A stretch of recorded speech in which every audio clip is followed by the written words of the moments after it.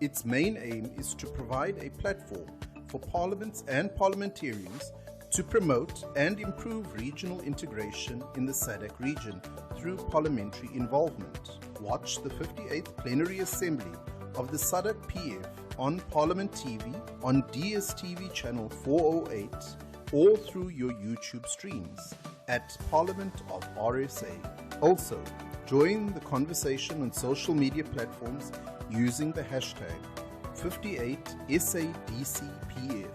For more information, visit Parliament's website at www.parliament.gov.za. Your Parliament, your voice, your future. Molweni, bonjour, good morning, sanibonani, abusheni, and welcome to Parliament TV's special live broadcast from the vibrant city of Durban. Igama lam ndinguThembi Nkosi Ngoma. Kalibitso Ketepomori, and just like Thembi Nkosi said, we are live from Durban, KwaZulu-Natal at the Coastland Hotel and Conference, bringing you the Southern African Development Community Parliamentary Forum that is happening here in Durban, and this is the 58th assembly of this pivotal engagement. Of course, it is day 3 of the 58th Plenary Assembly of the SADC Parliamentary Forum. And we're coming to you live from from Coastal Lands Umhlanga Hotel and Convention Center here in Durban, and we'll be bringing you all the events of today. Now, of course, on today's order paper, we have important engagements of these regional leaders that are coming together to ensure that issues of climate change are discussed. Now, of course, we have issues of climate change, and the theme is climate change and its impact on women and the youth, and of course the parliaments and their role in ensuring that these issues are combated.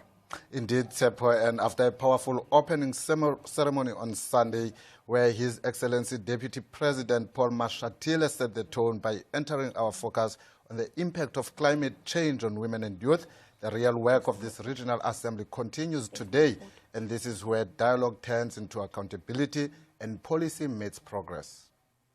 And of course, following that move, we move to what is arguably the core of today's session, and with presentations of country reports. And of course, this means that this is accountability in action, because these regions did meet last year. And today, what they will be outlining in their reports is what it is that they have done since the decisions that were made last year. And this is where you come in, because this is where you will keep account of what it is that the countries made decisions on and what it is that they fell short on. And it is today where you are likely to see the same that you normally see on our parliament, where when the plenary session takes place. And let's break down today's proceeding in detail. Yes. The first order of the day, we have a foundational and symbolic act, the administration of oath of or affirmation of adherence for new members. And this is in line with Article 8, Section 4 of the SADC Parliamentary Forum Constitution. It's a moment that underscores the continuity and renewal of this institution as new members formally commit to the principles and work of the forum. And of course, today, what you can also look for is the items on the agenda, where the Assembly will turn its attention to the governance of the forum itself. And the third item is a motion for adoption of the report of the Executive Committee on Financial Matters, the Treasurer's report. We are talking money, and it is your money because it is taxpayers' money. Now, this will be moved by the Honourable Treasurer, Dr. Pinky Rosemary Manamolela, and seconded by the Honourable Senator Isaac Magagula. It's a marathon of accountability. We have quite a number of countries, Lesotho, Zambia, Mozambique, of course, our own country, South Africa. And this session is crucial because it's where we see if the resolution on issues like gender equality, climate resilience, and harnessing AI, topics from past assembly, are being translated into tangible national action. And as Thembinkosi has said, that after the hearing from the nations, the Assembly will turn its attention to governance of the forum itself. And like I said earlier, the third item is the motion of adoption of the report of the Executive Committee on Financial Matters. And this is the Treasurer's report. Now, this will be moved by Honourable Treasurer Dr. Pinky Rosemary Manamulela and seconded by Honourable Senator Isaac Magagula. Now, the financial health of the forum is fundamental to its operations and programs. Indeed, Sepo, wrapping up the scheduled business will be the fourth item, the motion for the adoption of the report of the Executive Committee on Policy and Administrative Matters. And this report covers the strategic direction and operational management of the forum.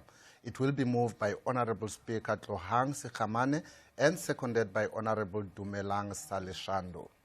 And of course, this is a day that moves from the ceremonial to nationally accountable and finally to the institutionally strategic.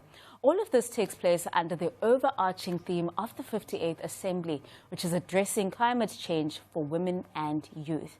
Now, the question will be, how are these national reports and institutional plans aligning to meet that urgent challenge?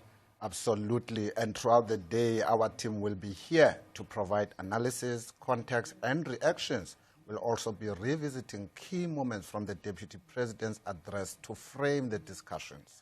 And of course, like Thembinkosi said, stay with us on Parliament TV. The plenary is set to start at 9 a.m., but we'll be here setting the stage. Now, coming up, we'll take a deeper look at what to expect from the country reports and speak to some of the expectations from delegates on the ground here in Umhlanga, Durban, KwaZulu-Natal.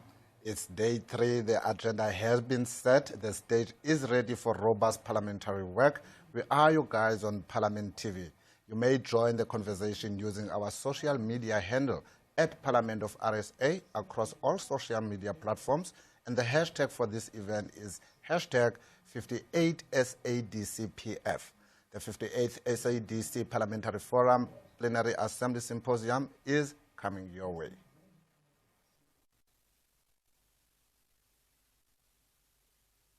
Directors of ceremonies, our hosts, the Mayor of eThekwini, Councillor Kaba, Speaker of the KZN Legislature, Honorable Boyce, the Speaker of the National Assembly in South Africa, Honorable Togo Didiza, SADC Parliamentary Forum President, Honorable Randrianan Soloniakos Seteni-Thierry, Speaker of Madagascar, Speaker and members of Parliament from SADC member states, representatives of SADC Secretariat, Pan-African Parliament, African Union Commission, climate change experts and development partners from UNFP, UNDP, AU, IPU, private sector and civil society here present, ladies and gentlemen.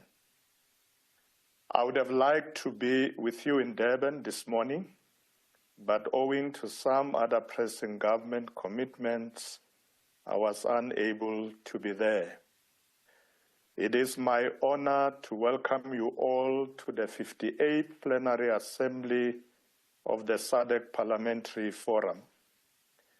We are convened with the crucial focus on the impact of climate change on women and youth in the SADC region and the role of parliaments in climate change mitigation and adaptation. This theme emphasizes the necessity of collective action by parliaments to address and develop sustainable solutions for this pressing challenge. South Africa G20 declaration. Before delving into the subject, let me pause and acknowledge that this plenary takes place following the successful hosting of the G20 summit, the first ever hosted on African soil. What is more important is that the summit resulted in several key outcomes focus on placing the priorities of the continent and the global south at the forefront of global agenda. A significant achievement was the adoption of the G20 Declaration, centered on the themes of solidarity, equality, sustainability as key pillars of inclusive growth. The declaration emphasizes the African philosophy of Ubuntu. I am because we are, which stresses global interconnectedness and a commitment to ensuring no one is left behind.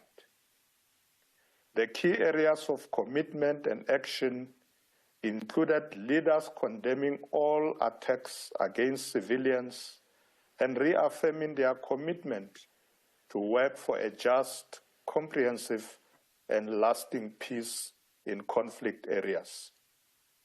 Recognizing that high debt levels hinder inclusive growth, especially in low-income countries in Africa, the G20 committed to strengthening the implementation of the common framework for debt treatment in a timely and coordinated manner. They also called for enhanced debt transparency from all stakeholders. The G20 supports finalizing the quota increase under the 6th General Review of quotas to ensure a strong and adequately resourced International Monetary Fund. Notably, they welcomed the creation of a 25th chair at the IMF Executive Board to enhance the voice and representation of sub-Saharan Africa. On energy transitions, the G20 Leaders Summit recognized that over 600 million Africans lack access to electricity.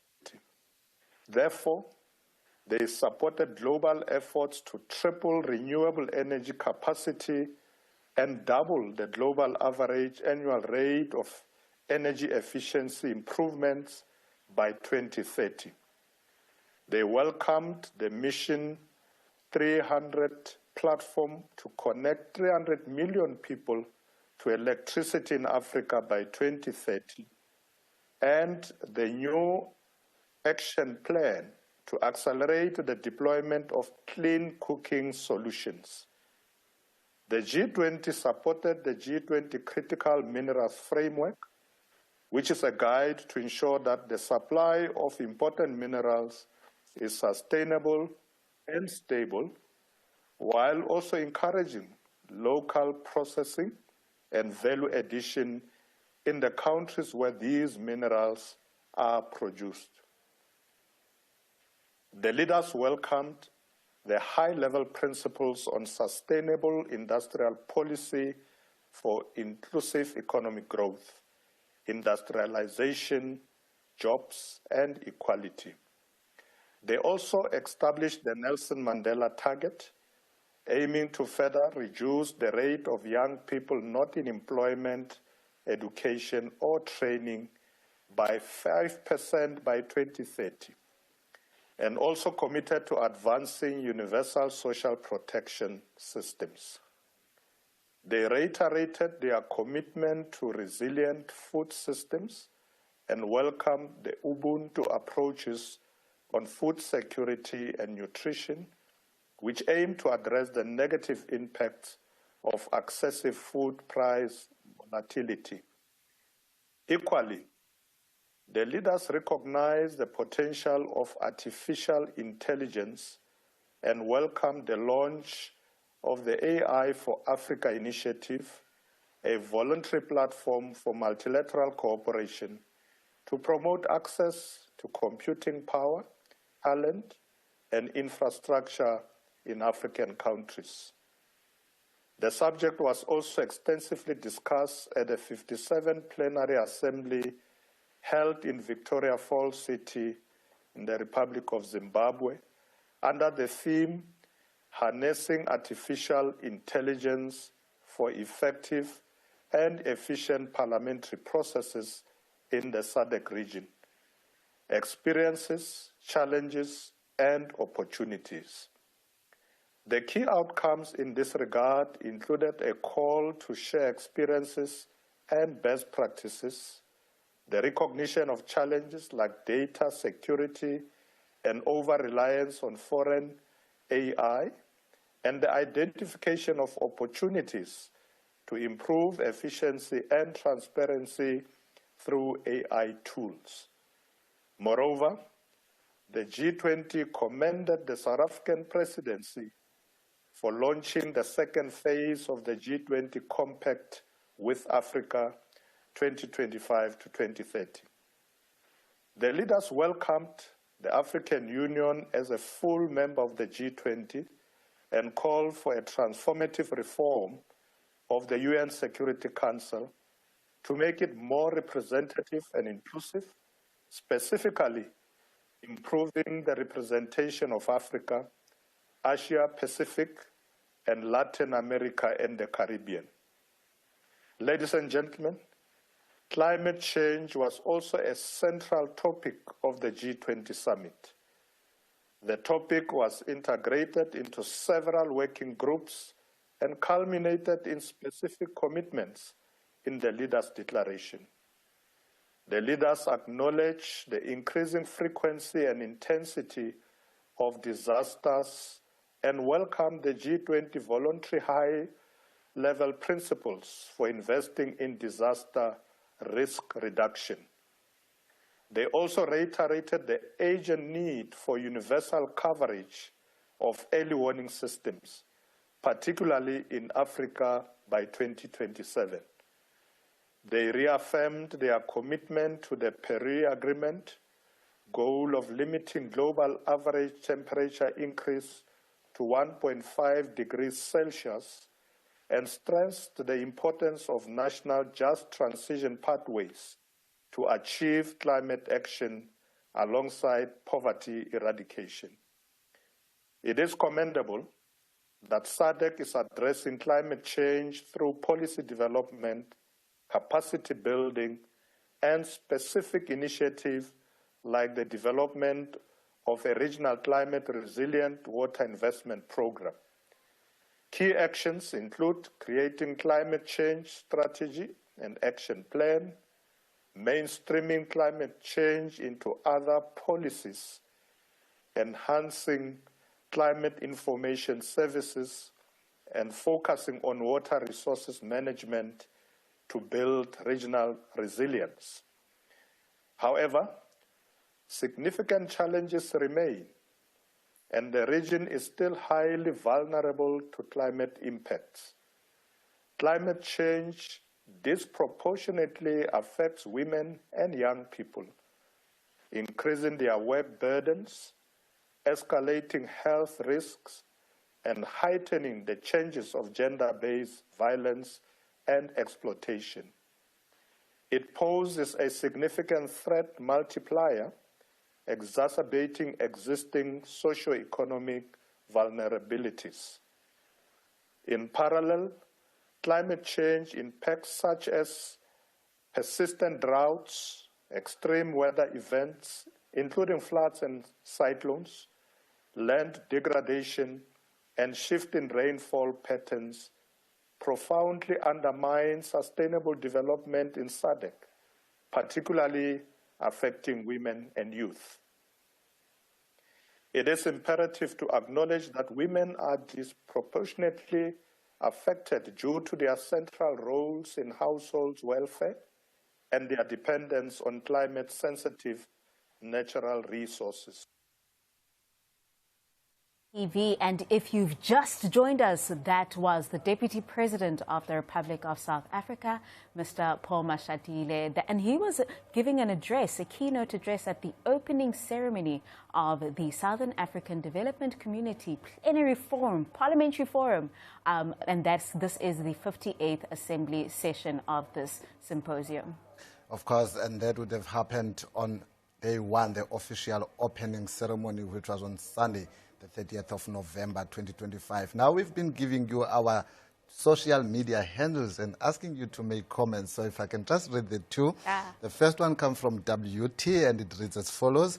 It's no climate crisis, but a crisis of the mind, so the idea creators can fill their pockets. And the second one comes from Comrade Kadre and reads as follows. What is the call maker going to do after making the call if the lawmakers don't make the call? So those are some of the tweets. You can keep them coming on all our social media platforms at Parliament of RSA. And for now, Tsepo had a sit down with the Minister of Human Settlements, Ms. Thembi Simelane, talking on issues of accountability. Let's have a look. Welcome to Parliament TV, and if you've just joined us, you know that we are in Durban, KwaZulu-Natal, where the Southern African Development Community Parliamentary Forum is underway, and this is the 58th Plenary Assembly of this development community. And of course, we're talking high-level climate change issues, the impact thereof on women and youth, and of course, Parliament's role in ensuring that issues are prepared for and that we combat it. Now, of course, we cannot have this conversation without involving the Ministry of Human Settlements. And of course, we are joined by the Minister of Human Settlements, Ms. Thembi Simelane. Minister, thank you so much for joining us. Good morning, and good morning to all viewers.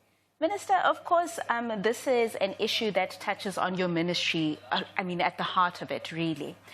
With that, with all the engagements that have been happening inside in the conference, the presentations that have been made, what are some of the challenges that Human Settlements has with regards to climate change and the disasters that come as a result? Well, thank you very much. One, I think the biggest challenge we have with human settlement is the weaknesses that our system as government indicates in relation to spatial planning and good proper land use management. And we are using an intergovernmental relation system where we rely on municipalities to preserve land for us, where we could then build houses and create human settlements for them. But because of the shrinking fiscus, it also creates a bit of people being impatient, right? Being impatient, they don't wait for the reclassification of land properly, and they go to areas and zones which are problematic, wetlands, riverbanks, slopes, etc., and they build. Yes. And mostly they build temporary structures, which are your shacks, any form of disaster in terms of fire or water, there's devastating outcomes. But the challenge should also be what then are we doing about it in terms of our policy. And this session today, the 58th session of the symposium, has highlighted the strength that South Africa has in particular in terms of early warning systems. We've escalated into the drone levels and very highly. In partnership with the Department of Environment, Science and Technologies, our human development, our Housing Development Agency, HDA, is assessing all our informal settlements, and not only informal settlements. Because remember, there are people, because of intensity of climate change, where it was okay in 1978 to build that house in a position where it is at. But with the growth and the increasing number of changes in our climate, then you may also be in a red zone.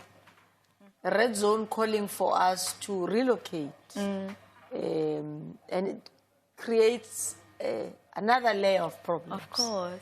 Because we become attached, correctly so and understandably, attached to where you grew up, your neighbors, your neighborhood, the love and care that raised you and your children, your mother, grandmother, and everybody. But also where your loved ones lie, where you have buried them, such that leaving them behind, it feels like abandonment. And our people feel very strongly when you even come in a preemptive manner to say, Our studies indicate that you are now in a flood zone. And they will give you responses like, no, we've been here since 1970. In fact, my mom was born in this house before I was born. Of course. And therefore, I'm not going to be able to move. And lo and behold, floods come, and you now have disaster which goes with fatalities. Now, our emphasis this morning is more on risk mitigation. How do we mitigate that? But also, how do we enhance the process to be community-driven? That is why we have got NGOs like Abahlali Basemjondolo in attendance, community-led residential groups, which are on disaster, but also on the overall community care, because government can't do it alone. To say we need everybody else to be able to engage our people, even in terms of just knowing what is a disaster alert, why is it important, and what should be your response. Now, Minister, of course, you mentioned that the issue sometimes is that people are rooted where they live. And so it is difficult then, even when you do warn them, even when you do involve them, to get them out of places and explain that this is what's going to happen. In that regard, let's talk to the importance then of including climate change and the impacts thereof in schools and ensuring that children know what climate change is, what the possible impacts are. Is there a relationship between the different ministries and basic education in ensuring that these are things that are taught in school? More or less not at the basic level of education, but from higher education upwards. We are having our South African weather services as well, going to our schools at an introductory level of drone. If you can see what the Department of Environment is doing and demonstrating at this symposium in terms of our drone study, they are actually now able to retrofit how a flood occurred at the rate of how many, the level of water in terms of milliliters that would have poured down. And they are able futuristically to take any other river. We're currently doing all the mine tailings dam as it is. Where did we get that lesson? Jagersfontein in Kopenhagen, where tails dam dislodged an entire community. Now, what we are doing, we then said, oh, okay, how many tails dams do we have in the country? Mines and whatever. Yes. And what is the study telling us in case there could be a burst in what angle of the dam? Who will be? And this informs us, for example, we've been planning a settlement in Kopanong, where Jagersfontein is. Yes. And the study of weather and environment said, no, you can't go that route of settlement. You'll rather go that route. Because we've mapped now the diameter and everything else of the tail stem. We've looked, even if it broke in various areas, who will be affected most. So building a new, in that way you're saving. Yes. Because if you do not, it means you're spending twice or thrice on one beneficiary, whose house is going to be handed over today, will be destroyed tomorrow, and then you're supposed to give other intervention. But we're introducing droning level at the high school level, where our learners now are going to be enticed. You know, it starts with the eye and fascinating the mind to say, you can be able to do that. But pairing also with our aviation system. You will remember that if there's fire, you use the fire trucks. If not, you even escalate to a helicopter, which will be dropping water and whatever. Yes. But you can also be able to utilize the drone system also, even at that level. Not for mapping in particular, but for you to be able to detect in which areas is this fire coming up so that you can cap it relatively faster rather than it emanating and becoming a strong fire. So this indicates a strength in technologies, digital information and sharing. The reason why this is at the SADC level is because disaster knows no boundary. Oh, of course. It actually does not respect borders. Oh, it doesn't. So a relationship between ourselves, Mozambique, Swaziland, Botswana, Zambia, Namibia is very critical. Not only for ourselves, for them and also ourselves. Yes. So that we get to ensure that the entire SADC region is safe, is advanced, but we can also exchange notes and even assistance. And that is why you will recall, if there are floods, some of our personnel, particularly in the army, in the response and disaster of the army and mitigation, will move between ourselves to Lesotho, ourselves to Botswana or Mozambique, in order to assist, because the El Niños are outside the boundary, and humanity is important, regardless of where the border and the boundary is. Now, Minister, of course, a lot of people feel that ministries, whether it's also a provincial government as well, beyond the borders as well, that you play more of a reactive position instead of being proactive, right? What are some of the conversations that are being had in the conference and within the ministry itself to play a more proactive role in ensuring that, in planning, ensuring that when these things happen, this is what we'll do, but they shouldn't happen because this is what we are doing. Yes. Yeah. There's how are the quite a number of there? streams. One I've already spoken into. Yes. The one of assessment in Sudu, where people are currently and then relocation is a mitigation. Yes, financially it may not necessarily be because it's still spent at the same level, but it saves life. Yes. It avoids fatalities, deadly ones in particular. But thirdly, it then informs where a municipality, through our drone and partnership with weather services and environment, our HDA then assesses every settlement and guide where should you build and where you should not build. That's the first mitigation point. But the second point is also at the education level of ensuring that a resident knows when and what is the meaning of a particular early warning system. It's a creation of an integration and collaboration between the streams of government in terms of working together to ensure that we plan together, we develop together, and we settle people jointly. Yes. That is why our risk mitigation strategy looks into where is a household as we speak, and in mitigation, where must it be in future. But we also then look with the partnership with the Department of Public Works and the built environment, the type of material that is resilient, that should be able to withstand the storm, should be able to withstand the wind, and the early warning system in response of ensuring that the material that you use also is preventative to a large extent of any devastation that may come with any form of a disaster. And that says to us, we now need to move in a space of innovative build technologies. What are other industries doing? How are they doing it? That is why there's, for example, Toyota in the house. They are leading also in the innovation in terms of how do they incorporate technology into the building and the manufacturing of their cars that could be resilient from one country to the other differently on the weather levels of that country.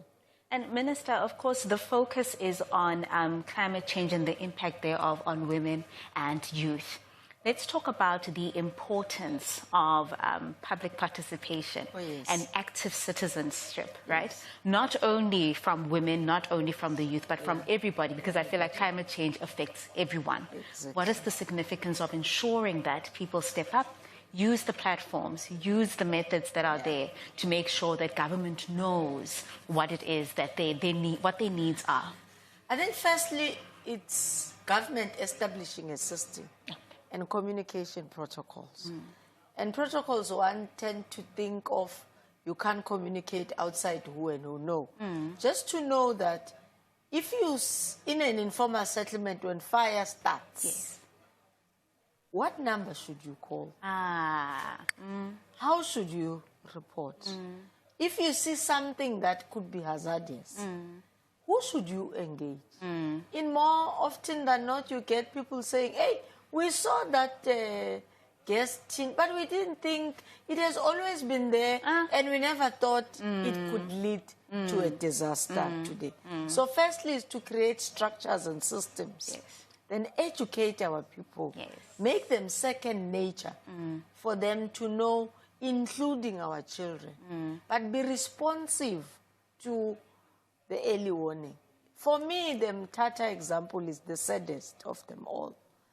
Because, yes, the early warning was there, and the floods came in the early hours of the morning as anticipated. But how come did we as parents let children go out, put them into a kumbi, and they travel, and they get to be washed away in a river? Yeah. And they met not even a police or a traffic officer who said, this road is closed because the river is going to overflow. Is overflowing, or is going to overflow. So the ultimate test for us, once the systems are established and are known, is how do we exercise control and order in ensuring that we avert disaster. Yes. And this Mthatha example is a sad one. Yes. But community participation assists us in our people understanding that it is for their own good and the good of government, of course, that we preserve life for everybody else. And I think that is why community participation through our civic basic organizations, NGOs and community-led structures are part of this symposium to assist us to educate our people about the dangers of climate change. Thank you so much for joining us on Parliament TV, Minister. Thank you very much for inviting me. Have a great day. Thank you. An insightful conversation with the Minister of Human Settlements, Mayor Thembisi Melane, talking to us about what the Human Settlements Ministry is doing, some of the preventative measures, some of the reactive measures as well, ensuring that you are in the know with regards to what is happening in terms of climate change and how is it going to affect you in your community. Also ensuring that you also participate in active citizenship, go to the imbizos, go to the community meetings and ensure that information, the correct information, is passed through the systems and informed decisions can be made. Stay tuned to Parliament TV. We're still in Durban, KwaZulu-Natal at the Sadc-Pf, the 58th Plenary Assembly.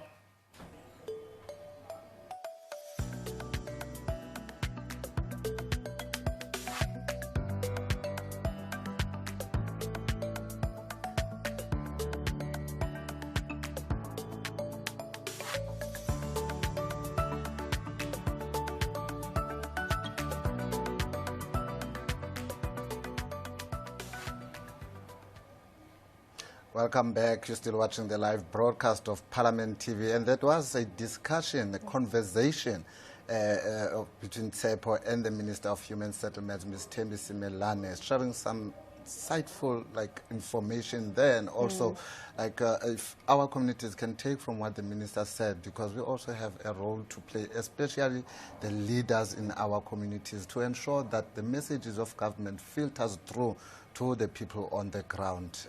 Very insightful, Tsepo, very great conversation there. Simple things, Temi Nkosi, like the minister said, that when there is a fire, who do you call? And that is information that seems to just go over the heads of people. And so I loved having that conversation with the minister, bringing it closer to the people. And Tsepo, I think it's important that what the minister was really raising on, who do you call? Because you'd see in our communities when there's a fire, you always find people, everyone asking whether someone has called the fire brigades, not actually picking up the phones and calling those fire brigades. Yeah. That is correct. And of course, we are at the Sadc-Pf, and this is the 58th Assembly of the session. It's a symposium that talks to the needs that affect you. Now, as our delegates prepare for another critical day of discussions, it is vital to ground our regional dialogue in the lived realities on the ground. Now, climate change is not a future threat here in Southern Africa. It is present and reoccurring crisis. This was starkly evident in 2023 when the Parliament of South Africa's Ad Hoc Committee on the Flood Disaster Response visited several provinces devastated by climate-induced disasters. Now, these floods displaced thousands, disrupted livelihoods, and placed a disappropriate burden on women and the youth. One of the provinces visited was Limpopo region that shares borders with 3 SADC neighbors, and that is Botswana, Zimbabwe and Mozambique, highlighting how climate disasters transcend borders and require regional solidarity. At the time, the MEC of Cooperative Governance and Traditional Affairs in Limpopo, Mr. Baiskopo Makamu, responded to pointed questions from members of parliament regarding the province's disaster response strategy. Now, as we watch this clip, consider this. How do these localized disasters exemplify the broader theme of this assembly? What is the specific impact on women and youth during and after such events? And crucially, how can the oversight role of Parliament, both national and regional, ensure that response strategies evolve into resilient, gender-sensitive and youth-inclusive systems for mitigation and adaptation? Let's take a look.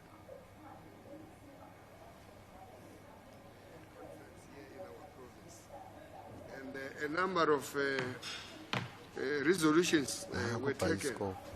But what I want to share with you is that we are living in area or time of disasters. What we require to be is just to see how do we mitigate those disasters. Our province is one province that is affected more with drought. We are also affected more with field fires. We are also affected with disaster in the form of disease. You only get foot and mouth disease here in Limpopo and KwaZulu-Natal and part of Mpumalanga. So we are a province that is prone to these challenges that I'm talking about. But I must share with you that we have learned some of the things, like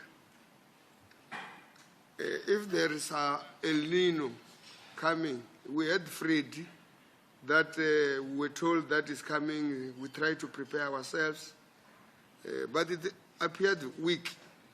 And we have learned the female ones are the ones who are strong. I'm not so sure what does that mean. Every time there are those female, they become so dangerous to our province. But I heard you when you were speaking that already you went to KZN, you went to Eastern Cape. I'm also responsible for the portfolio of human settlement. I've been taken to KwaZulu-Natal by the Minister of Human Settlement. The devastating situation there, we were lucky as a province, we did not necessarily have such a challenge like it was in the Eastern Cape, it was in KZN. We did have our share of the floods that were going to allow the HOD to take you through.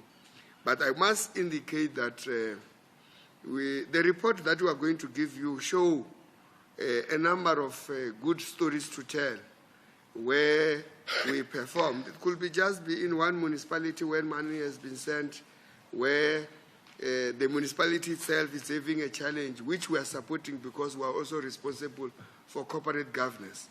But if you look at the other areas where money has been transferred to those municipalities, you will see pictures, but also you will be able to be taken through the sites that you identify that work is being done, and it's something that we are impressed. You will also receive a report from the social development. We are working together. We are supporting each other, trying to support families. Limpopo, unlike other provinces, Chair, it's more rural. In some instances, even when there's floods, you find that thing of Ubuntu still exists. When somebody's house has been taken the roof, the neighbors are able to accommodate, unlike what I saw in KZN, where government had to look for a lodges to accommodate people and government pays. We are not in that space. But I can tell you that we are also improving as a province. Where a roof is taken for a house, we no longer want to build an RDP for a person who has got a 7-room house. We look at repairing the house. Next week, I will be ending a house somewhere in Elias Mtsaledi where a roof was taken. and we did not necessarily demolish. We look at the integrity of a structure, repair it, and we are going to hand over back to the family who were housed by the neighbors in the area. So that is the situation that finds us as a province that we normally have. But disasters, it's not something that we think we can pray like it was before, that we will not have. Through this climate change, we always experience these challenges. We are only happy to see you, that you will be able to help us, because I know that we still have got a challenge of infrastructure as a province. If I were to take you to our Disaster Management Center, we have formally appointed, in terms of the Disaster Management Act, Dr. Makananis, who is here, as the head of the Disaster Management Center. But the facility is not up to the level that you will think it will be. We do have storage there, we can store blankets, we do have our TRUs ready, but we still have got the challenge of resources to capacitate our Disaster Management Center. I've been discussing with the HOD of the Department Accounting Officer if whether will be possible to partner with the district, utilize one facility and try to, so that we can be able to have, because resources with the challenge that we have, it's not easy to construct a disaster management center for the teams that will be there. But I wanted to invite the HOD, if you allow, to come and make presentation that we have prepared, that will be able to show the current floods that we had, which I can confirm that they were not so severe compared to the Eastern Cape, compared to the KwaZulu-Natal, but we definitely did something out of our applications and got funding to restore the situation as it were created by the disaster. Welcome back. As we continue to explore the theme of climate change impact on women and youth, we now shift from national response strategies to a crucial regional perspective. We are now joined by Mr. Wesley Maringa, the Limpopo Provincial Legislature leader of delegation to this 58th Plenary Assembly.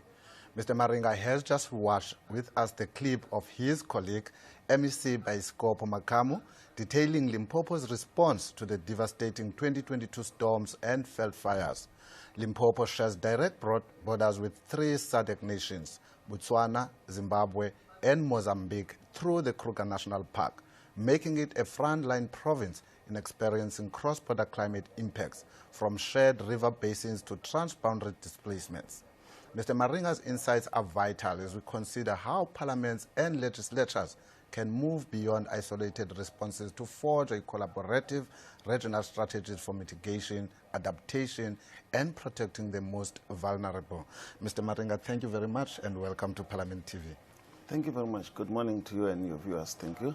As we've just watched that clip of the MEC after those devastating floods of 2022, a key question arises. How interconnected was that disaster with conditions in the neighboring countries of Zimbabwe, Botswana, and Mozambique? And what does that tell us about the need for regional parliamentary collaboration on climate disasters? Our province sits at the top of the country in terms of regional entry. So all activities that happens both in our country in terms of climate change in Mozambique, in Swaziland, and Botswana has got a bearing and a very serious impact in terms of whatever. Say, for instance, when there's flood in Swaziland, when there's flood in Mozambique, we are affected, especially in the tip of our province. So what it then calls for is a integrated kind of an approach in terms of response on a policy position for both our province and our neighboring countries. So we need to strengthen that component of regional integration in terms of policy development and the response thereof.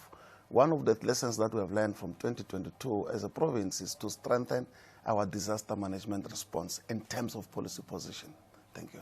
And now, this plenary theme specifically mentions women and youth. So from Limpopo's experience, how did the 2022 disasters and disproportionately affect women, girls, and young people in terms of their livelihood, safety, and access to services like healthcare and education?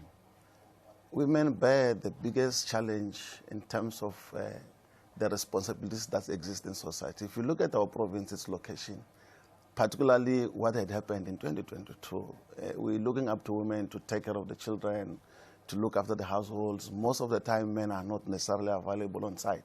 So this tells you that you need to have policies that can respond directly to the challenge that women are facing when we've got disaster of that nature. And worse, it also calls for infrastructure development. When there's flood, your roads, if they are not in good conditions, they get flooded away, and it therefore affects the issue of learning. It therefore will mean for you that the students are not going to go to school. At the same time, it means those who've got chronic illnesses and challenges are not able to access clinics and hospitals to be able to get their medication. That, again, is one of the critical components that we've experienced. And since then, we've been able to strengthen our capacity, particularly in terms of infrastructure. We've also been able to therefore say, let's empower women to be able to deal better with challenges that arise from time to time, especially those are informed of climate change and the current space of global warming. Now, as a leader of the Limpopo Provincial Delegation, what is your assessment of the role of legislatures in not just overseeing disaster response, but in driving long-term climate adaptation policies? Are there necessary legal and budgetary tools in place? Our observation is that as a province, particularly in the legislature, is that we need to play a more pivotal role in terms of policy. Our conviction is that if we do well in terms of policy positions and preparations for disasters of that nature, we'll be able to respond very positively. Half the time, legislators are more focused on oversight. Our role is just to go and check but we often do not pay more attention on the legislative part of our responsibilities as legislators. We need to develop policies that are easy to implement and that are possible to respond to the challenges of climate change. And also in terms of legislation, what role can the social impact assessment play, especially in relation to this topic? Looking into this topic, one of the things that I've picked up when we started is the component of the young people. Half the time we convene policy engagements, we take decisions in terms of policy perspective, but we hardly have young people who are directly and largely and heavily affected by the very same situation we're trying to respond to, at the same time the policies that we want to put together to respond to their needs. So we need to prepare ourselves far much better. In the next engagement, for instance, we need to have a certain sizable amount of young people to be present and to be part of those who are engaging on the backside in terms of what this policy perspective should be to respond to the challenges that we're having. But presently, as it is, we have not done much. I'm convinced that there's more that we can do. We can therefore respond effectively to the societal challenges that society is facing, particularly women and children, and worse, young women in our region. You have been here since the opening ceremony on Sunday, and a number of speeches were made over the past 2 days. So which speeches or discussion of the past 2 days have resonated most strongly with you, particularly regarding the real-world challenges faced by border provinces like Limpopo? There's been a presentation by Mr. Dladla on the impact of climate change on agriculture. If you look at Limpopo as a province, we are a farming province. Now, that alone, how we share this perspective about the state of readiness and how we must prepare ourselves to respond to the issue of climate change, particularly the floods and these disasters. I'll give you a typical example. When farmers are affected badly by floods, it is a threat. It threatens the aspect of food security. Now, it then comes to a point of how prepared, for instance, government must be prepared to compensate the farmers, must have some money and budgets allocated to respond to the challenges of farmers when disasters hit them. And if we don't do that, if we don't act on that actively, we are going to experience serious difficulties in terms of food security. That is one other speech that I've paid attention to during the engagement on plenary. Now, based on Limpopo's frontline experience, what actionable proposals do you believe the SADC Parliamentary Forum plenary must adopt to strengthen cross-border parliamentary action on climate change mitigation and adaptation? And is it a shared early warning system, harmonized building standards, joint resilience funds? The one very strong beneficiation of early warning science and communication is that at least you are able to prepare communities to expect such kind of a disaster. But it doesn't resolve the challenge. The challenge is not only warning. The challenge is the impact of the disaster when it occurs. Are we having the ground that can at least be resilient to the kind of disasteral conditions we are facing? Typical example, the province where we are today. People are residing and settling in areas that are not structurally conducive for human habitation. Even if we issue out a warning, it does not change the fact that they are located there.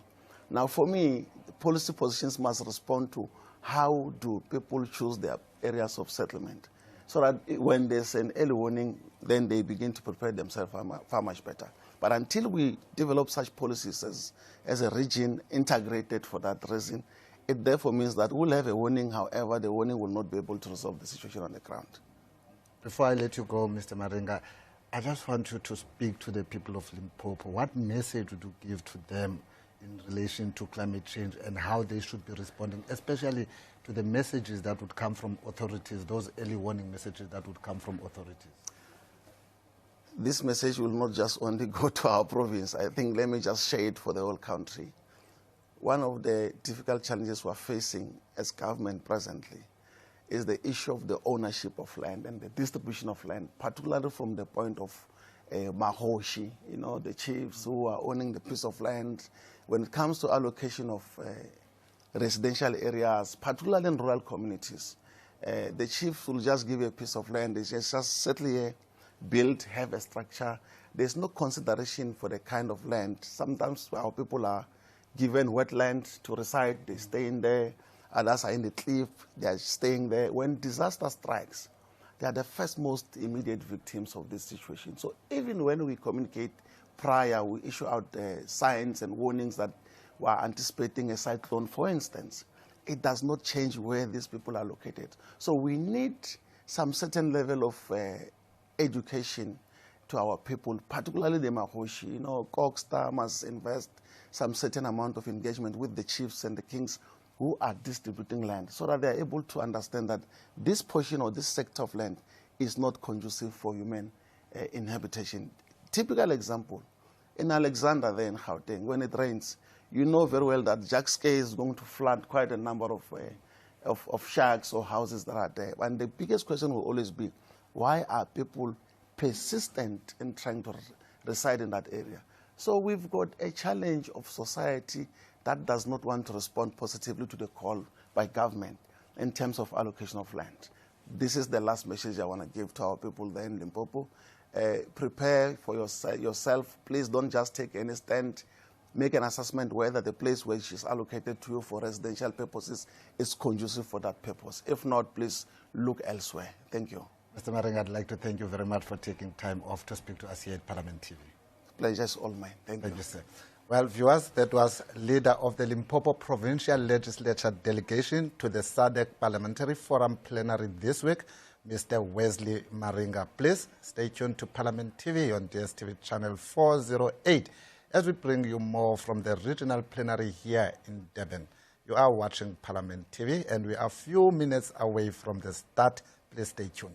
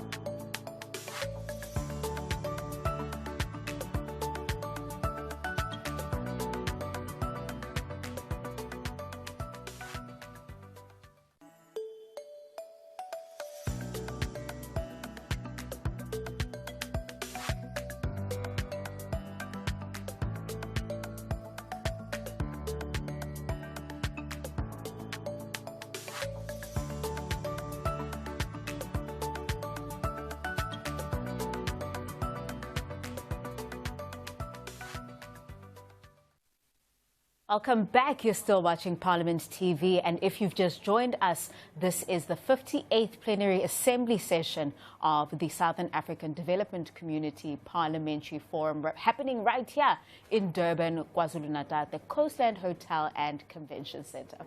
And indeed, it is Parliament TV on DSTV channel 408, bringing it to you live. And as Chapwa said, we're here at Coastlands Umhlanga Hotel and Convention Centre in Durban.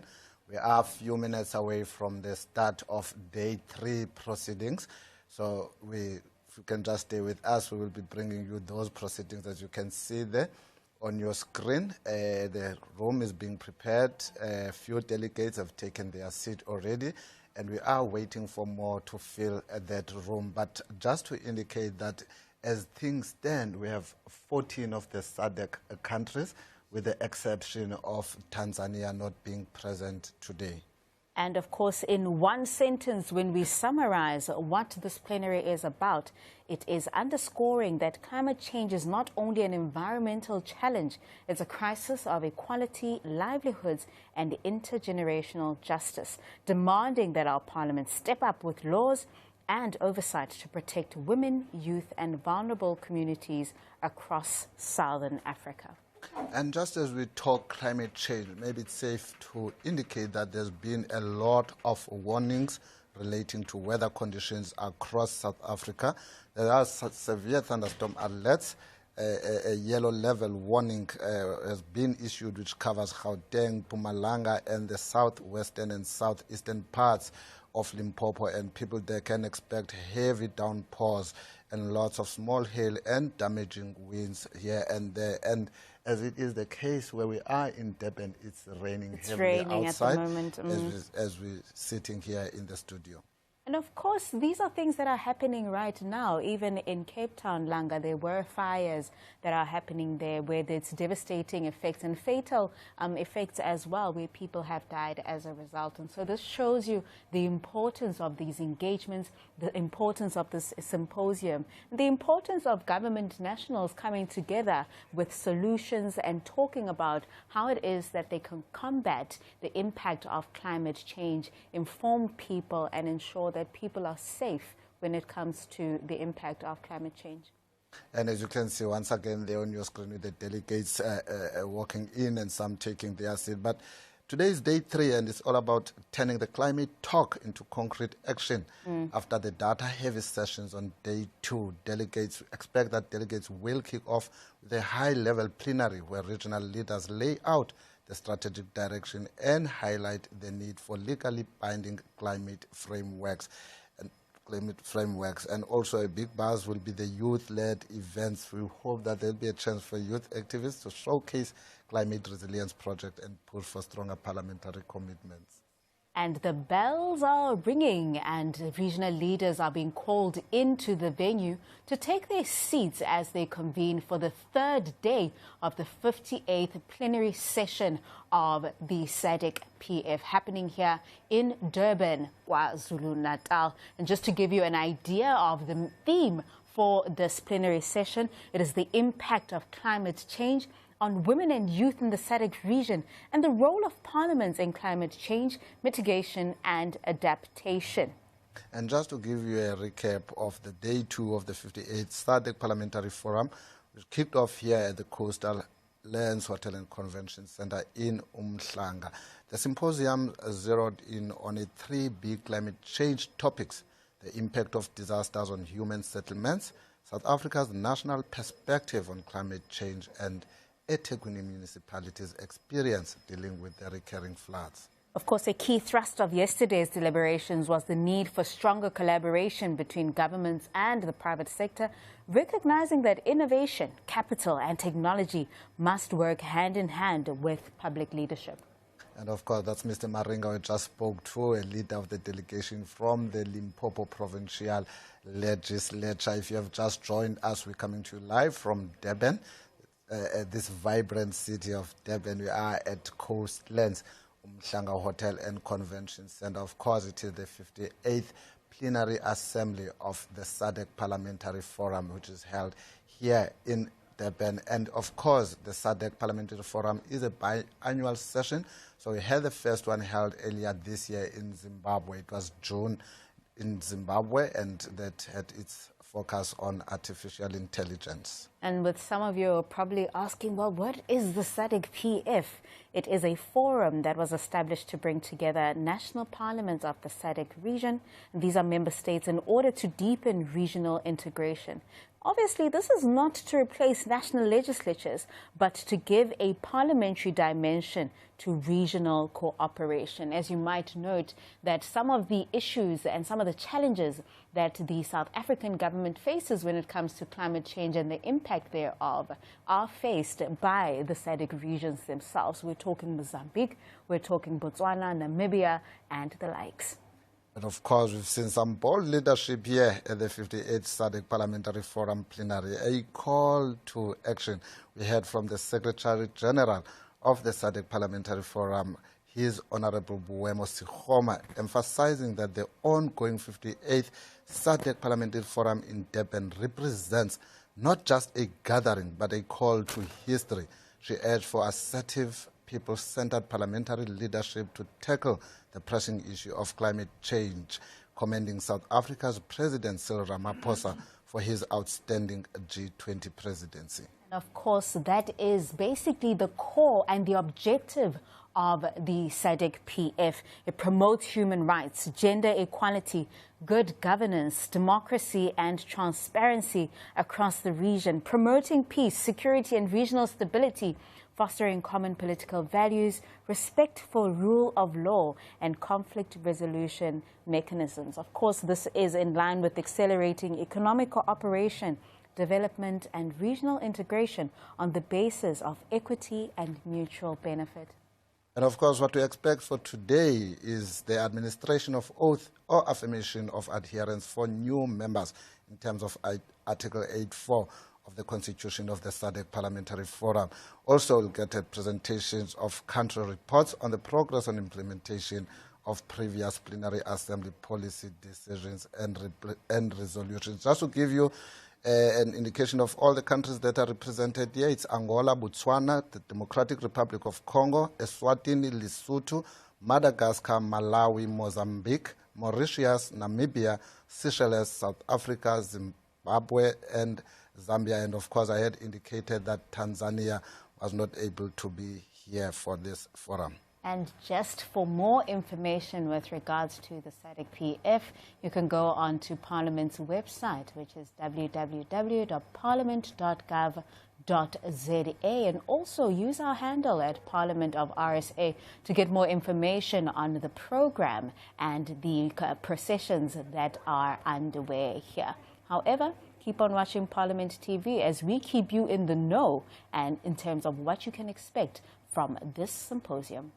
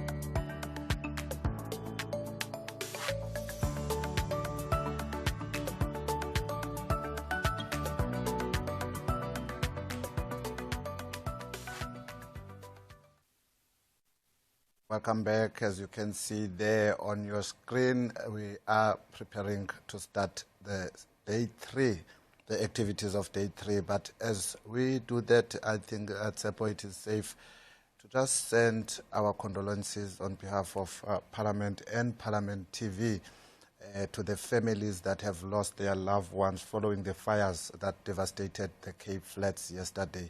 We've learned that about 7 people had died from those fires and would like to send our condolences. Of course, condolences from Parliament TV, and hopefully this is where the conversation will take place and action will take place from your leaders in ensuring that there is proper protocol and there's proper planning when it comes to the issues that are hard-hitting in our communities, realities that people are living with on the ground, Tembinkosi. Of course, we are waiting for day 3 of the Sadc-Pf. This is the 58th Plenary Assembly that is about to convene right here in Durban, KwaZulu-Natal. And as you can see, the representatives from different countries, SADC countries, as I've read the list earlier on. And we saw there our Speaker of the National Assembly, Ms. Tokotiti, is already seated on time and just waiting for today's proceedings to kickstart. And right there is Mr. Mwemang, NCOP Chief Whip, the Secretary to Parliament.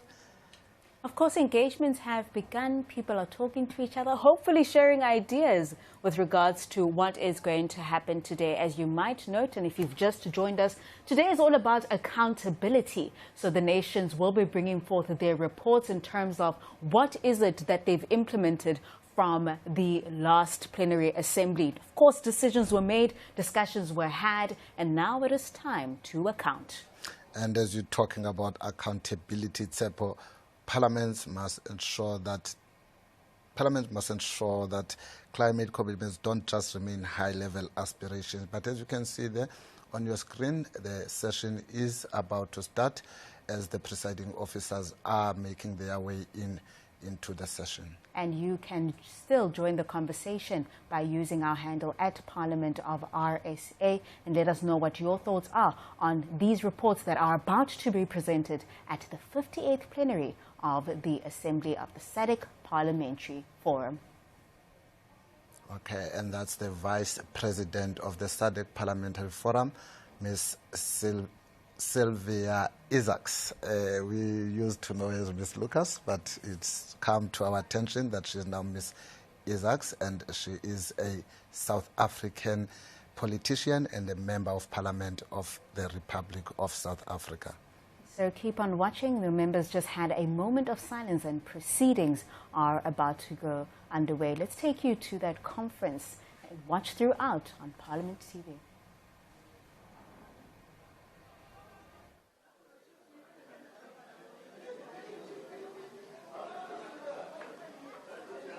Can we have order in the House, please?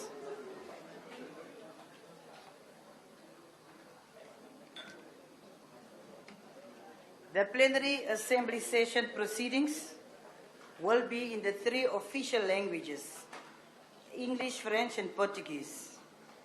Furthermore, all documents are accessible on the portal, which the Secretariat provided to all delegations through desk officers in accordance with the paperless policy.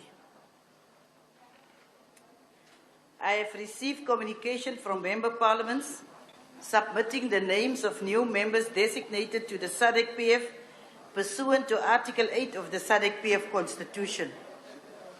In this regard, the new members are required to take either an oath or an affirmation of adherence in accordance with Article 8(4) of the Sadc-Pf Constitution.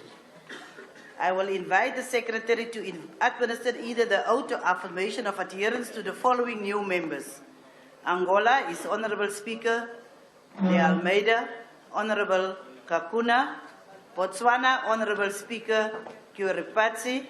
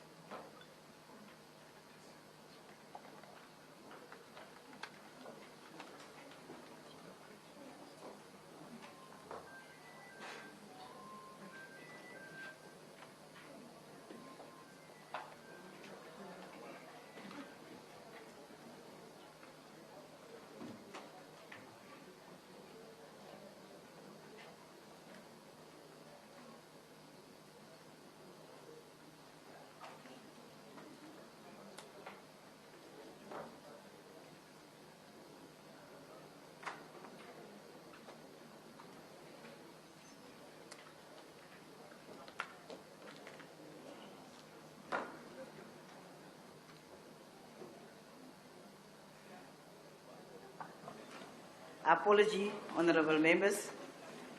We will continue, and we have started to announce the names of those that will be going to take the oath or affirmation. And from Malawi, it will be the Honorable Speaker, Samir Suleiman, and from Honorable Banda, Honorable Peter Dimba, Abigail Bongwe, Francis Piso, and Mary Kembo. From Mauritius, it will be Honorable Venkatsamy, Honorable Bishuk, Honorable Colette, and Honorable Edward. From Mozambique, it will be the Honorable Speaker, Talapa, and from Namibia, Honorable Paula Cooper, John Likando, and Nelson Kalangula. And from Seychelles, the Honorable Speaker, Ernesta. Secretary General, I will now invite you to allow the members to take the oath or affirmation.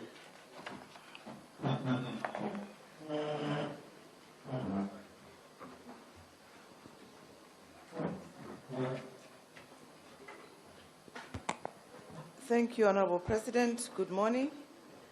I will now invite our new members to step forward to either take oath or affirmation of adherence by country. At this point, I'll start with Angola and request Honorable Speaker Adao Francisco Correia de Alameda and Honorable Lazaro de Oliveira G. Kakuna to kindly come forward.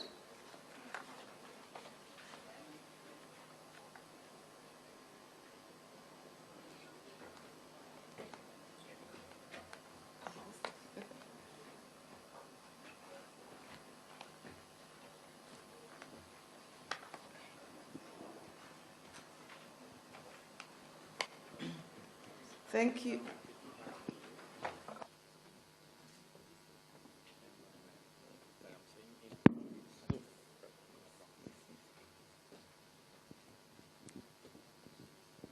You take it? So you take it or why? It's staying in your hand. Thank you, Honorable Speaker. Kindly raise your right hand and repeat after me in Portuguese. I, Eu, Adão Francisco Correia de Almeida, take oath juro before this August Plenary Assembly of the Sadc Parliamentary Forum solenemente perante esta Assembleia Plenária como membro do Fórum Parlamentar da SADC that I shall uphold the Constitution and the rules of procedure of the Sadc Parliamentary Forum and demonstrate respect for the Forum's institutional organs. respeitar a Constituição e o regimento interno do Fórum Parlamentar da SADC, bem como os seus órgãos institucionais, and that I shall uphold to the best of my abilities the guiding principles and core values of the Sadc Parliamentary Forum. cumprir com os princípios orientadores e os valores fundamentais do Fórum Parlamentar da SADC. Thank you, Honorable Speaker. You may kindly sign.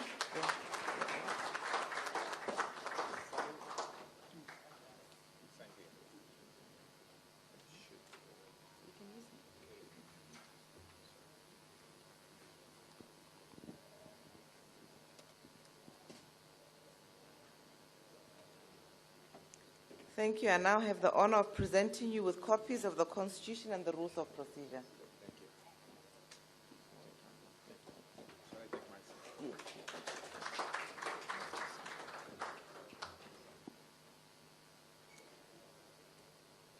Thank you, Honorable Kakuna. Kindly, please raise your right hand and repeat after me. I, Eu, Lázaro Cacunha, take the oath before this August Plenary Assembly of the Sadc Parliamentary Forum deputado da Assembleia Nacional de Angola,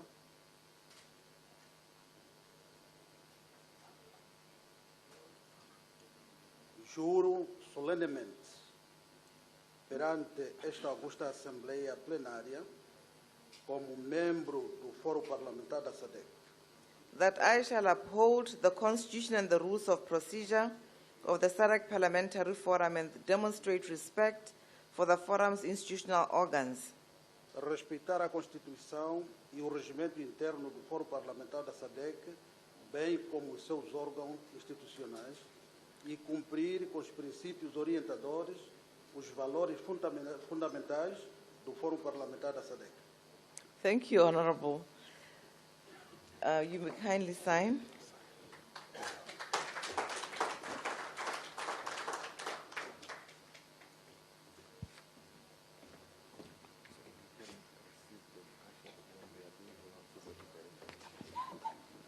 I now have the honor to present the Constitution and the rules of procedure.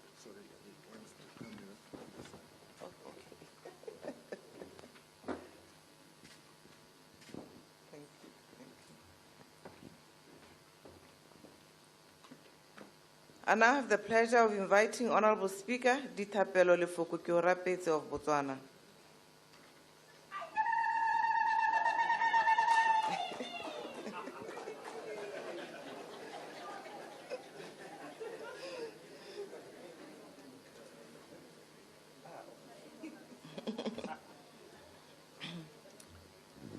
Honorable Speaker, kindly raise your right hand and repeat after me.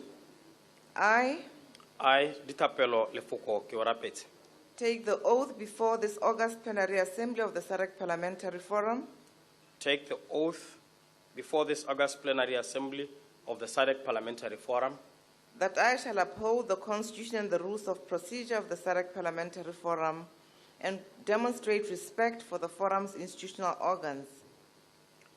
that I shall uphold the Constitution and the rules of procedure of the SADC Parliamentary Forum and demonstrate respect for the forum's institutional organs, And that I shall uphold to the best of my abilities the guiding principles and core values of the SADC Parliamentary Forum.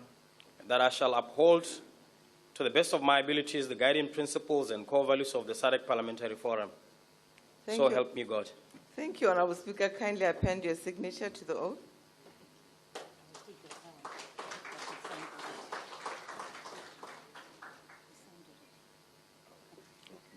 And I have the honor to present the Constitution and the rules of procedure. Thank you.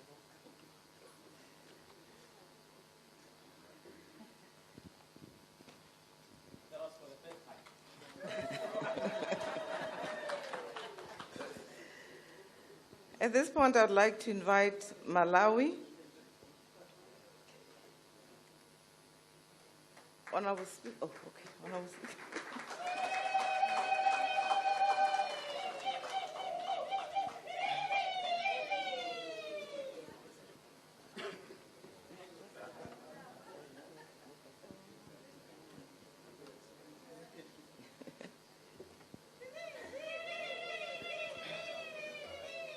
I raise my hand.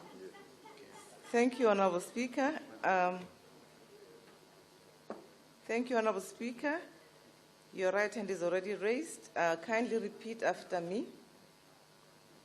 I Samir Suleiman, take the oath before this August Plenary Assembly of the SADC Parliamentary Forum take the oath before this August Plenary Assembly of the SADC Parliamentary Forum that I shall uphold the Constitution and the rules of procedure of the SADC Parliamentary Forum and demonstrate respect for the forum's institutional organs.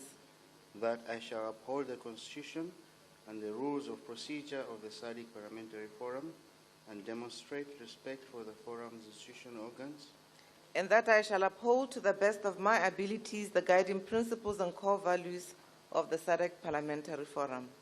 that I shall uphold to the best of my abilities the guiding principles and core values of the SADC Parliamentary Forum.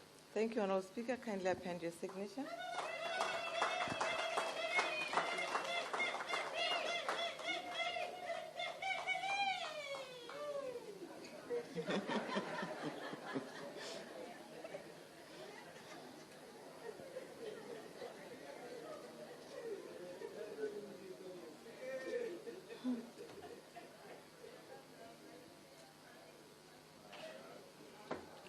You're welcome and thank you. I have the honor to present the Constitution and the rules of procedure. Thank you so much. Thank you, Honourable Speaker.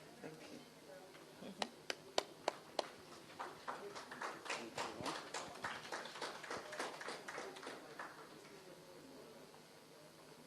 From Malawi, I would like to invite Honorable William Susuwere Banda, Honorable Peter Dimba, Honorable Abigail Sharif Bongwe, Honorable Francis Piso, Honorable Mary Mwalidi.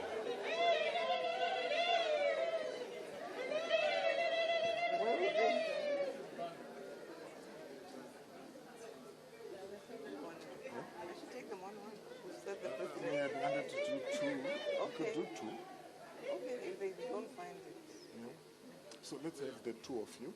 The rest will come.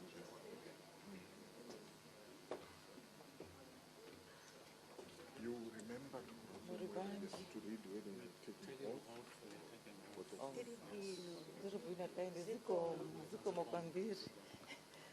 Okay, so you just simultaneously say your name.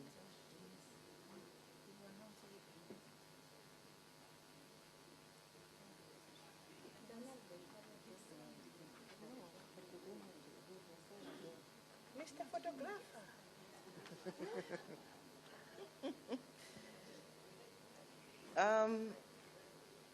I'm being made to understand Mr. Dennis from the Parliament of Malawi has the copies of the honorable members. May he kindly come forward. At this point, you will not sign them again because they signed the yes. Okay. Honorable members, kindly raise your right hands and repeat after me. I,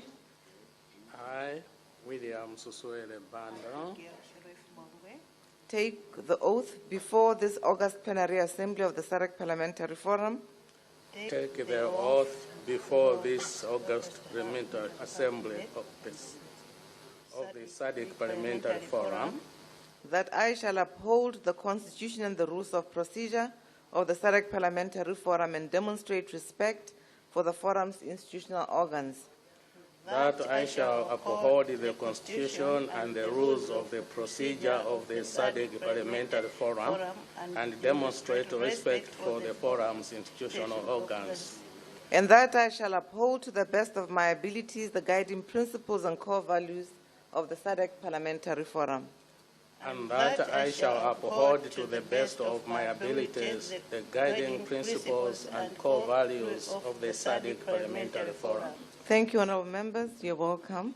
You've already signed. You will receive your copies of the Constitution. It's also honorable. And now the pleasure to receive to. your Constitution.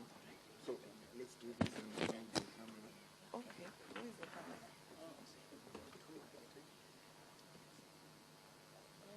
Thank you.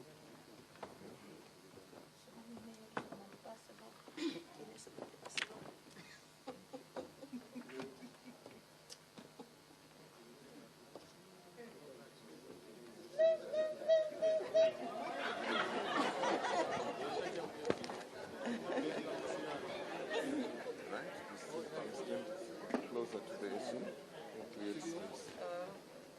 Okay. Three of us? It's fine. Yeah. Or one, two? Because you'll be alone. Is it how we're going to proceed? You think so? So if you must do three, we may need you to move this side. Three of us together? Okay, the gentleman can take together, the lady can take alone. Yes. Yeah. So, yeah, go ahead. Okay. Yeah, because there's no space. Yeah, sure. Yeah. Okay, thank you, honorable member. Kindly repeat after me. I, Mary Maulidi Kembo, take the oath before this August Plenary Assembly of the Sadc Parliamentary Forum. take the oath before this August Plenary Assembly of the Sadc Parliamentary Forum That I shall uphold the Constitution and the rules of procedure of the Sadc Parliamentary Forum and demonstrate respect for the forum's institutional organs. that I shall uphold the Constitution of the rules of procedure of the Sadc Parliamentary Forum and demonstrate respect of the forum's institutional organs. And that I shall uphold to the best of my abilities the guiding principles and core values of the Sadc Parliamentary Forum. And that I shall uphold to the best of my abilities and guiding principles and core values of the SADC Parliamentary Forum. Thank you, honorable members. You're welcome. I now have the honor to present the Constitution.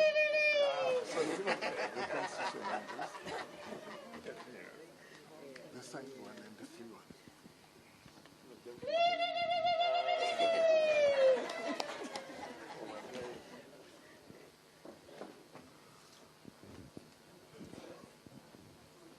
Thank you, honorable members. You shall now kindly raise your right hand and repeat after me. I, Peter Dimba, take the oath before this August Plenary Assembly of the SADC Parliamentary Forum take the oath before this August Plenary Assembly of the SADC Parliamentary Forum that I shall uphold the Constitution and the rules of procedure of the SADC Parliamentary Forum and demonstrate respect for the forum's institutional organs. that I shall uphold the Constitution and the rules of the procedure of the SADC Parliamentary Forum and demonstrate respect for the forum's institutional organs. And that I shall uphold to the best of my abilities the guiding principles and core values of the SADC Parliamentary Forum. And that I shall uphold to the best of my abilities the guiding principles and core values of the SADC Parliamentary Forum. Thank you, honorable members. You're welcome. I now have the honor to present the Constitution. The Constitution.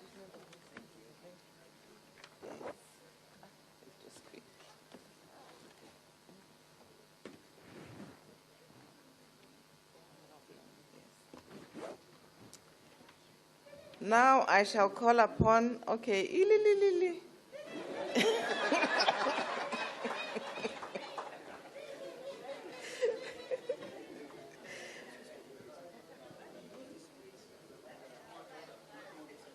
yeah, I thought so. Just move forward so that they can. Okay, now I have the pleasure to call on Mauritius. Could the honorable members also make it to the podium?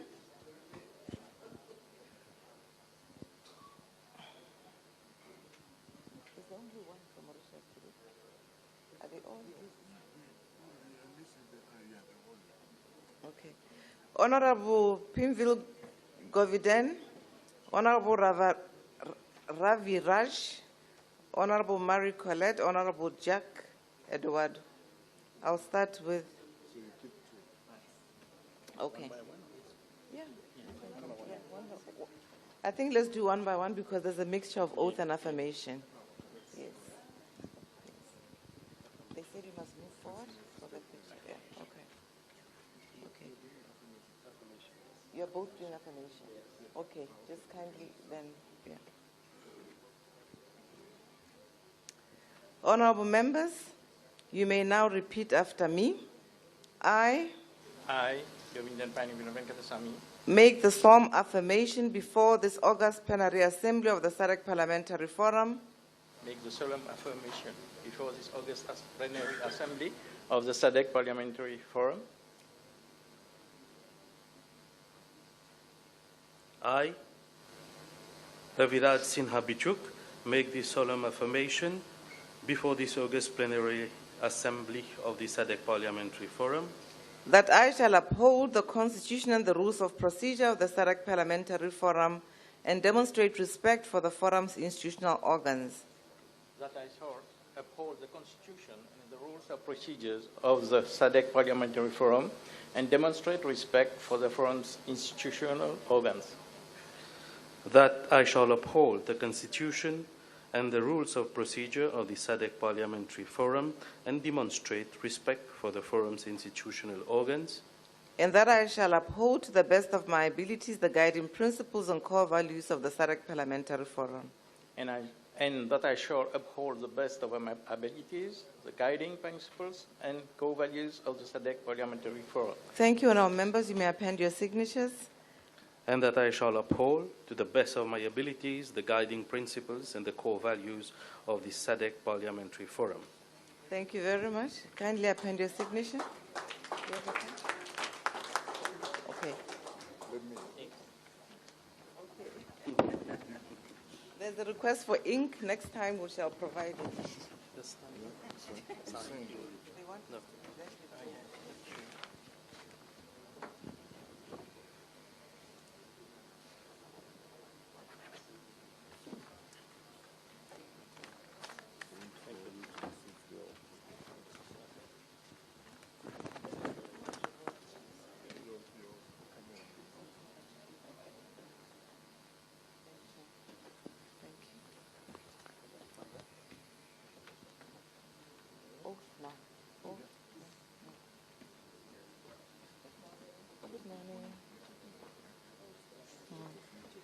Yes, they're both taking off. I think that Kevin Chris.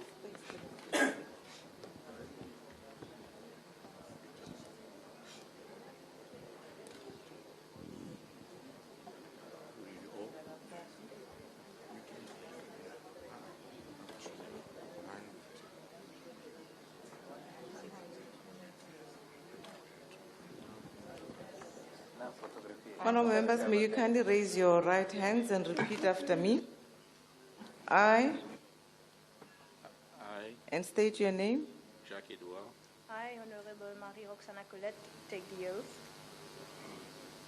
Take the oath before this August Plenary Assembly of the Sadc Parliamentary Forum. Take the oath before this August Plenary Assembly of the Sadc Parliamentary Forum. That I shall uphold the Constitution and the rules of procedure of the Sadc Parliamentary Forum and demonstrate respect for the forum's institutional organs. That I shall uphold the Constitution and the rules of procedure of the Sadc Parliamentary Forum and demonstrate respect for the forum's institutional organs. And that I shall uphold to the best of my abilities the guiding principles and the core values of the Sadc Parliamentary Forum. And that I shall uphold to the best of my abilities the guiding principles and core values of the Sadc Parliamentary Forum. Thank you. You're welcome, honourable members. Congratulations. I now have the honour of presenting the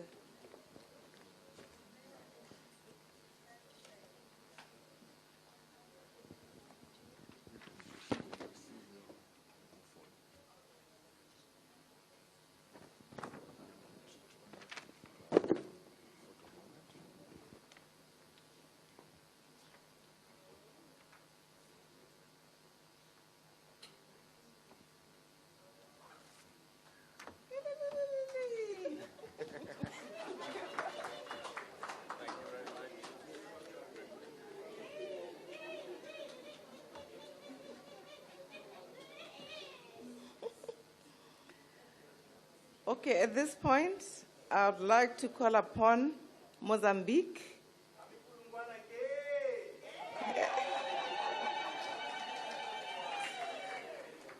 Honorable Speaker Margarida Adamungo Talapa, former treasurer of the Sadc Parliamentary Forum.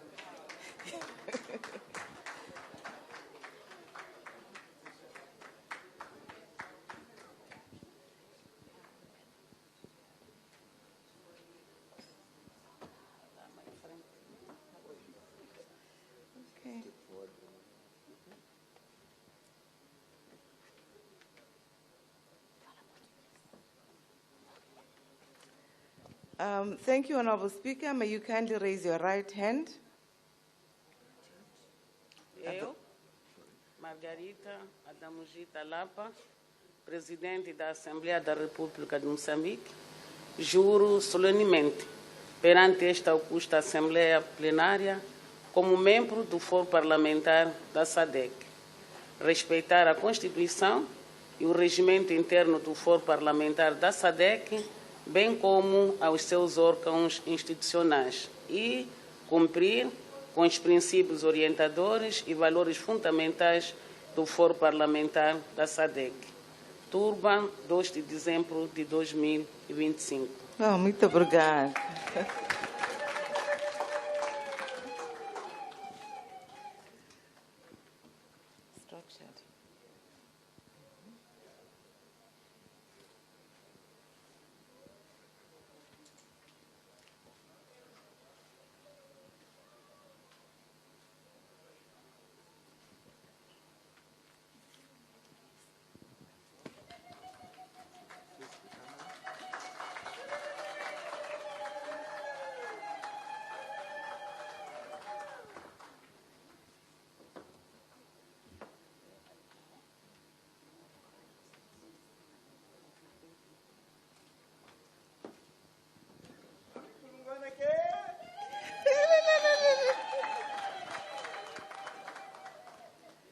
At this point, I have the honor to invite Honorable Paula Albertine Cooper, Honorable John Musialela Likando, Honorable Nelson Tuhafani Kalangula.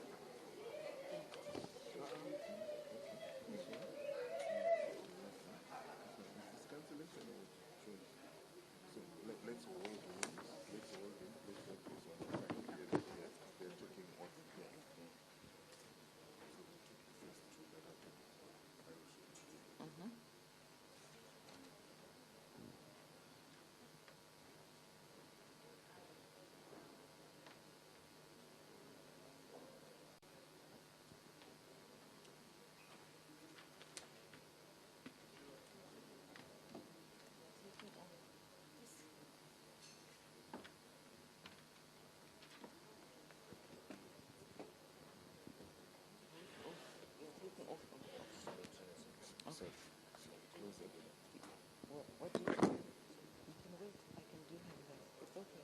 It's okay. Honorable, may you please raise your right hand and repeat after me. I, Paula Albertina Cooper, take oath before this August Plenary Assembly of the Sadc Parliamentary Forum take oath before this August Plenary Assembly of the Sadc Parliamentary Forum that I shall uphold the Constitution and the rules of procedure of the Sadc Parliamentary Forum, that I shall uphold the Constitution and the rules of procedure of the Sadc Parliamentary Forum and demonstrate respect for the forum's institutional organs, and demonstrate respect for the forum's institutional organs, and that I shall uphold to the best of my abilities the guiding principles and core values of the Sadc Parliamentary Forum. that I shall uphold to the best of my abilities the guiding principles and the core values of the Sadc Parliamentary Forum. Thank you, Honorable Cooper. You're welcome back.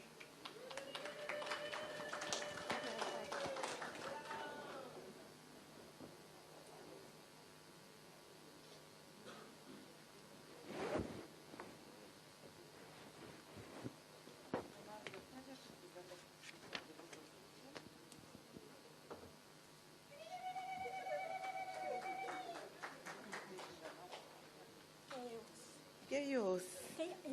Get yours. Thank you. Honorable, kindly raise your right hand and repeat after me.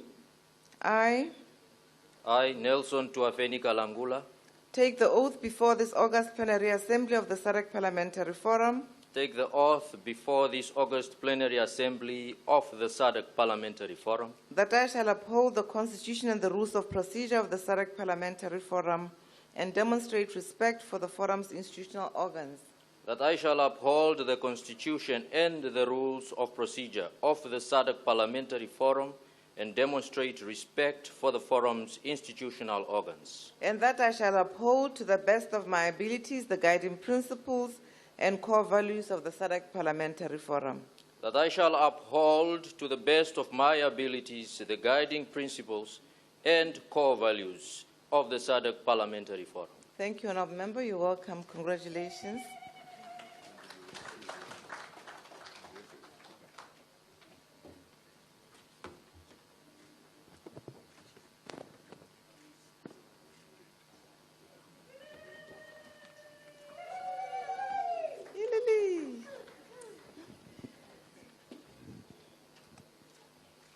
Thank you, Honourable Member. Kindly repeat after me. I make the solemn affirmation before this August Plenary Assembly of the Sadc Parliamentary Forum.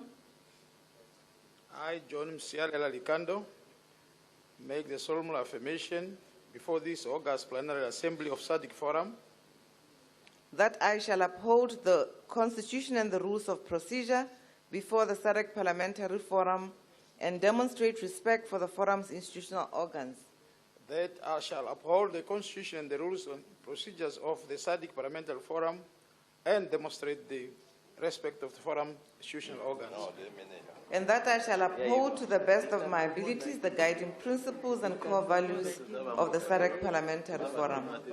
And that I shall uphold to the best of my abilities the guiding principles and core values of the SADC Parliamentary Forum.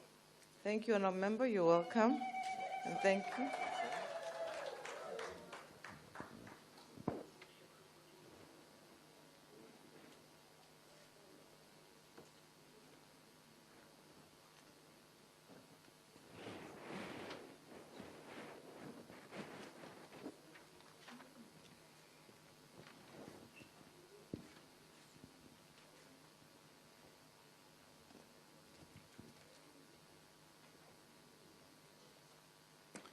I now invite Seychelles. Honourable Speaker.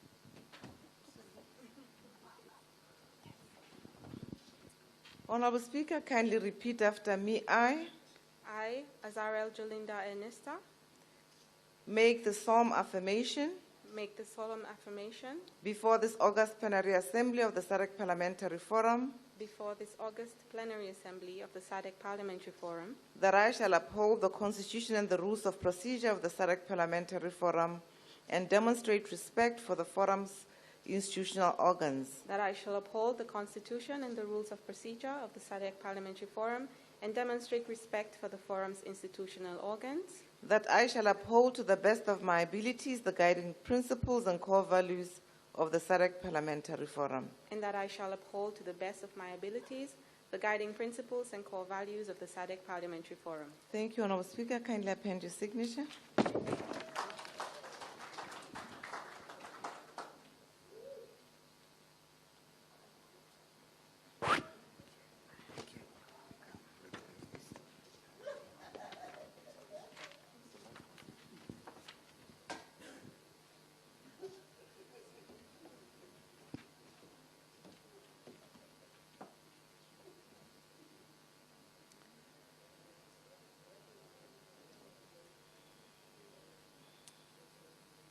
Honourable members, we have now come to the end of administering oath to our new members.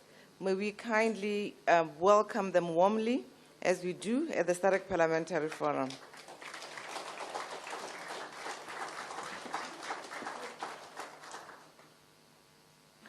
Thank you very much, Secretary. And I also want to congratulate all the newly affirmed members or members that have taken oath, and you are more than welcome to the SADC Parliamentary Forum.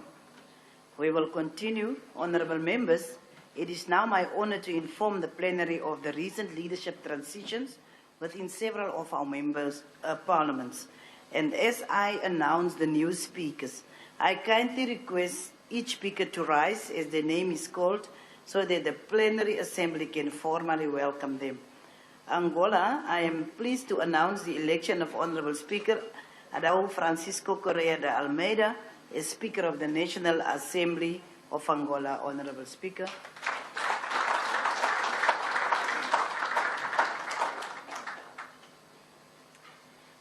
We also extend our profound appreciation to the former Speaker, Honourable Teixeira, for dedicated service to the Sadc-Pf and to regional parliamentary cooperation. We wish her every success in her future endeavours. And I am now pleased to announce the election of Honourable Speaker Ditapele Lefoko Kirepetse as Speaker of the National Assembly of Botswana.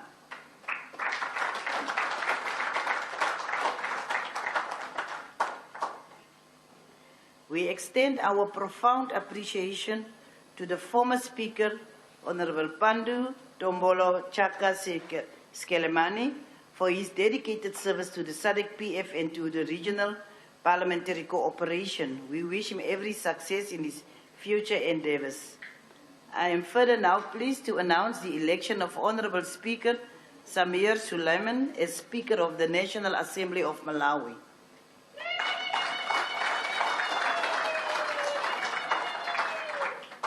We extend our profound appreciation to the former Speaker, Honorable Catherine Gotane-Hara, for her dedicated service to the Sadc-Pf and to regional parliamentary cooperation.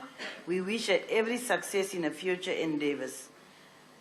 I am further pleased to announce the election of Honorable Speaker Margarita Adamugi Talapa as Speaker of the National Assembly of, there is the mistake, of Mozambique.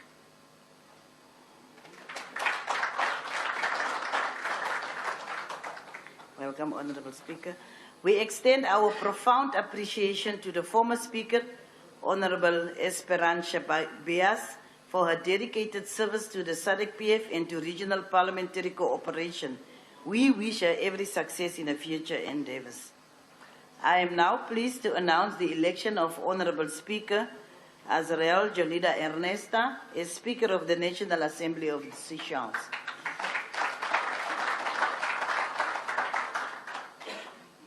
We also want to extend our profound appreciation to the former Speaker, Honorable Roger Manchien, for his dedicated service to the Sadc-Pf and to regional parliamentary cooperation.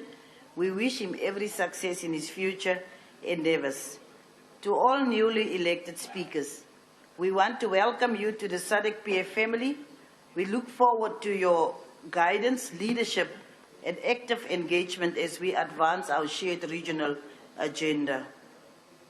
May I also kindly request each of you to convey to your predecessors our most profound appreciation for their long-standing service, contribution, and solidarity with the work of this forum. We wish our former speakers the very best in their new endeavors, and we extend our wholehearted congratulations to our new colleagues. I thank you. We will continue. We have received apologies from the Parliament of Tanzania. And let me just update members on the SADC Parliament Agreement. Since the updates provided during the 56th and 57th Plenary Assemblies, where it was reported that 12 member states had signed the agreement amending the SADC Treaty to establish the SADC Parliament, that the agreement entered into force on 11 July 2024, and that Botswana became the 30th signatory on the 26th of March 2025, I am pleased to report further progress. Both Madagascar and Mauritius completed their accession on 17 August 2025 during the 45th SADC Summit in Antananarivo, making universal endorsement of the agreement.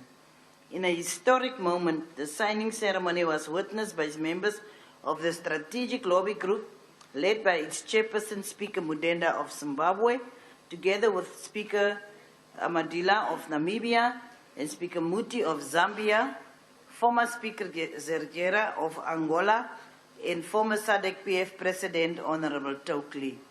The draft protocol establishing the SADC Parliament was formally circulated to all member states for comments due by 30 October 2025.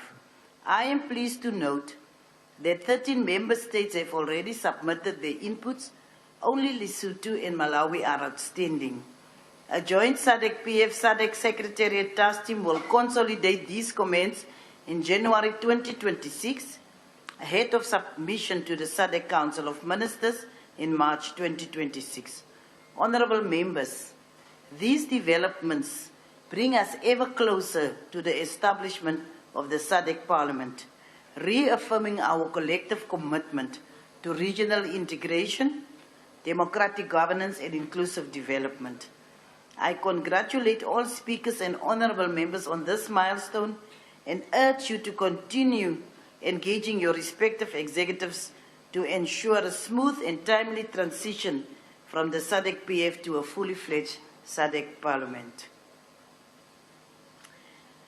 I also want to extend a warm welcome to the representatives of various partner organizations attending the 58th Plenary Assembly as observers in accordance with our rules of procedure. SADC-Pf deeply appreciates our partners' support and collaboration towards our various initiatives to promote regional parliamentary cooperation.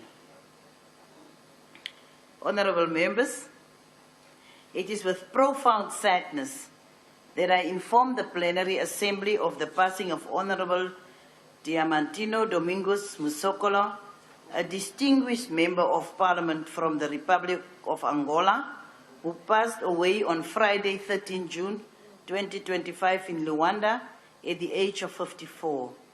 Honorable Musokola was an active and committed member of our forum who served with exemplary diligence on the Audit and Risk Subcommittee of the Executive Committee and was a member of the Standing Committee on Food, Agriculture, Natural Resources and Climate Action.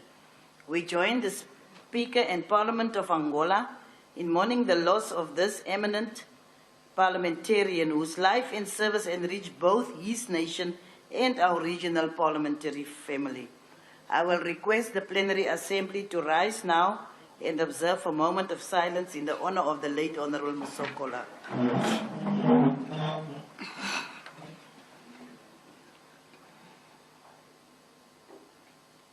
Thank you very much. May his soul find eternal peace.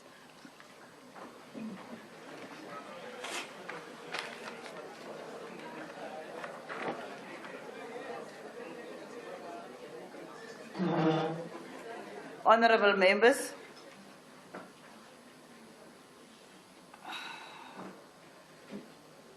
thank you. Honorable members, I wish to bring to the attention of this August Assembly that our 58th Plenary Assembly is convening during the global campaign of the 16 Days of Activism Against Gender-Based Violence, which runs annually from 25 November to 10 December. This year, the campaign is being observed under the theme Unite, Invest to Prevent Violence Against Women and Girls. This coincidence is both meaningful and instructive. It reminds us that the struggle to eliminate gender-based violence is not an abstract aspiration, but a moral, political, and legislative imperative for every parliament represented in this forum. Honourable members, let us also recommit ourselves to the fight against gender-based violence, which continues to undermine the dignity, safety, and human potential of millions of women and girls across our region. In commemoration of the 16 Days of Activism, I invite members to reflect this commitment in your interventions during our debates, ensuring that gender justice remains at the center of our policy and legislative priorities. Stand in solidarity with survivors of gender-based violence by raising awareness within your parliamentary delegations and constituencies, and champion the domestication and implementation of the Sadc-Pf model laws on gender-based violence and on eradicating child marriage as concrete actions flowing from this campaign. I thank you. Honourable members, let me remind the House of the procedure to follow whenever you want to speak on any matter as follows. A member wishing to speak should raise the country name tag. I will then recognize the honourable member by country. The member will then switch on the microphone to introduce himself or herself before speaking. No member should switch on the microphone before they are given the floor to speak. Honourable members, for the sake of precise verbatim recording, you are reminded to always introduce yourself with your name and country whenever you are granted the floor to speak. Members are reminded to adhere to the 5-minute allocated time when speaking.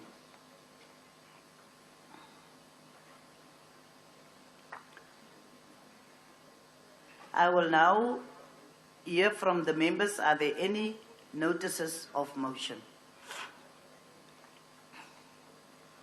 Remember to some of the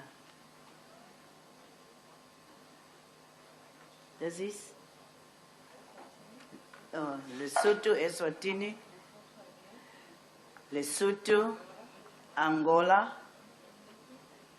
Let's see. Eswatini again. And Chile.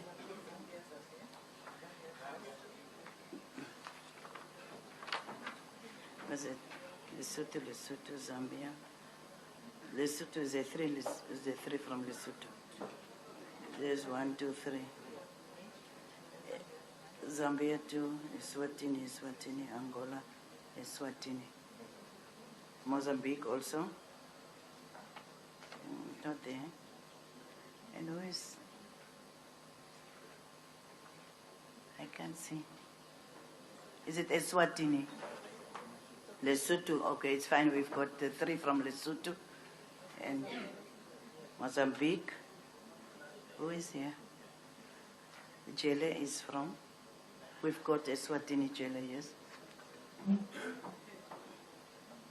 Sure. So, I will begin with Lesotho, and I will request the Honorable Speaker, Sekamane.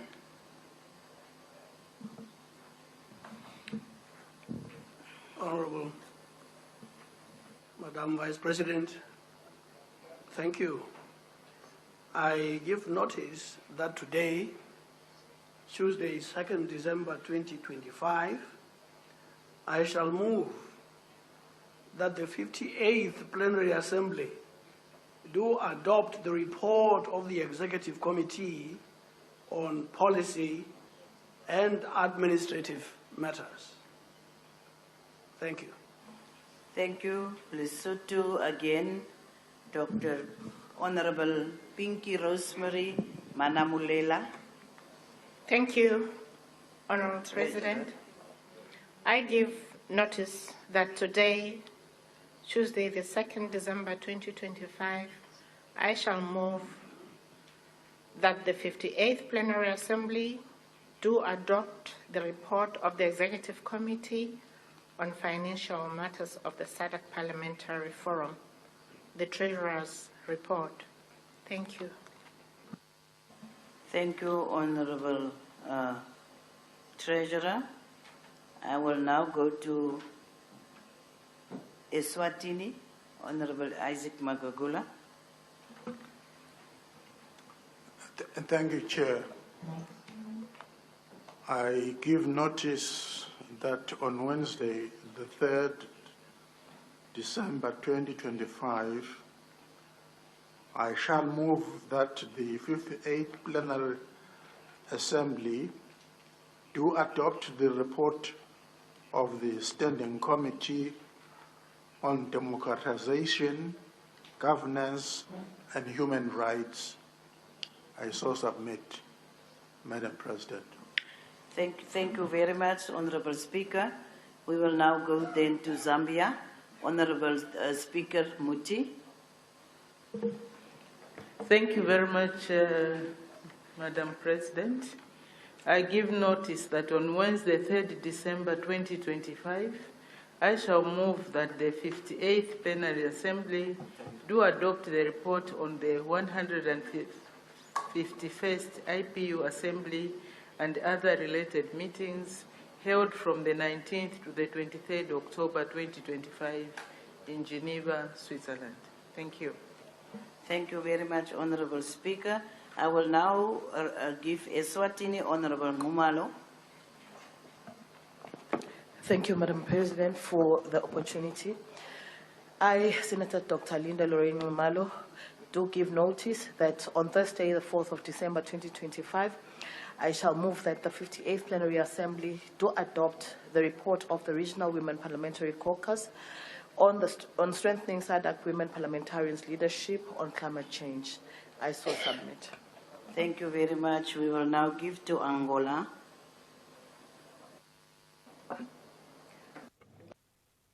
Thank you very much, Honorable President. On 3rd December 2025, Wednesday, I will submit a motion that the 58th Plenary Assembly adopt the report on the Standing Committee on Trade, Industry, Finance and Investment.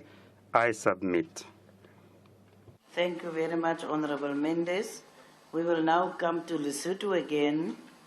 Honorable Kati. Thank you very much, Madam President.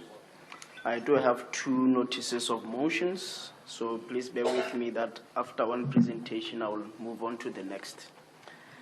I give notice that on Wednesday, 3rd December 2025, I shall move that the 58th Plenary Assembly do adopt the report on the Standing Committee on Human and Social Development and Special Programs.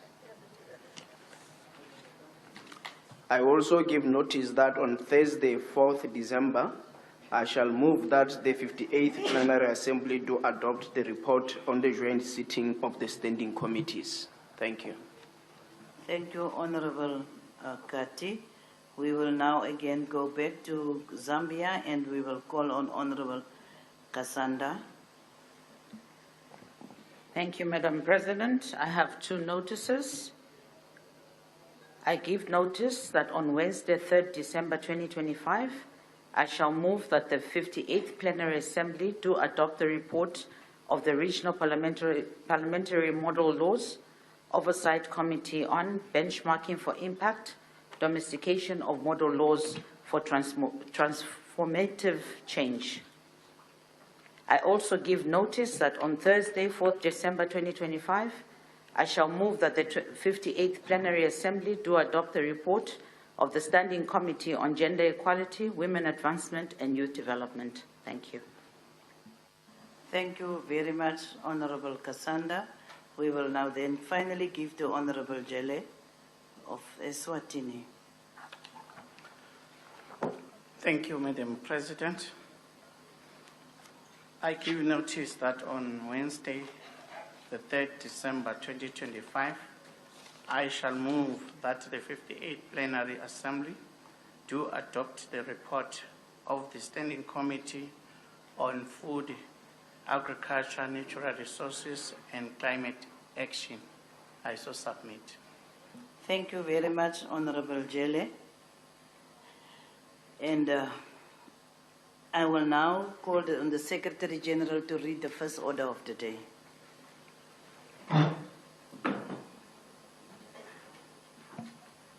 Presentation of country reports on the progress on implementation of previous plenary assembly policy decisions and resolutions as contained in the verbatim records and summary of resolutions. I will now invite heads of delegation to present the country reports. Each head of a delegation will have 15 minutes to present the report. To make the most of our time, I will open the floor for debate after all countries have presented their reports. So we will now call the countries in alphabetical order to present their country reports. And we will start with Angola.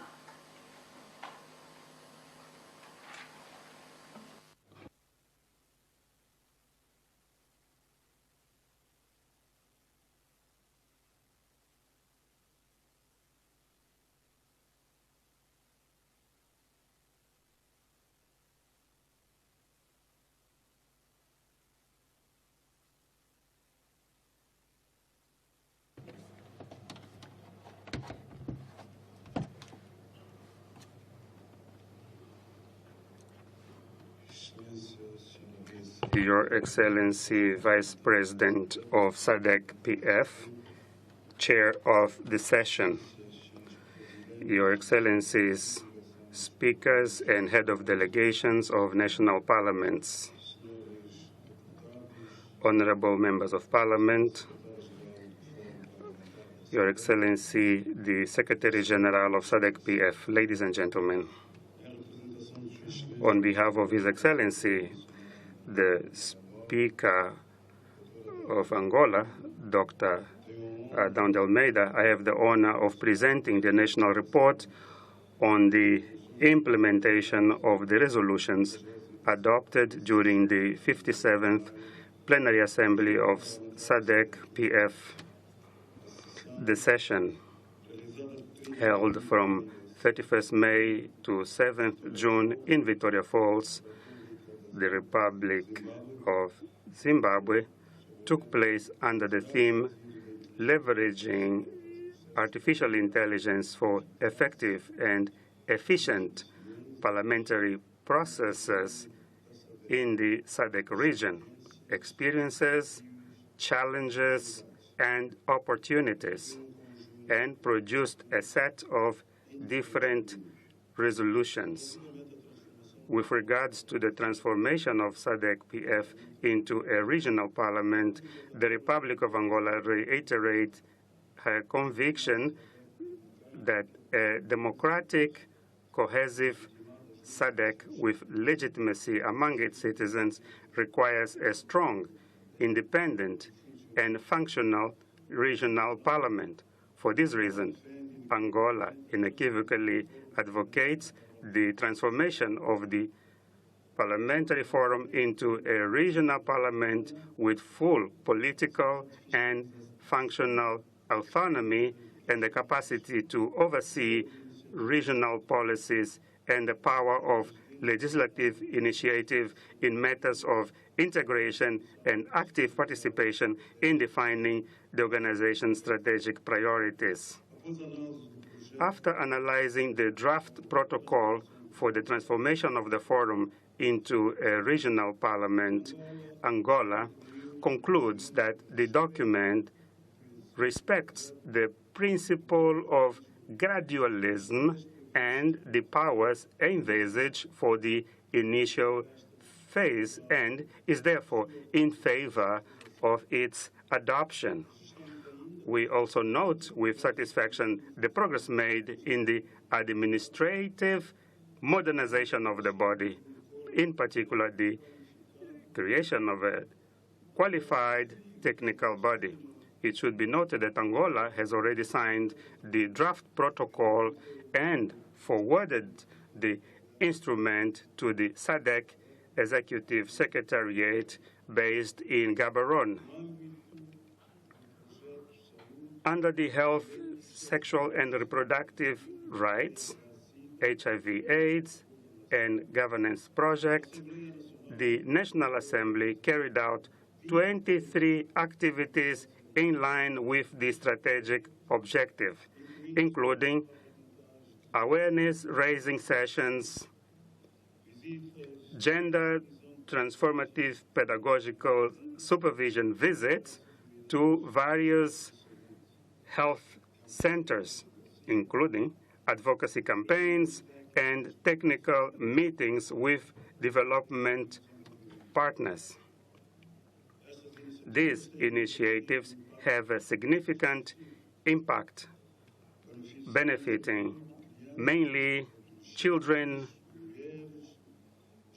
adolescent women, young people at risk, and people living with HIV. Progress has been made in preventing early pregnancy and strengthening of SRHR services, community training, bringing Parliament closer to citizens, and promoting gender equality. Also, it is worth to note the launch of the campaign aimed to eradicate early marriages and unintended pregnancy, workshops in schools, and mobile brigades in various provinces which have significantly expanded access to information and essential services. In the area of climate change and sustainable development, Angola recognizes the adverse impacts affecting food security, natural resources, and resilience of communities. The country reaffirms its commitment to the UN Framework Convention on Climate Change, the Paris Agreement, and other relevant international and regional instruments. As a highly vulnerable state, Angola faces prolonged drought in the south, flooding on the coast and in the river valleys, coastal erosion, loss of biodiversity, and risks to water and energy security. To respond to these challenges, we have strengthened the strategic framework with the National Strategy for Climate Change for 2022-2035.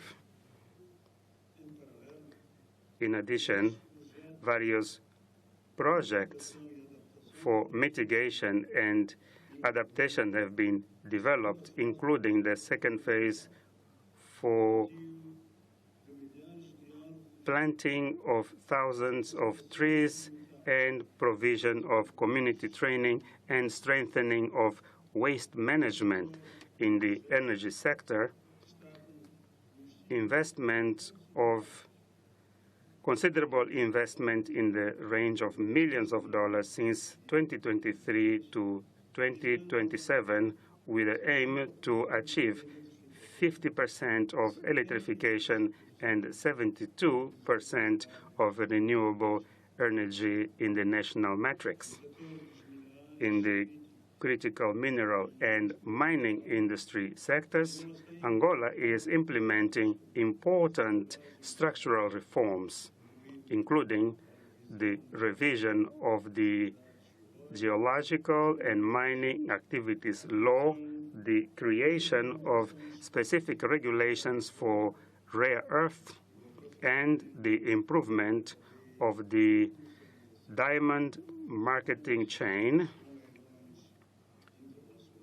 by means of international auctions and improved traceability in line with the best practices at the international level in the area of peace, security, and regional cooperation.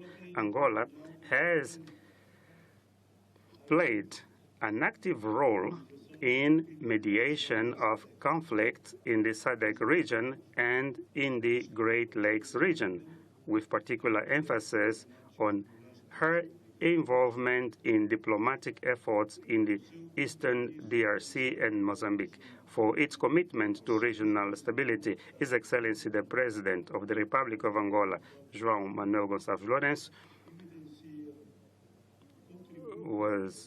which is evidenced as the contribute of his commitment to regional peace in his functions.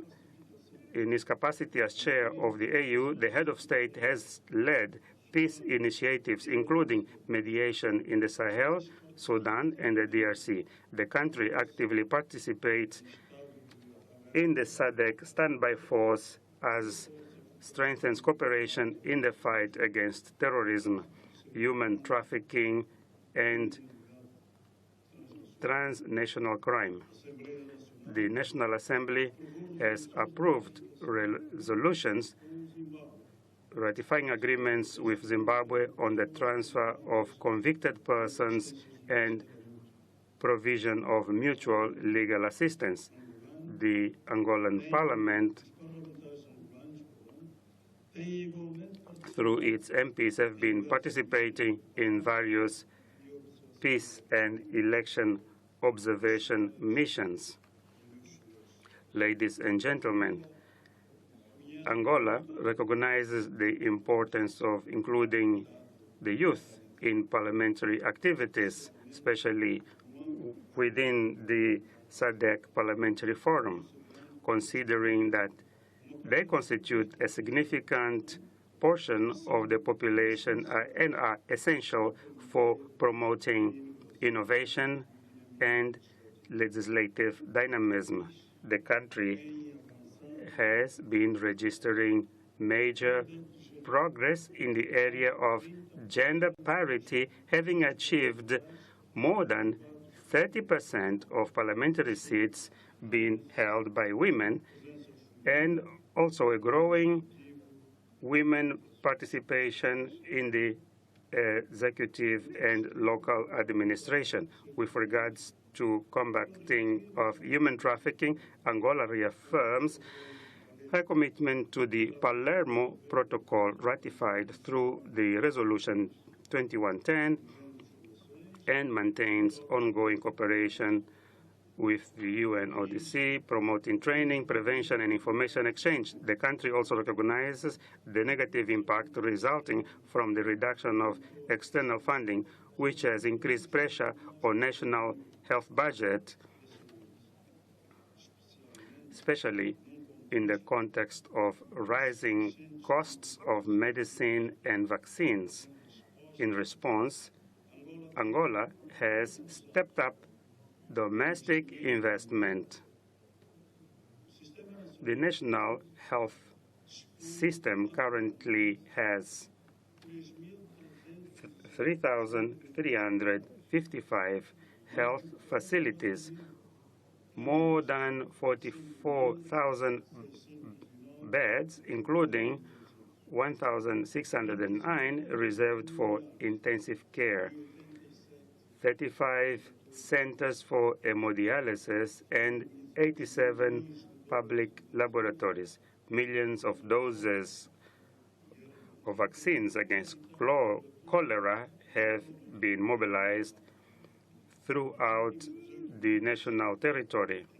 In the last 18 months, large-scale hospitals have been inaugurated in various provinces, significantly strengthening national capacity.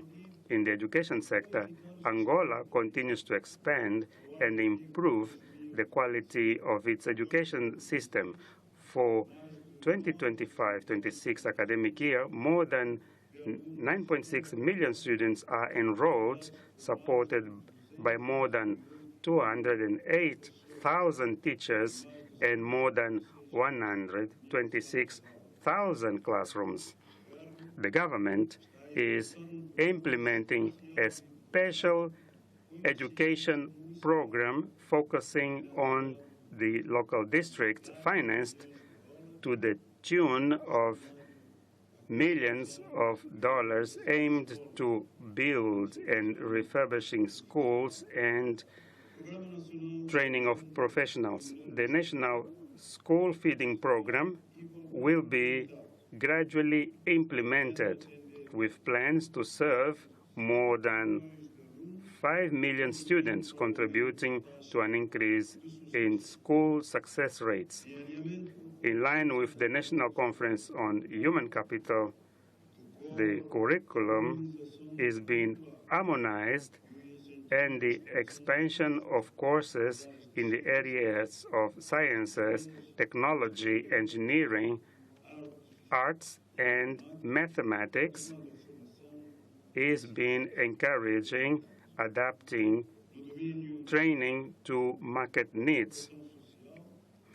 In the area of social protection, I would like to emphasize the Kwenda program, approved through a presidential decree with a total of millions of dollars, and it aims to strengthen social protection through direct cash transfers, productive inclusion, and income generation in line with the National Development Plan for 2022-2027. Your Excellencies, ladies and gentlemen, the Republic of Angola remains committed to harmonizing national legislation to the SADC model laws and implementing regional commitments. The country has improved its legal instruments, including the adoption of a public finance sustainability law in line with the regional standards, strengthening transparency, fiscal discipline, and budgetary predictability. In the electoral domain, reforms have been approved that strengthen the legal framework, ensuring greater robustness, credibility, and alignment with the SADC principles. This is an important step towards the consolidation of democracy and ensuring free, fair, and inclusive electoral processes.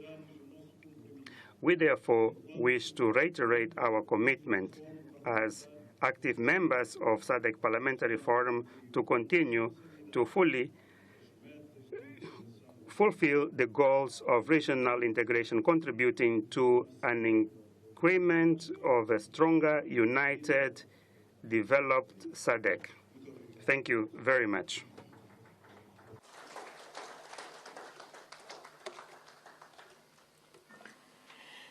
Thank you very much, Angola. We will now call on Botswana.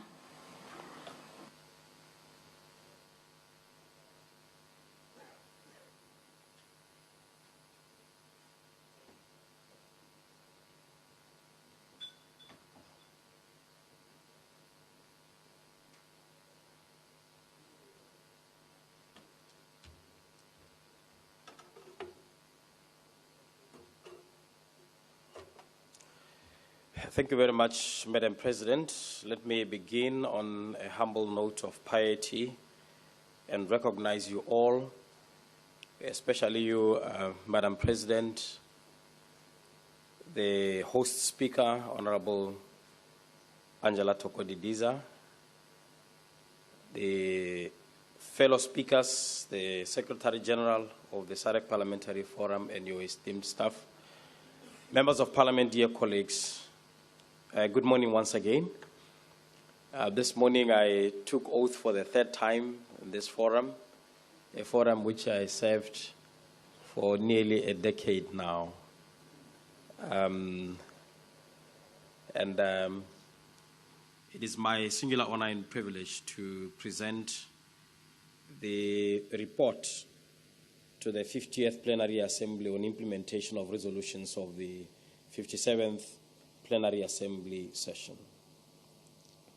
Let me begin with a background that Botswana for 58 years has been a country governed by one single party.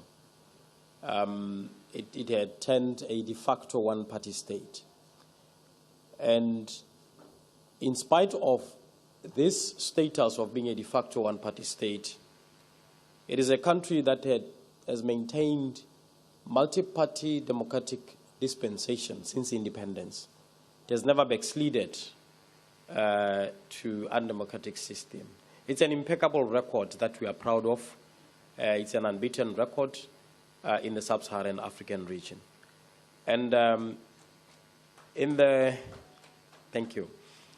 And last year, for the first time, the former ruling party lost an election to a former opposition party, which is now currently the ruling party. So what is going on now currently in the country is a work of transformation, democratic transformation, economic transformation. So much of this report really is about that transformation. I wish to emphasize that Botswana recognizes the importance of tracking implementation of the plenary resolutions as they serve as a roadmap for parliamentary commitment and action to affirm the need for multifaceted efforts that encompass gender inclusivity, cross-border cooperation, sustainable practices, and capacity building. And by addressing these issues, Botswana became more responsive to the needs of the masses, particularly in the context of rapid social change and technological disruptions. I must say, Madam President, that we can only achieve collectively the transformation that we seek as a region and build trust among citizens and our communities while strengthening democratic governance structures. Now, on the resolution on the symposium on the theme of the 57th Plenary Assembly, Harnessing Artificial Intelligence, AI, for effective and efficient parliamentary process in the SADC region experiences challenges and opportunities. We have made progress both at policy and developmental level. Although technical development in the field of AI have advanced well, we still require to improve on our policies, and the Ministry of Communication and Innovation is in the process of developing an AI policy, which will be brought before Parliament in the near future. And the policy is aimed at making government process more agile and efficient. In August 2025, our Parliament passed the Cyber Security Bill, which has since been enacted into a law.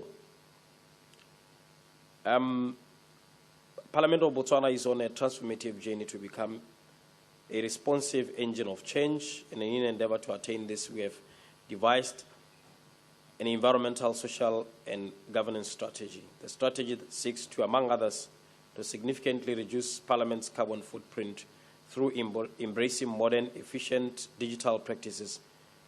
For example, Parliament streamlines all its proceedings when it is sitting, and we aim to streamline all our parliamentary committees, and currently we've been streamlining only the Public Accounts Committee.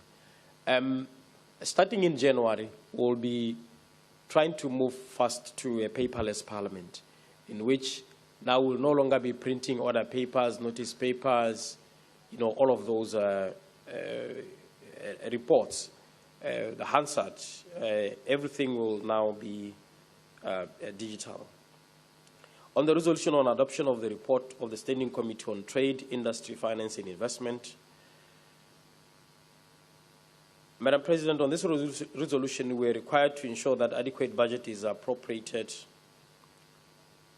to the appropriate government departments. And on that note, in line with the discussion on the prison services, government has, in trying to transform, has changed the name of the department from prison services now to the Ministry of Justice and Correctional Services, in line with the fact that the incarcerated need to be rehabilitated. So it's a corrective justice that we emphasize. And the prison service launched the GBV perpetrators program that enrolled 1,211 inmates since April 2024. And this program is aimed at combating gender-based violence. Reintegration has also been a key focus, with so far 522 community-based reintegration committees have been established nationwide, and these efforts have supported 317 ex-offenders, with 167 having secured employment in various sectors of the economy, thereby contributing meaningfully to the economy, but also with reduction in recidivism and improving stronger community participation. Now, on the Food, Agriculture and Natural Resource and Climate Action Standing Committee, it is the intention of the government of Botswana to budget for agriculture in line with the Malabo Declaration, in which 10% of the budget goes to agriculture. The President has unveiled an ambitious program of Aditsal.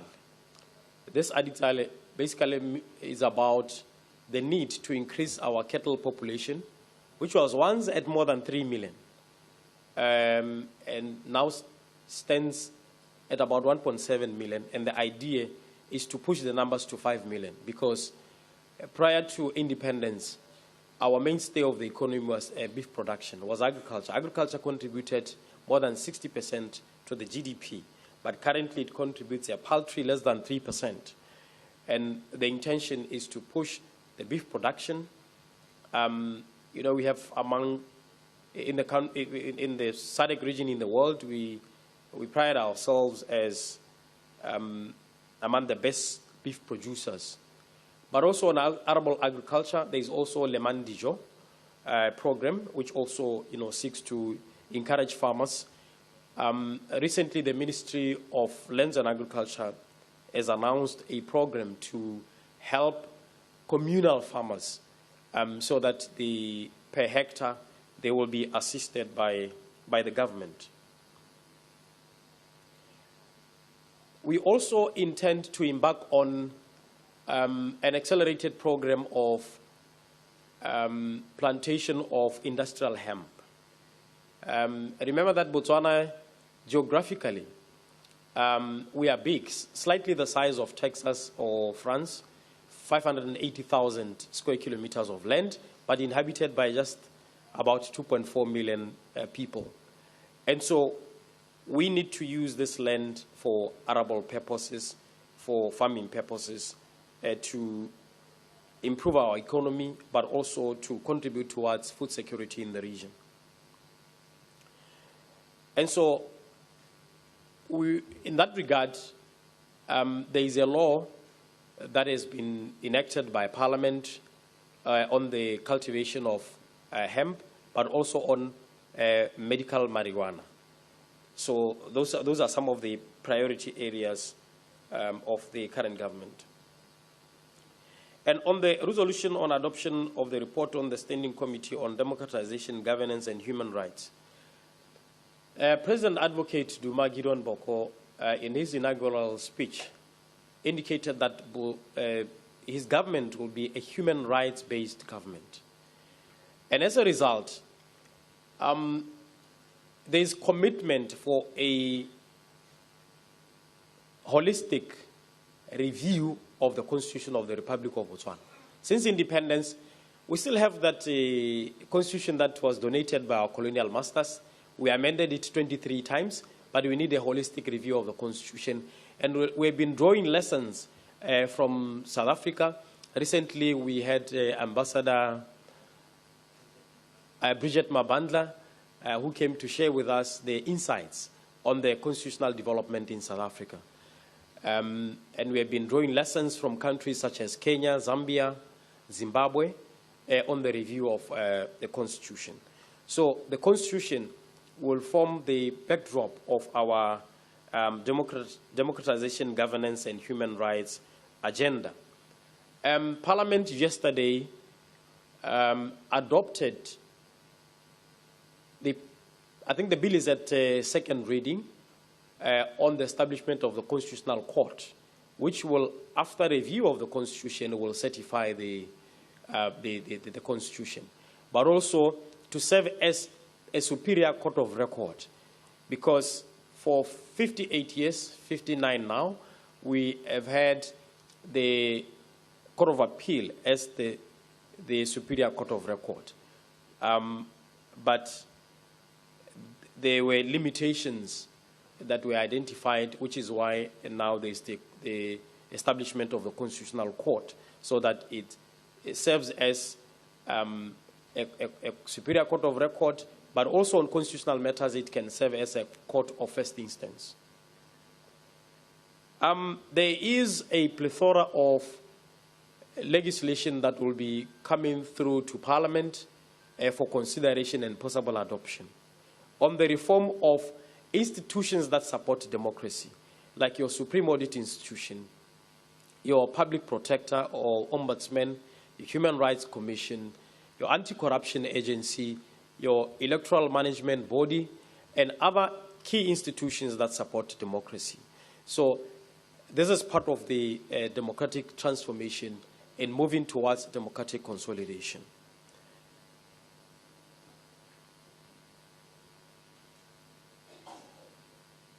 And on the resolution on adoption of the report on the Standing Committee on Gender Equality, Women Advancement, and Youth Development, I'm pleased to inform you once again that I'm here accompanied by our Minister of Youth and Gender Affairs, the youngest minister in the continent, and not so long ago she has been our reigning Miss World Africa and Miss Botswana.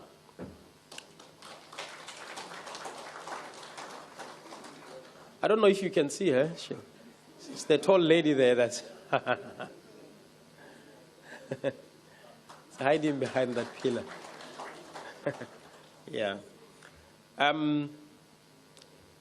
Ma'am Didiza, I lost my position as the youngest speaker in the SADC region to the Right Honorable Speaker, Azarel and Esther from the Seychelles. Congratulations to her. And so, Botswana is a signatory to the SADC Protocol on Gender and Development, and the protocol, as you know, aims to empower women, eliminate discrimination, and promote gender equality. Approximately 67% of women have experienced gender-based violence at least once in their lives in our country. This number translates to more than double the global average, and gender-based violence in Botswana remains a hefty challenge to our nation's moral fabric and social stability. We have, problems of rape. And Madam President, while there are support systems and legal frameworks in place to address the cultural stigma surrounding GBV, government continues on community involvement and awareness-raising initiatives to combat this pervasive issue. Through the Ministry of Youth and Gender, they will be presenting a youth policy soon after it is adopted by Cabinet, hopefully tomorrow, if not next week. And then the expectation is that it will be considered for adoption by Parliament. The gender-based violence law, which is aligned to the SADC model law, will also be coming to Parliament soon for consideration. Pleased to further report that President of Botswana, Advocate Dumagirion Boko, SC, in his recent State of the Nation address, assured the nation that government is reviewing the national strategy towards ending GBV, and the strategy will infuse emerging issues and trends, as well as adopt a human rights approach to the provision of services. And efforts are also underway to establish GBV one-stop service centers to provide comprehensive services for survivors of the scourge. In relation to that, we also have the problem of substance abuse by our young people, and we have been trying to divert part of the revenues from especially sin taxes towards building rehabilitation centers for our young people so that they can have a second chance at life. And on the resolution on the report on Standing Committee on Human and Social Development and Special Programs, I'm happy to report that in the last 12 months, government has increased the old age pension from 850 pula to 1,400 pula to ensure our elders live with dignity and financial security. In also boosting incomes and job security, we have embarked on a 4,000 pula living wage. So we are moving towards a living wage policy instead of a minimum wage policy. And on cost of living relief, government has implemented a 30% tariff reduction on water and electricity in recognition that these are, essential to life. They are rights, and that our people have to have access. And this is alongside the 50% amnesty on previous water debts to ease financial pressure on households. We also have this accelerated the delivery of a housing scheme called Bonno, akin to your RDP. So we are accelerating that as well. But again, most importantly, government has launched an initiative to fight period poverty by providing school-going girls with free sanitary pads in schools. This was not the practice in the past. It is now a practice in Botswana, that in schools, sanitary pads and related products will be provided.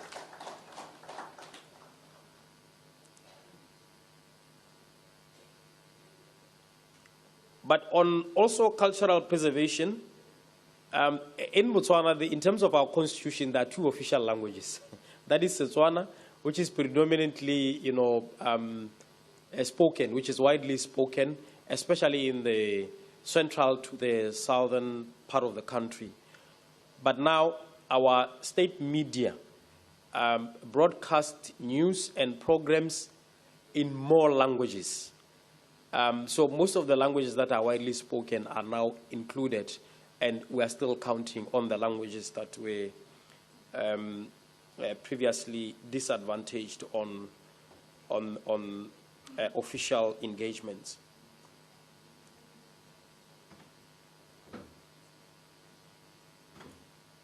I don't know how I'm doing on time. 1 minute remaining. 1 minute remaining. I'll just go straight to the conclusion. I believe the report will be entered into the record of our proceedings. To say that government intends to come up with a national health insurance scheme that will encompass all citizens which are excluded under the medical aid schemes that are currently in place. And of course, we are also challenged in the sense that our economy has for a very long time relied on diamonds, and you know what has been happening with diamonds, especially with the tariffs. We've managed to negotiate from 37% to 15% with the US, but challenges are still there. But our aim really as Botswana is to transform Botswana into a modern, high-performing economy, but also to get back on the path of democratization, moving towards democratic consolidation. I thank you for your kind attention.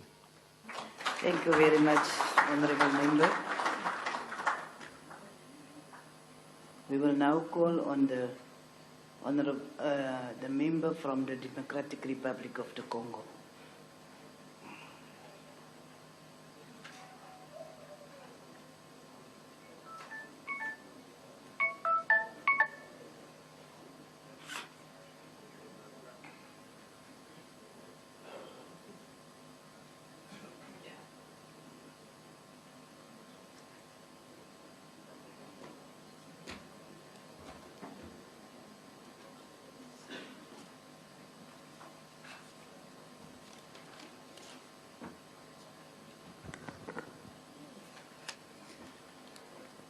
Honorable Président du Forum parlementaire de la SADC, Honorable Président de l'Assemblée,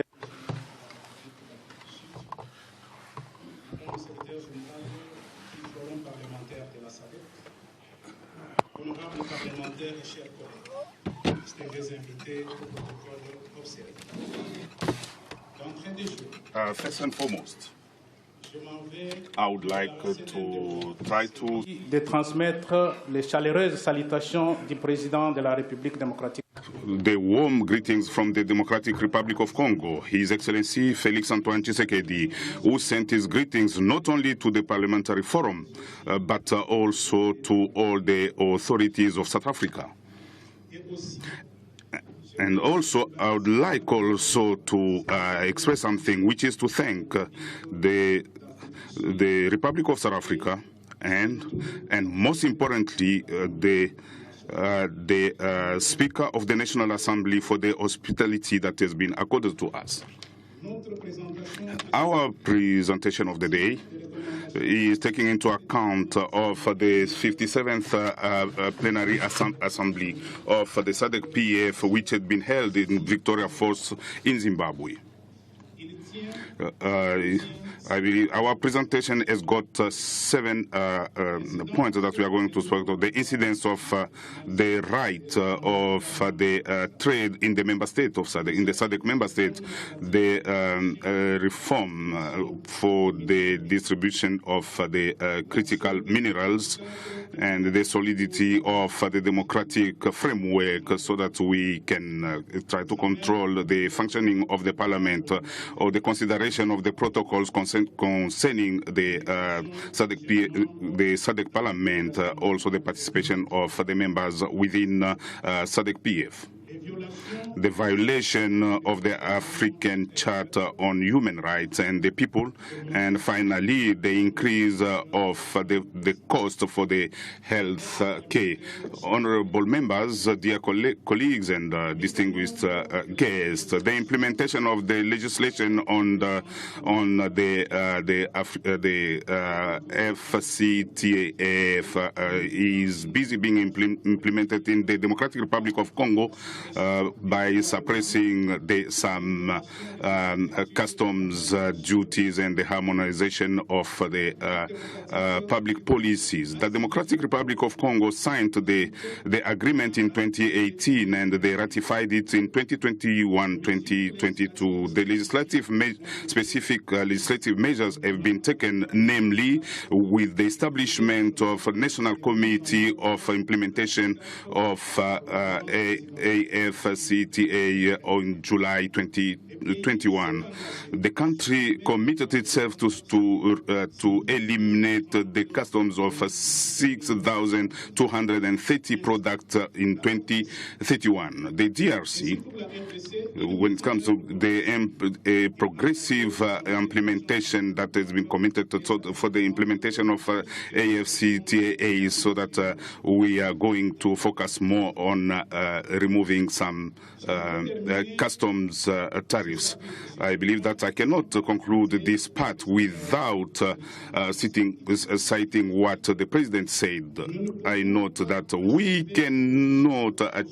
we cannot complete the process today, but we have decided to try to put our energies together so that we can have a common area where we can try to promote the trade in Africa. When it comes to mining sector, the DRC is occupying a very strategic position in the Democratic Republic of Congo. The mineral wealth such as cobalt, copper, Colombo tantalite, diamond, and gold, those are the major products on the global market as far as the raw material is concerned. The analysis of the mining right, I believe that we've got some major reforms that we are doing on the 2018 code, where we are aiming to maximize the fisc so that we can protect the local communities. This reform is a very important step to have a very good environment. That goes the same with the environment.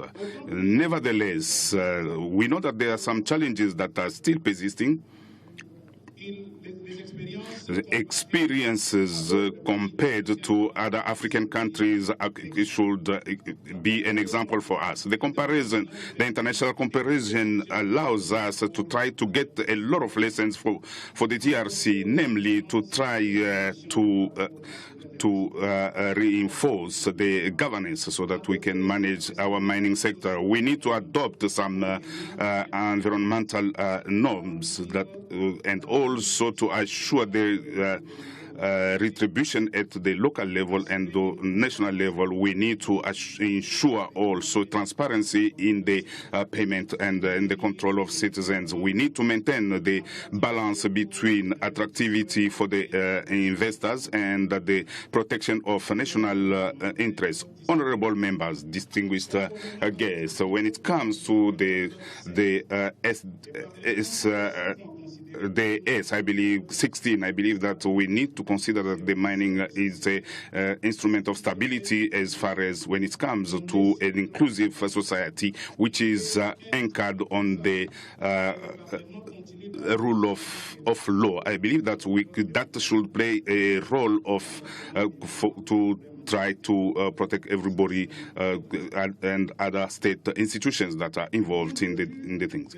When it comes to the regional invention, even though SADC intervene in the region so to try to maintain peace and security, namely when it comes to namely SAMI DRC, their intervention do not solve the governance issues that can ensure the continuity of the business. When it comes to the transformation of our institution, I believe it's very important that the process of considering of the transformation of Sadc-Pf into a regional parliament, I believe that needs the contribution of national parliament. This is an undertaking that DRC is supporting. When it comes now to constitutional revision, institutional revision, I believe that this is ongoing. It's ongoing. I believe the Parliament is busy focusing on that. I believe it's very encouraging that the National Parliament ratify the agreement so that we can come up to that transformation. Now, when it comes now that the youth in Sadc-Pf, when we take the example of the Democratic Republic of Congo, this integration is anchoring on the recognition of the protection of the youth and also the regional policies that can enforce their commitment. Initiatives such as the reinforcement of the forum of the youth of SADC, also the social development programs and the support of entrepreneurship of the youth in the Democratic Republic of Congo. Those are such examples that we can take into account. That goes through the promotion of their competency and their citizen participation. According to the SADC objectives, I believe that the sustainable development and the economic growth, the Democratic Republic of Congo is trying to maintain that cap so that we can have this interparliamentary cooperation. When it comes to the violation of the African Chart of, I believe, the Democratic Republic of Congo, within it, we know that there are some violation of this, of the violation of the African Charter and the right of people. There are so many, including the violation and also sexual violence and some war crimes, also illegal exploitation of mineral resources, also participation of the youth, and also incarceration of children. And when it comes also to economic violation, we need to have proper nutrition, and we've got the infrastructures are not up to date. I believe these violations, they are committed by the armed groups which are continuing to destabilize the Democratic Republic of Congo, with some officials and some companies that are moving the populations. Finally, I conclude with the increase of the fare for the health care.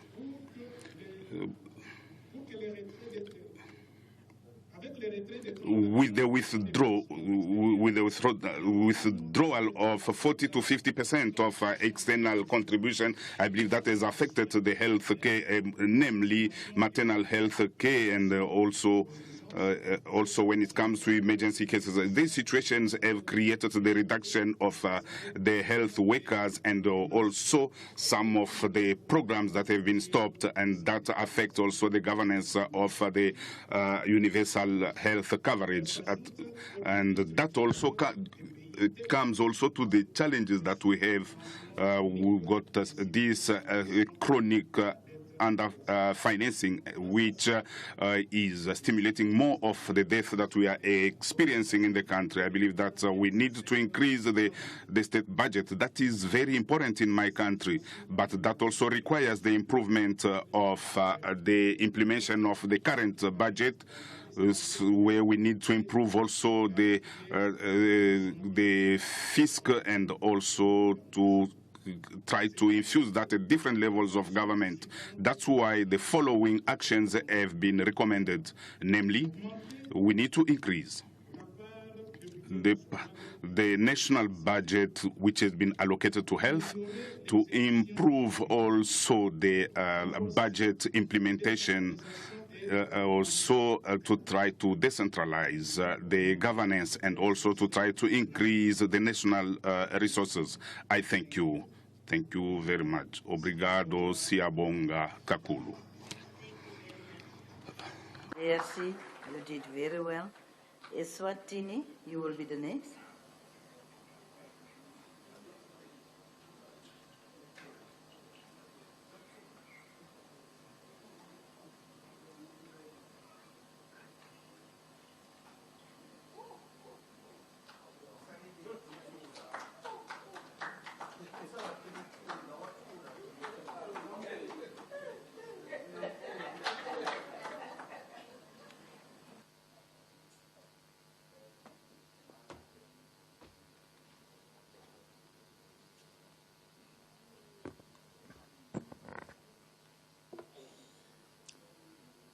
Mr. President and Chairperson of this august assembly held here at the beautiful Umhlanga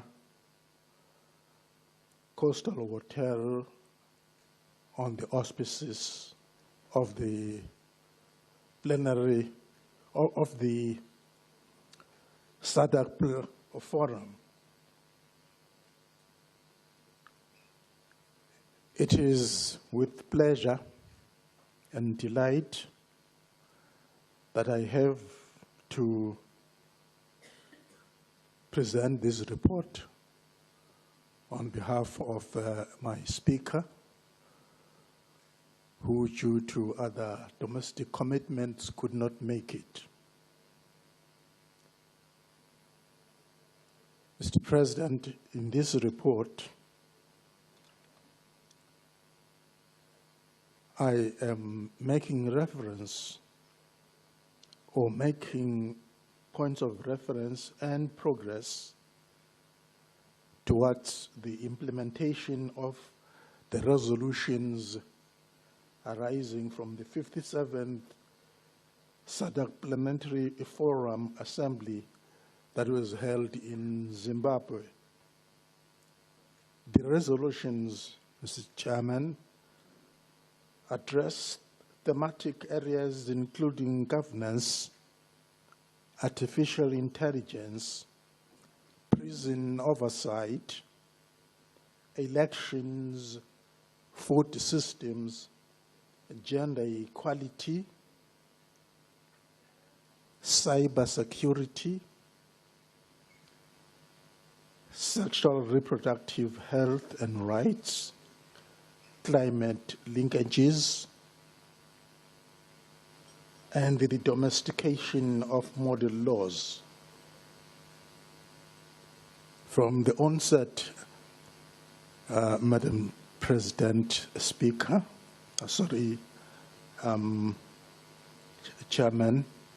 Chairperson, I don't remember of any meeting where this matter has not come up, and I'm bringing it up again, not just for the sake of bringing it, but to reinforce its importance. In Zimbabwe and elsewhere, the issue of our institution developing into a parliamentary institution has never been left out without discussion. I therefore thank our SG and his staff and their staff for bringing that issue to ensure if all of us have adhered to a very humble plea, but concrete one, that by the 30th of October, we must have all made comments on the protocol that will lead to us having this institution.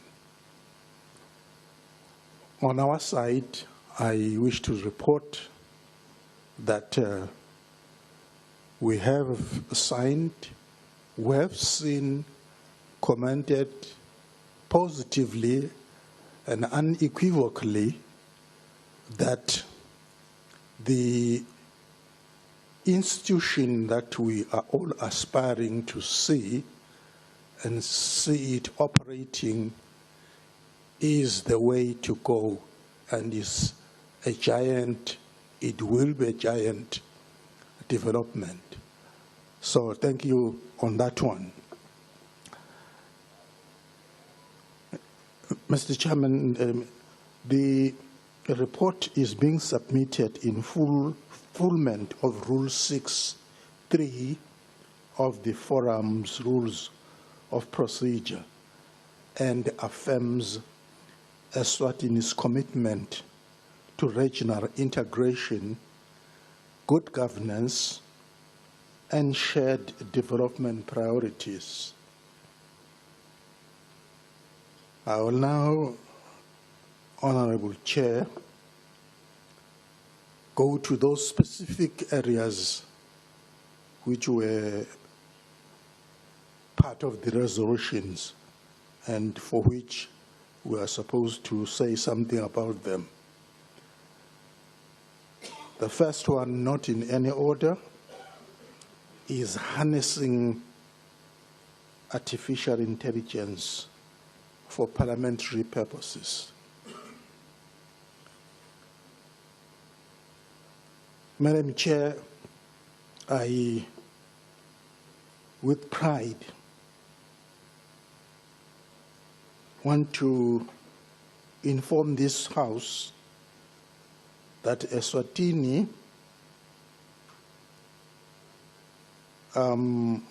has taken a quantum leap,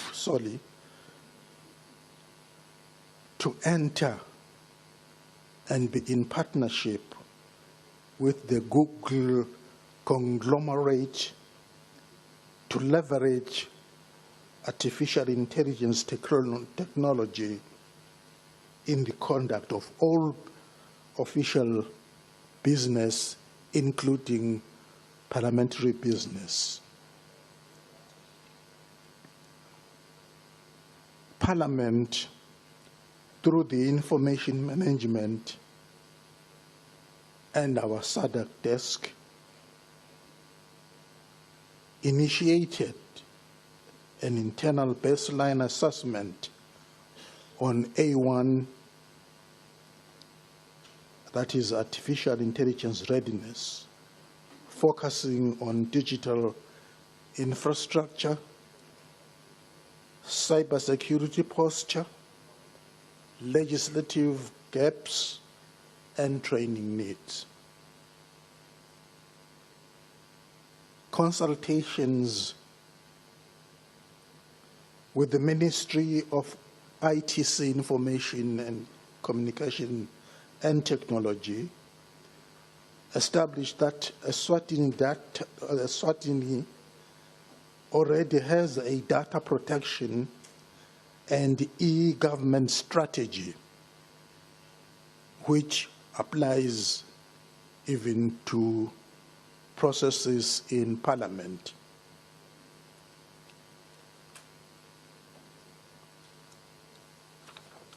To take it further, or shall I say, Madam Chair, is that for all intents and purposes, officially we have embraced, and in principle and officially, we have embraced AI technology. But we would want to take it further than that, to give it the legal teeth, namely a legal instrument which is on the card, is being drafted, and will in future reinforce what we already have in place.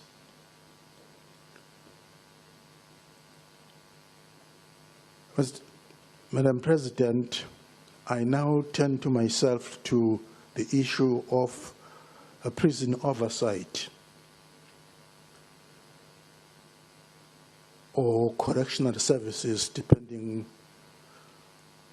what the name title is in respect of our respective countries. This is one department falling under the Ministry of Justice that I must say we are very proud about. They are, to the best of their ability, of course, under our oversight as Portfolio Committee,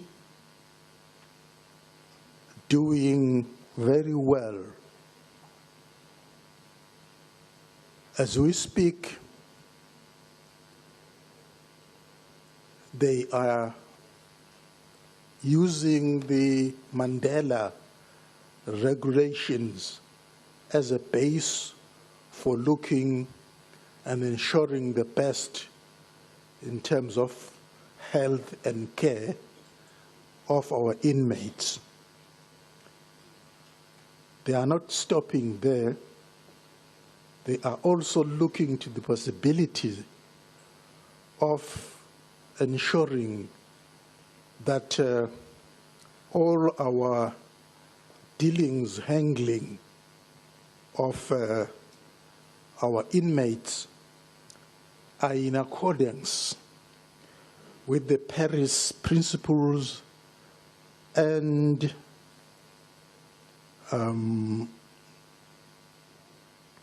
of course, Mandela regulatory framework.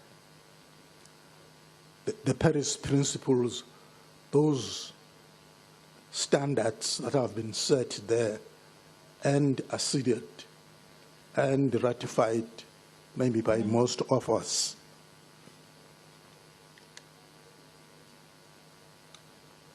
In its quarterly report, the Minister of Justice, through the Minister of Correctional Services, do time and again brief us and are put on the spotlight as to how our prison inmates are being treated. And as I say, they are doing well. It is not only us in Parliament, there is also the judiciary who time and again, and maybe as a consequence to a case that is before court, go and do physical inspections. So there is a lot on the ground to ensure that nothing wrong goes in our prison services. And then I come to the other one, Madam Chair, which is the democratization, governance, human rights. I will not say much on this one because already I have a motion which is more detailed on what we, meaning we, the committee that is on this special committee, are saying and what we are saying about it. But suffice to say that the issue of model law on elections remains a gray area. It's one that this August Assembly may wish to address in terms of attendance, in terms of ensuring that our elections are indeed conducted according to the spirit and letter of the model law on elections. The other one, Madam Chair, is on gender equality, GP prevention, and women's rights. Honourable Member, 1 minute.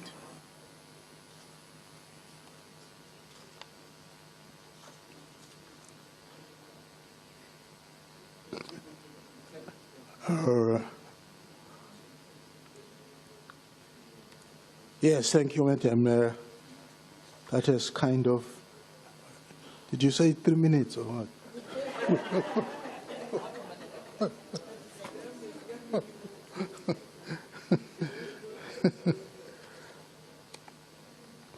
The issue of child marriages and protection of children already in marriages.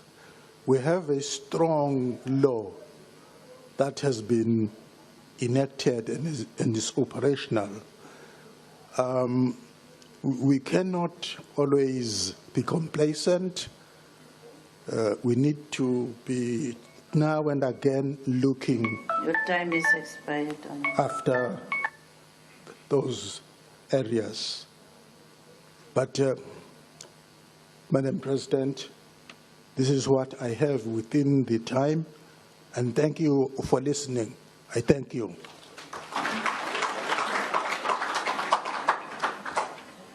Thank you very much, Eswatini. We will just take Lesotho, and after that we will have a 20-minute break.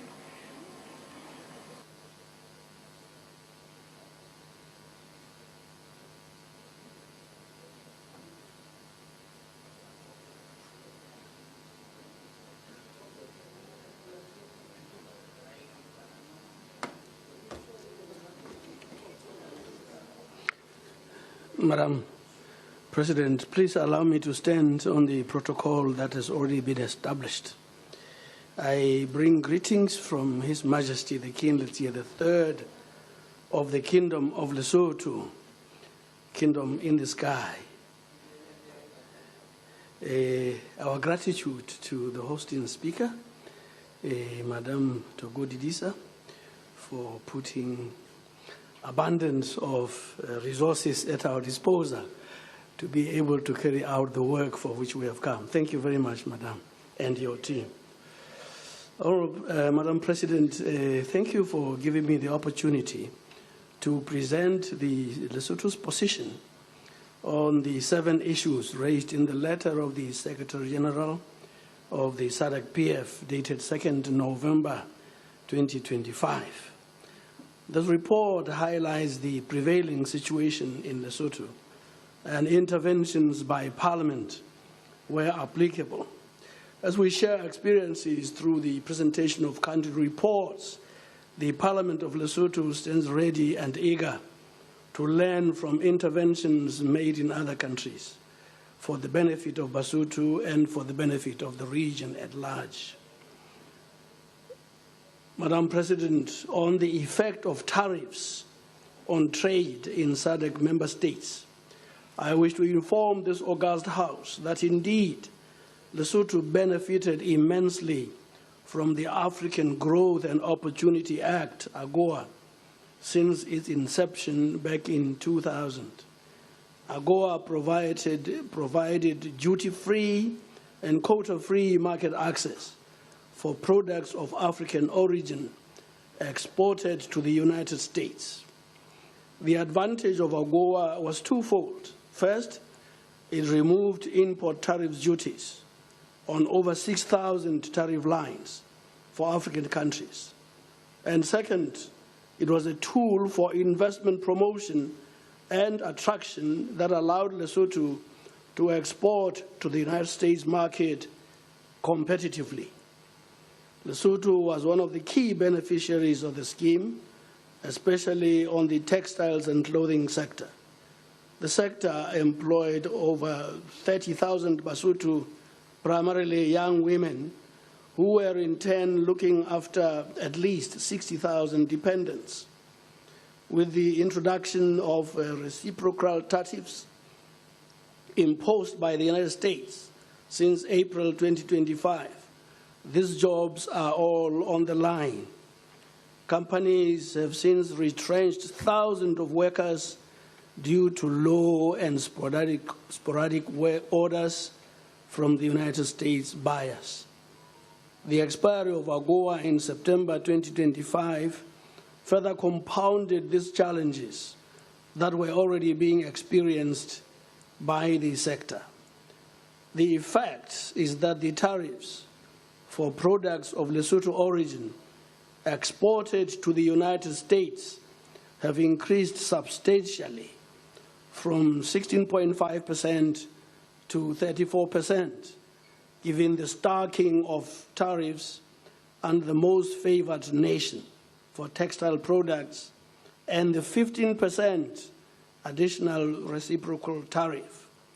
The Lesotho textiles and clothing products now face between 31% and 47% tariffs in the United States. Madam President, these challenges, together with retrenchments that Lesotho is experiencing, have gone on to have a devastating effect on the public transport and logistics industries. As a result, the country is now faced with income erosion for many households, greatly reversing the recovery gains made post-COVID-19. This is unfortunate, Madam President, as Lesotho was beginning to diversify her exports to the United States towards high-quality fisheries products, which now have to face the highly prohibitive 15% duty as a result of the expiry of AGOA. The government of Lesotho has not given up. It continues to engage the United States government to try and secure favorable conditions and market access for our exports to the United States market. However, although the United States remains one of the priority export markets, Lesotho is also continuing to focus on other markets with preferential market access.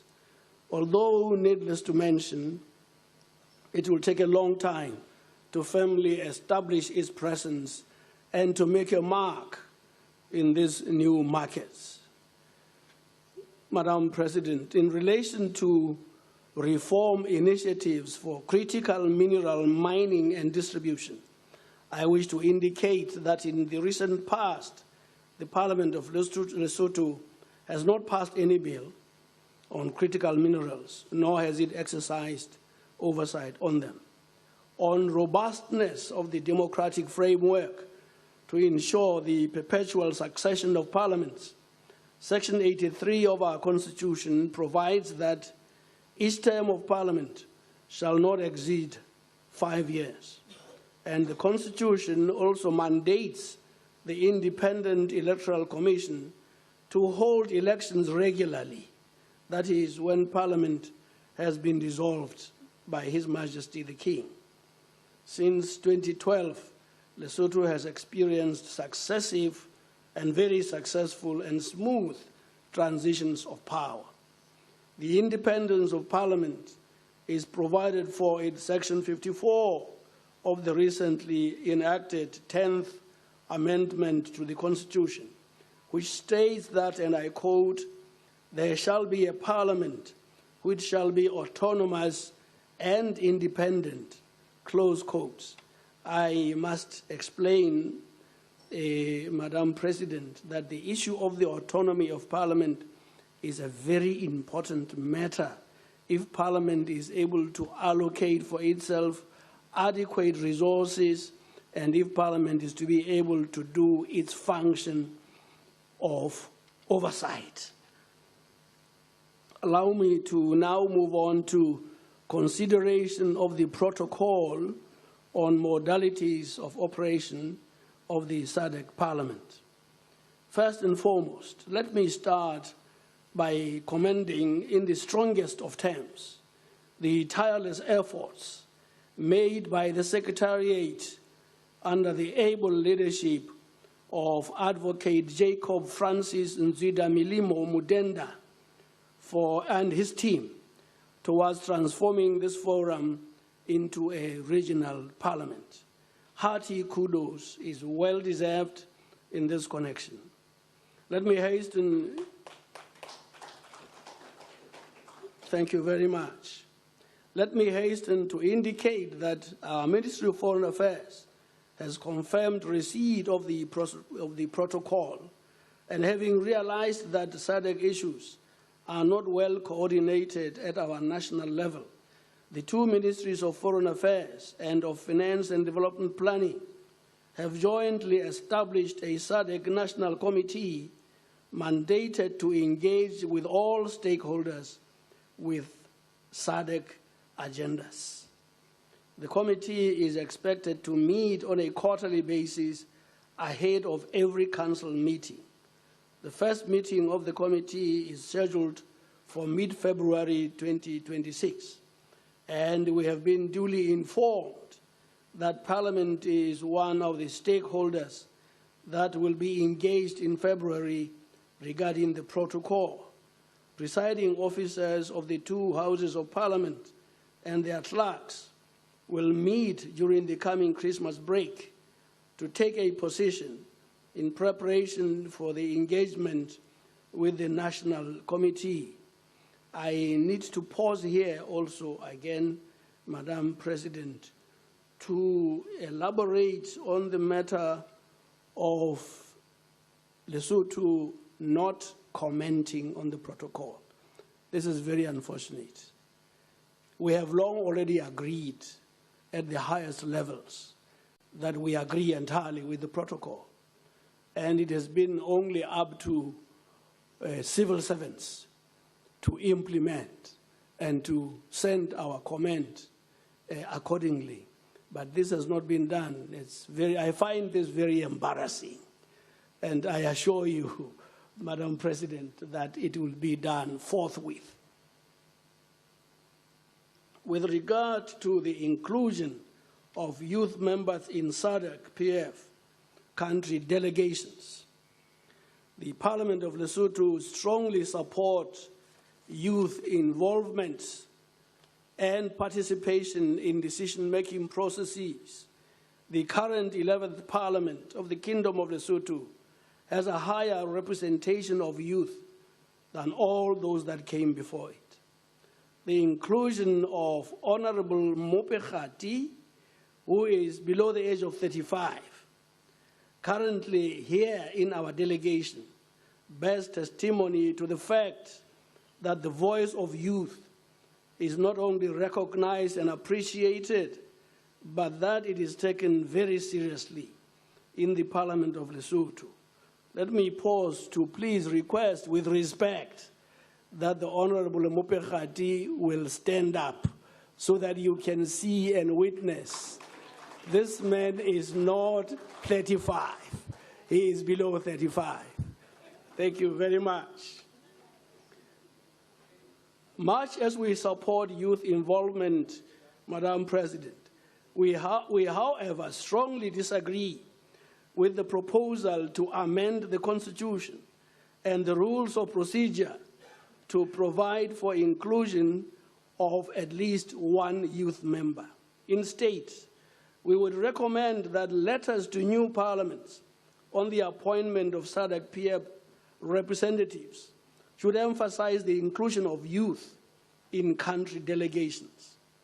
Our dissent is premised on the fear of setting a bad precedent, as some marginalized groups may also want to exert similar pressure, an eventuality which would drive this well-intended initiative to absurdity. Our considered view is that the requirement for a gender-balanced delegation is, for all intents and purposes, sufficient in our Constitution. Madam President, we also don't support the proposal to have all youth members in the Standing Committee on Gender Equality, Women Advancement, and Youth Development in the same way that we don't subscribe to the notion that this committee be comprised of women members only. In our view, this would be tantamount to establishing a youth forum or a youth caucus. It would be like throwing the baby out with the bathwater. In our opinion, youth members should be spread across the standing committees so that the forum as a whole benefits from young voices and young thoughts. Madam President, on violations under the African Charter on Human and People's Rights, Lesotho is a signatory to the African Charter on Human and People's Rights, having ratified the Charter on 10th February 1992. In Lesotho, human rights are generally respected. Yes, you conclude, Honourable Member.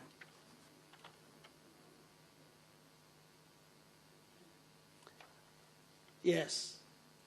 as I conclude, Madam President, I would like to say that this report, to conclude this report by reiterating and echoing the words of gratitude to our Secretariat for their unrelenting and selfless efforts in pushing forward the agenda of a fully fledged parliament for our subcontinent.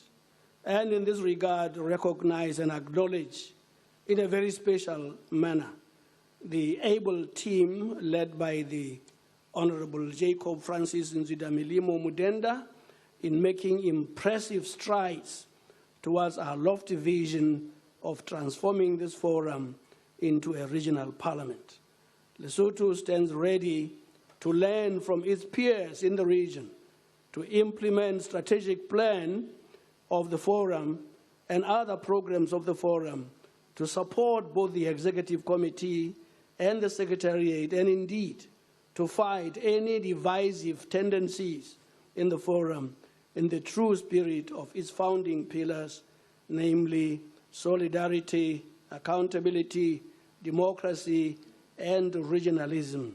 I thank you for your kind attention.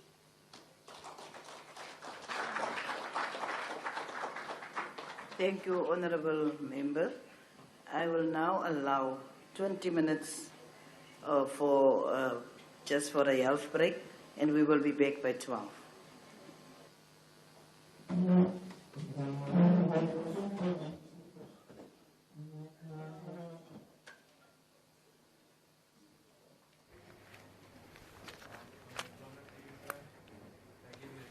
Welcome back. That's the first part of today's proceedings, where countries are reporting, where we were listening on the country reports on the progress on implementation of previous plenary assembly policy decisions and resolutions. Of course, the session has adjourned for a scheduled 20-minute comfort break. We call it a 20-minute ease on all the processions and engagements that have been going on today. And of course, you have been tuning into Parliament TV, where those member countries have been giving a report and account on some of the decisions that were made at the last assembly. Of course, this is accountability in action, ensuring that the things that were said are being implemented on the ground.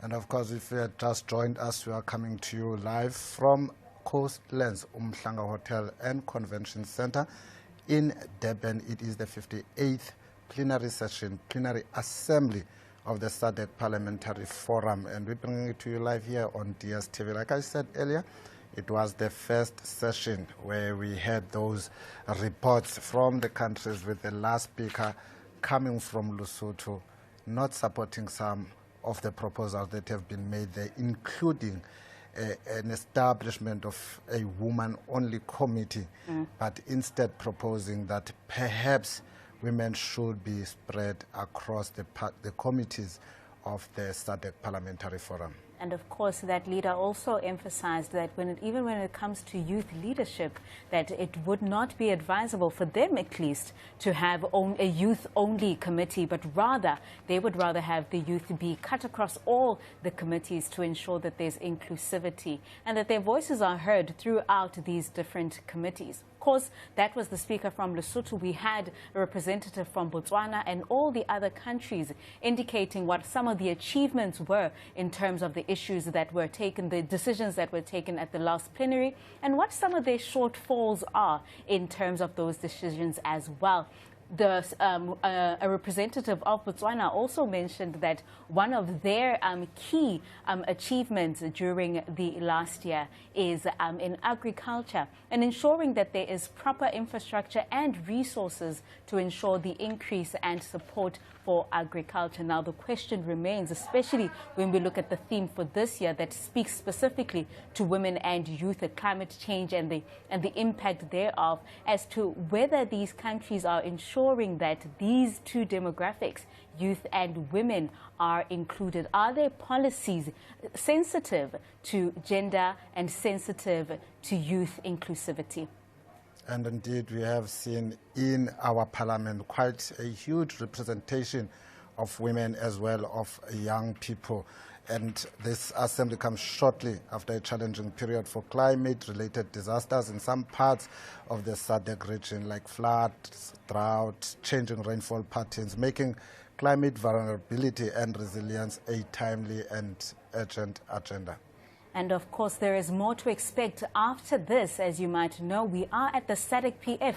This is the 58th Plenary Assembly of this renowned regional engagement that has to do with your needs. Of course, you can join the conversation as well by using our social media handle at Parliament of RSA, and let us know what your expectations are in terms of the engagements that are happening right across us here at Parliament TV. Let us know what the impact of climate change is on you. Let us know what your expectations are, and let us know what you think the shortfall of Parliament and government has been throughout in terms of ensuring that resources are established and also that resources are allocated accurately to where needed.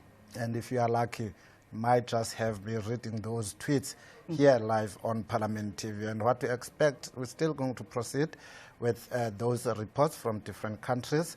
We are currently on a health break, and as soon as we proceed, then those reports, members of those relevant countries will then continue presenting their reports. But what you can also expect later is the motion for the adoption of the report of the Executive Committee on Financial Matters, which is known as the Treasurer's Report, and also a motion for the adoption of the report of the Executive Committee on Policy and Administration Matters. But stay tuned here on Parliament TV. From 13 November to 5 December 2025, Parliament of South Africa will host the 58th Plenary Assembly of the SADC Parliamentary Forum under the theme, The Impact of Climate Change on Women and Youth in the SADC region and the Role of Parliaments in Climate Change Mitigation and Adaptation. For 5 days, speakers, members of Parliament and experts from across the SADC region will convene in Durban, South Africa, to move beyond debate to action, forging strategies, sharing best practices, and strengthening the various parliaments' collective power to pass laws, allocate resources, and hold governments accountable. The Sadc-Pf is a regional interparliamentary body composed of 15 parliaments representing over 3,500 parliamentarians in the SADC region. The forum seeks to bring regional experiences to bear at the national level to promote best practices in the role of parliaments in regional cooperation and integration as outlined in the SADC Treaty and the Forum Constitution. Its main aim is to provide a platform for parliaments and parliamentarians to promote and improve regional integration in the SADC region through parliamentary involvement. Watch the 58th Plenary Assembly of the Sadc-Pf on Parliament TV, on DSTV channel 408, or through your YouTube streams at Parliament of RSA. Also, join the conversation on social media using the hashtag 58SADCPF. For more information, visit Parliament's website at www.parliament.gov.za. Your Parliament, your voice, your future. And of course, you're still watching Parliament TV right here on DSTV channel 408. The Assembly is on a comfort break, 20 minutes, and we have an opportunity now to speak to Ms. Lebohang Ntuli, who will be giving us some insight on some of the reports that have been tabled in the Assembly throughout this morning. Lebo, thank you so much for joining us again. Of course, there have been a lot of reports, right, on some of the policy decisions that were made last year, what the countries have done in terms of implementation. I mean, throughout yesterday, we were talking about the relationship between policy and implementation, right? Now, so far, what is your, from your perspective, what is your idea and what is it that you're seeing from the reports that have been tabled so far? Basically, I might not have been able to capture all of them, obviously. But I think for me, as I said yesterday, there's a lot of willingness And for me, and I've seen how now they understand even, you know, the importance of effective and inclusive, you know, climate action, even though obviously it differs from, you know, the perspective of government and a perspective from the people on the ground. Yes. Because when it comes to governments, definitely it's all about policy. But when it comes to people on the ground, it's all about them, you know, being able to be seen, being able to be heard, and for them to be provided means, you know, so that they can be able to deal with the climate impacts and for them to be able to adapt. Yeah. So basically that's what I picked up from, you know, from the reports that I was listening to, is for the fact that now they understand that they need to be more, the climate action that they want to implement must be more effective and must be more inclusive. And your view on some of the countries that reported that even when it comes to youth inclusivity, right, that they're taking they're not really doing it fully, but they're just steps into that. What is your view on that? Do you think that in this day and age there should be some hesitancy when it comes to youth inclusivity? But I think it goes back to the fact that, you know, every generation, you know, there's always going to be a pushback from those who are before and those who are still trying to find space. So I think it's the same thing that applies now. I mean, young people want the space, but then you get the elderly who still want to occupy space. So now I feel like there's always going to be a contradiction between the two. But I think that to address that, and I think it's something that we've always spoken about, to say that we are not saying we want to occupy your space, but remember now that it's us young people who currently understand the conditions, who are faced with the conditions more as compared to how the elderly used to experience. So I think that it's a matter of us coexisting, and also I think that they need to find ways whereby they can, in a manner in which that we can all coexist, as I'm saying that. But I think one of the ways that they can do that is to institutionalize youth participation, which means that in us coexisting, but they must open space for us to exist in all, when it comes, for instance, when it comes to issues of climate governance, you know, young people must find space there. There must be young people there. In terms of, and in processes of, you know, monitoring, young people must find themselves in those structures, including, you know, implementation structures. There must be a youth voice. So it's a matter of creating those structures and platforms whereby young people exist and they have a voice, then you know, this contradiction will not then exist, where the contradiction between the old and the young will not be as it is now, if ever they create these platforms for us. So they must be able to create that space. And I think they also should consider, you know, ensuring that they establish mandated, you know, youth and gender assessments where, for instance, if they want to come up with any bill, or if they want to, whether it's a bill, whether it's a budget, or maybe it's any policy, I think they need to be able to ensure that they come up with, they're able to report how effective they are in terms of young people, women, and how they are beneficial. Because sometimes they come up with these policies, they come up with proposals, and then you find that you implement proposals, you implement solutions that are not effective, they are not beneficial. So if they come up with these assessments, then they're going to be able to tell whether, you know, they are beneficial, they are able to also protect the interests of the. But all in all, it's a matter of creating the platform for young people without feeling intimidated, without feeling as if young people just want to take over the space. Now, under the overarching theme of the 58th Assembly, of course, from a ground-up perspective, what does effective and inclusive climate action actually look like, especially when it comes to women and youth on a daily basis? I think when I started, I did indicate how it looks like. Remember, for government or for parliamentarians or for policymakers, it's basically about policy. And then for women and young people and the marginalized communities, for them, some of them don't even have an idea that policies, there's something called a policy.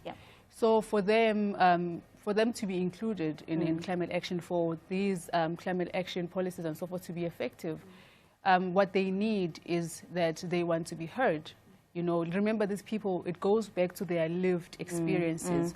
they have indigenous knowledge of how they experience climate impact. So it's a matter, as I said, it's a matter of listening to them.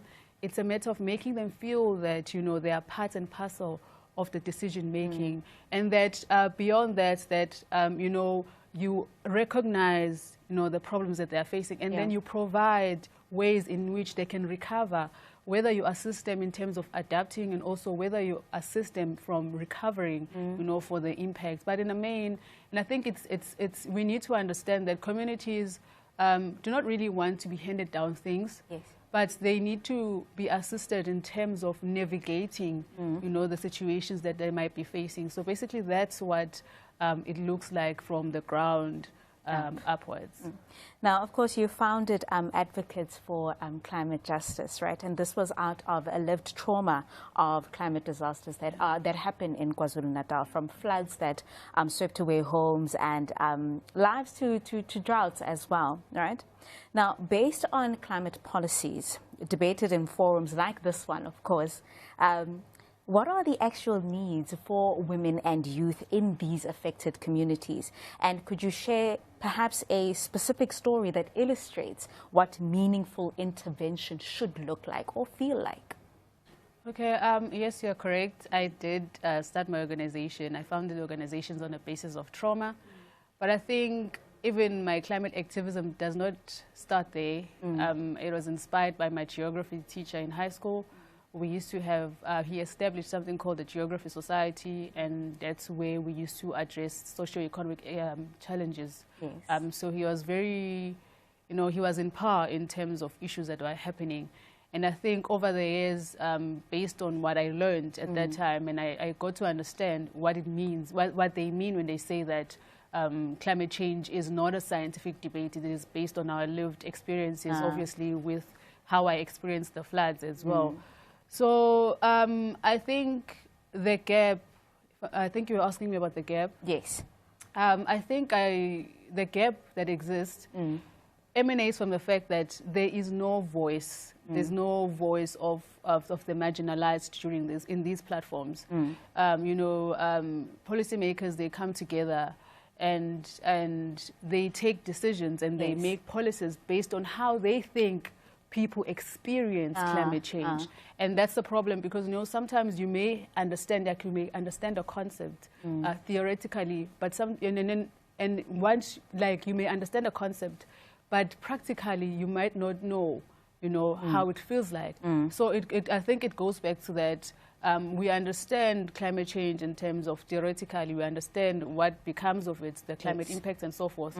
But the lived experiences, you need to understand it from the horse's mouth. You need to understand it from the horse's mouth. So I think the voice is what is missing, and also the how we interpret resilience. Yes, we speak about resilience in all of our climate policies, but you find that people are still trying to navigate, they're still recovering. You know, if you go out there, you realize people are still recovering from the flood. So then you ask yourself, but what resilience is it that you are speaking about in these policies? But just to speak on a story, I would like to just use an analogy of, you know, and I know it's something that most people are experiencing. So let's picture a young woman. She's been unemployed for a very long time. She was, she got an opportunity to study. She excelled and she graduated.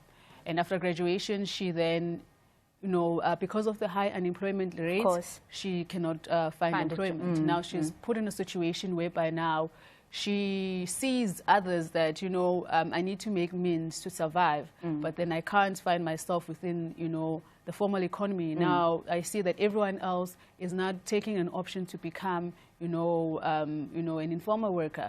She then decides, she sees probably a neighbor, and the neighbor is a street vendor. She then decides, but I'm going to become a street vendor. And as she decides, in the midst of her making it and trying to make a living, and then the floods hit. There's a flood. Now it means that besides having to deal with that, her home has been swept away. she now has to deal with the fact that her business had been swept away. Remember, even the storage spaces that they use as street vendors, they are not as conducive as a normal business, like a formal business. So now she has to deal with the fact that she doesn't have a home, her business has been swept away, she doesn't have equipment, she doesn't have, and then she gets to a point where, remember, she's an informal worker. She doesn't have any form of financial safety nets that are protecting her. She doesn't have insurance. She cannot access loans. And then so she decides that, you know what, the only solution out of this, I will then seek a loan from a loan shark.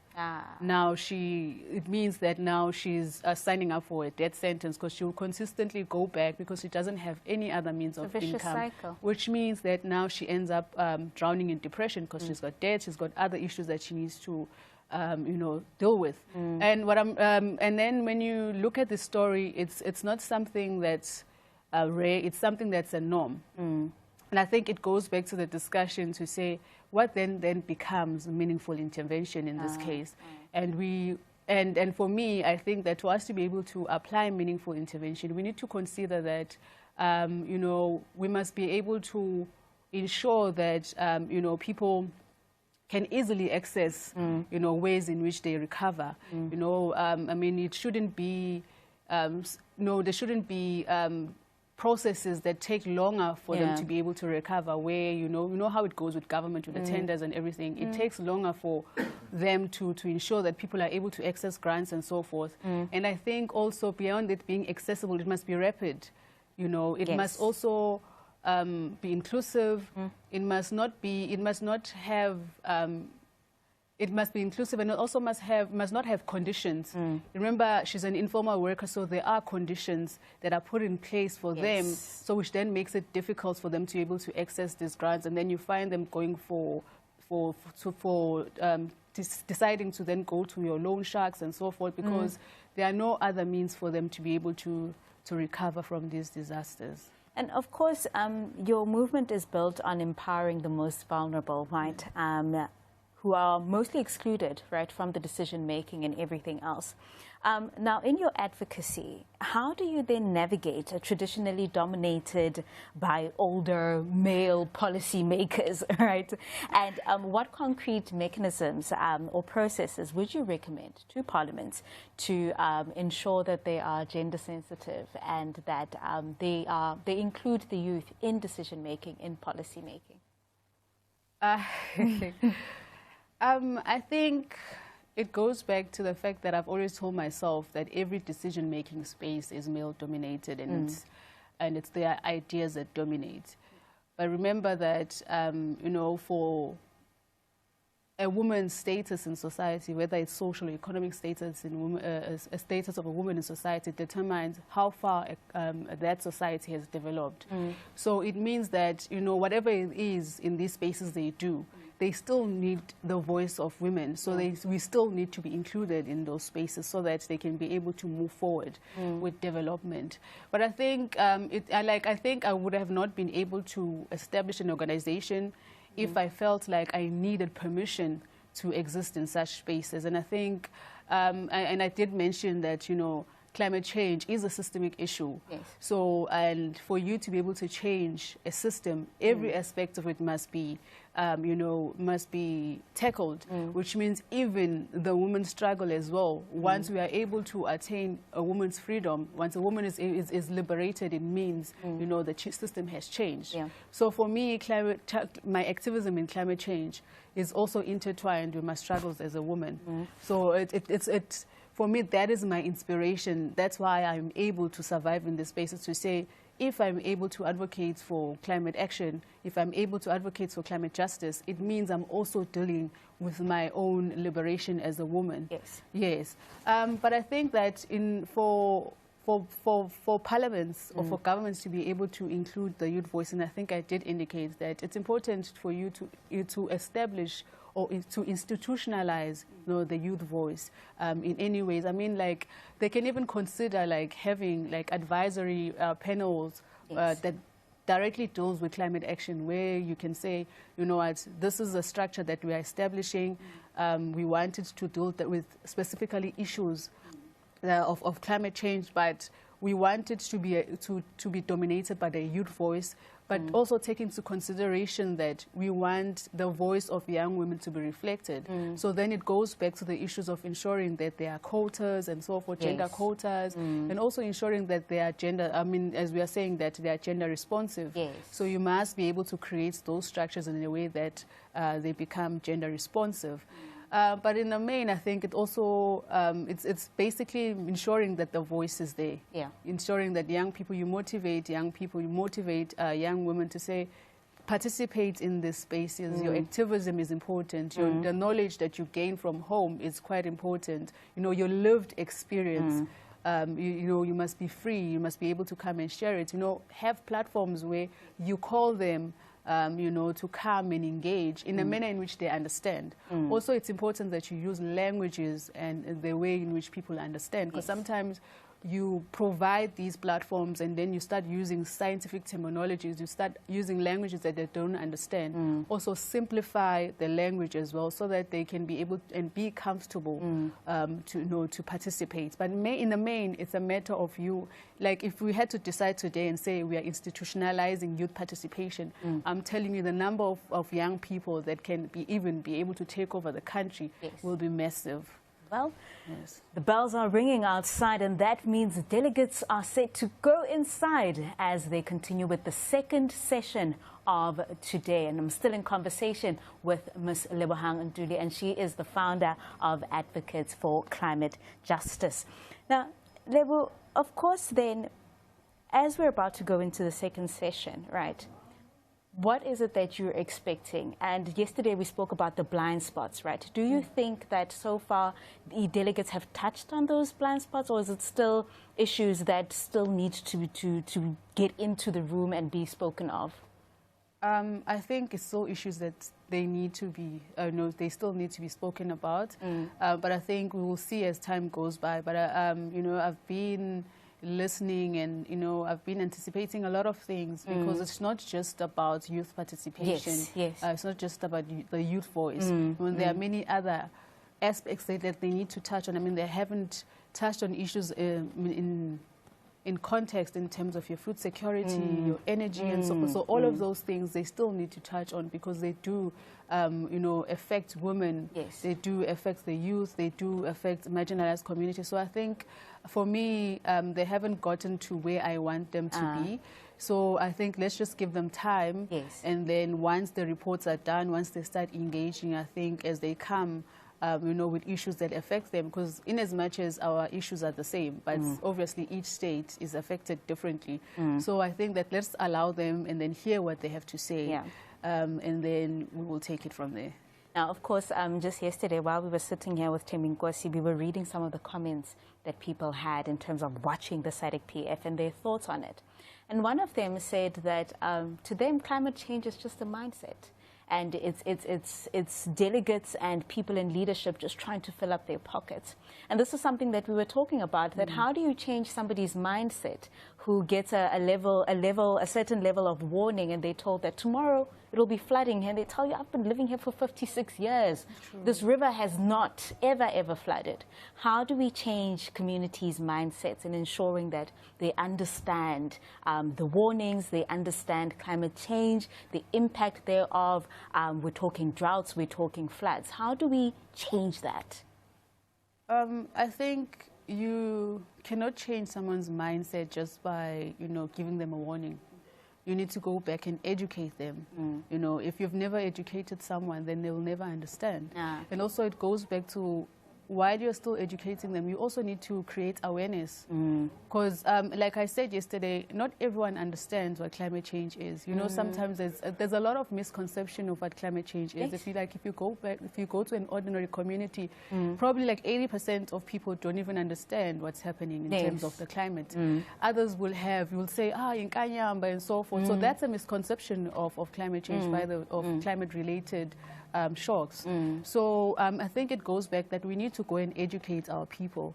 We need to go and create awareness, because if we assume that people know, and we only educate people within our own spaces, then we are going to get people who react. We are going to get people who are resistant, you know, to the solution and the policies that you bring forward when that comes to climate action. Yes, and then we spoke earlier about relief. Now, looking at that, beyond immediate relief of ensuring that people are taken out of these disaster-struck areas, how do we ensure that recovery and resilience building doesn't just exist in policy, but is also implemented on the ground and people feel it? Where do they get this information? For example, with your organization, where do they go to get the information and to be informed about such issues?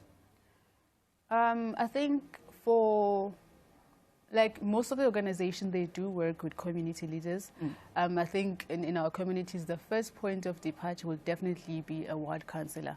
I think most organizations must make use of our ward councillors because they have offices where everyone has access to. You know, sometimes, I mean, our organizations don't really exist inside you know, our communities. Yeah. Sometimes our organization may exist at City Central. Now, what then happens to someone who's at Umutu and they need our assistance, but then there's a ward councillor who's available, then we can just disseminate the information there. But I think I did indicate yesterday that my organization had an initiative last year where we went to a radio station, where we collaborated with a radio station, where we started educating people about climate change, obviously using the simplest way that they can understand.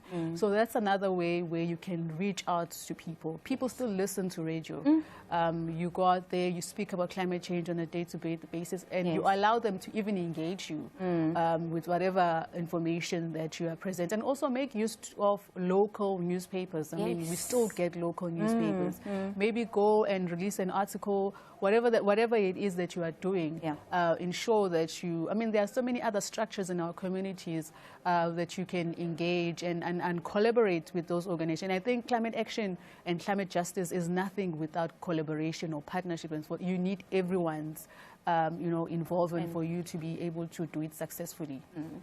And while we are waiting for the second session of the Sadc-Pf, today is day 3 of this plenary assembly, which is the 58th plenary assembly of the symposium, with the overarching theme of the impact of climate change on women and youth, and of course parliaments and their role in ensuring that there's proper climate change policies in terms of adaptation and mitigation. Now, those are the delegates. Like I said earlier, the bells were ringing, indicating that delegates should get into the venue and settle down. Conversations are going to be underway as the regional countries are going to report back on some of the decisions that were made last year and their implementation thereof. So far, we've had countries like Botswana and Lesotho who have already reported on the progress that they have made in terms of implementing the policy decisions that were made at the last plenary assembly.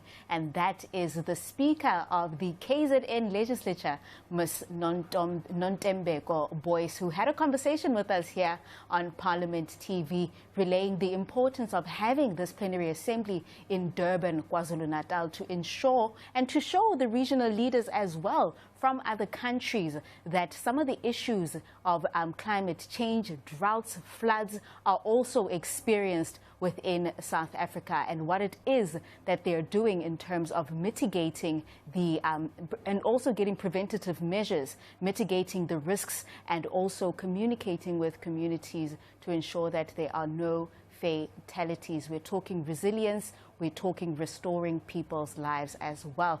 I'm still in conversation with Lebu Ntuli, and she is the founder of Advocates for Climate Justice. Lebu, what is it that you think we can expect, and what are you looking forward to in this second session?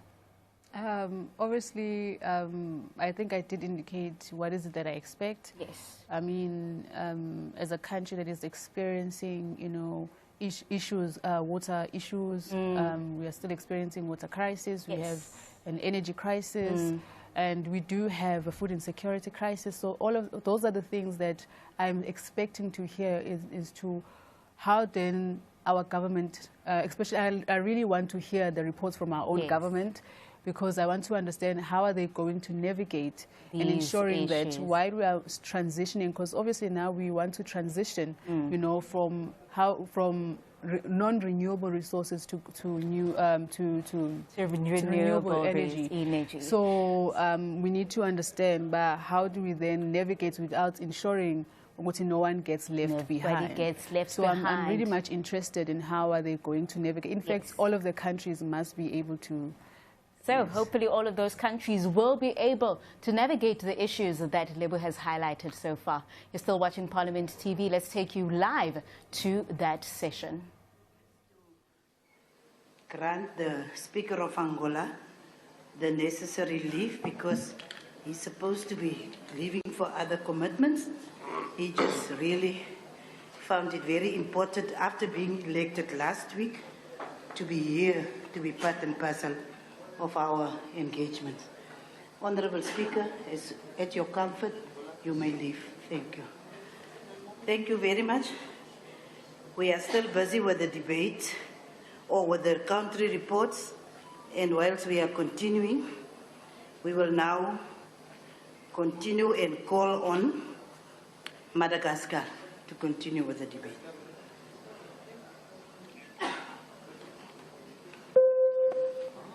So.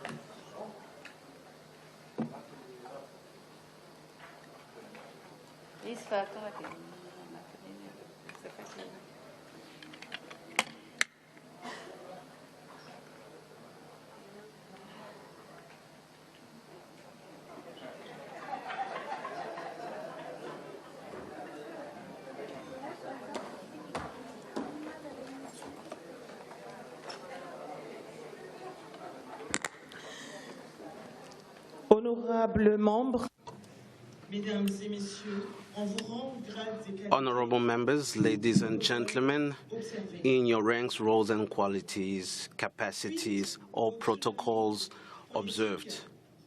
Following the political tsunami that Madagascar recently experienced, know that it is with an immense joy that the Malagasy delegation finds itself among you today. Some may say that we are survivors, but from my point of view, our presence here conveys a strong signal which is none other than the return to stability in our country. I would like to emphasize the very warm welcome we always receive from SADC members, whose support greatly reassures us. Be sincerely and deeply thanked for it. Moreover, allow me to express my particular gratitude to Madame Boemo, who has constantly been attentive during this difficult ordeal. More than ever, it is essential and timely for our Parliament to play its role in strengthening democratic governance, the promotion of sustainable development, the protection of human rights, as well as regional integration. Thus, ladies and gentlemen, Madagascar reiterates its commitment to contribute to collective efforts and initiatives aimed at improving the free movement of goods and services in accordance with the SADC Trade Protocol. Know, ladies and gentlemen, that efforts have been deployed to this effect in order to modernize port procedures as well as strengthening economic competition as well as supporting regional trade. But beyond this, Madagascar takes it to heart that natural resources may be managed appropriately, such as nickel and different natural resources. And this is why Madagascar's reform are meant to secure sustainable, transparent, and beneficial exploitation for population, all the while harmonizing on regional strategic priorities. Moreover, our parliament is also aiming at consolidating a constitutional framework that is resilient and able to secure state continuity. We also consider the capacity building of parliamentaries because this is an absolute priority in order to improve parliamentary oversight as well as oversight of government action. We are fully supporting the transition of the SADC Parliamentary Forum to a SADC Parliament with a strengthened mandate. For all these reasons, we are watching and monitoring the ratification processes, and we are ready to support the implementation of the protocol on the operationalization of these parliamentary organ. Before concluding, I would like to stress the importance that Madagascar gives to the participation of youth when it comes to decision making.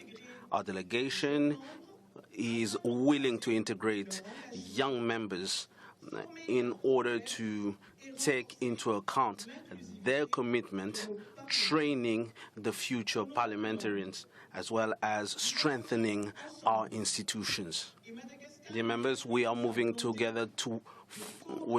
forward together, and we are reinstating our willingness to work together with all member states in order to build a SADC that is more integrated, even more stable, and even more prosperous. We believe that our discussions, our resolutions, our commitment, as well as our solidarity will always contribute to strengthen democracy in our countries, as well as improving the lives of our constituencies.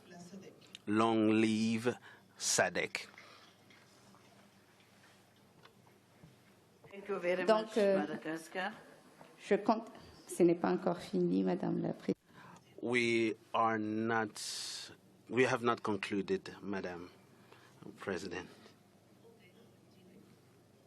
Madam Speaker.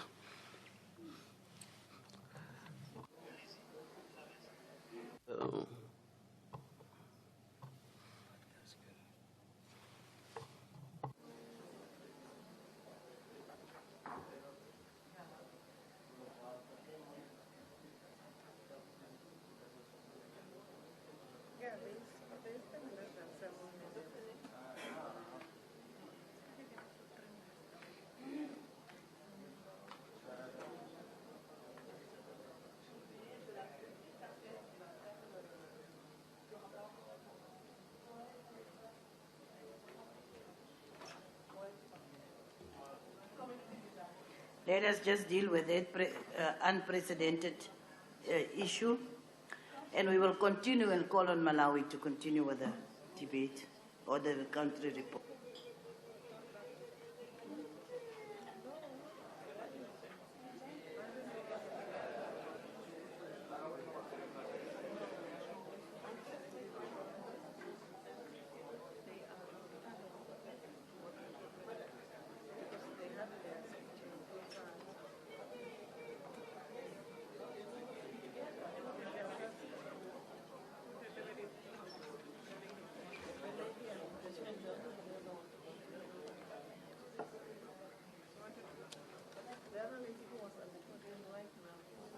Honorable Chair and the House, allow me to start by standing on the salutations already observed. I present the country report for the Parliament of Malawi on the 58th Sadc-Pf Plenary Assembly, as guided by the Right Honorable Speaker for Malawi, Samir Suleiman, who is actually present in this House. Madam Chair, allow me to begin by commenting on issues of tariff on trade and SADC member states. Malawi was among the 32 countries eligible for preferential treatment under the African Growth and Opportunity Act, AGOA. During this period, Malawi's exports to the United States through AGOA increased by 6.5%.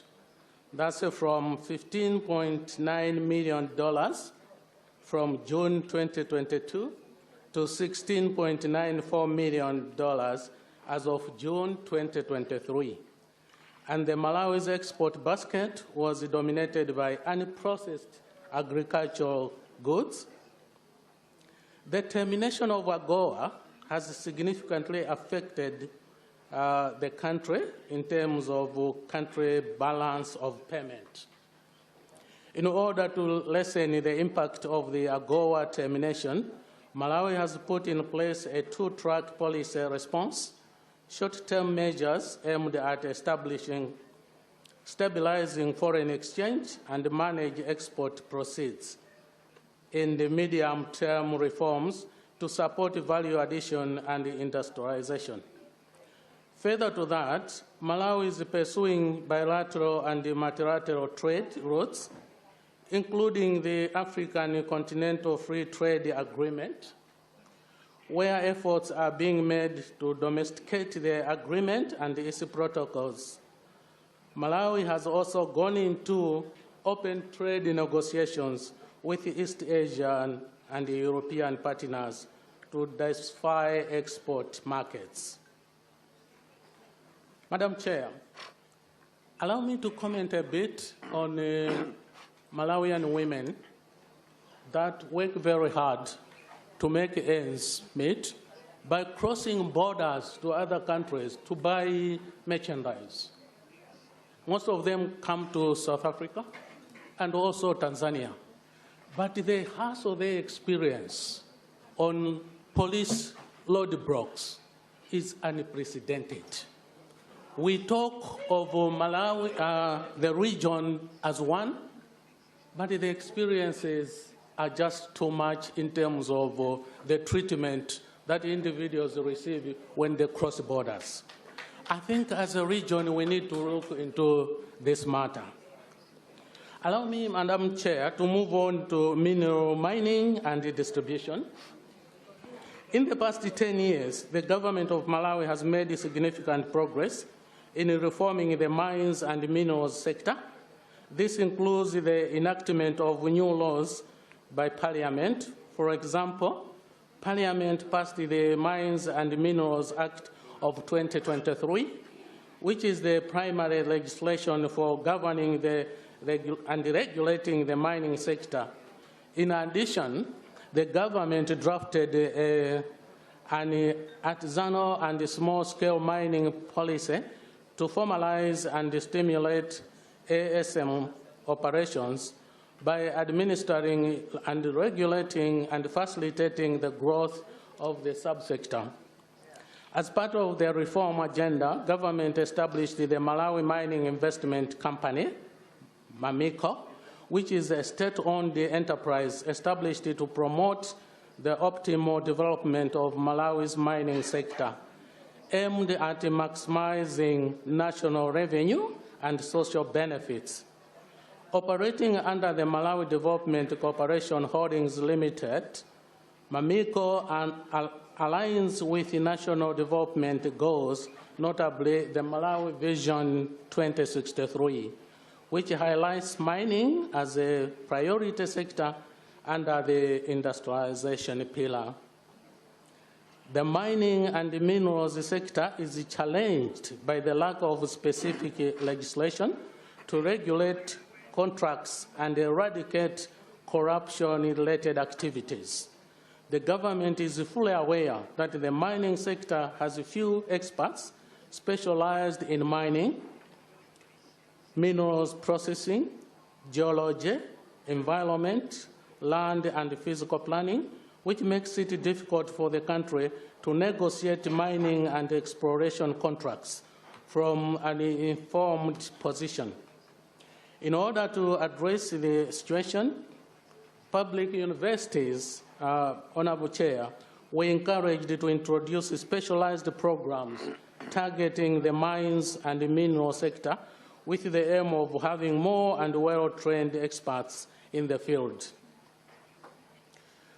Allow me, Madam Chair, to move on to perpetual succession of Parliament.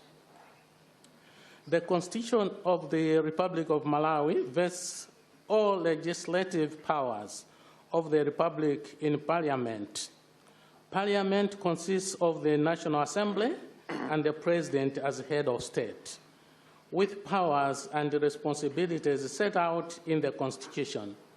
Section 8 of the Constitution binds Parliament to ensure that its deliberations reflect the interests of all Malawian people and that the values expressed or implied in the Constitution are furthered by the laws enacted.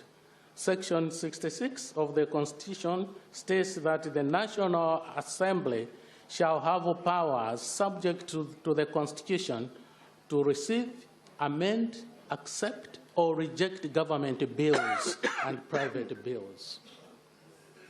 Parliament repealed the 1994 Constitution provision for a Senate, thereby making the Parliament of Malawi unicameral legislature.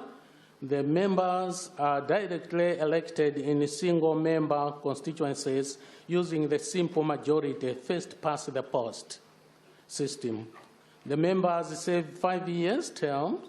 The current Parliament was inaugurated in September 2025 after the general election with our new Speaker, Right Honorable Samia Suleiman.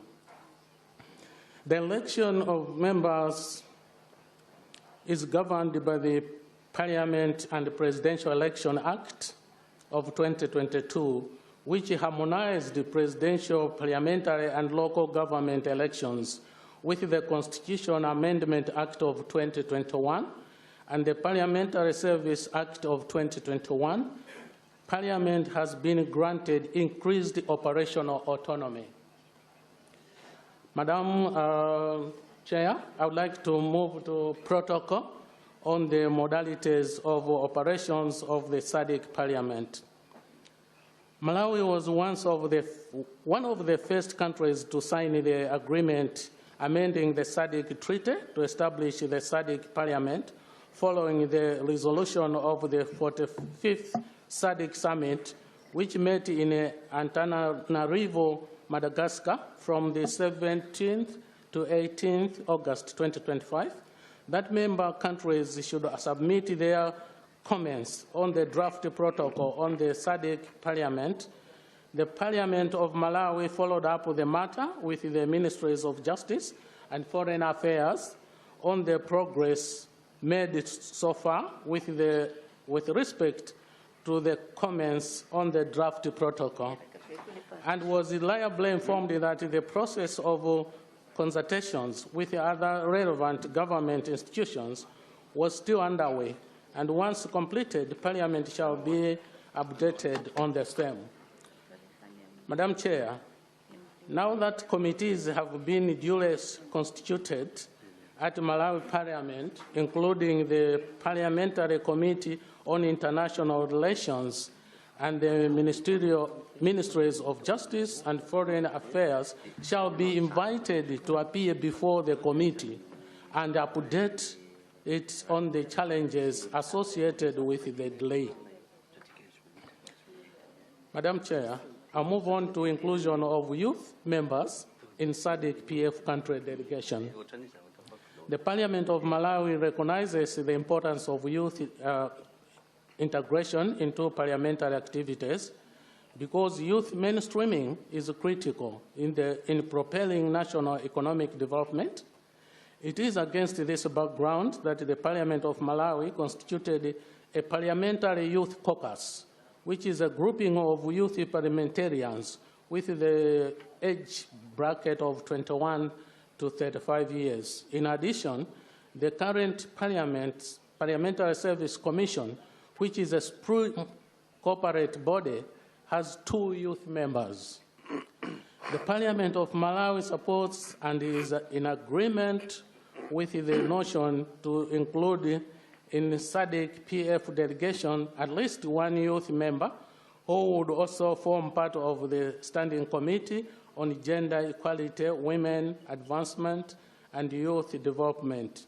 However, the allocation of members to standing committees, as well as interparliamentary organizations, IPOs, such as Sadc-Pf, is largely determined by the leaders of a political party.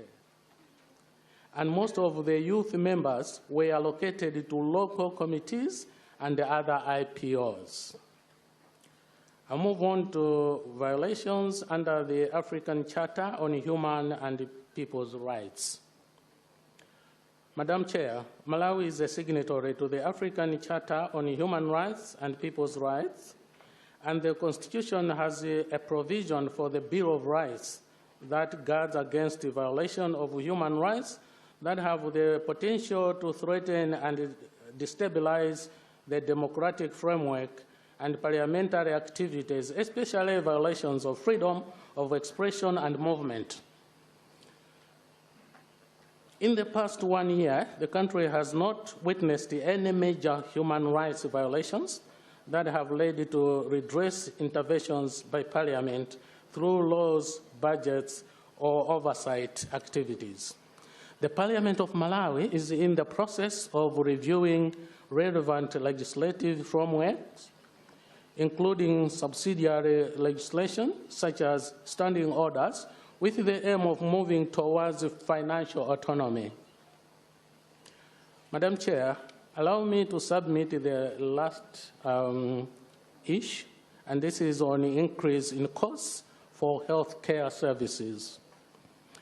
The Malawi's health care delivery service system has been heavily impacted upon by the dwindling resource basket as a result of the withdrawal of USAID. For example, there are disruption in the delivery of HIV services, which were dependent on USAID funds.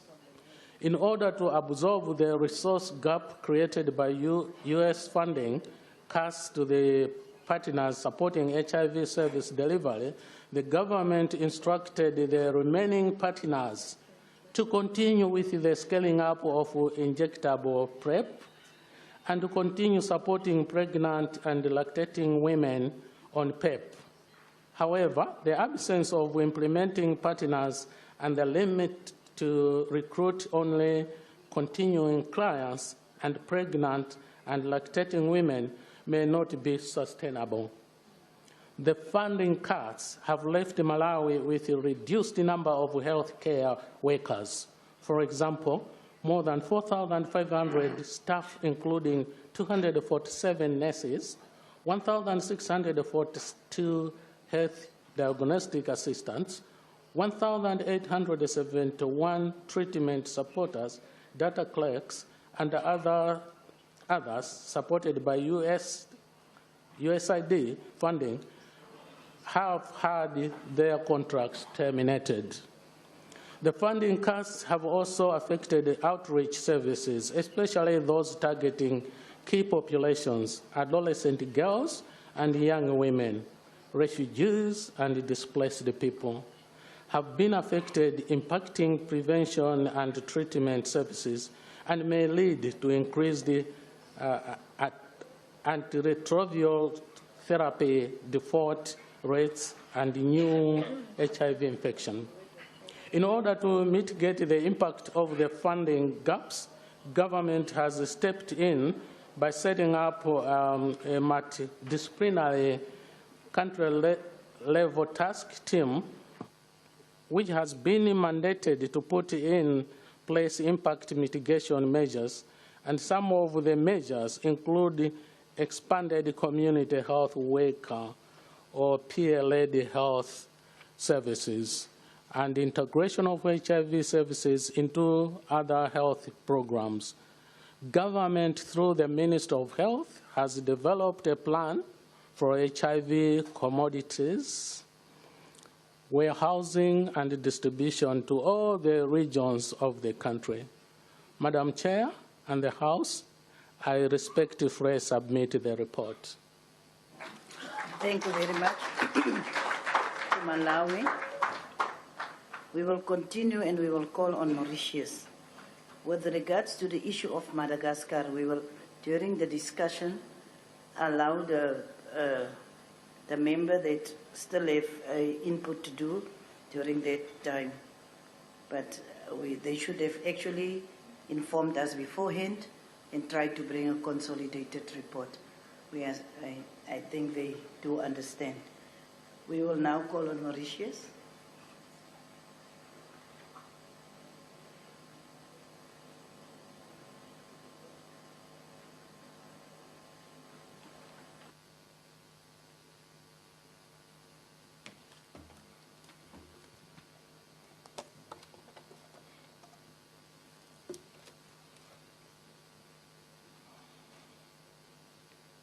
Honorable President of the SADC Parliamentary Forum, honorable speakers, honorable member of the Parliament, excellencies, distinguished guests, ladies and gentlemen, all protocol observed, good afternoon. It is with immense honor and sense of responsibility that I address this esteemed assembly today in my capacity as leader of the delegation of Mauritius and Deputy Chief Government Whip of the Mauritius National Assembly. At this 58th Plenary Assembly of the SADC Parliamentary Forum, held here in the beautiful city of KwaZulu-Natal, South Africa.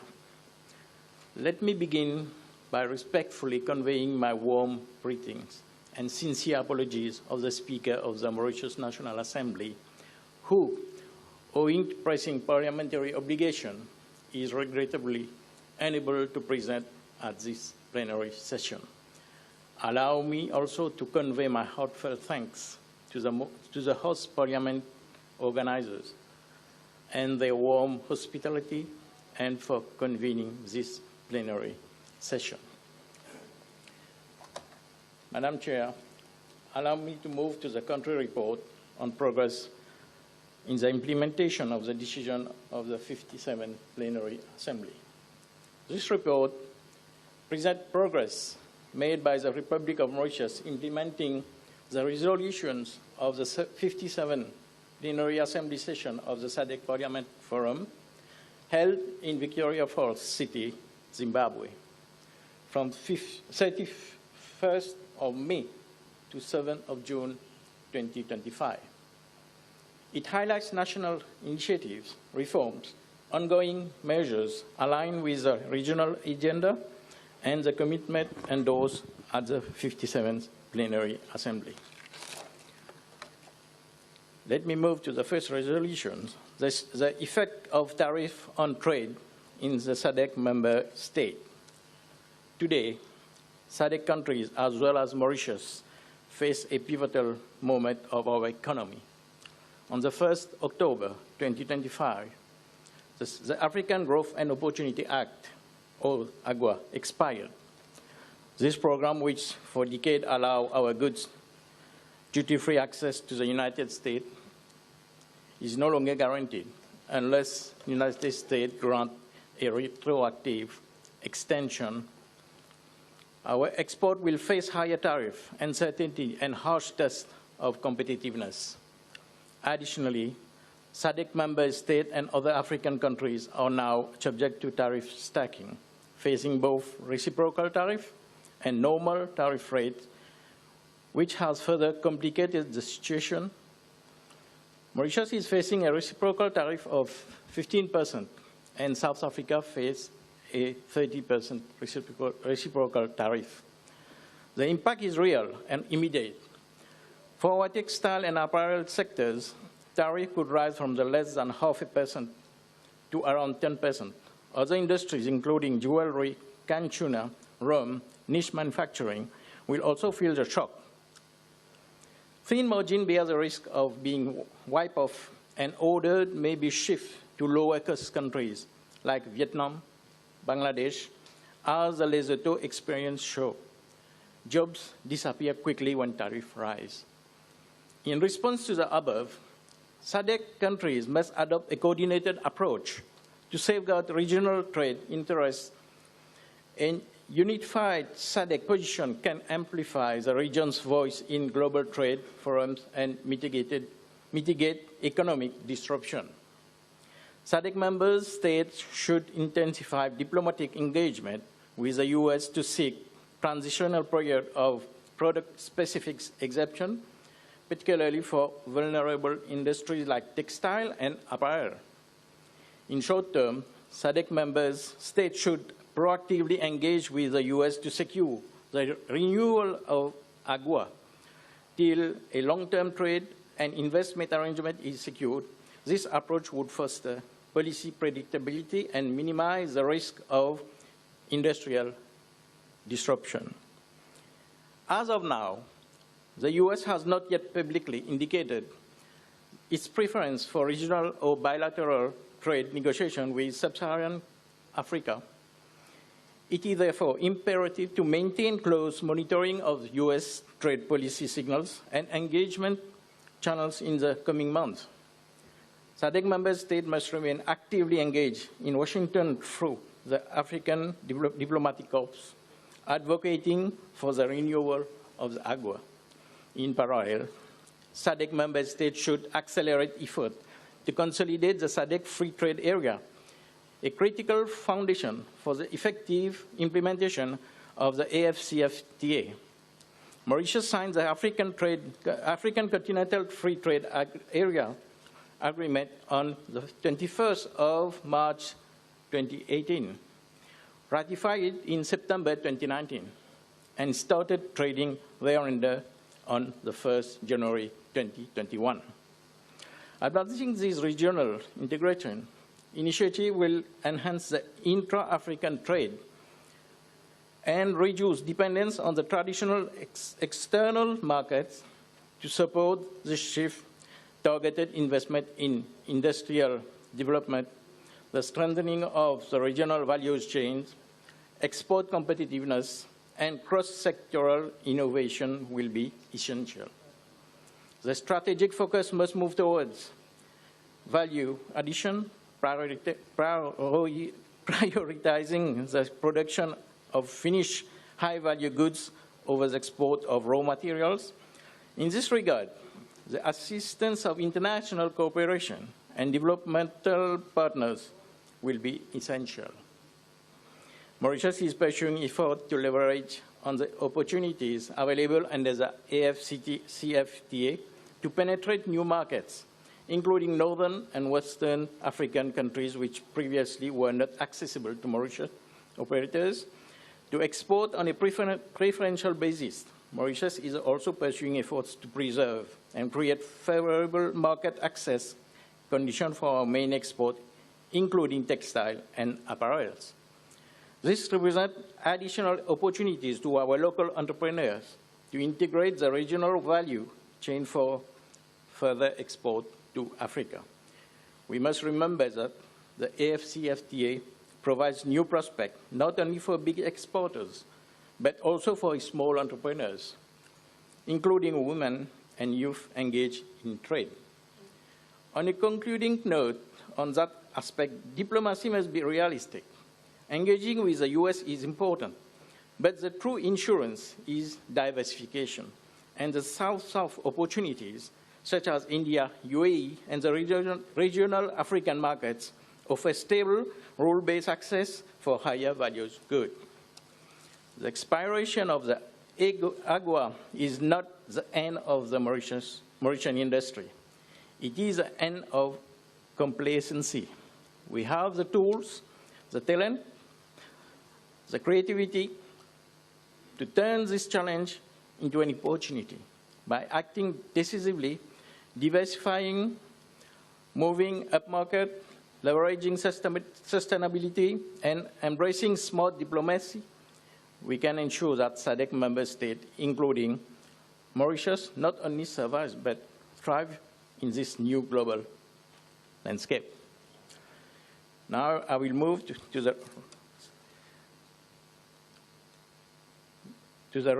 resolution's robustness of the democratic framework to ensure the perpetual succession of Parliament. In line with Sustainable Development Goal 16 and recognizing the increasing fragility of democratic norms worldwide, the Parliament of Mauritius reaffirms its central role as a stabilizing institution that safeguards the rule of law and democratic continuity.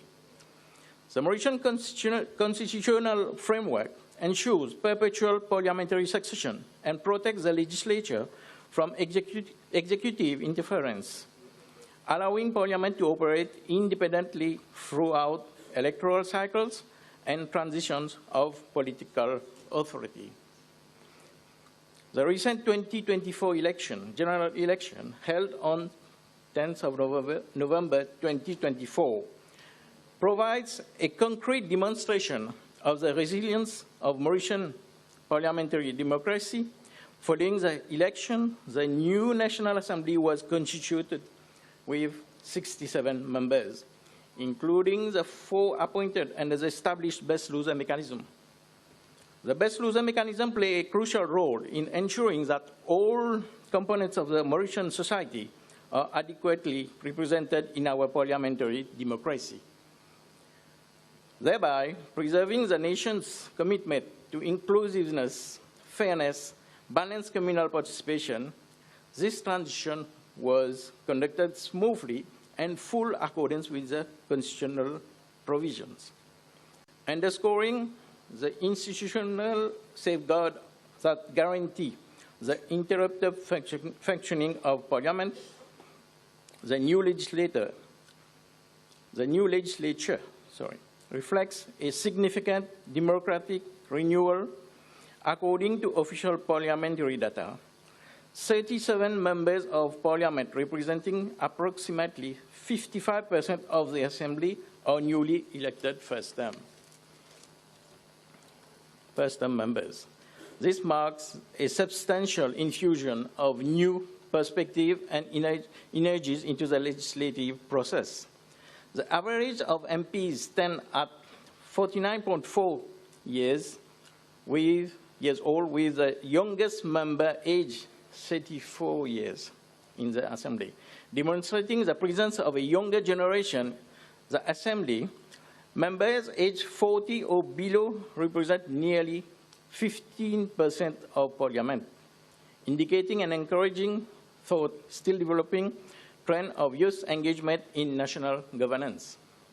This substantial turnover in membership and diversity of the representation occurred without disruption to the functioning of Parliament.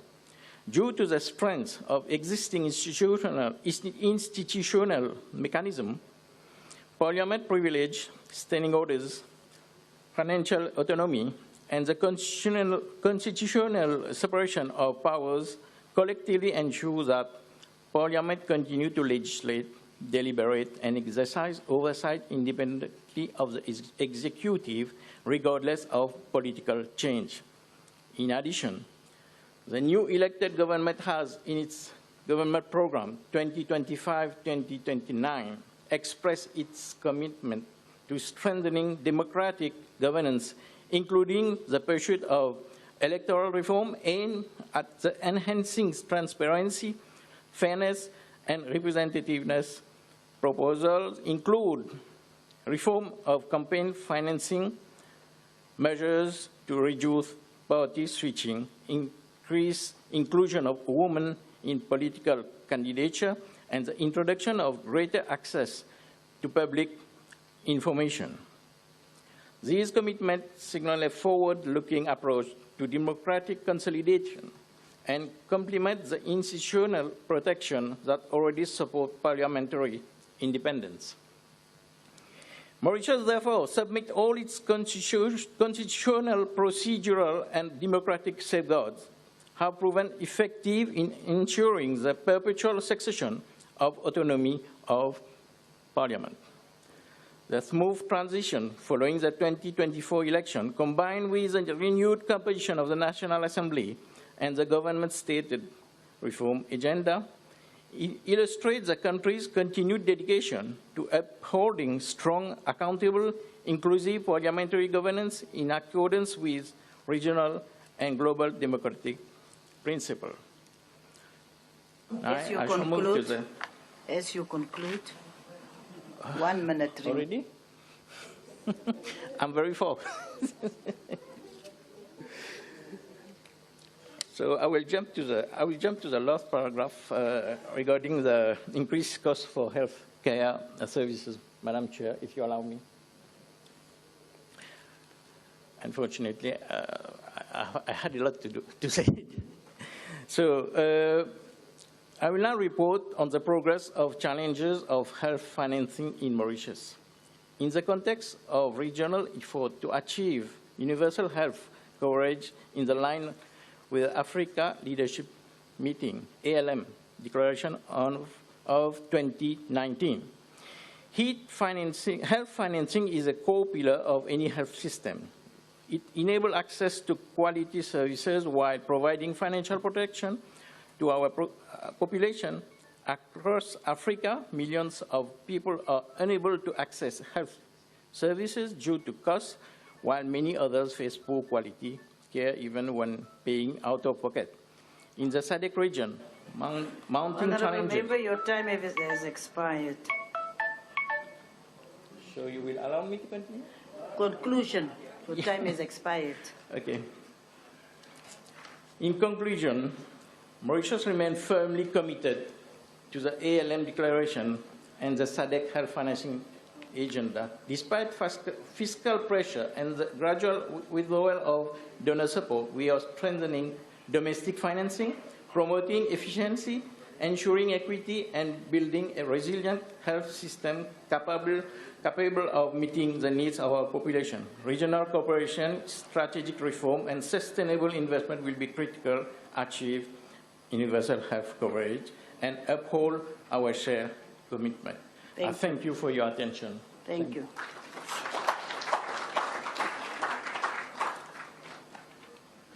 We will now call on Mozambique. Members, you don't have to read your reports word by word. You can just summarize the report. It will help you with the time. Mozambique. Zamora Machel.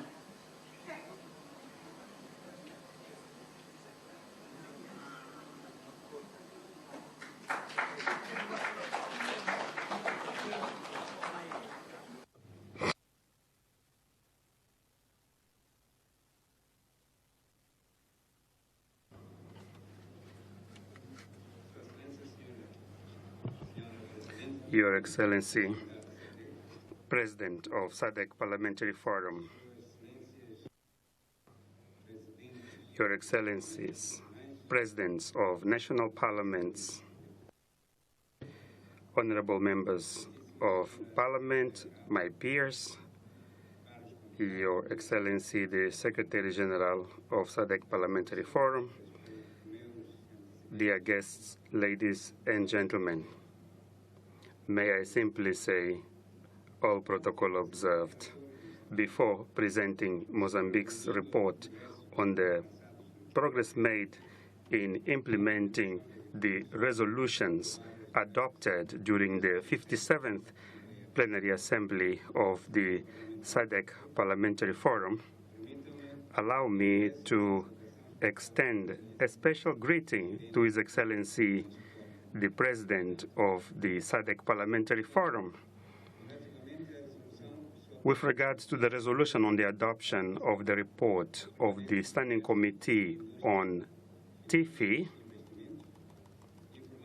I would like to inform you that the prison system in Mozambique plays a crucial role in ensuring public safety and the administration of justice in the country.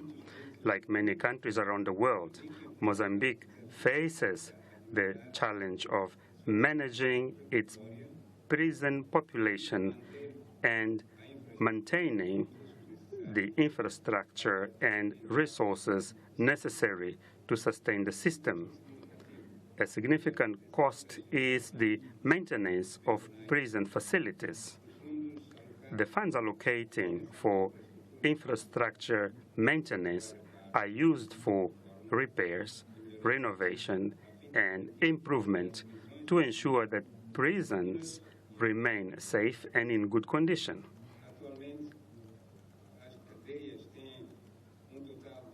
Currently, prisons have a total of 24,000 inmates, and each one spends at least $700 medical, which is equivalent to around $10 per day on feeding costs alone. Such costs are suffocating the budget of the National Prison Service, not to mention the responsibility of ensuring that inmates have access to health care, uniform, energy, and water supply. In order to change the situation, prison services have been investing in the production of some food items in order to ensure the inmates' sustenance and reduce the pressure on the state budget by the justice system. As a way of reducing the deficit, the Ministry of Justice takes surpluses produced in prisons to the market, and the proceeds obtained are used to meet other needs in the sector, including provision of hygiene products for inmates, which is a crucial factor to prevent diseases such as cholera. With regards to the resolution on the adoption of the report of the Standing Committee on Food, Agriculture, Natural Resources and Climate Action, it should be noted that the Mozambican Parliament oversees prisons mainly through the Committee on Constitutional Affairs, Human Rights and Legality, which visits prison facilities to verify compliance with the law and human rights. The committee investigates violations such as illicit detentions and make recommendations such as the release of inmates who have already served their sentences or those that have been detained illegally. With regards to interaction with other institutions, to ensure more comprehensive oversight, the committee interacts with other institutions in the justice system, such as courts and prosecutor's office. I would like now to present recommendations and actions. Following investigations, the Parliament, through its committee, issues recommendations to the government for the restoration of legality, such as the release of prisoners detained illegally. With regards to the resolution on the adoption of the report of the Standing Committee on Gender Equality, Women's Empowerment and Youth Development in Mozambique, alternative measures to imprisonment include community service, forfeit of property or assets, the application of fines, and temporary deprivation of rights. It also establishes parole for prisoners with good behavior who have served part of their sentence. The government of Mozambique argues that the application of alternative measures to imprisonment for women can reduce their social marginalization and to facilitate their social reintegration and enable them to return to a productive and dignified life. Furthermore, the adoption of alternative measures to imprisonment can partially solve the problem of prison overcrowding and is a way of promoting a more sensitive and humane justice system capable of meeting the real needs of women in conflict with the law. Mozambique is implementing public policies that are sensitive to women's vulnerabilities, investing in capacity building programs and provision of psychological assistance, family support, and other resources to ensure their social reintegration. Within the scope of this duty, the State of Mozambique has approved regulation and created institutions and programs to protect women, in particular, the protection against gender-based violence, such as the establishment of a 5-year plan where the issue of gender and protection of women is an important aspect to be taken into account in the areas of production, health, and education. The creation of an office to assist women and children who are victims of GBV. The approval of a law on domestic violence against women. With regards to the resolution on the adoption of the draft resolution on the slow implementation of the SADC model law on the eradication of early marriages involving minors and the protection of children already in marriage, it should be noted that in July 2019, based on this law, the Mozambican Parliament approved the law on the prevention and combating of early marriages, increasing the country's commitment to combating such harmful practices. According to the law of Mozambique, sexual activity with a minor is defined as any person under the age of 18 is a crime, and it is punishable by imprisonment or fines. The country has taken steps to improve the legal environment and adopted strategies to wage a war against early marriages. The Constitution of the Republic of Mozambique states that the state has a duty to ensure the protection of the rights of women and children as stipulated in international declarations and conventions.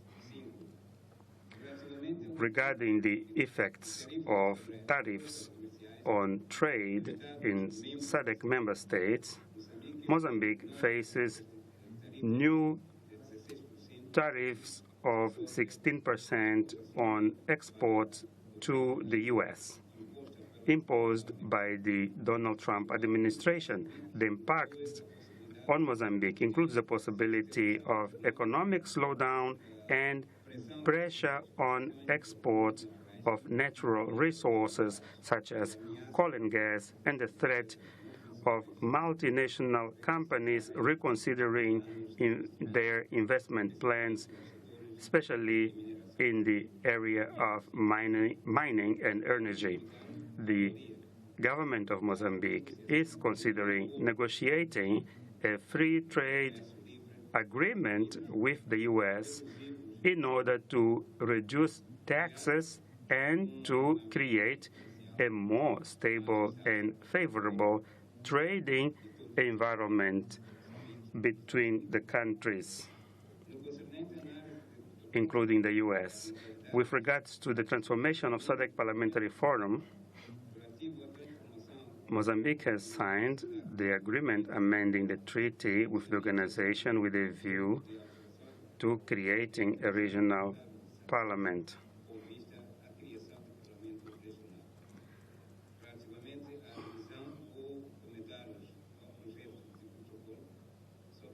Through the government of Mozambique, the Assembly of the Republic has sent its contribution to the draft protocol to the SADC Secretariat.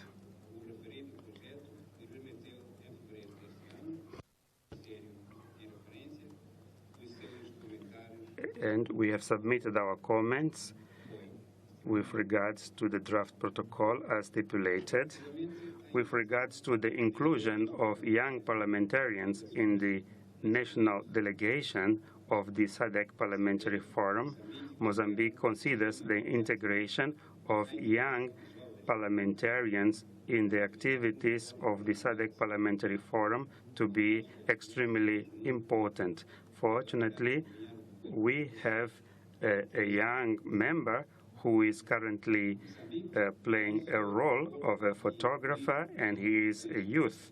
Mozambique not only agrees to include young parliamentarians, but has already integrated a young member of parliament into the Standing Committee on Gender Equality, Women Empowerment, and Youth Development. Thank you very much for your attention. I would like to submit this report to the management. Thank you very much. Thank you very much to Mozambique. You are setting a very good example. Yes, we will now follow and call on Namibia to continue with the debate, the report.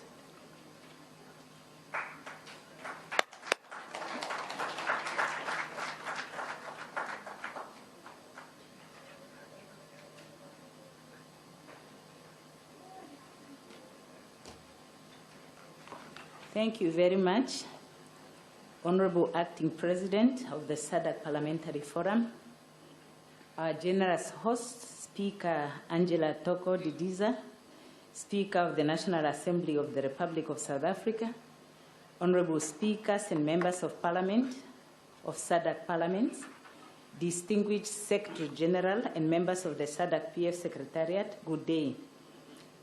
I wish to appreciate the very warm hospitality that is extended to all of us for our meeting by our host, the Speaker of South Africa, and through her, the government and the people of South Africa. I have the honor to present the implementation report of the Republic of Namibia as follows.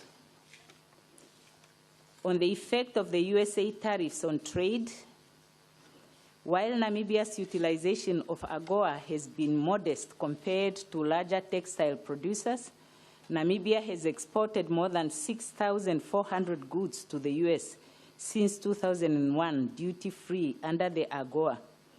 Trade tariffs of 21%, which were later reduced to 15% by the USA government, would negatively impact Namibia's export earnings by disrupting established supply chains, decreasing the competitiveness of goods exported from Namibia to the USA, impair export earnings, and undermine the sustainability of jobs, and negatively impact the economy in the near to medium term. In response, Namibia is preparing to diversify trade routes through the African Continental Free Trade Area by leveraging tariff concessions and expanding intra-African trade. We can diversify markets, strengthening resilience, and reduce dependence on external shocks by so doing. Parliaments need to ensure the domestication of the free trade agreements, protocols, the alignment of national legislation, and readiness of local producers to compete in continental markets, as well as rules of origin for this opportunity to yield results. This requires targeted support for exporters, reforms to sustain beneficiation, and the establishment of institutions such as the National Tariff Board through the expedient finalization of the legislation to establish the Tariff Board in order to guide tariff negotiations. Namibia signed the FTA agreement on 2nd July 2018 and deposited its instruments of ratification on the 1st of February 2019. A significant step towards operational readiness was taken on December 20th of last year when we gazetted our FTA tariff offer, thereby positioning the country to commence trading under the framework.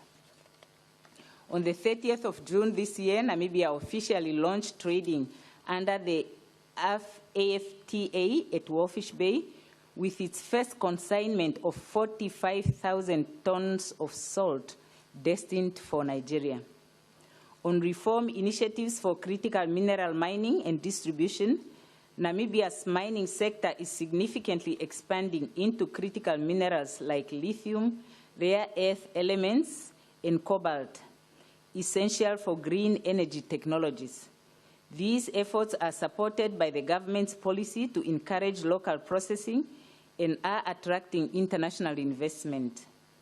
While traditional mining continues with uranium, diamonds, and copper remaining major exports, the government aims to use critical minerals to drive industrialization and create value-added industries. Namibia recognizes the growing importance of critical minerals in global supply chains. Our approach is guided by national priorities rather than external demand. Parliament has a duty to ensure that critical strategic minerals advance local value addition, job creation, and economic diversification. Several reforms are underway. One, Minerals Bill. The government has been reviewing the Minerals Prospecting and Mining Act with the aim of aligning it to current best practices and addressing gaps identified during implementation of the Act. The Minerals Bill, which is currently under stakeholder validation, empowers the minister when deemed necessary for the development or protection of Namibia's mineral resources to declare a mineral as strategic through a notice published in the Gazette. Export of raw materials prohibition. Government has restricted the export of unprocessed lithium, cobalt, manganese, graphite, and rare earths to encourage local beneficiation. Mineral beneficiation strategy. The strategy aims to promote skill development and industrial diversification. Policies are being developed to align with this new strategy with incentives for local processing and potential state participation in mining ventures. Local content policy. The policy is being finalized to ensure Namibia benefit meaningfully from mining activities. Critical raw material strategy. Namibia is in the process of developing a local content framework for the extractive sector, but implementation remains at an early stage.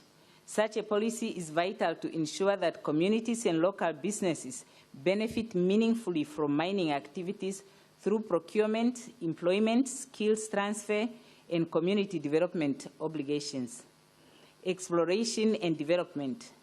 While potential is high, much of Namibia's critical mineral wealth remains underexplored, requiring significant investment and sustained exploration work to fully unlock. As Namibia advances its industrialization under the 6th National Development Plan, the mining sector is poised to transition from a rent-based model to a globally competitive engine for inclusive growth, export diversification, and financial innovation.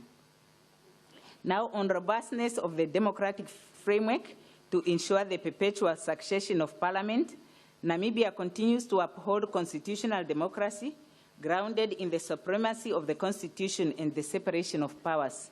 Since independence, peaceful transfers of power and regular elections have safeguarded parliamentary succession.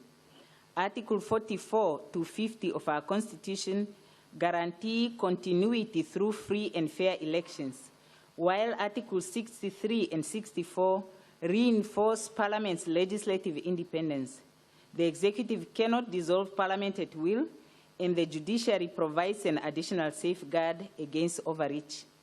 Namibia's multi-party system, strong media freedoms, and active public participation further strengthen democratic resilience. Parliament remains committed to acting as the fulcrum of democratic governance, ensuring uninterrupted succession and stability. On consideration of the protocol on the modalities of operation of the SADC Parliament, following the 45th SADC Summit's resolution that member states submit comments on the draft protocol by the 30th of October 2025, Namibia has submitted its comments through the Ministry of International Relations and Trade for transmission to the SADC Secretariat. Namibia, as the host of the Sadc-Pf, has a special responsibility to ensure that the protocol is legally sound while promoting democracy and regional integration.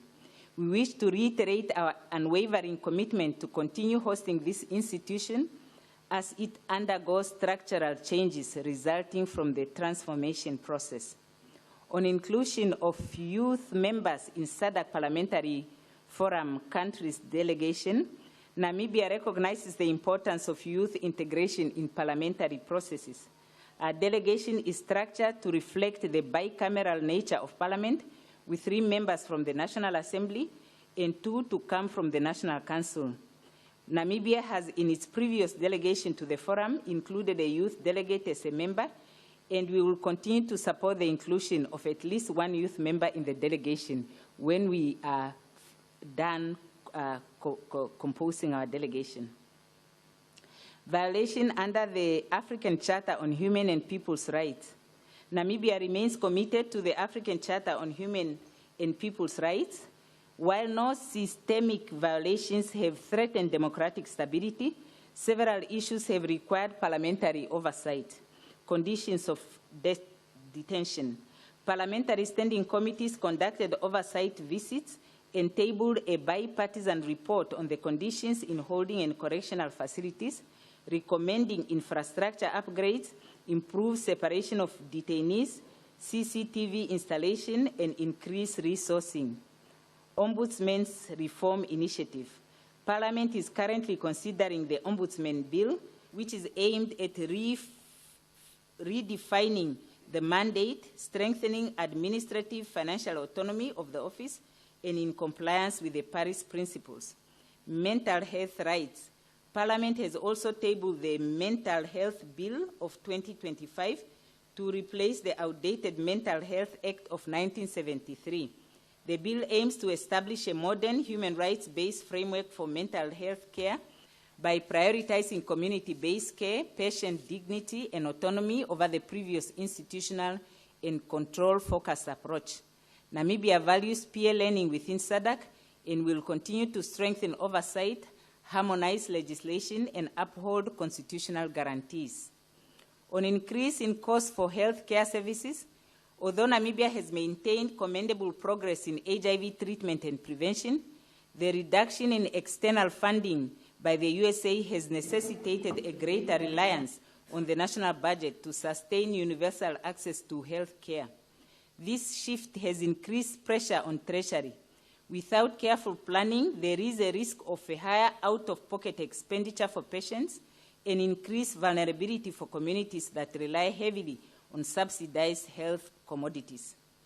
In response to these pressures, Parliament has strengthened its oversight of the health sector through committee engagements and budget scrutiny. Parliament advocates for sustainability of ARV supply chains, the affordability of essential medicines, and the need to protect primary health care services from budget cuts. Parliament supported increased allocation to key health programs to mitigate the impact of external funding reductions and encourage the Ministry of Health to continue to improve efficiency in procurement systems, including exploring pooled purchasing agreements within SADC. Furthermore, Parliament advocates for clearer long-term transition planning to reduce dependence on external donors, including investment in local pharmaceutical capacity, stronger partnerships with the private sector, and enhanced domestic resource mobilization. Oversight visits to health facilities were undertaken to assess stock levels, staffing constraints, and the accessibility of rural clinics, ensuring that policy decisions remain guided by conditions on the ground. Namibia remains committed to ensuring continuous access to quality health services despite shifting global funding landscapes. Parliament will continue to monitor the situation closely, support the prioritization of essential health services in the national budget, and work with the executive to safeguard the gains made in public health over the past 3 decades. In conclusion, Namibia approaches these critical areas with determination and commitment to fulfilling both national aspirations and regional obligations. From trade integration and critical minerals governance to democratic resilience and human rights protection, Parliament stands ready to provide strategic direction, legislative support, and rigorous oversight. We remain engaged members of the SADC Parliamentary Forum and committed to contributing to the region's collective progress towards sustainable development, inclusive governance, and shared prosperity, and ensuring that our people benefit equitably from the resources and opportunities available within SADC and beyond. Thank you. Thank you very much, Speaker of Namibia. Thank you very much, Namibia. We will now call on the Seychelles to continue with the report.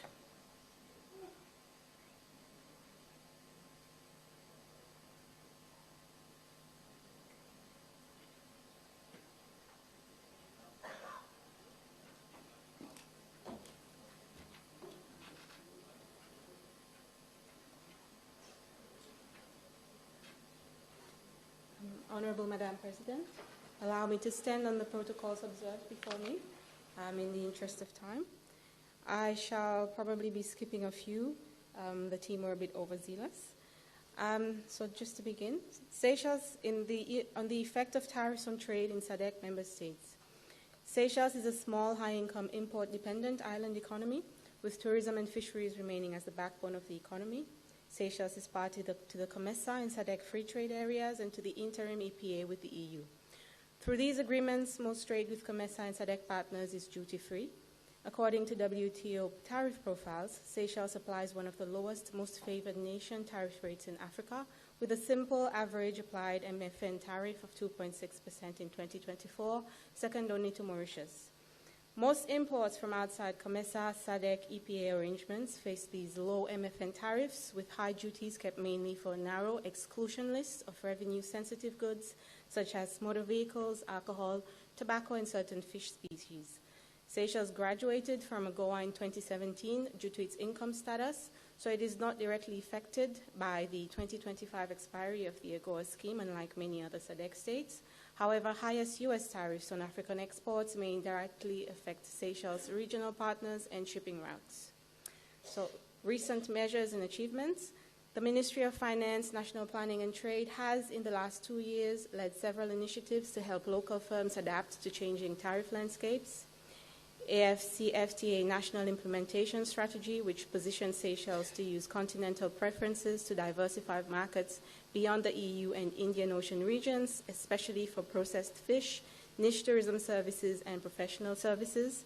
Continued participation in COMESA and SADC FTAs, reducing tariffs and non-tariff barriers for regional imports, particularly food, construction materials, and industrial inputs. Implementation of the Export Guidebook and Import Guide to help small exporters understand rules of origin and preferential tariffs under SADC, COMESA, and the IEPA. The challenges and issues observed are a high concentration of exports leave Seychelles vulnerable to tariff and non-tariff changes in a few key markets, especially the EU and some Asian buyers. Transport and logistics costs remain high for a remote island state, so non-tariff costs and shipping surcharges often outweigh the low tariff advantages of FTAs. As a high-income country with very low applied tariffs, Seychelles has limited room to use further tariff reductions as an incentive and must focus instead on standards, trade facilitation, and value addition. Reform initiatives for critical mineral mining and distribution. Seychelles does not currently produce oil, gas, or solid minerals and has no land-based critical mineral mines. However, its EEZ of over 1.3 million square kilometers has potential for offshore oil and gas and possibly seabed minerals. To manage these prospective resources, Seychelles has built an early governance framework. The petroleum sector is regulated by the Petroleum Mining Act 1976, Petroleum Taxation Act 2008 as amended by 2013 amendments, and model petroleum agreements complemented by environmental laws and pollution control regulations. Seychelles joined the Extractive Industries Transparency Initiative as a candidate in 2014 and uses SEITI to disclose petroleum licensing and revenue information and to guide reforms such as the Beneficial Ownership Act 2020 for transparency in the extractive sector. Its Blue Economy Roadmap and Marine Spatial Plan commit the country to ensuring any future seabed mining is compatible with conservation of marine ecosystems, tourism, and fisheries. Although Seychelles has no critical minerals production, these frameworks are relevant to any future extraction of offshore hydrocarbons or polymetallic minerals. I will skip a few of these. Gaps, risks, and parliamentary opportunities. Existing laws on petroleum and minerals are older and were not drafted with critical minerals and deep-sea mining in mind. A comprehensive update would be needed if commercial discoveries are made. Given the high ecological value of Seychelles' marine environment, the National Assembly will need to weigh climate and biodiversity commitments against any extractive projects. Robustness of the democratic framework to ensure the perpetual succession of parliaments. Constitutional and institutional framework. Seychelles is a multi-party democracy with a constitution that guarantees separation of powers, regular elections, and judicial independence. The National Assembly is elected on a mixed system of directly elected and proportionately elected members, ensuring plural representation. Recent years have demonstrated that peaceful alternation of power has become the norm. In 2020, an opposition candidate won the presidency and his party gained a parliamentary majority for the first time since independence. In 2025, another peaceful transfer of executive and parliamentary power occurred following the elections and a presidential runoff. Observers noted that the vote was generally orderly and in line with democratic standards. SADC election observers in 2025 assessed the Seychelles general elections in light of the SADC principles and guidelines governing democratic elections, noting strong legal frameworks, including the Constitution and the elections, while also identifying operational and logistical areas for improvement. Seychelles performs strongly on governance indices. It is ranked first in Africa for overall governance and 18th globally in perceived corruption levels, reflecting the effectiveness of institutions and rule of law. The Electoral Commission amended the Elections Act ahead of the 2025 polls with stakeholder consultations and reference to the Sadc-Pf model law on elections, aiming to strengthen campaign finance rules, media access, and complaints mechanisms. The National Assembly of Seychelles can continue aligning electoral and political finance laws with SADC and international standards, strengthen oversight of security forces and intelligence services, ensuring they operate within constitutional limits, and ensure that parliamentary rules of procedure safeguard continuity, including clear provisions on dissolution, extraordinary sittings, and succession in case of extraordinary events. Consideration of the protocol on the modalities of operation of the SADC Parliament. Seychelles has been an active supporter of the transformation of the SADC Parliamentary Forum into a fully fledged SADC Parliament. Seychelles signed the agreement amending the SADC Treaty to establish the SADC Parliament, demonstrating political commitment at the highest level. The President and the National Assembly leadership have publicly pledged unwavering support for the transformation. The National Assembly has participated in regional and national consultations on the draft protocol on the SADC Parliament, providing feedback to ensure the protocol aligns with the Seychelles domestic legal system and SADC integration goals. The main challenge is fiscal space. As a small, high-income state with many international commitments, Seychelles must plan carefully for regular participation and contributions to the SADC Parliament's operations. The National Assembly of Seychelles plans to continue working with the Sadc-Pf Secretariat and peer parliaments to fine-tune the protocol, including clarifying oversight powers, legal personality, and relations with national parliaments. It plans to also review national laws to ensure that once the protocol enters into force, decisions and recommendations of the SADC Parliament can be effectively considered and, where appropriate, implemented. Inclusion of youth members in Sadc-Pf country delegations. Seychelles has made youth participation a priority in both national and regional democratic processes. The Seychelles National Youth Assembly is an educational youth parliament that offers leadership training and experience in parliamentary procedures for young people. Recent reforms have made membership elected rather than appointed, increasing legitimacy and ownership. In 2017, Seychelles hosted Sadc-Pf's first ever Women's Parliament and a youth-focused symposium on harnessing the demographic dividend in SADC through investment in youth, highlighting youth concerns at regional level. In 2024-2025, Seychelles led the launch of the Parlement Régional des Jeunes Oceanie, a regional youth parliament for the Indian Ocean, officially launched in Victoria in April 2025, with Seychelles youth delegates engaging directly with the National Assembly. Progress towards youth representation in Sadc-Pf delegations. The National Assembly includes younger members of Parliament and youth-focused committee chairs in its Sadc-Pf delegations. Seychelles has also championed youth issues at regional meetings, including discussions on digitalization, youth participation in elections, and the establishment of youth parliaments. Seychelles is positively disposed to the Sadc-Pf proposal that each delegation should include at least one member under 35 years of age, and continued collaboration with the Seychelles National Youth Council and Ministry of Youth and Sport and the Family Department will help identify and mentor suitable youth representatives. I must at this point point out that our youngest member of Parliament currently is actually 30 years old, and apparently I am the youngest speaker in the Sadc region as well, so yeah. Violations under the African Charter on Human and People's Rights.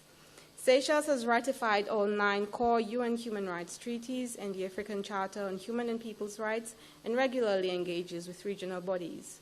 Recent external assessments, including the 2024 U.S. State Department Human Rights Report, found no credible reports of significant human rights abuses and noted that the government took steps to investigate and sanction officials implicated in abuses. In March 2025, the African Commission on Human and People's Rights undertook a promotion mission to Seychelles, engaging government, civil society, and vulnerable groups to evaluate progress and remaining challenges under the Charter. At national level, the Seychelles Human Rights Commission publishes annual and media reports highlighting achievements and persistent gaps, such as the need for stronger awareness, better conditions in detention facilities, and improved access to justice. For the key concerns and specific areas, while there have been no large-scale violations, several issues require continued attention. Lengthy pretrial detention in some high-profile corruption, terrorism, and drug cases, which has raised due process concerns. In fact, I just received an update that with regards to this, a particular bail has been granted to 2 people who have been, unfortunately, in detention for quite a while. Isolated allegations relating to freedom of expression in media, particularly in cases touching on national security and high-level corruption.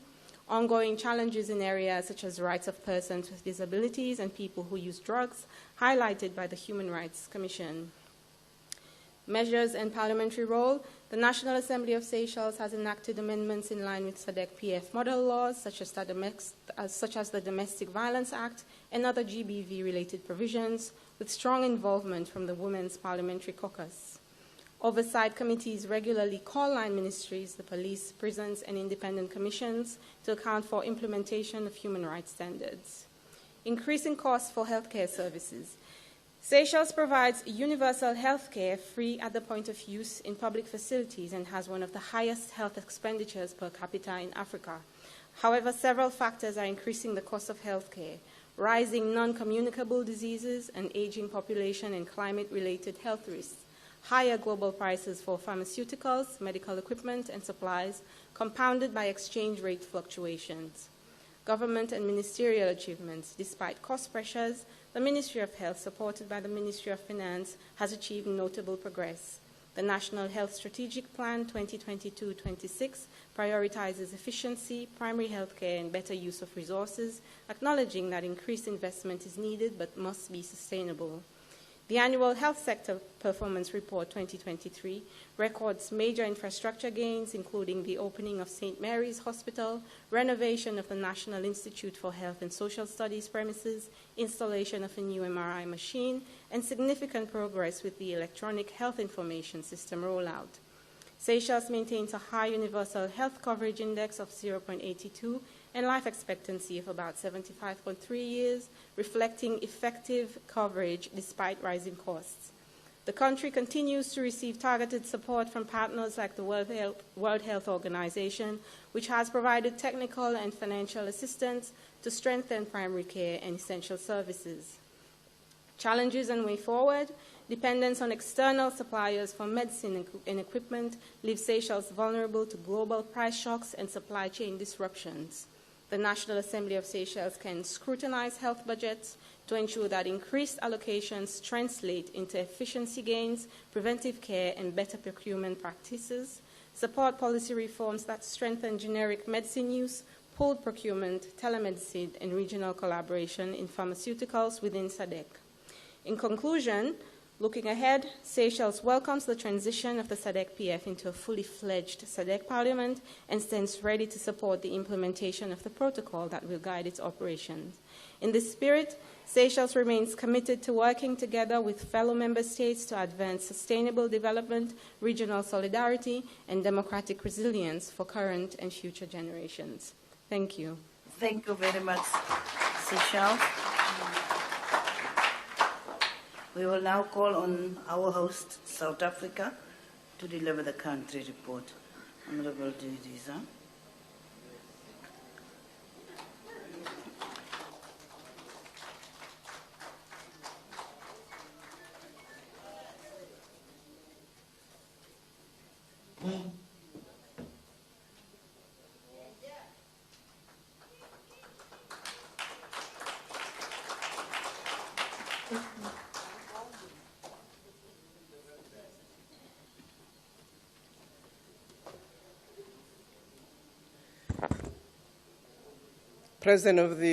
Acting President of the SADC Parliamentary Forum, and Vice President, honorable members, distinguished guests, ladies and gentlemen. It is indeed a profound honor to present and table the country report on South Africa's implementation of the resolutions adopted at the 57th Plenary Assembly session. Before I deep dive into South Africa's country report, it would be amiss of me not to preface my presentation by joining His Excellency Paul Mashatile, who opened our meeting on Sunday, in acknowledging the historic nature of the 58th Sadc-Pf Plenary Assembly, which is taking place at the back of successfully held P20 Speaker Summit, of which a majority of you participated. And I would like to thank the speakers of the SADC Parliamentary Forum for their participation in the SADC Parliamentary Speaker Summit. It also comes at the backdrop of the successfully held G20 Leaders Summit. But most importantly, I think it would be amiss of me and all of us not to continuously thank the Parliament of Namibia, and through you, Speaker, for having been a trailblazer in ensuring that as parliaments in the region are able to continue to meet and can have a locus where we can say, this is our office. And for that, we owe it to the Parliament of Namibia and the peoples of Namibia.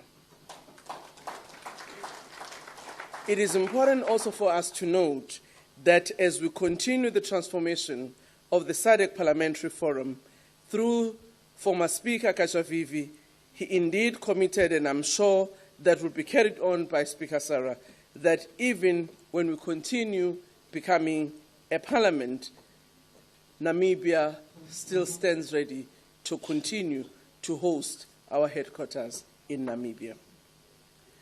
Honourable members, now coming to the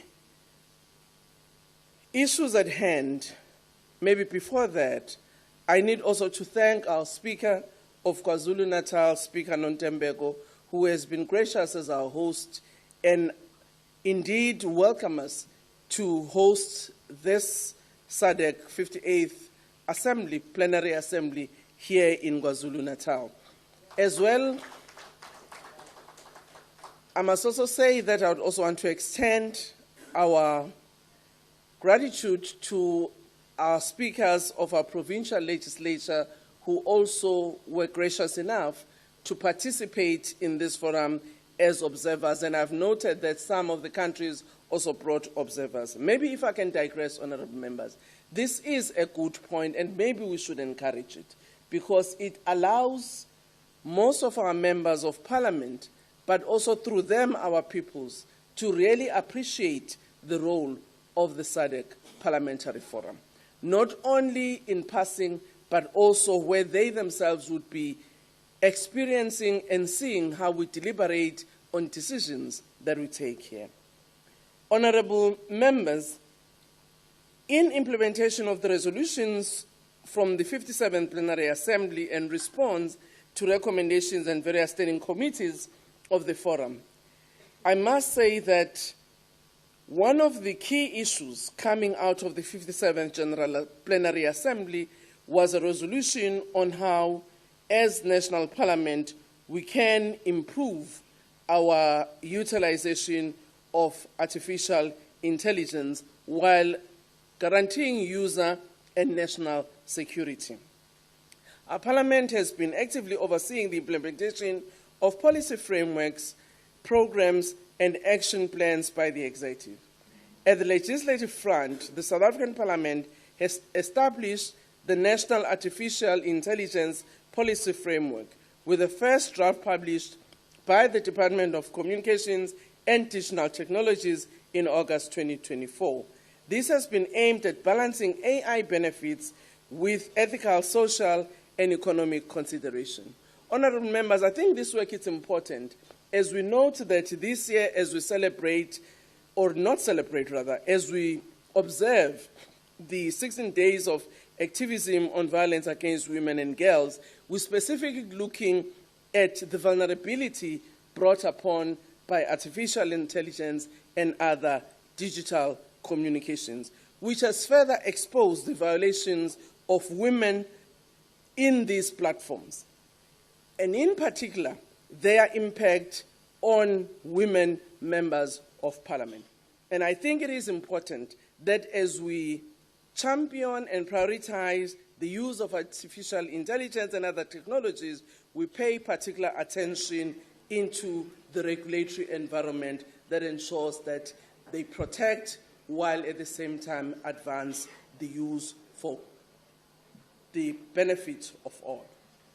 The progress on standing committee resolution, South African Parliament has integrated committee resolutions into the structures and strengthened its oversight mechanism to ensure the implementation is integrated with the actions of the Executive.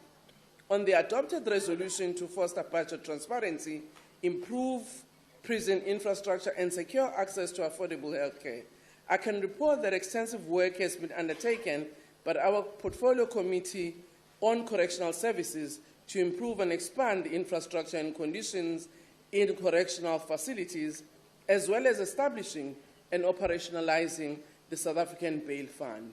This bail fund was developed by the Judicial Inspectorate for Correctional Services to address the injustices faced by remand detainees who cannot afford bail accounts under R1,000. Currently, 2,613 detainees remain incarcerated due to financial constraints, worsening prison overcrowding. Honourable members, on the adopted resolutions related to food, agriculture, natural resource, and climate action, the Parliament recognized the rising bread prices affecting the food security of citizens and, in particular, prisoners. The Department of Correctional Services revived its bakery program and also some agricultural activities on the land that they have to internalize the promotion of food security while at the same time transferring agricultural skills to detainees which they can use when they leave the correctional facilities. This has resulted in cost saving but also ensuring skills transfer. With regard to the resolutions encouraging a paradigm shift in funding from militarization to peace building, I can report that on 18 June 2025, the Department of Defense presented its strategic plan 2025 to 2030, an annual performance plan for the medium-term expenditure framework to the National Assembly. In this, the department outlined a balance in allocation of resources between interventions designed to address disaster relief and fire prevention with those addressing climate crisis, cyber threats, and regional instabilities. Moreover, in accordance with the resolution to urge SADC parliamentarians to support an internal ban on autonomous weapons system to prevent their development and deployment, I can report that the department has put in place measures to monitor and respond to this resolution, including enhancing defense diplomacy engagements aligned with national foreign policy objectives, as well as defense engagement with key global players. Honorable President and honorable members, on the resolutions relating to gender equality, women advancement and youth development, I can report that 11 June 2025, the Portfolio Committee on Police was briefed on executive actions aimed at combating gender-based violence and femicide. The gender-based violence has been declared as a national crisis with the aim of channeling more resources and raising awareness for all stakeholders to hold hands in fighting the scourge of GBV, but also in ensuring that the issue of GBV is not only seen as a women's issue. Men have been mobilized to actually ensure that they take part in dealing with this scourge, and a campaign that they've been championing is Not in My Name. On 29 June 2025, the Portfolio Committee on Police was also briefed on progress report by the South African Police Service on cases of violence against children, and further received a presentation by the Women Empowerment Platform on violence against children. Correspondingly, on the 26th June 2025, our Parliament joined Multi-Party Women's Caucus, which convened to receive briefings from South African Police Service and the Department of Justice and Constitutional Development on the implementation of gender-based violence and femicide measures, investigation, and challenges around protection orders and resourcing. I want to come to the issue, honorable members. Some of the detail you can read in your report through the SADC platform. But I want to come now on live matters that the SG has written and asked us to respond on. Honorable Acting President, honorable members, allow me to address the live matters of importance for this forum and outline the tangible progress we have made. The effect on tariffs on trade in SADC member states. Honorable members, the tariffs had indeed had a direct impact, as my colleagues have said, in a number of key sectors, particularly in our country, that relates largely on the automotive industry and agricultural export. It would be recalled that the US is one of the major trading partners that not only South Africa, but other members have benefited from, particularly on AGOA. Proposed or imposed tariffs, such as 25% on vehicles, have led to higher costs and reduced competitiveness for South Africa's made or assembled vehicles in the US market, which could potentially slow demand. I think it's important, honorable members, to say when we look at these issues of tariffs, it's not only about the impact of trade or its slowness, but its impact on employment and to our people. Equally, the steel and aluminium industries have been directly affected by the US tariff, disrupting global supply chains and increasing manufacturing costs. Here in the province of KwaZulu-Natal, one of the steel companies, ArcelorMittal, had announced the closure of one of their plants in Newcastle, an area where it had been largely dependent on that assembly plant. And I think it is important to also appreciate that when such industries are affected, it actually has an impact on the downstream industry, which also employs a number of people. But it is important that in our response, as South Africa, but also as other countries, is to what extent we really increase our trade among ourselves, utilizing the instrument of the Africa Continental Free Trade Area, as we've heard from Namibia. We've indicated that they've deposited their instruments, and South Africa has done so, and I know some of the countries in the region have equally done so. But at the same time, how do we diversify our trade from only dependence on the West, but also utilizing the East, Middle East, as well as other developing countries, where we could have a competitive advantage. On the reform initiatives for critical mineral mining and distribution, South Africa is actively pursuing mineral beneficiation to add value to its resources and boost economic growth. This involves transforming raw minerals into higher value products, fostering industrialization and job creation. But it is important, honorable members, to indicate that this equally will require dedicated investment from our governments to ensure that enough resources are actually put in this course of direction that we, and not just we in South Africa, but other countries would like to take. And how do we make sure that these critical minerals become the base of our industrialization and we can actually regulate it and coordinate our strategies in the region so that we are able to protect our capabilities? On robustness of the democratic framework to ensure the perpetual succession of parliaments, indeed, honorable members, I can say here that our constitutional democracy with a three-tier system of government, legislation, and an independent judiciary is actually standing firm. We have ensured as Parliament that we put an oversight in ensuring that in the way in which our instruments such as the Independent Electoral Commission does its work is actually of quality, fairness, and independence. At the same time, Parliament as a body is the one that would interview and make the recommendation of the appointment of commissioners to the Independent Electoral Commission. But at the same time, it is important to indicate that on an ongoing basis in these three tiers of government, continuous elections are done on a cycle of 5 years, but also when there are by-elections, which might have been occasioned by one reason or the other. And at the same time, there has been an increase in the participation of women and young people because we have ensured that these are part and parcel of the important sectors of our community whose voices must be heard. In the consideration of the protocol on modalities of operation of the SADC Parliament, indeed we have deposited our instruments and we do trust, honourable members, that sooner in 2026 we can remove the PF and just remain with the P. And I'm happy, Lesotho,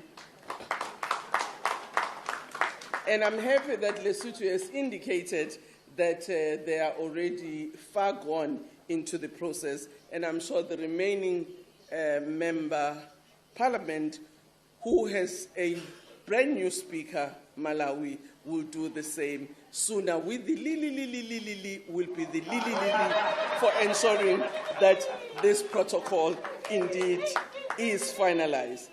And again, it is important to thank our forebears who really made sure that they championed by lobbying a number of heads of state in our region, led by our Ambassador Mudenda, our speaker, and former Speaker Kachaviva, who really made sure that they, together with other members of the speakers, such as Speaker Muti, as well as Speaker Mbete initially, and Angola, would really make sure that they represent this forum well. And today, we say thank you to them, even those of them who may not be members of Parliament today.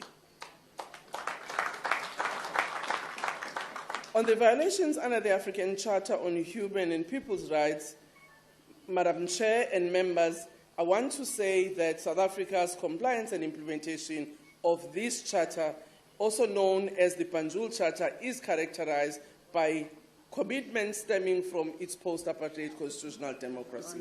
Honourable Acting President, members, thank you very much. You will then read our report like we will read yours in the website of the SADC Parliamentary Forum. Thank you very much. Thank you very much, Honourable Speaker. Members, we have a few minutes. We can call Zambia, then we will have to go for lunch, and then after that we will have Zimbabwe and the discussion. Zambia.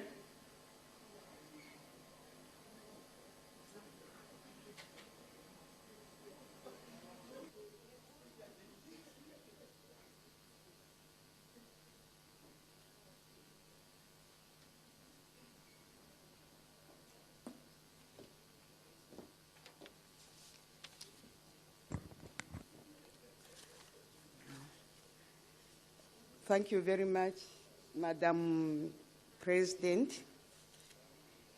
And I'm really honored to present Zambia's country report on the progress of the implementation of the resolutions of the 57th Plenary Assembly held at Victoria Falls in Zimbabwe.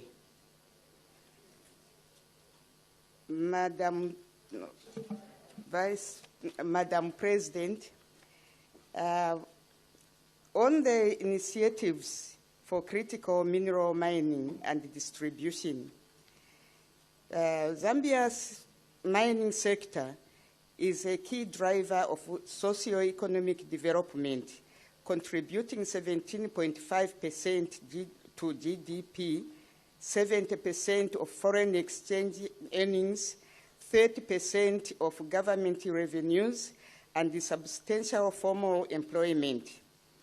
From 2021 to 2025, Zambia undertook policy, legal, and institutional reforms to align the sector with the country's transformation agenda and the global energy transition.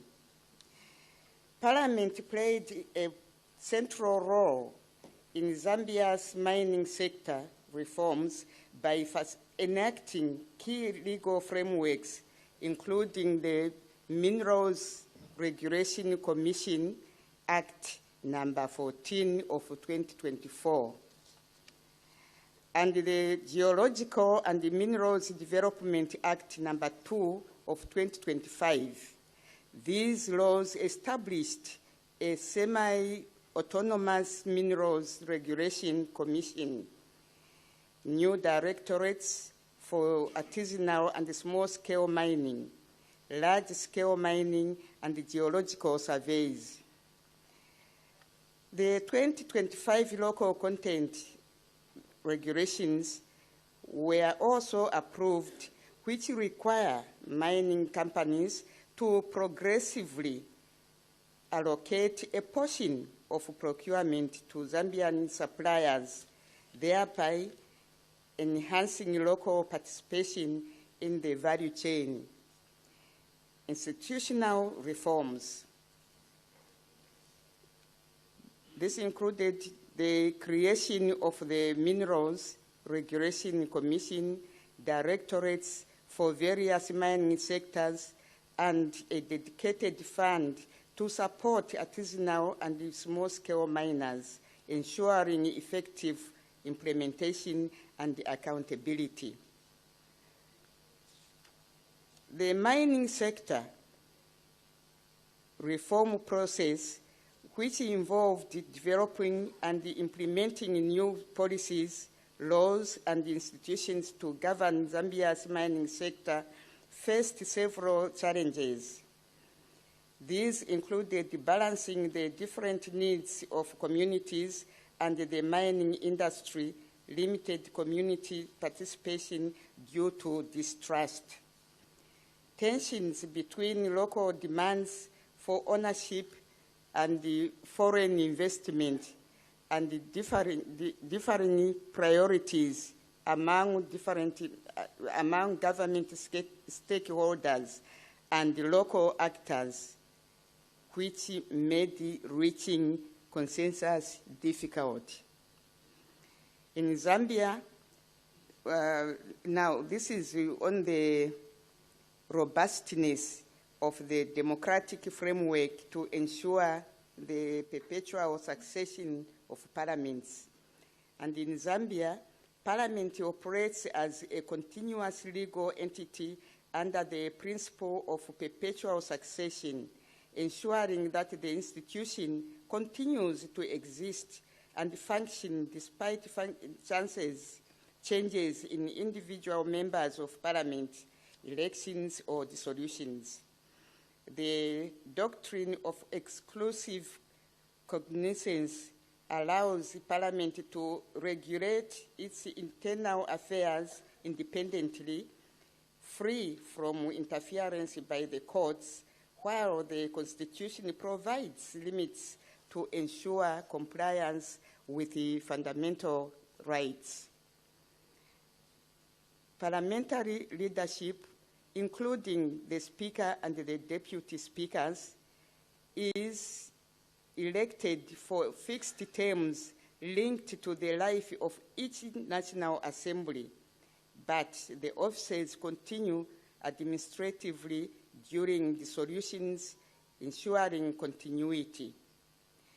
The Clerk of the National Assembly and the permanent administrative staff maintain the functions of the institution, providing local and procedural advice, overseeing elections of parliamentary leadership, managing records, and executing executive functions.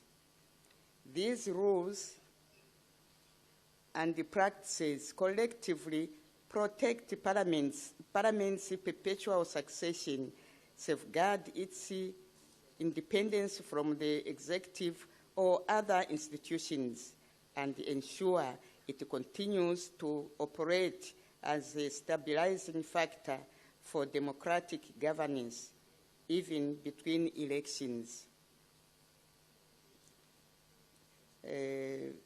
On the inclusion of youth members in Sadc-Pf country delegates, in Zambia, the selection process of members of parliament appointed to delegations such as the Sadc-Pf take into account 1, political party representation, 2, gender balance to ensure fair representation of women and men, and 3, other considerations such as experience, expertise, or participation in relevant parliamentary committees. Currently, the delegation does not include a youth member of parliament, as the National Assembly itself has limited youth representation with only 1 youth MP. The Zambian Parliament recognizes the importance of youth inclusion and will consider appointing youth members to future SADC delegations, including potential participation in the Standing Committee on Gender Equality, Women Advancement, and Youth Development.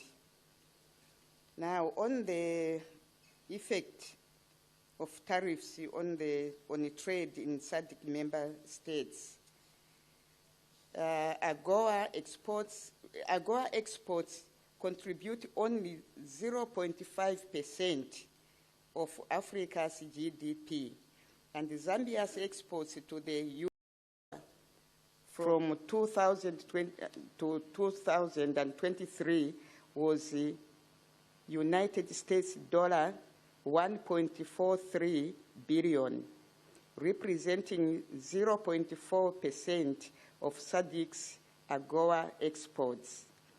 Zambia mainly exports copper 90%, alongside honey, sugar, groundnuts, tobacco, coffee, fruits, vegetables, and flowers. New United States tariffs largely spare refined copper and the key critical minerals, which helps cushion Zambia, though the measures may still reduce Zambia's export competitiveness and demand. Likely effects of the new tariffs: 1, they are reduced, benefits here, none. Competitiveness of Zambian exports compared to goods from non-tariffed countries. Lower demand and export volumes, potentially worsening Zambia's trade balance with the United States and reducing revenue. Now, proactive government measures to strengthen intra-African trade and economic resilience. Zambia has ratified and domesticated the African free trade, free trade area.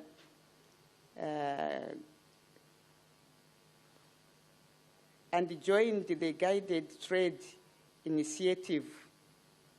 Now, 2, ongoing awareness and the capacity building with support from the African Free Trade Area Secretariat and GIZ.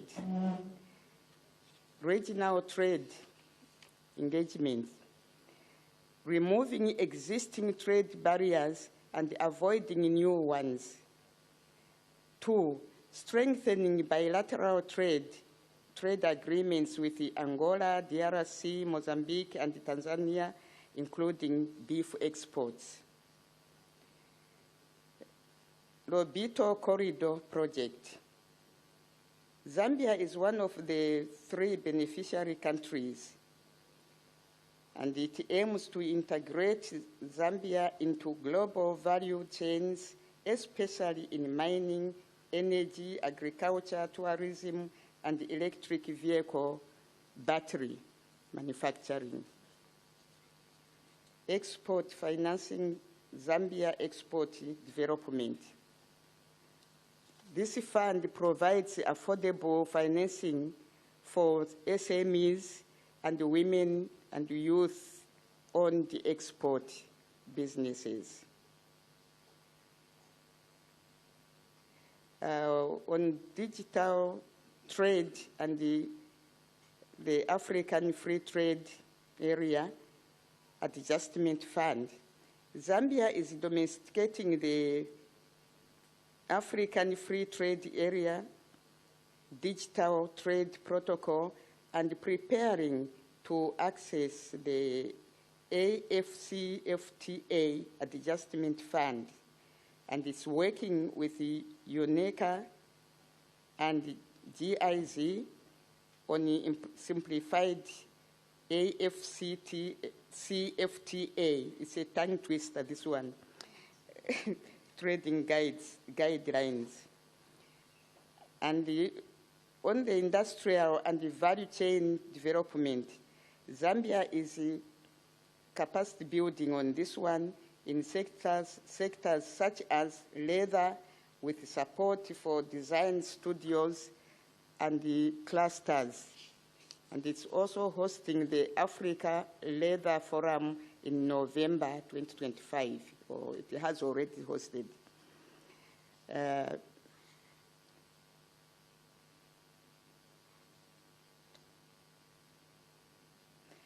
On the establishment of export councils, new structures are being developed to coordinate export promotion beyond current projects. And Zambia is streamlining border procedures, implementing the COMESA simplified trade regime with Zimbabwe and Malawi. And the joint regional industrial projects is, Zambia here is pursuing joint ventures like Zambia-Zimbabwe Common Agro-Industrial Park and the Zambia-DRC Electric Vehicle Value Chain Partnership.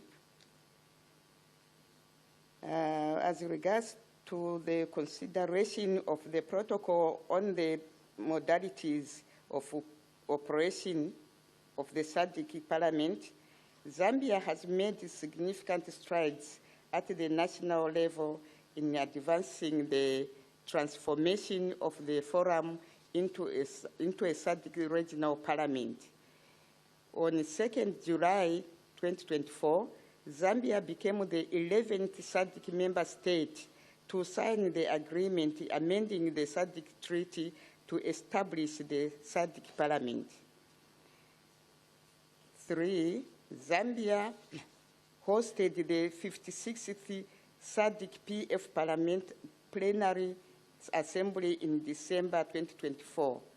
During the session, the Vice President, Mrs. W.K. Mutalena Mango, reaffirmed Zambia's commitment to the establishment of the SADC Parliament and pledged support for all processes leading to its successful completion.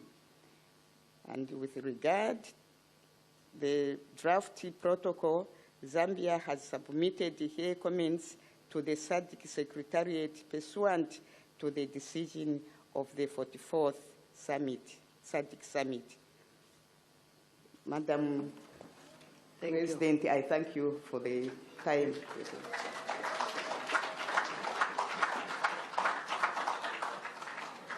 Honorable members, we are left with Zimbabwe. I think if you allow, let us finish with Zimbabwe. Zimbabwe.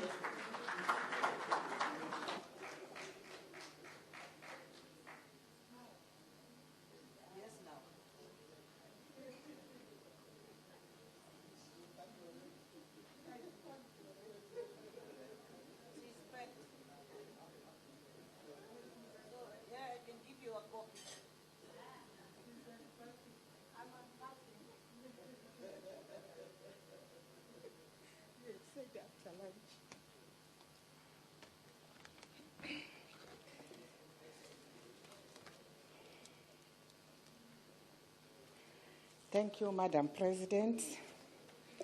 I had already packed my papers because you had said after lunch. Let me write on the protocols already established before me.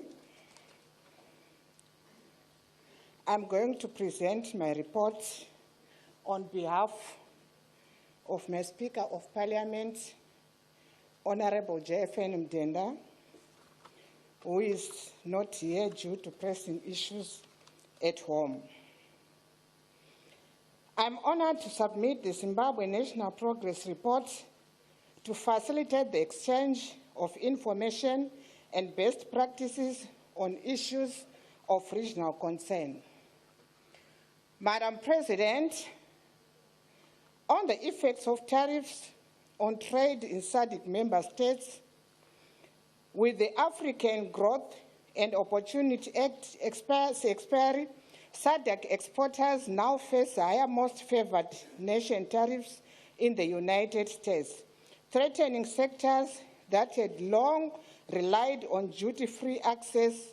This development highlights the urgent need for the region to deepen regional value chains and fully utilize the Africa Continental Free Trade Area, the world's largest free trade area covering 1.3 billion people and a $3.4 trillion market. Parliaments are critical in advancing regional integration. Parliaments enact legislation, ratify treaties, and approve the harmonized standards, including rules of origin, which make tariffs liberalization truly effective. Zimbabwe has demonstrated leadership in this regard, having ratified the FTA in 2019 and commenced trading in 2021. Zimbabwe now reviewing its tariff schedules and has committed to eliminating duties on raw materials with 5 years and on intermediate goods within 10 years, while preserving tariffs on sensitive products. On the reform initiative for critical mineral mining and distribution, Madam President, Ma'am, Zimbabwe endowed with 40 minerals, including lithium and platinum group metals, vital to the clean energy transition. He has introduced key reforms to ensure communities benefit from local resources. Parliament has restricted raw exports, increased domestic processing, and established a 1% levy on lithium proceeds for mining affected communities.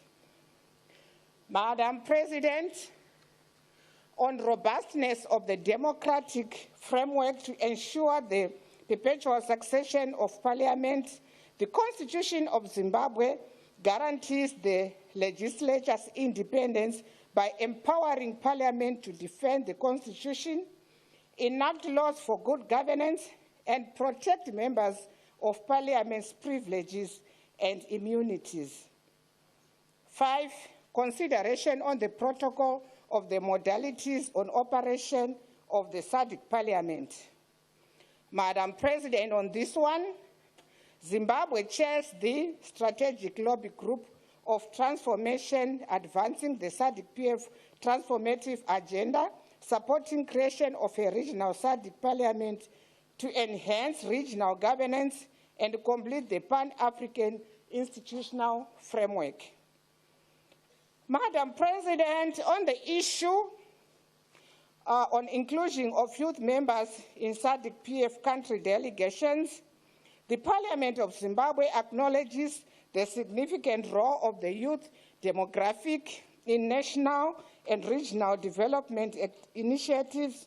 This recognition is firmly established in the Constitution of Zimbabwe and constantly reflected across administrative procedures, including representation within international parliamentary organizations such as the Sadc-Pf. On violations under the African Charter on Human and People's Rights, Madam President, the Parliament of Zimbabwe has strengthened justice and human rights protections through key interventions during the 9th Parliament. Committees held public hearings that led to the adoption of minimum 15-year sentence for rape and other serious sexual offenses, enhancing deterrence and security for women and girls. Parliament has also advanced prison reforms, working with the Zimbabwe Prisons Correctional Services and the Zimbabwe Human Rights Commission to create open prisons that safeguard the dignity and family life of children of incarcerated mothers. Further, Parliament tackled child and women's rights violations through extensive consultations on the SADC model law on child marriages, resulting in the new Marriage Act, which bans child marriages and enforces equality in marriage. To sustain oversight and accountability, Parliament continues to provide budgetary support to key human rights institutions, including the Zimbabwe Gender Commission and the Zimbabwe Human Rights Commission. Madam President, on the increase of costs for healthcare services, Zimbabwe's health sector is confronted with a profound financing deficit precipitated by the withdrawal of the curtailment of external assistance, most notably from PEPFAR and USAID, whose commitments has exceeded $400 million for HIV programming in the 2024 to 2025 period. The cut in funding has resulted in escalating user fees and a contraction in service accessibility, disproportionately burdening vulnerable populations. To mitigate the challenges, the government of Zimbabwe is seeking supplementary budget allocations to reduce the funding gap, as well as creating a conducive environment for the private sector to contribute meaningfully in the health sector. Parliament has introduced targeted health-related taxes to close the financing gap, which includes a 3% national AIDS levy on personal income, a 3% corporate health tax on employers' trust profits, a sugar tax earmarked for cancer treatment and procurement of medical equipment, and increased sign taxes on alcohol, cigarettes, fast food, and sugary drinks to support the health sector funding. Madam President, I'm moving to the report on the implementation of the resolutions of the 57th Plenary Assembly. Here I'll only look at the interventions to save time. Let me go straight on the resolution which speaks to the harnessing of AI. On number 1, Parliament of Zimbabwe and the executive recently facilitated the adoption of the National Artificial Intelligence Strategy 2026 to 2030. This places Zimbabwe among the early adopters of SADC to harness AI for the national development. This is a built up on Smart Zimbabwe Master Plan and the Digital Economy Framework, which continue to drive our digital transformation journey. Regarding recommendation number 5, still on AI, Madam President, there is a national broadband plan, the role of community information centers, the rollout, and the Giga School Connectivity Program, all of which are meant to extend broadband access, build ICT labs, and ensure that rural and urban communities can participate in the emerging of AI-driven economy. At the institutional level, Parliament's digitalization efforts, which include automated Hansard systems, digital document management, and virtual meetings, lay a solid foundation for integrating AI into legislative work. And still on AI, there is recommendation number 6, where the Parliament of Zimbabwe has strengthened the legal framework for the ethical use of artificial intelligence through the enactment of the Data Protection Act, the operationalization of the Data Protection Authority, and the gazetting of the Postal and Telecommunication Amendment Bill. According to the Parliament of Zimbabwe, accordingly, the Parliament of Zimbabwe fully supports the finalization and adoption of a regional model law, AI, to guide its safe, harmonized, and effective deployment across the SADC region. On prisons oversight, Madam President, on recommendation number 1, I'm glad to let you know that during the second session of the 10th Parliament, committees conducted nationwide prison visits and presented their findings to the Parliament, prompting reforms under sections 50 and 51 of the Constitution to improve food, water, sanitation, health care, and the general treatment of inmates.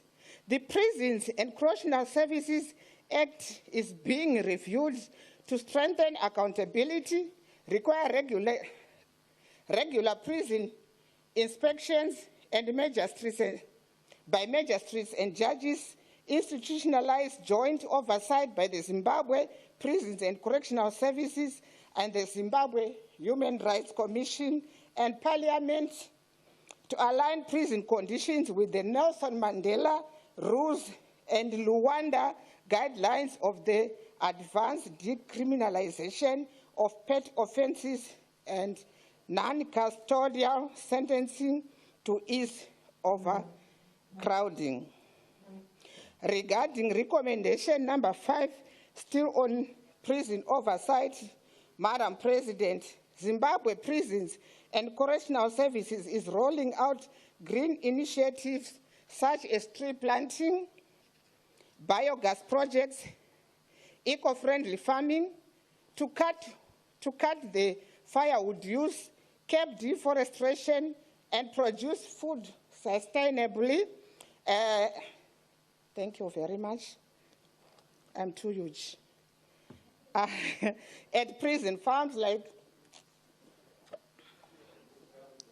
like Mazoe, new water-propelled irrigation systems to replace electricity and diesel, advancing both climate goals to the government's wider green economy agenda.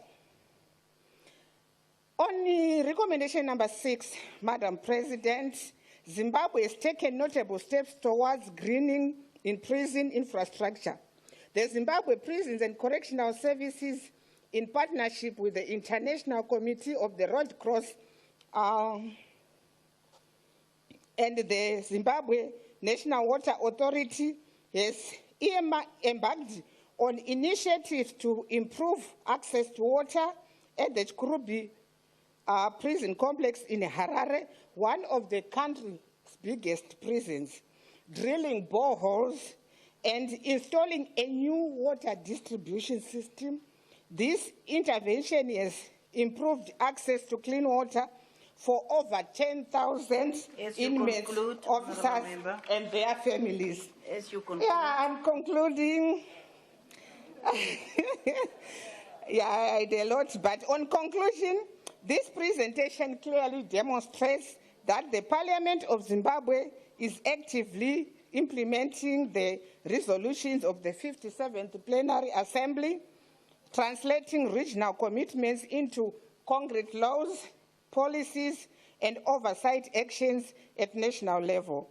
It confirms that Parliament of Zimbabwe is resolved to align its work with Sadc-Pf priorities and to continuously report on, review, and strengthen this implementation for the benefit of the people of Zimbabwe and the wider SADC region. I so submit, Madam President.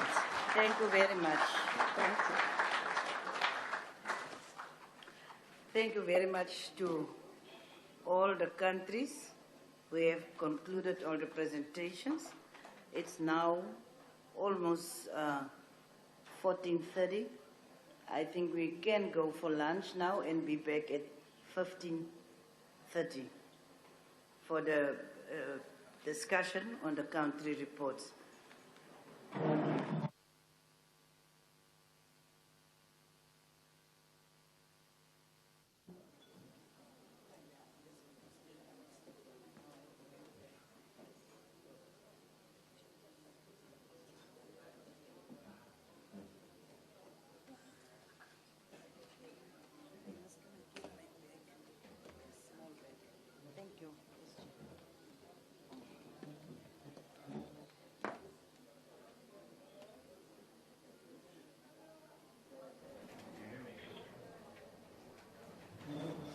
Welcome back. You are watching Parliament TV, and we are coming to you live on DSTV channel 408.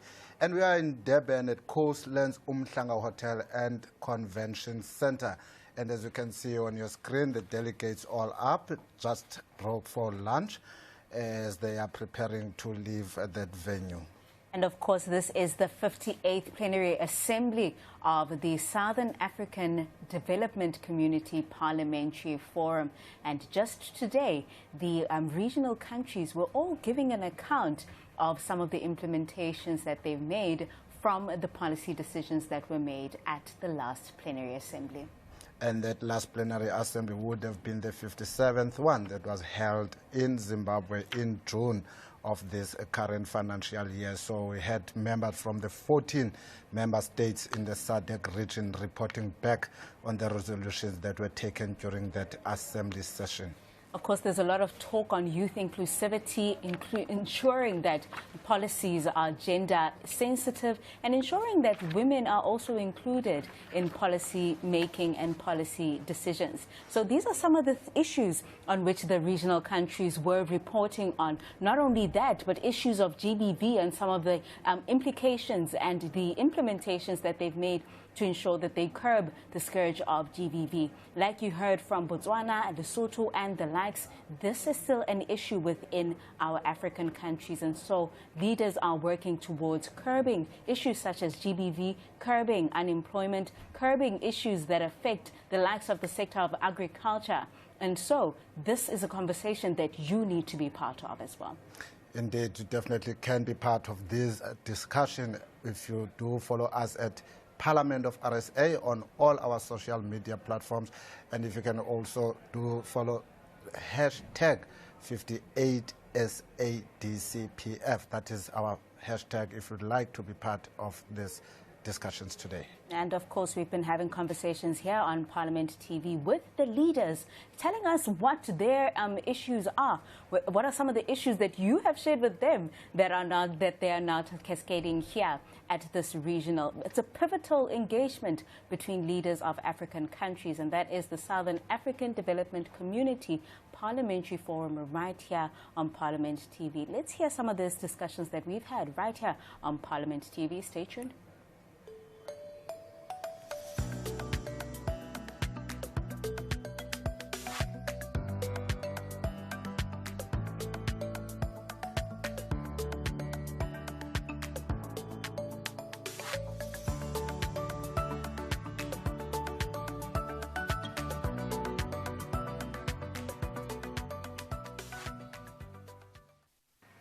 Welcome back. We are joined by a key leader responsible for steering legislative oversight and provincial governance in one of South Africa's most vital regions.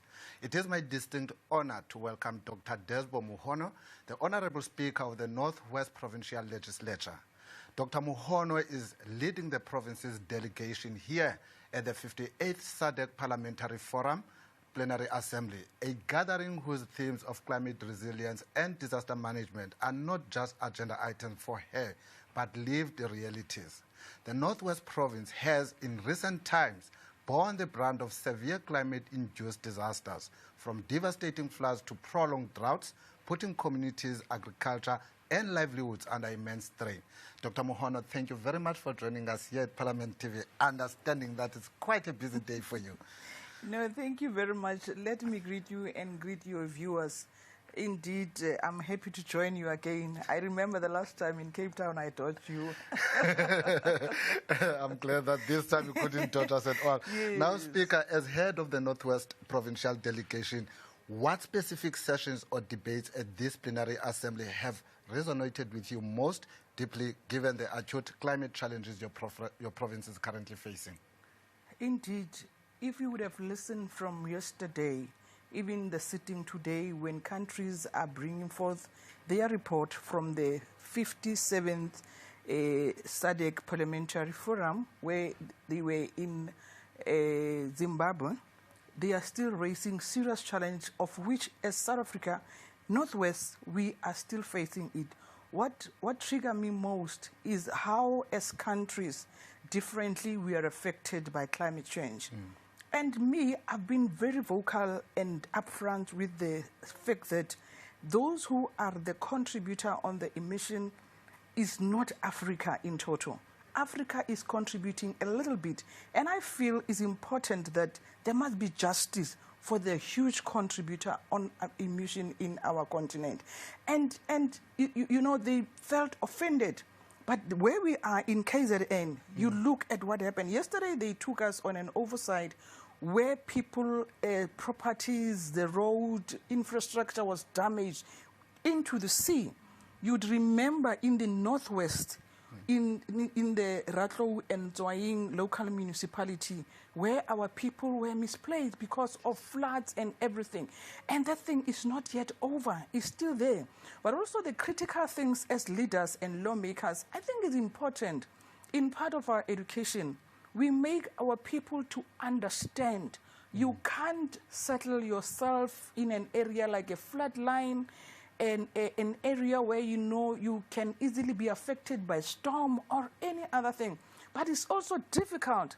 If you would have listened yesterday, the president of Abahlali Basem John Dolo raising, after the Minister of Human Settlement also raised that we are expected as leaders and because of our constitution and the Human Rights Commission to Ubuntu to be the first thing in looking at our people. But it will be important to educate because sometimes out of frustration, our people settle themselves in an area that is dangerous. For how long have we been hearing about Jaskei in Gauteng misplacing people? But people continue to settle themselves there. People always put them there to force government to resettle them in a better area. And the critical thing that the minister raised, and of which I wish our people can understand and do things differently, is the issue of the high class don't want to be settled closer to the low class people. And for me, I sometimes ask myself, as human beings, why do we class each other? Why there are those who can be classified as better people and those who say, because the minister was saying, sometimes it's difficult for me as a minister. They will tell you that if we bring these people here, they will lower the property that we are staying in. So for me, it is for both, both ways. Both government and our communities to work together, and the private sector. Among other things, the Toyota plant was here also, telling us how they suffered through climate change. So it's not about an individual who must make sure that we change the way we do things, we change the way we live, and as a result, it will assist all of us to mitigate. Yes, people will say it's nature, but it's not nature. Doc, these early warnings get announced. We saw even last night on the news, there were warnings about today's weather in various provinces. What is it that we are not doing or the communities need to do in order to ensure that this message really gets to the people? Because there will be early warning signs. The issue of people building in river lines, we talk about it. People are warned that this is not an area to build. Like you said, they still continue to build. What is it that can really become a solution to this challenge? You know, I'm not sure. But one of the things that was said in the forum was that, for example, what happened in the Eastern Cape, if our traffic officers would have been on the road on that day, because all of us, we got warning sign, that bus of learners, may their soul rest in peace, would have been assisted for them not to find themselves dead, eroded by the river, by the water. So that's why I'm saying it needs all of us, not only Parliament, not only executive, all of us, even, you know, I must be able to meet you going when you are not supposed to go. There's a storm coming. I must stop you. I must fleet to you in your car to say, hey, there's danger where you're going. If everybody can be involved, but I plead and call upon our people, we understand and we share with you the frustrations. You know, I remember when I was an MEC of Human Settlement, the minister was Tokyo Sehwale. The minister said, we will never overcome this informal settlement because we build houses for these ones, we leave the shack for them. You know what they do? They go to the new house and sell the shack to somebody. So consistently, government will never overcome this thing of settling people. But also the issue of land. If we are not careful, if you look at provinces, coastal provinces, I look at several countries, they are working on reducing the sea so that they can have piece of land. So if we are not careful also as South Africa and Africa in total, if we are not careful, we'll find ourselves in a situation where we are expected to do the same in order we can get land. And I don't know, when are we going to come up with this thing of saying, the minister was also talking of alternative building material. We believe in brick and mortar. It's no longer visible. And one thing our people don't understand, if you were born during those times, not great.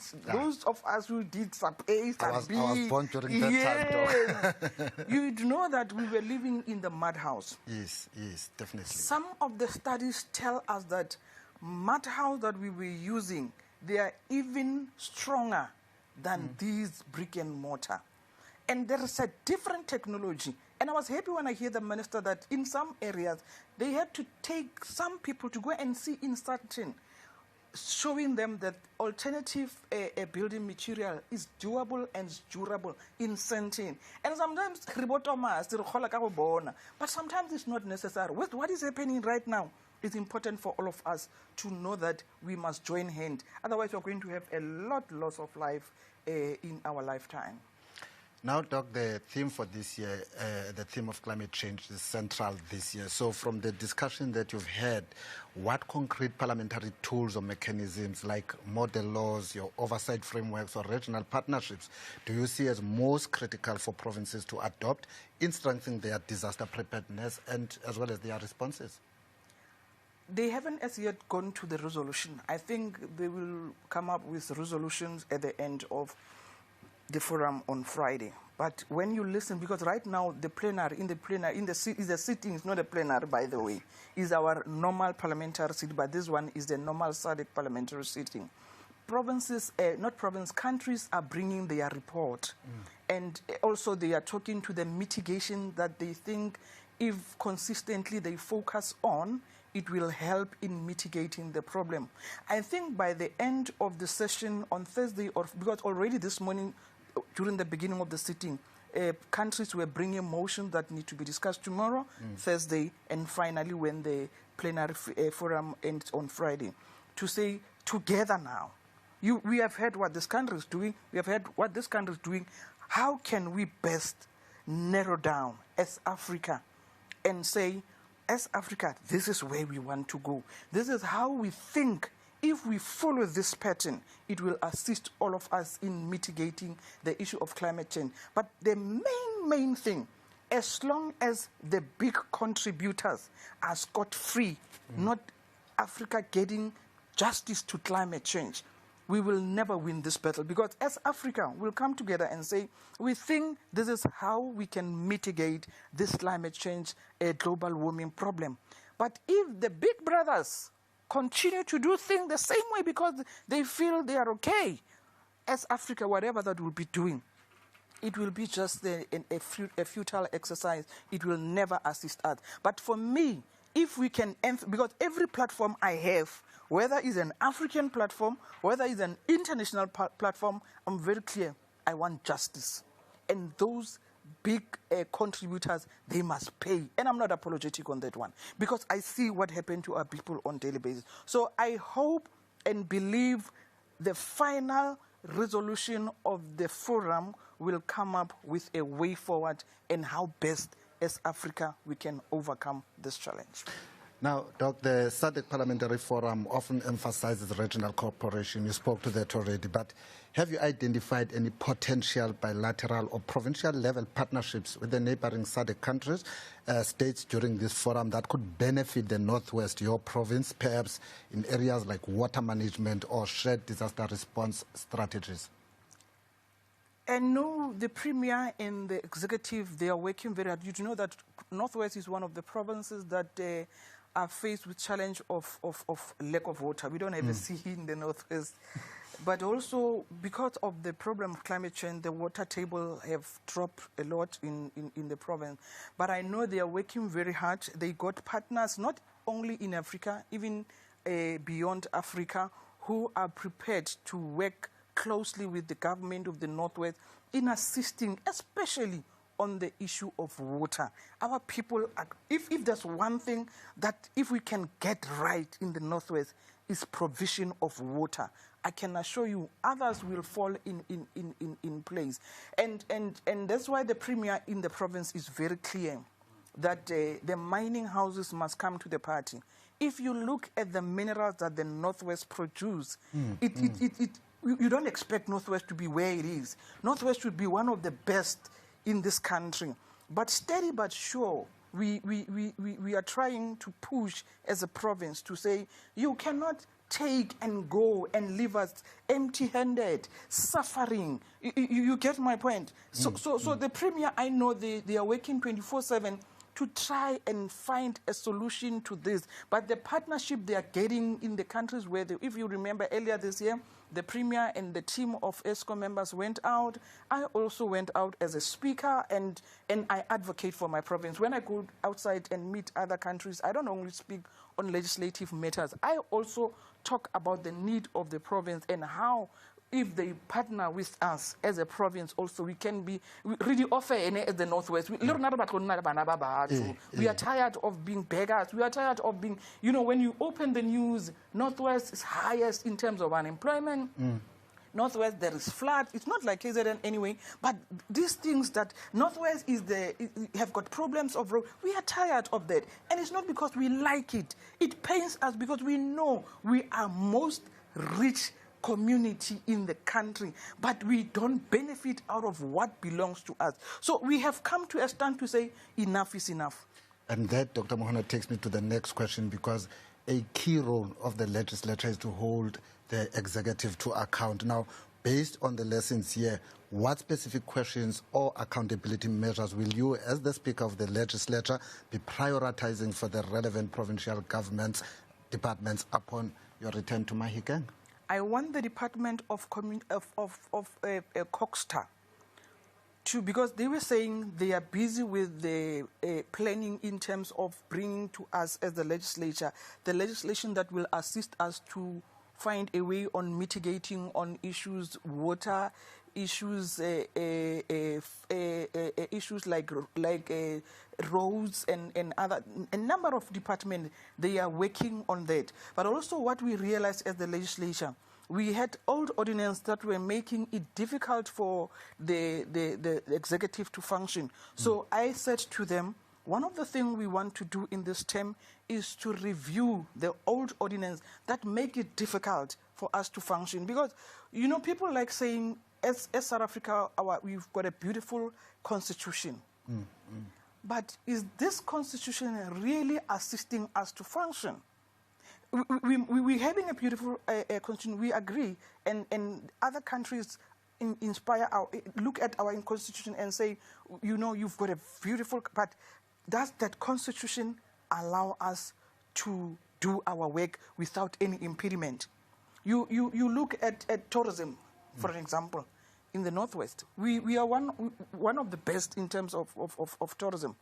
But you have an act that speaks to wildlife that make it difficult to penetrate that environment.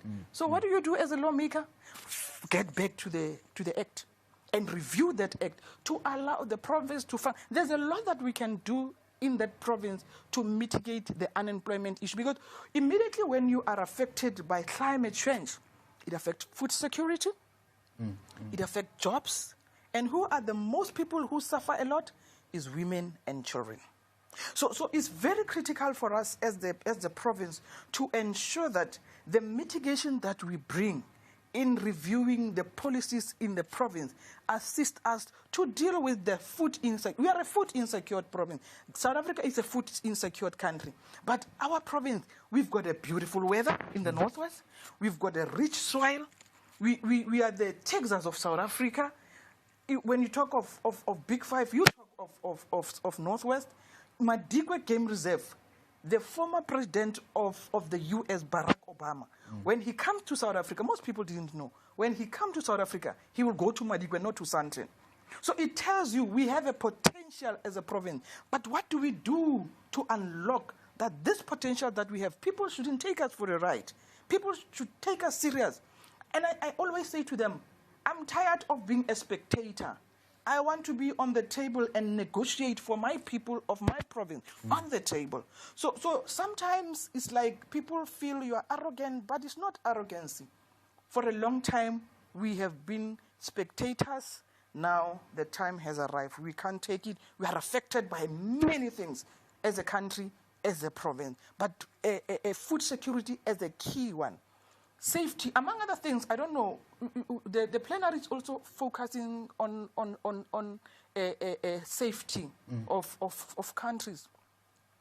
GBV is a nightmare. The president have pronounced on GBV.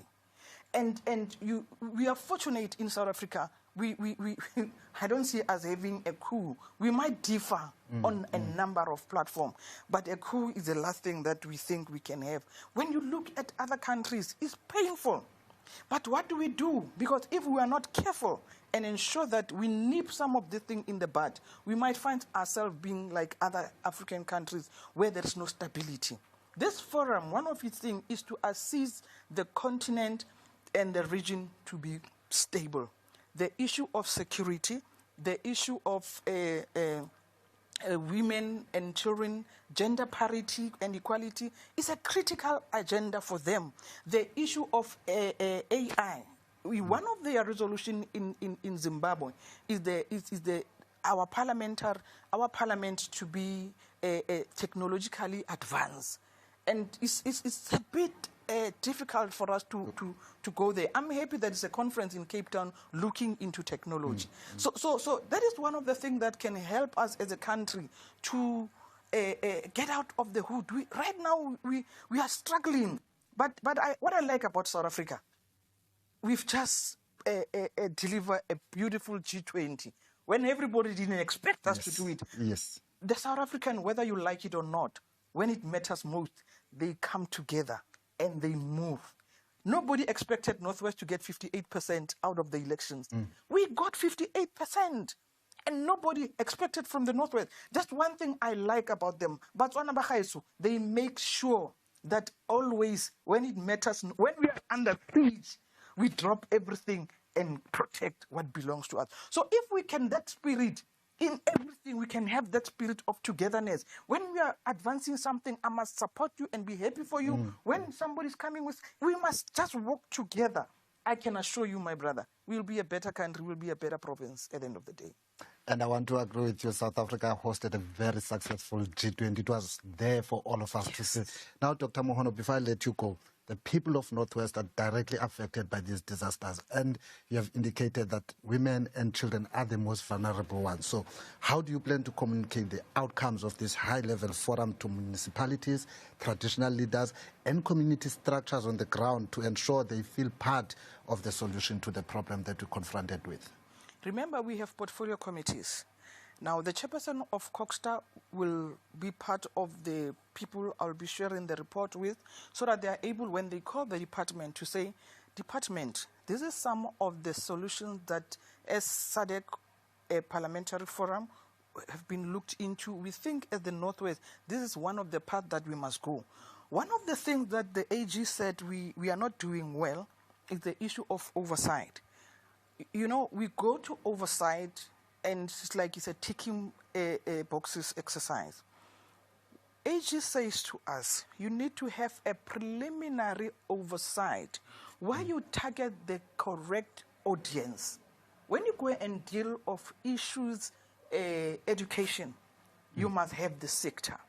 Every sector must be part of the oversight that you are doing. So we are not doing well, and it's not deliberate. It's because we don't have, government don't have money, people don't understand. There's no money, and we don't want to say what happened. But with the little that we have, if we can find a creative way on how do we do more with the little that we have. Our wish is to have a pre-public hearing where we educate our people. People didn't know. More often, they don't understand the role of Parliament, because when you go to oversight, they will talk about service delivery issues, and Parliament don't come for those, it's for executive. But our wish is to educate our people. I'm happy, gradually, steady but sure. They know when they can't get joy from executive, they will petition the legislature. And the chairperson of petition committee make sure that the petitions are being attended to. We're still struggling there and there, but they comply because there was a backlog, but the chairperson is working 24/7 to ensure that all the petitions are being attended to. And our community give the feedback to say, hey, we appreciate legislature. At least we can see the step in the right direction. Our proceedings are live on our Facebook, on YouTube, so that our people can understand how Parliament works.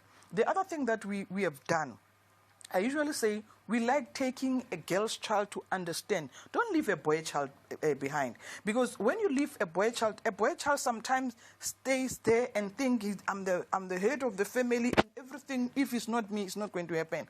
We have come up with a new thing to say, if, for example, we've got debate on a certain department, the university brings students who study that part, so that they can learn the practicality of the theory they are learning at school. So we gradually trying to involve everybody to have a better understanding, to know how things are done. I'm sometimes called to come and lecture on something because I did my PhD, I was focusing on agriculture, so he's an agricultural economist. So I sometimes called to come and share the views on what I understand on the topic and other things. So gradually, we want our community to have a better understanding, to know what to say where, how to do it, how do I also help government, because on our own we won't make it.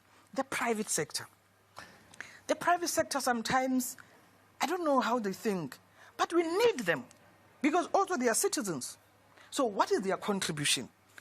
Like, for an example, I said to one mayor, new as he was, don't go to the miner and ask for money. In your municipality, you've got 3 mines.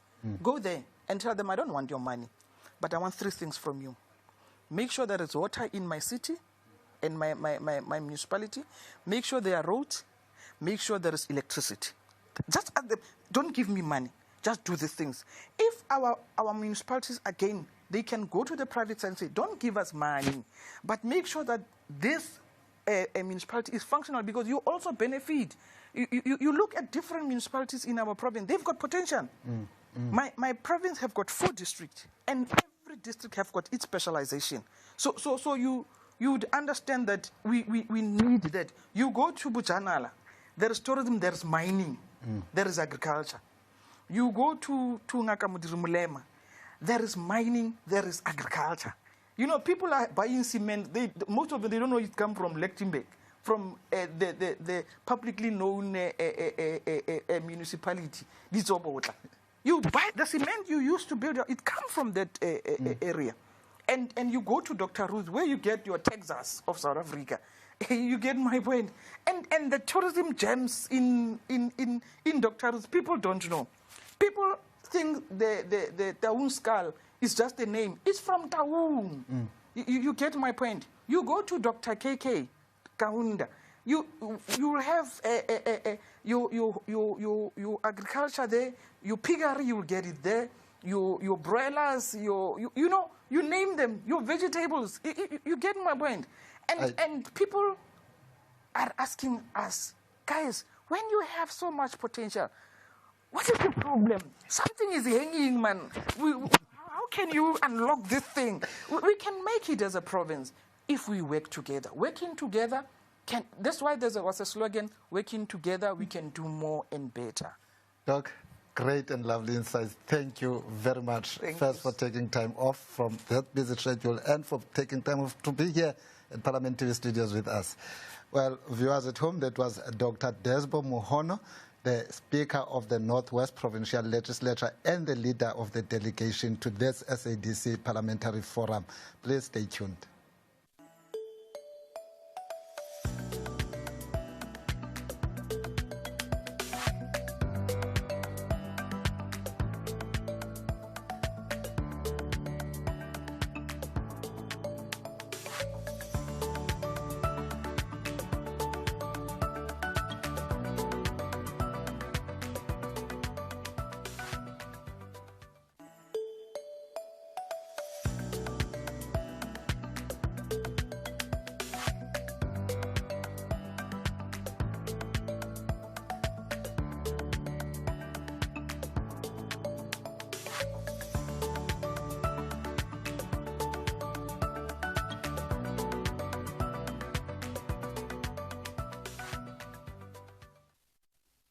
And you're still watching Parliament TV right here in Durban, KwaZulu-Natal, where the 58th Plenary Assembly of the Southern African Development Community Parliamentary Forum is underway.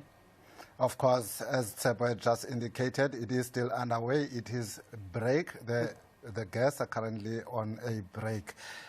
So as soon as they come back, we will be bringing you those proceedings again. But just to read a few tweets, we had been asking you to follow us at Parliament of RSA or hashtag 58SADCPF.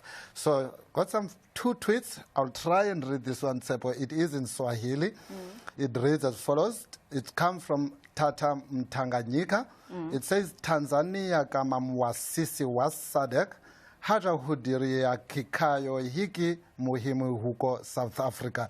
And loosely translated as Tanzania, as a founding member of Sadc, has not attended this important meeting in South Africa. You know that we have been talking about the non-attendance of Tanzania to this Sadc Parliamentary Forum. And another tweet coming from Kenny saying, big words, no political will though. Ooh, and this is the conversation that we've been having. And a lot of people are under the impression that this is just all talk. However, we do hope that the relationship between policy decisions and implementation becomes stronger and they marry each other, because this is a lived experience that South Africans and, of course, across the borders in the SADC region are experiencing. However, there is hope, and you can be part of this conversation, like the people that have been tweeting and telling us what their thoughts are on the SADC Parliamentary Forum. And of course, we can just want to take you back to what the speaker had to say when she held a media briefing earlier in the week. Deputy President of South Africa, His Excellency Paul Mashatile, who's the acting president and is with us, has been with us from the beginning of this program in hybrid, because he would not have been able to be here because of other government business. We also want to thank the President for having ensured that we have a representation at the highest level to come and welcome us, even though he himself is not around in Mozambique, and we'd like to thank him for that. Our Sadc-Pf President, Honorable Thierry, who is here among us, and thank you for the message that you have given on behalf of SADC. Our Executive Mayor of the City of eThekwini Council, Cyril Klaba, the Speaker of KwaZulu-Natal Legislature, Honorable Boyce, and all provincial speakers present here and deputy speakers.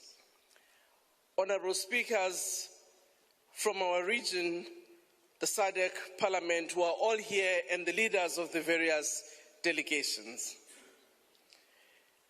The members of Parliament who are here, the members of the provincial legislatures who are here, the members of eThekwini district, eThekwini Metro, who are also here, who are our hosts.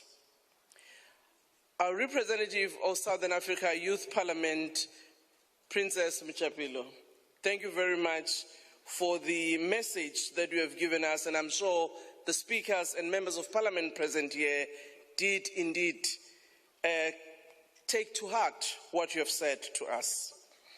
Representative of the Regional Women's Parliament, Dr. Honorable Linda Ngumalo, would like to also thank you for the message you have given, but also reflecting on the theme of the 16 days of activism against violence on women and girls. Secretary General of the SADC Parliamentary Forum, Ms. Buemo, and thank you very much for your message too, when you reflected in particular about the role and place of eThekwini and KwaZulu-Natal province, but also reflecting how it connects all of us as the SADC region. Our esteemed secretaries of parliaments who are here from our respective parliaments in the region, and their staff that are here with us, esteemed guests, ladies and gentlemen, it is indeed an honor and privilege to stand before you as this esteemed assembly, a collective voice representing the will, hopes, and aspiration of peoples in Southern Africa. As we gather in this august assembly, our hearts and prayers are with the people of New Hanover, whose houses and infrastructure was washed away by floods just 5 days ago in the Umgongondlovu district. Earlier this year, close to 21,145 individuals in KwaZulu-Natal, Eastern Cape and Northern Cape were impacted by floods, severe heat waves, and other climate-related shocks, illustrating the lived stress and impact of climate change. As you will notice on the planned excursions that we will have tomorrow after our symposium around the town of eThekwini, which is still recovering from the devastating floods of April 2022, which killed hundreds of people in this region and displaced more families. In most cases, women and youth are proportionally more affected by climate shocks. It is women who have to carry the burden of care after any devastation where they have to pick up the pieces of their families and of their children. It is the women, when streams have been affected, have to walk long distances to fetch water. It is the women, where such shifts have happened, have to wonder where they get their energy sources for cooking for their families. It is for this reason that today and tomorrow in particular, we will reflect on the impact of climate change to women and youth. Bring a human face of how citizens are severely impacted by climate shocks. In the Southern African region, the increasing frequency and intensity of El Nino-induced drought condition is pushing more people into hunger and desperation. It also has moved more people into the chain of immigration and humanitarian deterioration.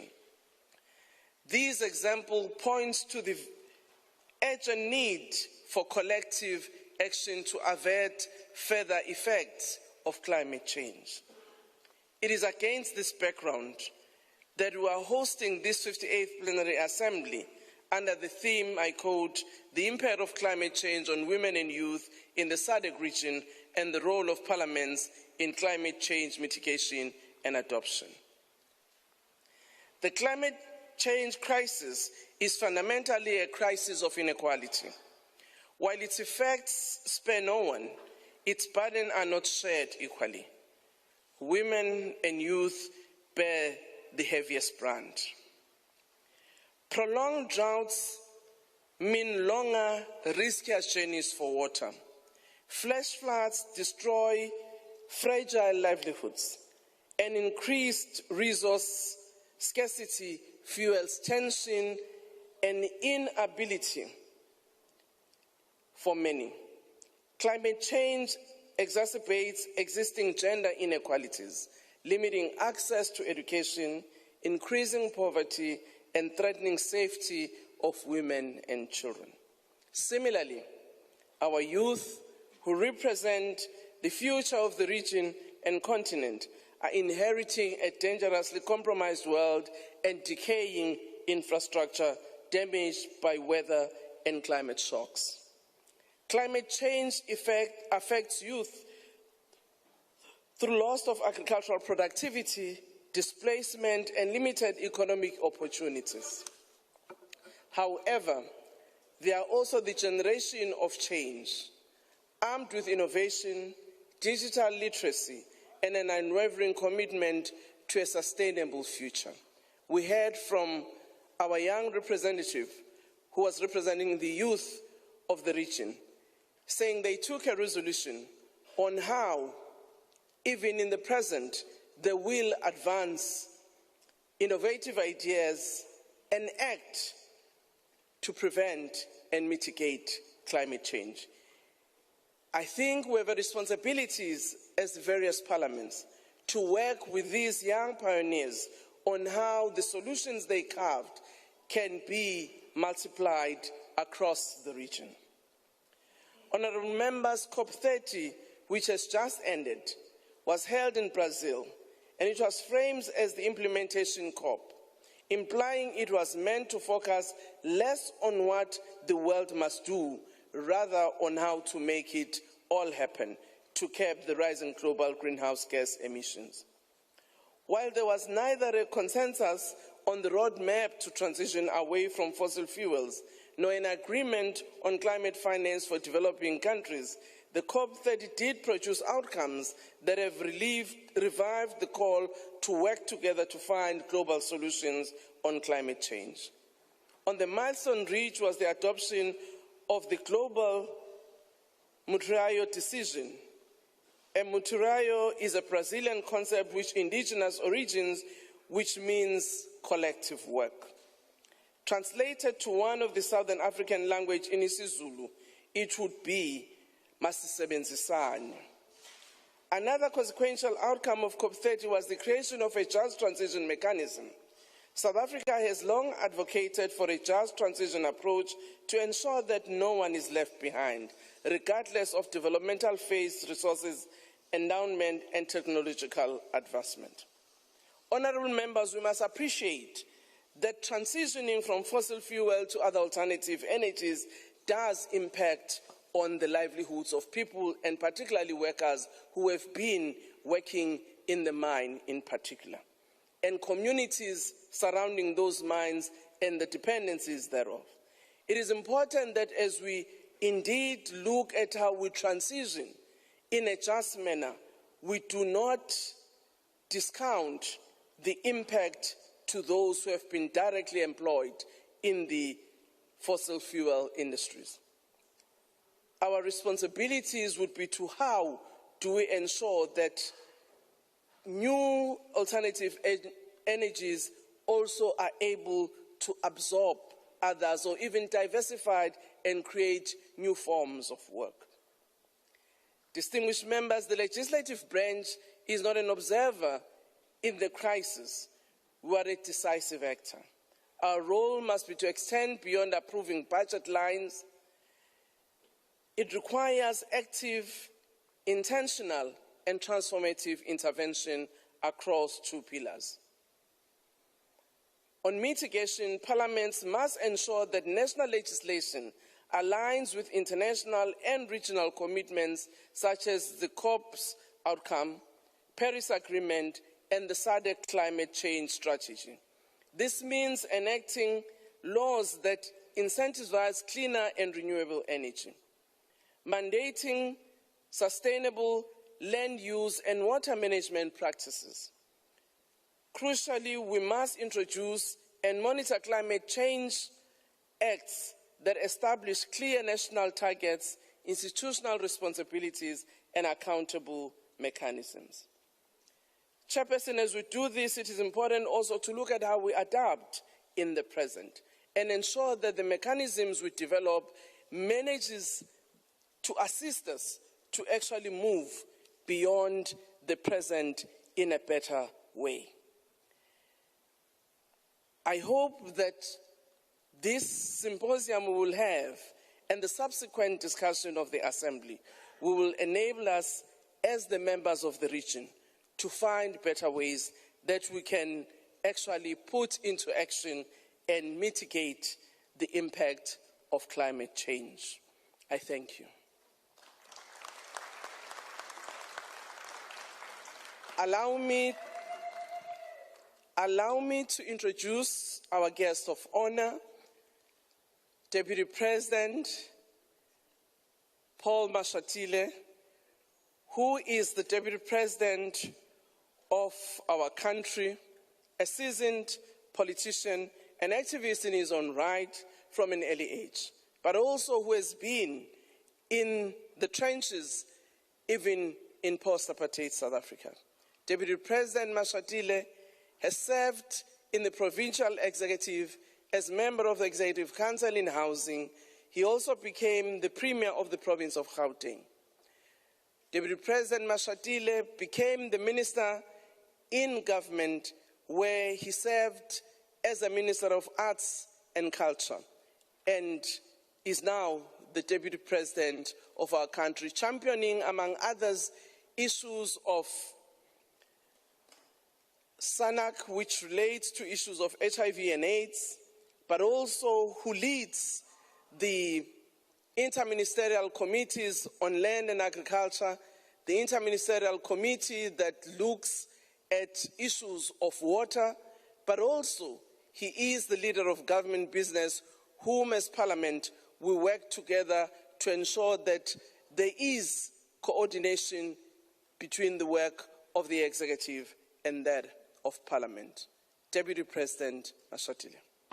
Directors of ceremonies, our hosts, the Mayor of eThekwini, Councillor Kaba, Speaker of the KZN Legislature, Honorable Boyce, the Speaker of the National Assembly in South Africa, Honorable Togo Didiza, SADC Parliamentary Forum President, Honorable Randrianan Soloniakos Seteni-Thieri, Speaker of Madagascar, Speaker and members of Parliament from SADC member states, representatives of SADC Secretariat, Pan-African Parliament, African Union Commission, climate change experts and development partners from UNFP, UNDP, AU, IPU, private sector and civil society here present, ladies and gentlemen. I would have liked to be with you in Durban this morning, but owing to some other pressing government commitments, I was unable to be there.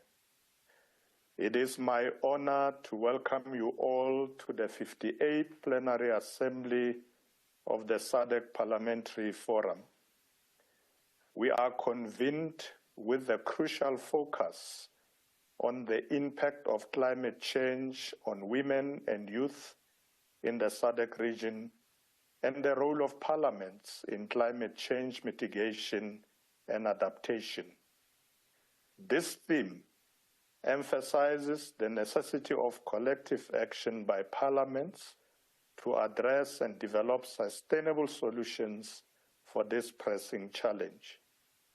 South Africa G20 declaration, before delving into the subject, let me pause and acknowledge that this plenary take place following the successful hosting of the G20 summit, the first ever hosted on African soil. What is more important is that the summit resulted in several key outcomes focused on placing the priorities of the continent and the global south at the forefront of global agenda. A significant achievement was the adoption of the G20 declaration centered on the themes of solidarity, equality, sustainability as key pillars of inclusive growth. The declaration emphasizes the African philosophy of Ubuntu, I am because we are, which stresses global interconnectedness and a commitment to ensuring no one is left behind. The key areas of commitment and action included leaders condemning all attacks against civilians and reaffirming their commitment to work for a just, comprehensive, and lasting peace in conflict areas. Recognizing that high debt levels hinder inclusive growth, especially in low-income countries in Africa, the G20 committed to strengthening the implementation of the common framework for debt treatment in a timely and coordinated manner. They also called for enhanced debt transparency from all stakeholders. The G20 supports finalizing the quota increase under the 6th General Review of quotas to ensure a strong and adequately resourced International Monetary Fund. Notably, they welcomed the creation of a 25th chair at the IMF Executive Board to enhance the voice and representation of sub-Saharan Africa.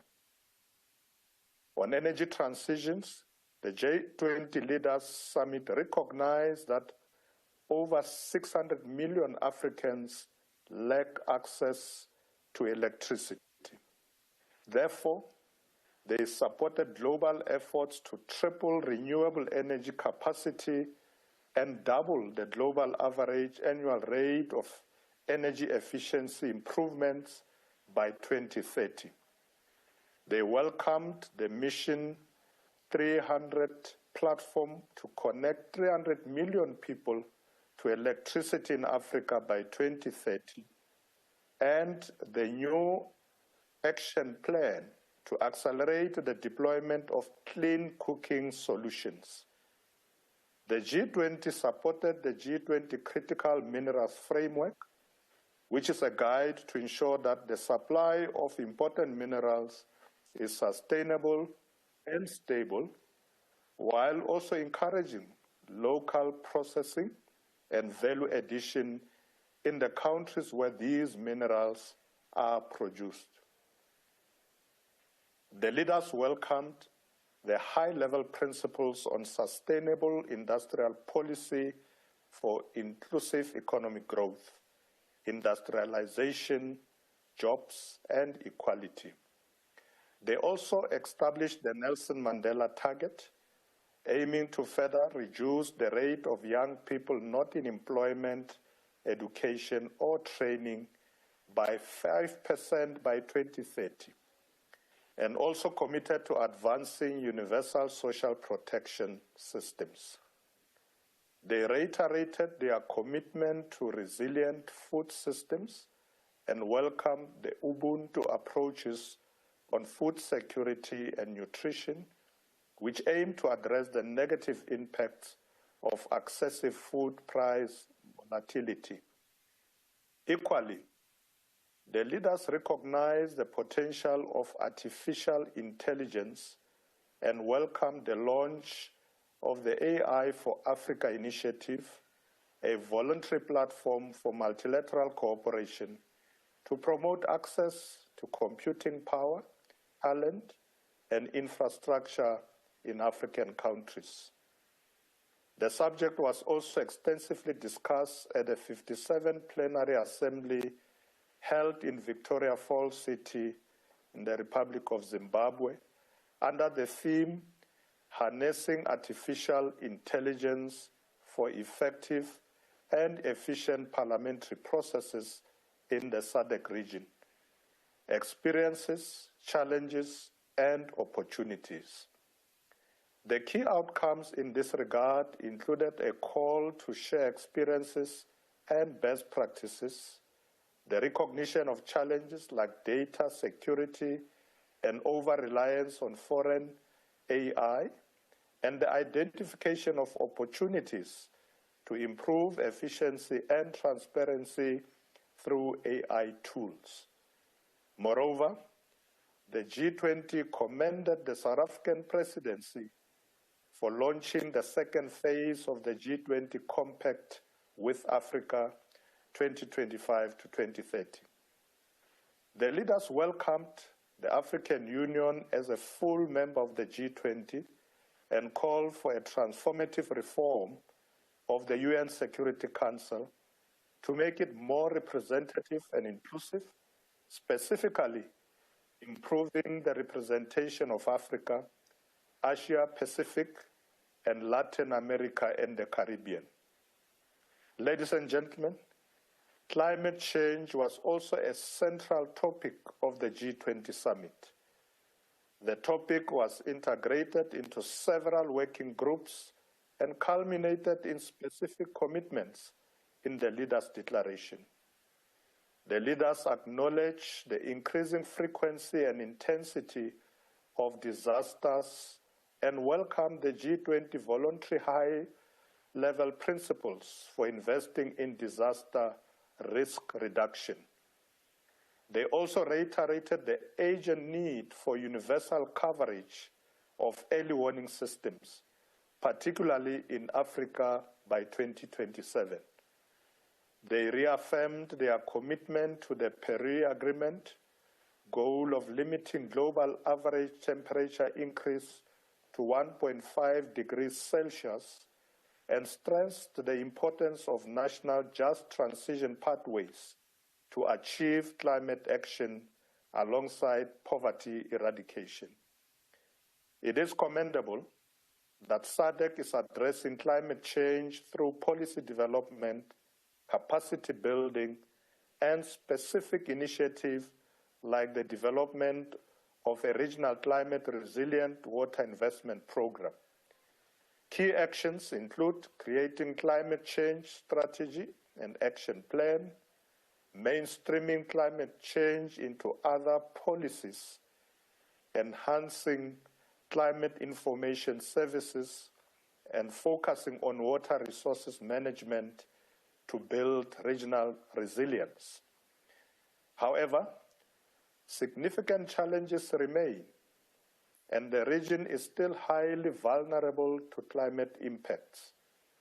Climate change disproportionately affects women and young people, increasing their work burdens, escalating health risks, and heightening the changes of gender-based violence and exploitation. It poses a significant threat multiplier, exacerbating existing socio-economic vulnerabilities. In parallel, climate change impacts such as persistent droughts, extreme weather events, including floods and cyclones, land degradation, and shifting rainfall patterns profoundly undermine sustainable development in SADC, particularly affecting women and youth. It is imperative to acknowledge that women are disproportionately affected due to their central roles in households' welfare and their dependence on climate-sensitive natural resources.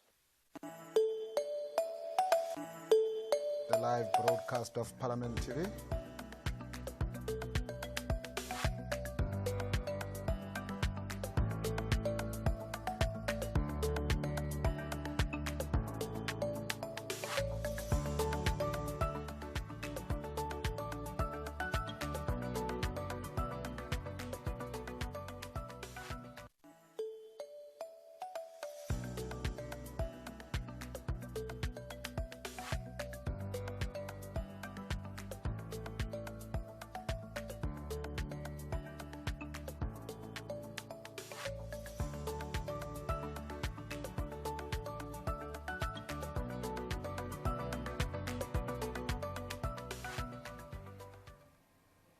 And you are still watching this special broadcast of the Sadc-Pf 58th Plenary Assembly that is being held here in Durban, KwaZulu-Natal. And that was the President, the Deputy President of the Republic of South Africa, delivering a keynote address at the opening ceremony of this symposium. Of course, the key themes of his message was the urgency of climate action for the SADC regions. He emphasized that climate change is a real and growing threat in the SADC region, and looking at persistent droughts, extreme weathers, and land degradation, and ensuring that the leaders come together and find solutions with regards to these problems. He further said that it's very important to note that women and youth are the ones that bear the brunt of the impact of climate change. And of course, this ties in well together with the theme of the 58th Plenary, which is the impact of climate change on women and youth with regards to the Parliament's roles as well, with regards to making sure that there are solutions in this regard. And indeed, Sadc-Pf did not make a mistake, except that he's an acting president. Yes. And just before the acting president delivered that speech earlier, it was the Speaker of the National Assembly, Ms. Thoko Didiza, also delivering her speech during the opening address on Sunday. And this is what some of the things that she highlighted was how recent extreme weather events in South Africa, such as floods, storms, disasters in KwaZulu-Natal, Eastern Cape, and the Northern Cape, show that climate change disproportionately affects the most vulnerable, especially women and the youth. She also emphasized that parliaments must not just observe, they must act. She stressed that the legislatures across the SADC region cannot remain passive. Their role must go beyond approving budgets. They must actively participate, shape policy, enact legislation, and ensure oversight respond effectively to climate crisis. Now, it's important to note that South Africa is just the host of this symposium. And of course, Parliament of the Republic of South Africa as the host, that is the reason why we had Ms.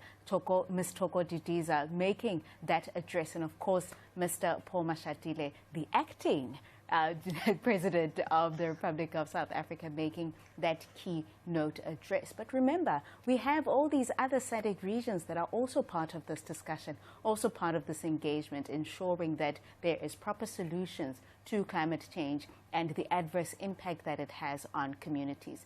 Let's get to see what some of the activities have been throughout the beginning of this week, which started on the 30th of November, 2025. In April 2020, the President led South Africa in making significant advance by signing the National Strategic Plan on Gender-Based Violence and Femicide, a historic pledge in the fight against GBV and femicide. More recently, at the G20 Social Summit in Boksburg, the President reaffirmed the government's commitment to declaring GBV and femicide a national crisis, officially recognizing it as a crisis that must be urgently addressed. Guests of honor and distinguished delegates, the 16 days of activism against gender-based violence must galvanize both our reflection and collective action. They must ignite our resolve to take decisive legislative intervention to close the digital divide and end digital and domestic violence and empower women not just to survive but to lead. Let this plenary assembly be remembered not only for the speeches delivered within these walls, but for the lives transformed beyond the words, because we could have chosen not only to speak, but to act with courage, urgency, and conviction. In the spirit of Queen Nandi, let us lead with vision, undoubted, unyielding, and guided by a profound sense of purpose. In the cherished memory of Dorothy Nyembe and Charlotte Maxege, let us stand firm against all forms of injustice, drawing strength from the courage of those who walked before us. In the name of every girl who dares to dream of a future free from fear, every girl who looks to us for protection, inspiration, and possibility, let us act with urgency, conviction, and unwavering resolve. The future of our region depends on nothing less. I thank you. Laws. From an administrative standpoint, I'm proud to affirm that the institution has embraced a modern management system and they're pinned by strong cooperative governance principle, positioning the forum as a credibility of a professional body, well placed to evolve into full-fledged SADC Parliament. We continue to account of South Africa and with ready support to secure the approval of ratification of protocol and SADC Parliament. Full confident that SADC Parliament will build on the solid capacity and institutional infrastructure we have developed under the auspices of the forum. In this regard, we humbly appeal to Your Excellency to serve as we ambassador among your esteemed colleague, championing to approved of the SADC parliamentary by August 2026. In most cases, women and youth are proportionally more affected by climate shocks. It is women who have to carry the burden of care after any devastation where they have to pick up the pieces of their families and of their children. It is the women, when streams have been affected, have to walk long distances to fetch water. It is the women, where such shifts have happened, have to wonder where they get their energy sources for cooking for their families. It is for this reason that today and tomorrow in particular, we will reflect on the impact of climate change to women and youth. Bring a human face of how citizens are severely impacted by climate shocks. In the Southern African region, the increasing frequency and intensity of El Nino-induced drought condition is pushing more people into hunger and desperation. It also has moved more people into the chain of immigration and humanitarian deterioration. These examples point to the urgent need for collective action to avert further effects of climate change. It is against this background that we are hosting this 58th Plenary Assembly under the theme, I quote, "The Impact of Climate Change on Women and Youth in the SADC region and the Role of Parliaments in Climate Change Mitigation and Adoption." To all speakers, members, clerks or secretaries general and staff of national parliaments from the SADC member states, thank you for your active participation and the unity you have displayed by being here. Your presence sends a powerful message that we stand together as a region. We also appreciate the presence of our partners, including regional parliamentary assemblies, United Nations agencies, representatives of civil society, academia, the private sector, and youth organizations. Your engagement in our work demonstrates an inclusive commitment to the issues under the spotlight. We thank all stakeholders and friends of Sadc-Pf for joining hands with us in pursuit of our common goals. Ladies and gentlemen, before I conclude, I want to thank all those whose hard work made this event possible. From the organizers, protocol teams and support staff, to the interpreters, security personnel, and the media, your behind-the-scenes dedication ensures the success of this plenary assembly's opening. A special thanks to the cultural performers who graced us with the music and dance of South Africa. Through your art, you have added joy and reminded us of the rich cultural tapestry of our SADC region. We are grateful to each one of you for your contribution. In conclusion, on behalf of the Sadc-Pf and all present, I once again extend a heartfelt thank you to His Excellency Acting President Mashatile for honoring us as the guest of honor, and to all dignitaries and delegates for your invaluable presence and support. The commitment and camaraderie witnessed here today give us renewed confidence that the deliberations of this plenary will translate into meaningful actions. As we depart from this opening ceremony and prepare to engage in the work ahead, let us carry with us the inspiration of this moment. Let the determination in this room be as steadfast as the enduring African sun, in our collective will as unyielding as the ancient rocks of our continent. In the poetic words of Percy B. Shelley, if winter comes, can spring be far behind? Though the challenges of climate change may sometimes cast a long winter shadow over our region, I truly believe that united in purpose, we will usher in a spring of renewal and resilience. Welcome back. You're still watching Parliament TV's live broadcast of the 58th SADC Parliamentary Forum Plenary Assembly right here in Durban at Coastlands Umhlanga Hotel and Conference Center. And we've just heard some of the speakers, some of the people of the speaker that took to the podium during the start of this session. And of course, this is the third session of today, and what you can expect is the consideration of the Executive Committee report on the General Sadc-Pf policy and administrative matters. Of course, this is the SADC Parliamentary Forum. It is the 58th Plenary Assembly of this symposium. And now we are about to begin with this session. And just to remind you about the theme, which is the impact of climate change on women and youth in the SADC region and the role of parliaments in climate change mitigation and adaptation. And these themes matter for several reasons, Seppo, because it spotlights the most vulnerable groups. Women make up the bulk of agricultural workers and informal traders, while youth, which is over 60% of the region's population, face shrinking job prospects because of climate-driven economic shifts. And of course, it also links to SADC's core objectives. The community's treaty calls for sustainable development, poverty alleviation, and equitable resource use. A climate-focused agenda directly advances those goals. And it further drives legislative action. The forum is expected to produce a model law on climate change, a regional oversight mechanism for adaptation, financing, and commitments to align national statutes with the Paris Agreement.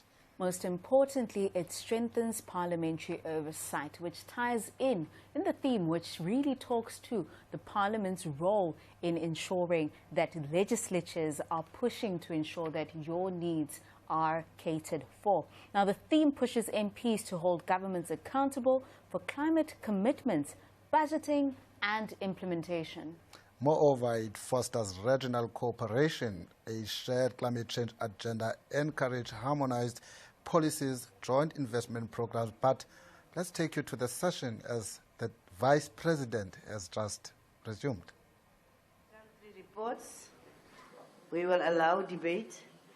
Members wishing to debate should signal by raising again their country flag or the tag. And if you ask a question, indicate to whom your question is addressed.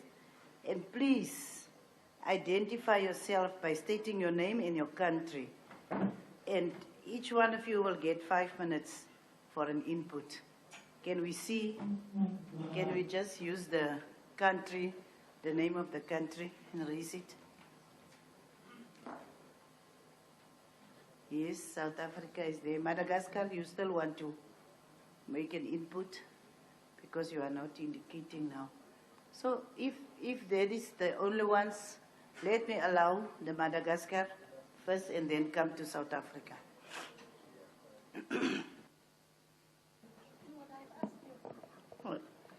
Merci, Madame la Présidente, de nous avoir Thank you, Madam Chair, for giving us the floor. Thank you for giving us the opportunity to carry on with the report presentation according to the rules and procedures of the 58th Plenary Assembly session, considering the theme. As for the impact of tariffs on SADC member states, we have made efforts in order to facilitate and ease trade within the region. We are talking about the modernization of frontier trade. We talk about the reducing of tariffs on some products at ports and entries.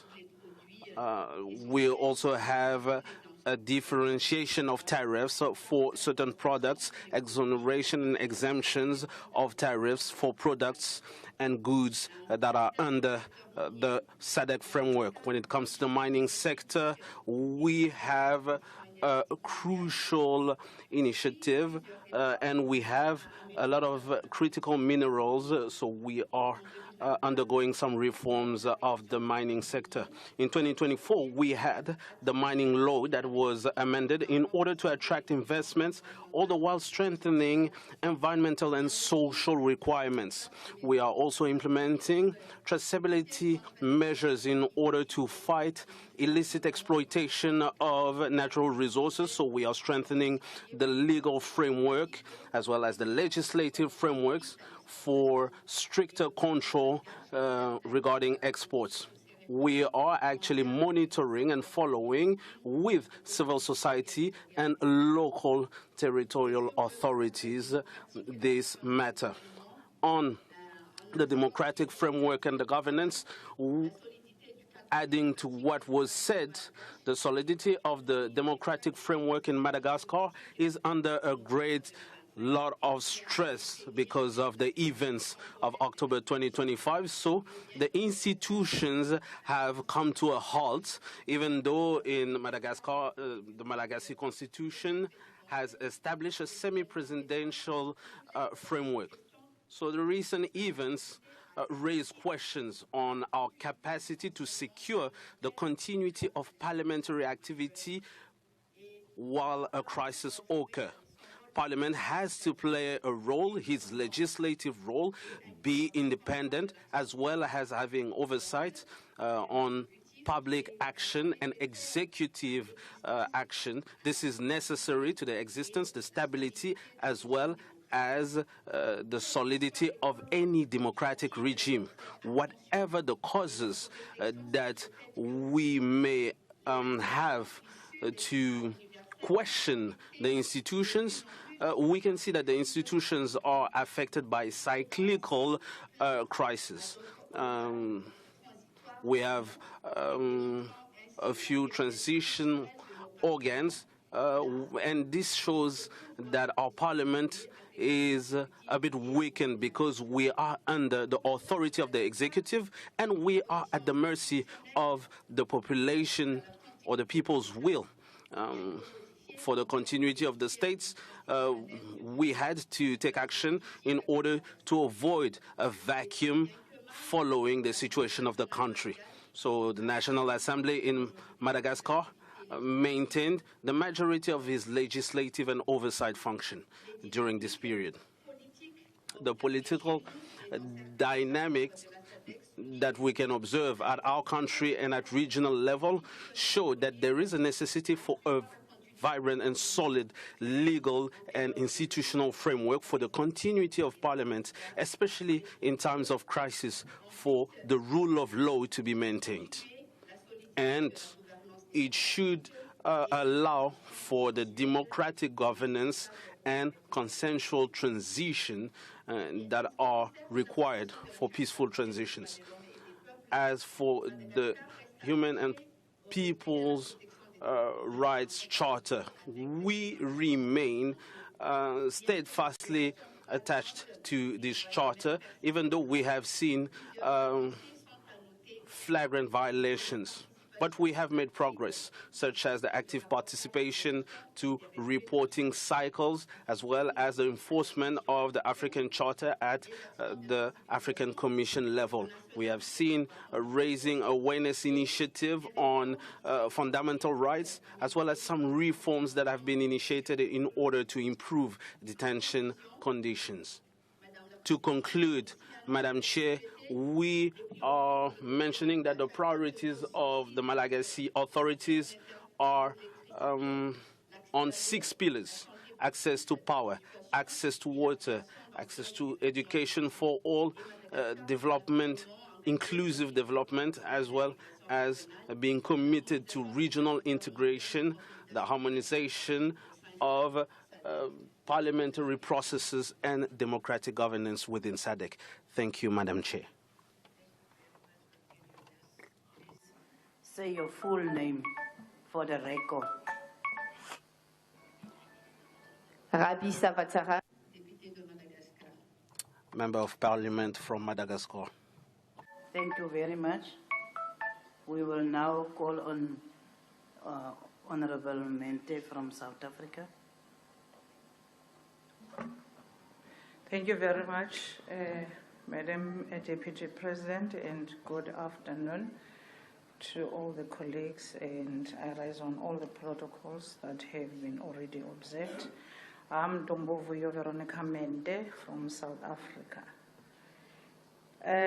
Madam Deputy President, let's welcome the reports from countries, but firstly, we need to say that there ought to be a monitoring process that SADC employs, which then seeks to consolidate the reports and establish the truthfulness of what is presented by countries, because no one can ever taint their own country and present something that is not progressive. However, we ought to have a method and a tool within which we find satisfaction and comfort as SADC that all these model laws, resolutions, and instructions that we give to member states are indeed implemented and are indeed adhered to. I move then to say we ought to establish such a tool with the assistance of the Secretary General so that we can have comfort. Secondly, Deputy President, I also have an issue with countries that still have exceptions in eradication of child marriages. And with the exception of Eswatini, that has outrightly convinced us that they have enacted a law which now puts all marriages at the age of 18 alongside the countries that have adhered to that model law as well as the global standards of the marriage age. Persuade the countries that have not done that and that have not convinced this House that they are doing anything about the existing laws. Exceptions should not be allowed. There is no room for an exception that a child, if a parent had signed off that they can get married, that's equivalent to child trafficking. That's equivalent to sex trafficking. That's equivalent to trading a girl child in particular. Therefore, we ought to have a move in domesticating the model law in eradicating child marriages and get rid of all these exceptions on the countries that have put the age of marriage at 18, yet carry some kind of justifying why would a child less than 18 years would be married. We also welcome the program of free sanitary towels from Botswana. It is a good program which I think the other countries should also implement. And the fact that it is provided in schools, it acts as an encouragement to other children whom have already given up on going to school due to their poor status, that they cannot access sanitary towel. And now that sanitary towels are available in schools, it encourages and motivates every girl child to not have a break in school and go to school. Therefore, we plead with other countries to also have the similar programs of free sanitary towels, at least the start, if it's provision of the sanitary towels to schools, it will be much more welcome and it would make sense for the girl child. We also welcome the South African program on curbing the teenage pregnancies, that they have multi-party and committees that are dealing with the scourge of teenage pregnancies and the criminality thereof, which comes with impregnating children as young as 10 years old. And we want to plead to other SADC member states to look into the teenage pregnancies, because perpetrators, they hide behind raping and molesting children because they can no longer marry them in many countries, but they still impregnate children and nothing happens to them. Therefore, would implore other countries to also look into the statistics of teenage pregnancies and try all systems in place to curb and arrest all that which is related to child pregnancies, in particular the molesters and the rapists that are engaging in sexual activities with children. The third point, Deputy President, is that we have, as South Africa, suffered the trade wars, and in SADC, these trade wars, especially by the US, have been very clear and have been upcoming. We have now seen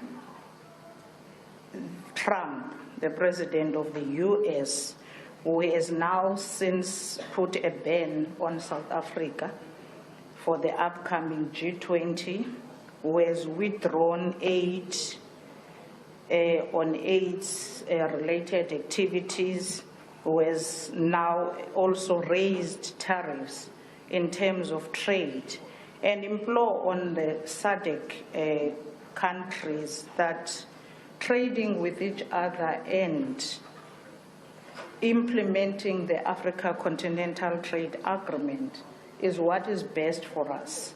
We all in this SADC carry the biggest number of platinum. We carry the biggest number of diamond. We carry the biggest number of cobalt. We carry the biggest number of manganese.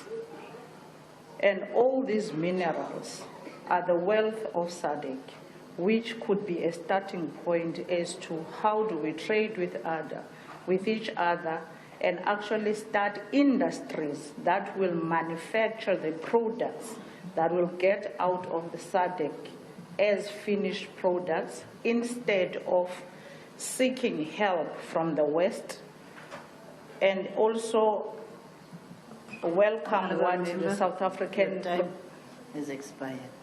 Thank you very much, and I so move with those implorations. Thank you. Thank you. And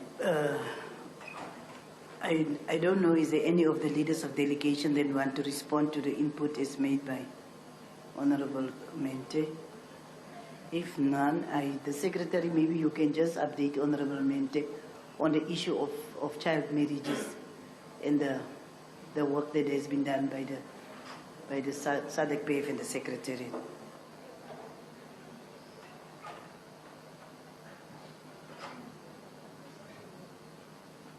I'm speaking, I think she made a specific point on the issue of how we must deal with the reports, and specifically on the issue of child marriages and the monitoring and evaluation. That is why I thought maybe you can just update on the research that has been done.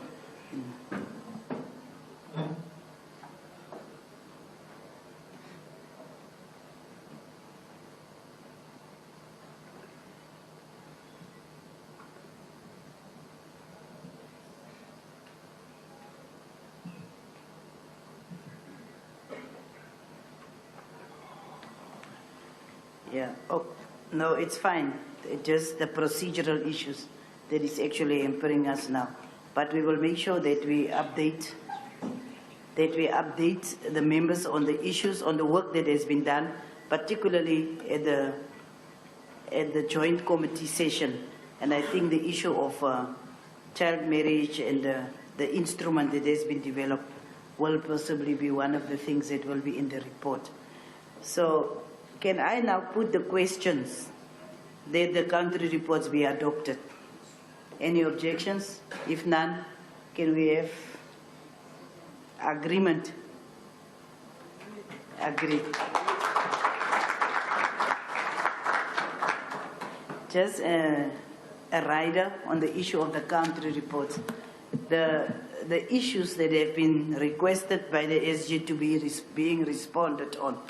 If there is countries that have not necessarily responded to that specific issues, we would still love to have that information so that we can have a tracking mechanism on the issues that have been actually requested to be responded to. I think it's more or less the same issue that Honorable Mente also made an observation on. So now we will go to the second order, and the Secretary General shall read the second order of the day.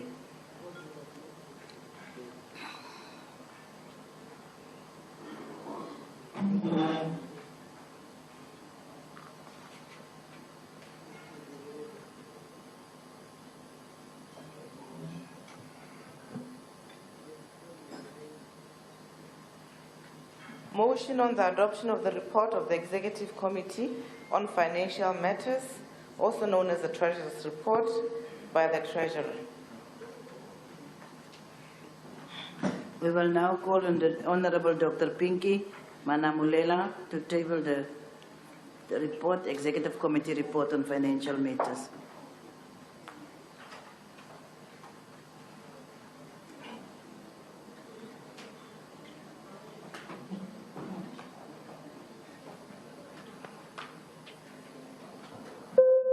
Okay, before she can. Okay, but she must move first. Pinky, you must move first. So that I can second. You must move first so that there can be a second. I move the motion in my name, that's all. Thank you, Madam President. On your behalf, I wish to move a motion that the report of the Treasurer be adopted by the plenary. Thank you. Any seconder before we go to the motion?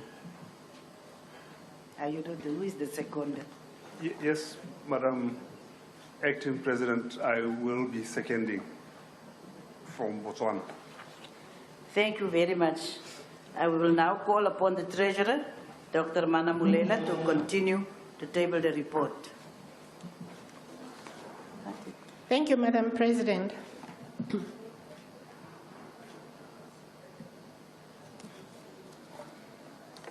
Madam President, the Treasurer's report consists of the following.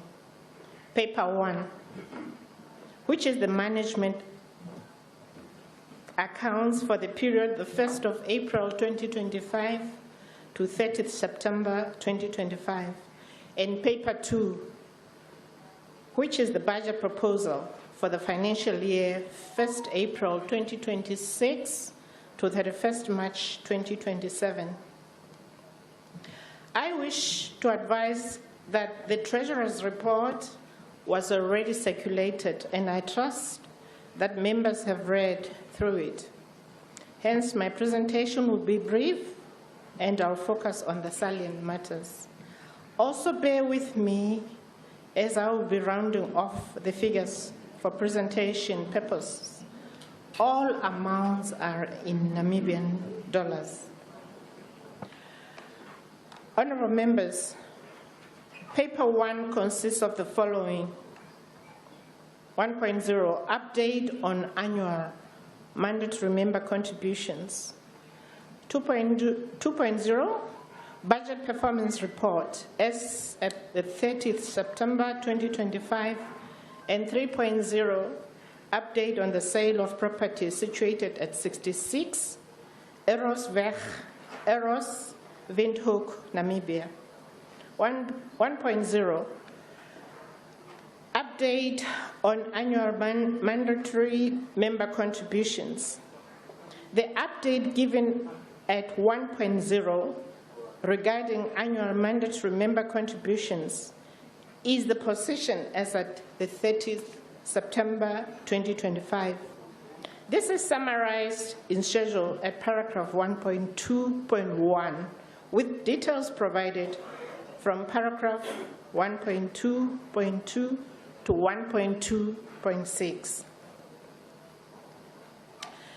Madam President, it is pleasing to note that 14 out of 15 member parliaments are either paid up or owing only for the current financial year. Mozambique is the only parliament that has outstanding arrears, as it is still owing for 2 financial years, namely the year ended 31st March 2025 and the current financial year ending 31st March 2026. I have an update as from the 2nd December 2025. Madam President, yesterday I received an update that Mauritius has now settled its contribution for the current financial year and is therefore paid up. I wish to therefore submit for the record. At paragraph 1.2.7, there is an appeal for the timely settlement of contributions, with parliaments being urged to consider settling annual mandatory contributions in a timely manner, preferably the first half of the financial year, in order to facilitate cash flow management. 1.3, recommendations for the consideration of the Plenary Assembly. 1.3.1. The Plenary Assembly is requested to consider and take note of the status of the annual mandatory contributions as at the 30th September 2025, and also to appreciate the commitment of member parliaments in ensuring that contributions are paid. 1.3.2.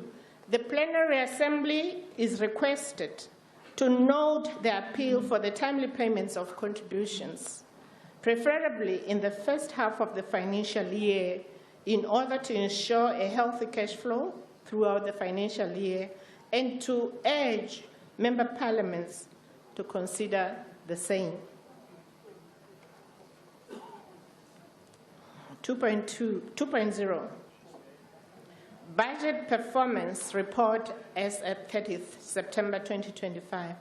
At 2.1, the context to the 2025-2026 budget was approved by the 56th Plenary Assembly, Zambia.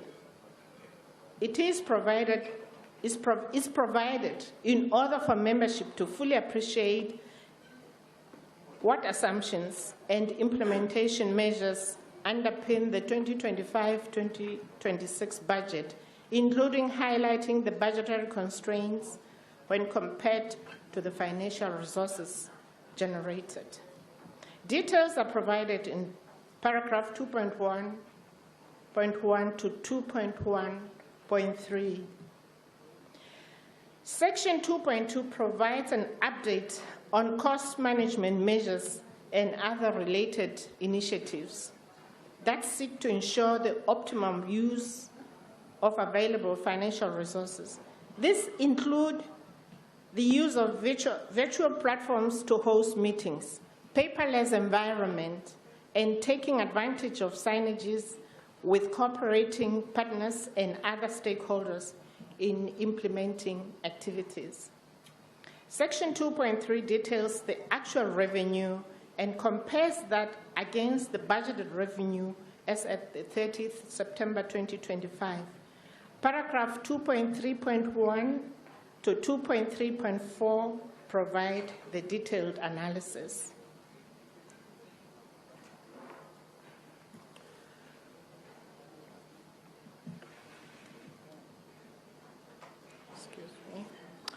Of note is the total budgeted income plus allocation from the reserves for the 2025-2026 budget. Of note is that the total budgeted income plus allocation from the reserves for 2025-2026 budget was 28.1 million. This consisted of annual mandatory contributions of 21.1 million, interest of 480,000, and an amount of 6.5 million that was to be allocated from reserves. Actual total income was 27.7 million, resulting in a deficit of 402,382 Namibian dollars. This was because interest received of 77,618 Namibian dollars was only 16% of the budgeted amount of 480,000. At 2.4 is the budget variance report as at the 30th September 2025, which details actual expenditure compared against the budgeted expenditure. This is summarized in the schedule at 2.4.1 with details provided at section 2.4.2 to 2.4.4. The schedule at 2.4.1 details the budgeted expenditure, actual expenditure, and the variance by budget line.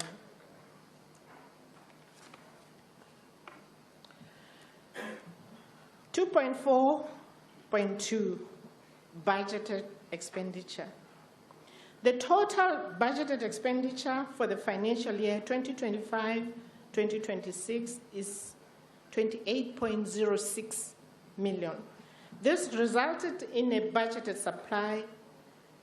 surplus of 64,000 and some 36 against the budgeted income of 28.1 million.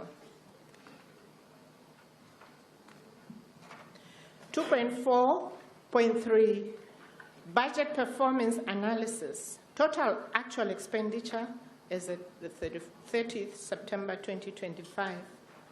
The budget performance analysis takes account that the period 1st of April 2025 to 30th September 2025 is halfway through the financial year. However, timing of expenditure is not evenly spread throughout the financial year, but depends on the scheduling of activities, with the exception of certain fixed current monthly expenditure. 2. Total actual expenditure as of the 30th September 2025 amounted to 11.5 million, representing 41% of the total budgeted expenditure for the year, leaving a balance of 16.4 million, representing 59%. 3. All budgeted lines had favorable variance as at 30th September, with utilization rates ranging from 0% to 59% and averaging 31%. This trend is not concerning, as more expenditure is anticipated for all budget lines in the remaining 6 months. 4.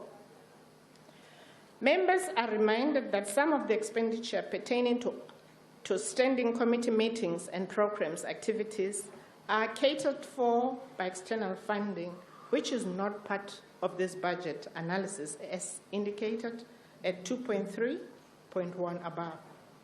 For example, standing committee met physically in April 2025 in Johannesburg, South Africa, with the support of funding from Sweden under the SRHR HIV and AIDS governance project and other cooperating partners.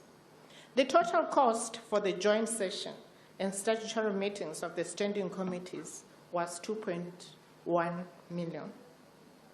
The favorable total variance is therefore made possible with the support towards statutory activities, programs, operational and administrative expenses from the collaborating partners. 2.5, recommendations for the consideration of the plenary assembly. 2.5.1, the plenary assembly is requested to take note of the context of the 2025-2026 budget and the measures put in place to manage the limited financial resources. 2.5.2, the plenary assembly is requested to consider and take note of the performance of the budget as at the 30th September 2025. 2.5.3, the plenary assembly is also requested to appreciate the reasons for the favorable total variance, which include the following: effective implementation of cost management measures, and 2, support towards human resource, program, operational, and administrative expenses from collaborating partners such as Sweden. 3.0, update on the sale of property at 66 Eros Windhoek, Namibia. 3.1, the plenary assembly is advised that the sale of the property at 66 Eros Windhoek was concluded on the 1st September 2025. 3.2, the amount of 2.1 million realized from the sale was paid towards the mortgage for the Secretary General's residence, situated at 89 Joseph Mukwau, Itana Street, Ludwig Dorf. In this regard, the remaining loan term for the mortgage has been reduced from 63 months to 26 months at the current monthly installment of 83,000 Namibian dollars.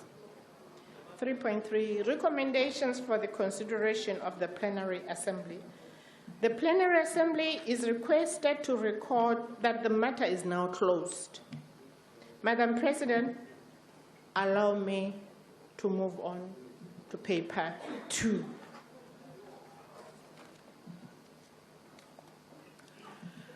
Madam President, paper 2 is the budget proposal for the financial year 1st April 2026 to 31st March 2027, 1.0. Paper 2 begins with the executive summary at 1.0.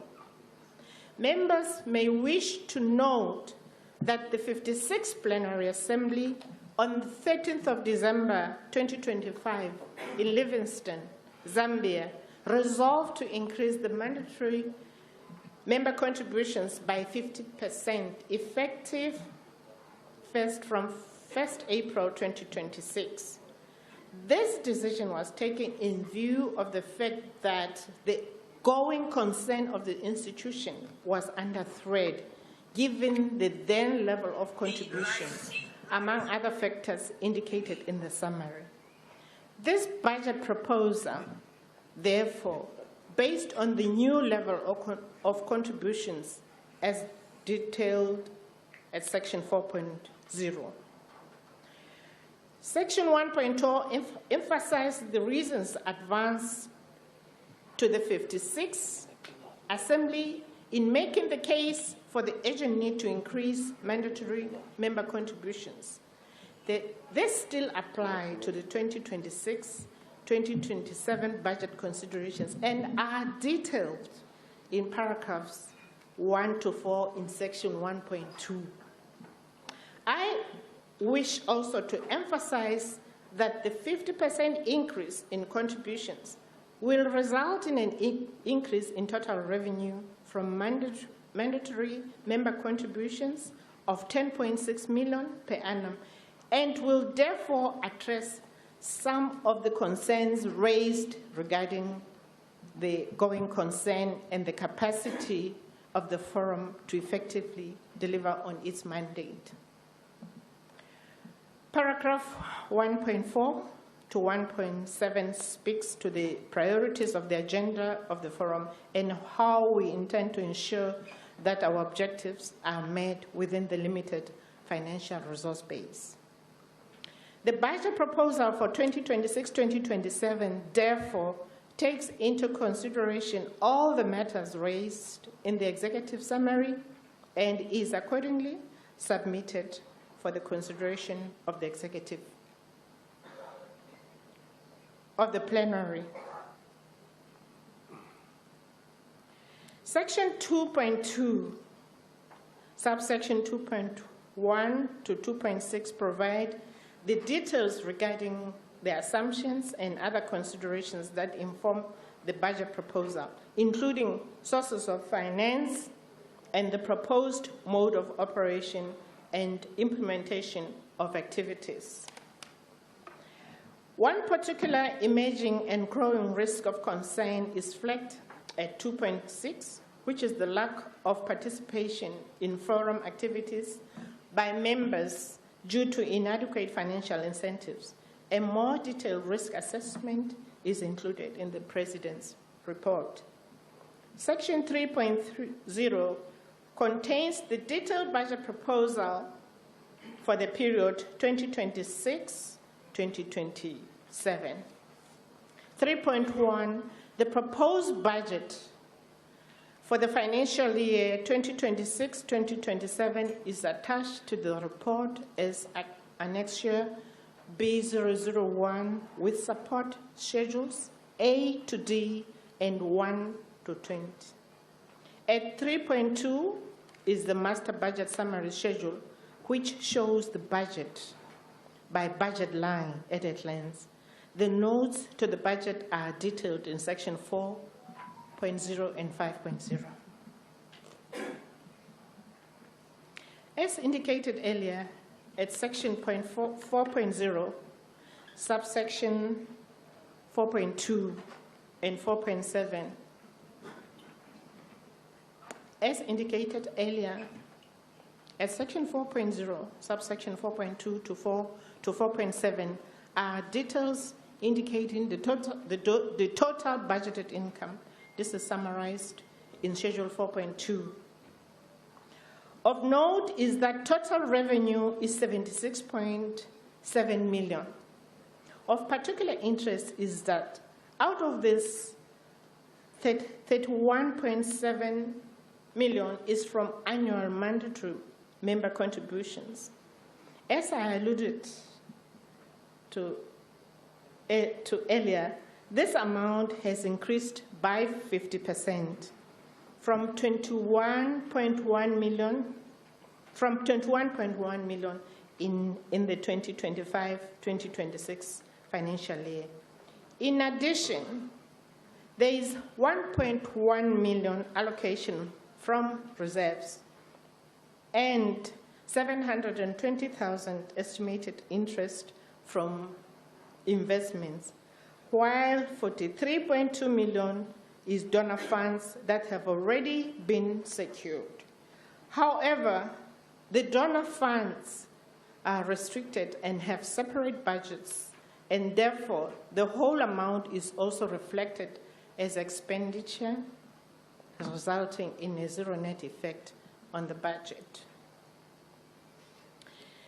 Despite the 50% increase in annual mandatory member contributions, the total increase in total revenue is only 28% for the following reasons. The allocations from reserves is reduced by 83% from 5.5 to 1.1 million.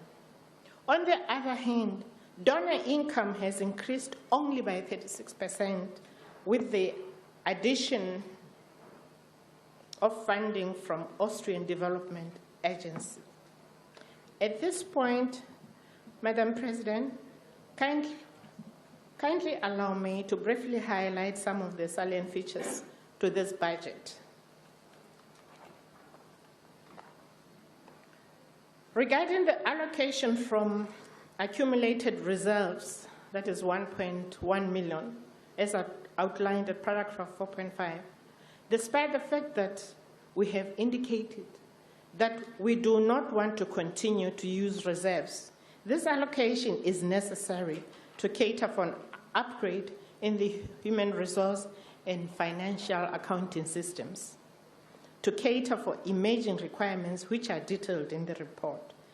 Members may wish to note that while the increase in mandatory annual member contributions is sufficiently covering operational costs in the year 2026-2027, this particular cost is a once-off capital expenditure with only maintenance costs for the year also included. The amount is submitted under the budget line for administration and office expenses. In addition, a provision of 500 or $500,000 has been made for the development of parliamentary systems, policy and procedure in preparation for the transformation into a regional parliament. It is envisaged that member parliaments will avail the necessary expertise in this regard, and hence the provision is to facilitate meetings of a technical working group, among other processes. The amount is budgeted under professional consultancy and legal fees. At subsection 4.7, it is explained that the inclusion of 43 million donor fund as income in the budget is simply to facilitate transparency, accountability, and also to acknowledge the support of the partners. As also indicated, the 4.3, the exact amount for the 3 million is then included under expenditure, resulting in a zero net effect on the budget. Details of donors are contained in Schedule D. The reflection of donor funds also presents an opportunity to compare the donor contribution against contributions from member parliaments. It is worth noting that the donor funds are 136% of member contributions. Donor budgets and expenditure are compiled and reported separately according to the respective agreements signed. 5.0, note on the budget, budgeted expenditure. Section 5.0 gives detailed notes on the budgeted expenditure, further broken into budget lines from subsection 5.1 to 5.6. The table at 5.1 summarizes the proposed total budgeted expenditure, while section 5.2 provides the details. Total budgeted expenditure, including donor funding, is 76.6 million, compared to total budgeted expenditure of 59.8 million in the 2025-2026 budget, an increase of 28%. Budgeted expenditure, excluding donor funding, is 33.4 million compared to 28.1 million in 2025-2026, an increase of 18.9%. Excess of budgeted revenue over expenditure is negligible at 174,079 after providing a contingency of only 30,000. Section 5.5 to 5.6 provide details of budgeted expenditure broken down into the following broad categories. 5.3, administrative overheads, 4.47 million. This budget line caters for the operations of the Secretariat. It also includes various ventures that the Secretariat must undertake towards enhancing operational efficiency and accountability, building external relationships, supporting the transformation process, and maintaining the reputation and visibility of the institution. 5.4, staff emoluments, 21.4 million. The budget is based on the current Secretariat structure and caters for the current staff on board. The proposed budget takes into account the annual increases and proposes a slight adjustment to the salary structure based on a plenary resolution regarding the same. This results in a 17% increase in the total salaries budget from the previous year. Secondments by member parliaments to vacant positions are still encouraged. Details are indicated in the report. 5.5, direct operational expenses, 6.1 million. This budget line caters for the statutory activities of the forum, including plenary assemblies and EXCO and standing committee meetings. This constitutes the core business and is supplemented by program work, which is mostly supported by external funding.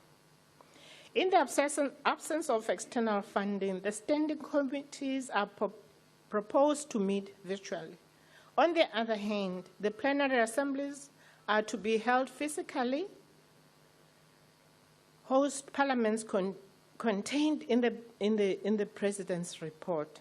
The budget for the 2 plenary assemblies, caters for secretariat-related costs, which include promotional materials and media and ICT costs, interpretation and translation, compilation of reports, and administrative and logistic costs. 5.6, non-recurrent expenditure, 1.4 million. This includes capital expenditure and loan repayments for the mortgage and motor vehicle. A minimal contingency amount of 30,000 is provided for any unforeseen circumstances that may arise. Members are encouraged to intimately familiarize themselves with the provisions which are hereby tabled for the consideration of the 58th Plenary Assembly. 6.0, recommendations for the consideration of the Plenary Assembly. The Plenary Assembly is requested to consider and approve the budget for the financial year 1st April 2026 to 31st March 2027. The Plenary Assembly is requested to take note of the external funding from donors or cooperating partners, which is included in the budget for appreciation only. The following attachments are attached to the report. Annexure B001, which is the budget summary by budget line, and Schedule A to C and 1 to 19, which are the detailed budget schedules. Madam President, I beg to submit. Thank you.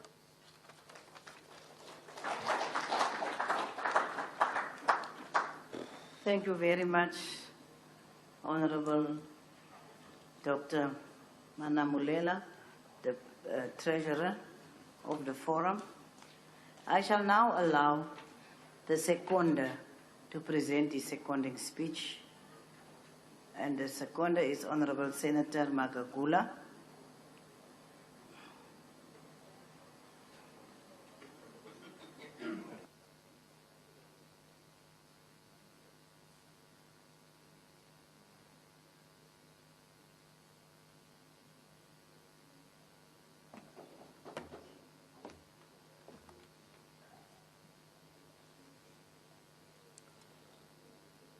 Mr. President, of course, with all protocols established, I writing on. I rise to second the Treasurer's report to the 58th Plenary Assembly. I must say I offer my fullest support to the Plenary Assembly to adopt the Treasurer's report that has been ably presented on behalf of the Executive Committee by the Treasurer. Without prejudice to other budget areas to which she has alluded as she presented the report, I wish to add my voice, if not plead for the Assembly's understanding that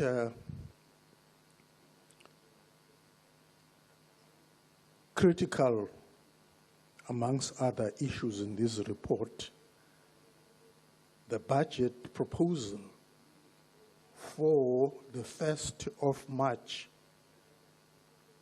2026 to 31st March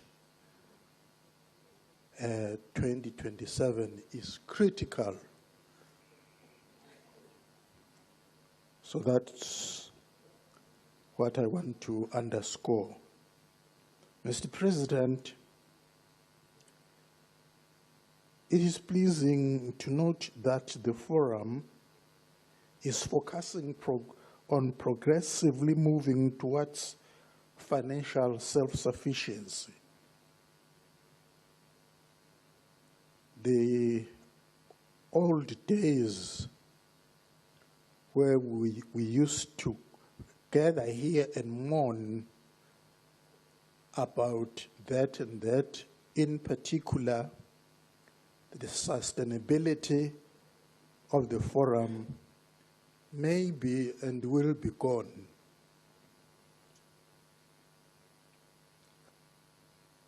This is due to the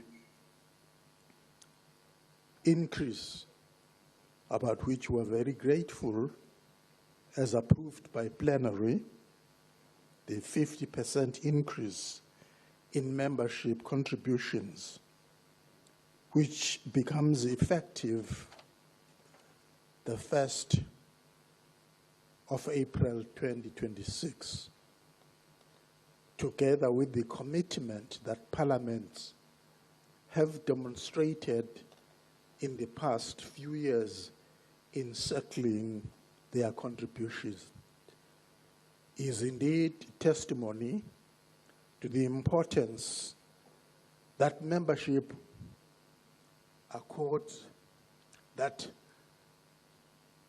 is testimony to the importance that the membership accords to the institution. We are thankful for this commitment, Mr. President. Since ours as an institution ideally is to have the ability to sustain the core operations of the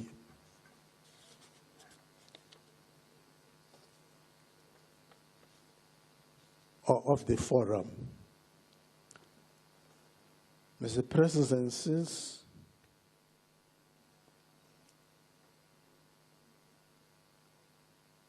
ours is, I repeat, since ours is an institution that wishes to ideally sustain its cooperation primarily through the support of its member parliaments, with reduced support from cooperating partners and other external sources.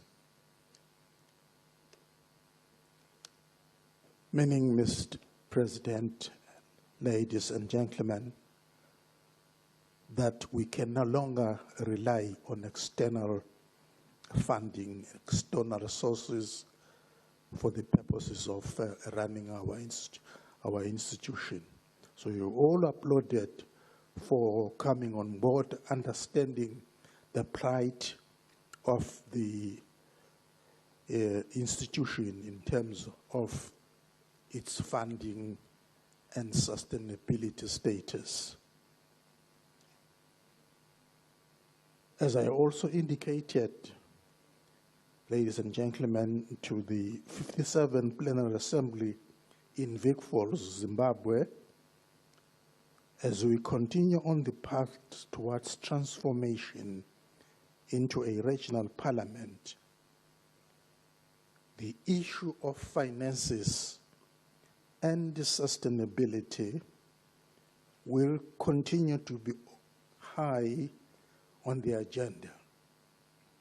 Soon we will be required to demonstrate that the forum, once transformed into the regional parliament, will be able to raise enough resources to sustain its core operations and ensure that it maintains its independence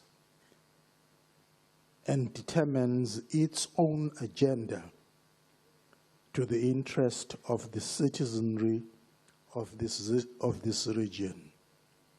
Mr. President, amongst the resources that we must now review is the human resource. This means that we must ultimately secure adequate financial resources to implement an organizational structure that will conform to a regional parliament, including reviewing the current secretariat structure. The Treasurer has indicated that the proposed budget for the financial year 2026/2027 caters for the current staff on board only. This is a matter of concern, and there are a number of vacant positions that are, however, not catered for in the budget. You will note that the institution is currently struggling to secure secondments of staff from member parliaments to fill the vacant positions, mainly due to the cost implications of such secondments. Mr. President, the Forum has made commendable progress in pursuit for the regional integration, including developing model laws that have been effectively used to renew legislation in some areas of regional concern. However, we need to retain a dedicated staff with the right qualifications and experience in order to secure the reputation that this forum has earned and as an efficient and effective institution for the interaction of members of this region. I therefore, Mr. President, urge member parliaments to seriously consider seconding suitably qualified and experienced staff to the vacant position indicated by the Secretary General. Perhaps consideration may be made, I'm just throwing this to the House, to members that without a proper word, mandatory contributions in kind be what we might consider for critical positions. Perhaps it's just food for thought on rotational basis. Mr. President, a new concern has arisen and has shown its ugly head one way or the other amongst ourselves as members, that one reason while we appear to be short-staffed and deficient in manpower resources, when we hold our meetings like this one, is that the fringe benefits need to be looked into and maybe normalized to ensure that we all attend scheduled meetings for the greater good of our organization. For instance, there is the tendency for members, if I may quote, in the physical, in the virtual format of meetings, that people or our candidates, our officers, will not attend. Instead, we'll look at where it is better to go for a normal sitting where the sitting allowance will be more than going to a virtual meeting. As you conclude, Honourable Member.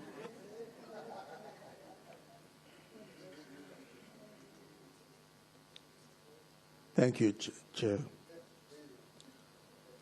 I still have 5 minutes.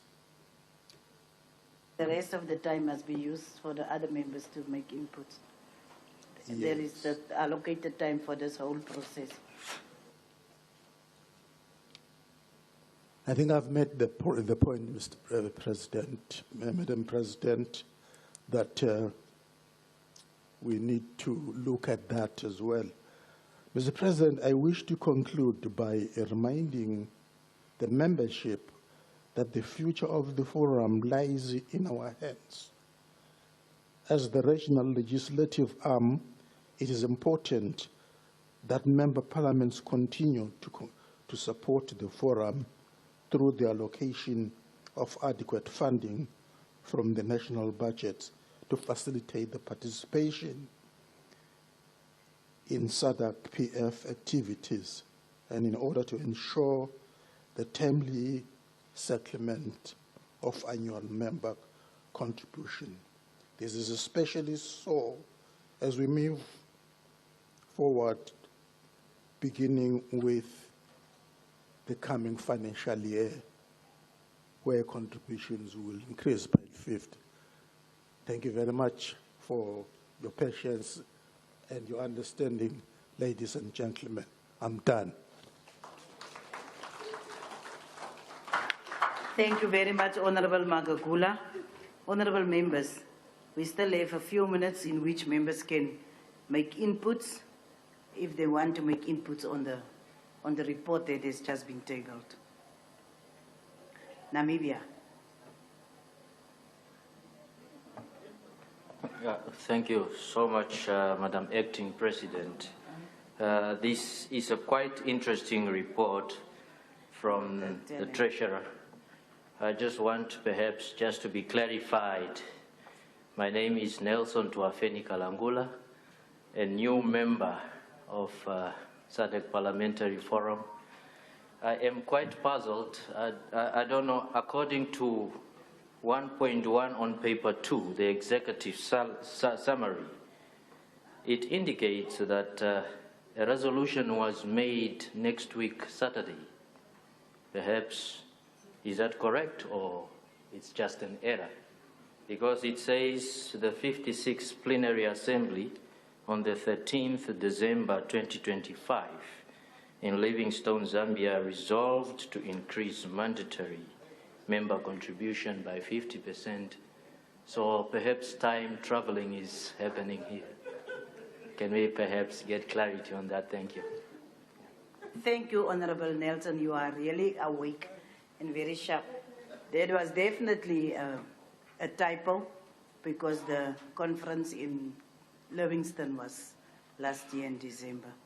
So if there is no other input or question, can I now, I think I don't have to call the Treasurer because there was not necessarily any necessity for response.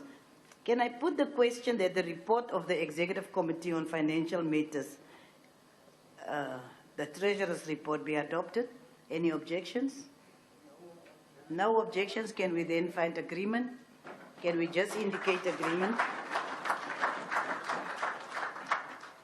The report of the Executive Committee on Financial Matters, the Treasurer's report, is duly adopted.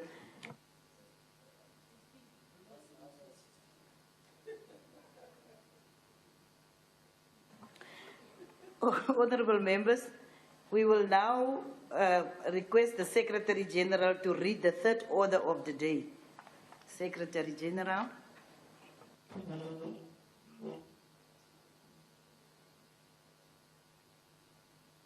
Motion for the adoption of the report of the Executive Committee on policy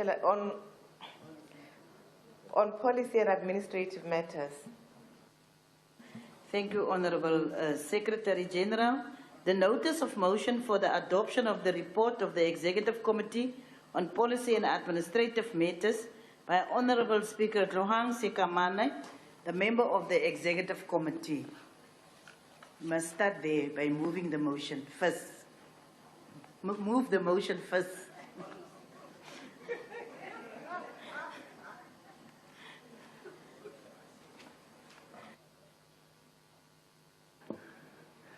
Thank you, Madam President.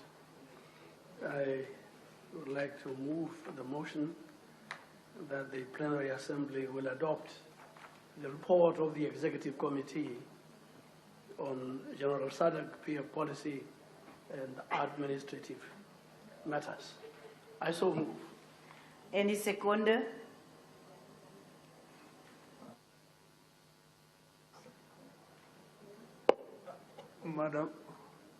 Madam Acting President, I will be seconding the motion proposed by the Speaker from Lesotho. And who are you? I'm from Botswana. Dumelang Saleshand. Thank you very much. You know, I understand that there's few months that we are not meeting, then we forget all the things. Myself, I am doing the same. I will now call on Honourable Sekamane to present the report. Honourable Sekamane. Thank you very much, Madam President. The Executive Committee, which I will refer to as EXCO, as the Management Board of the SADC Parliamentary Forum, met on 26th and 27th of November 2025 at the Coastlands Sky Hotel Resorts in eThekwini, Metropolitan Municipality, KwaZulu-Natal, South Africa. This meeting of EXCO was conducted in line with the mandate of the forum under the Sadc-Pf Strategic Plan 2024 to 2028. The Plenary Assembly is requested to note that the current report of EXCO to the Plenary Assembly is made pursuant to the management and administration functions of EXCO under Article 12(9) in brackets of the Sadc-Pf Constitution. This report consists of two parts, the first being issues for noting and the second being issues for decision. I should explain, Madam, that this is a long report, very long. And as a result, I decided that some parts I will read verbatim of this report, but some parts where the meaning will not be compromised, I will only summarize.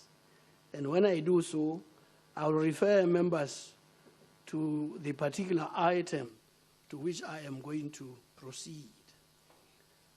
Number two is issues for noting by the Plenary Assembly. In this regard, the Plenary Assembly is requested to note the following issues which were processed by EXCO. One, introduction of Honorable Seteni Randriana Soloniaiko, President of the Forum.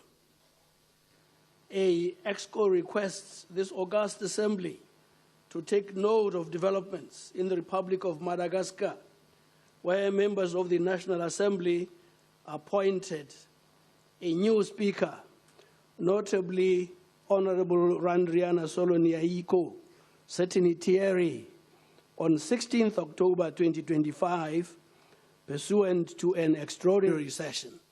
B, in line with Article 11(4) in brackets of the Sadc-Pf Constitution, which provides that Positions in the leadership of the forum are country positions for a term of 2 years.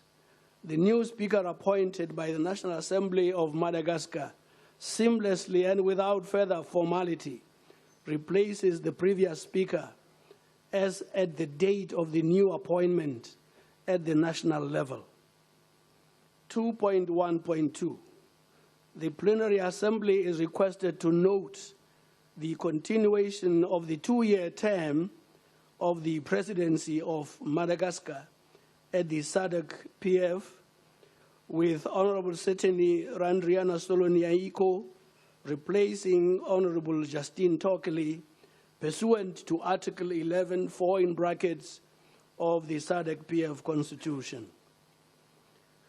2.1.3, consequently, the Plenary Assembly is requested to warmly welcome Honorable Seteni Randriana Soloniaiko for his term of office until December 2026, and to salute the work accomplished by the Vice President, Honorable Sylvia Elizabeth Lucas, in steering the forum during this transition period. 2.1, are you going to applaud this good lady?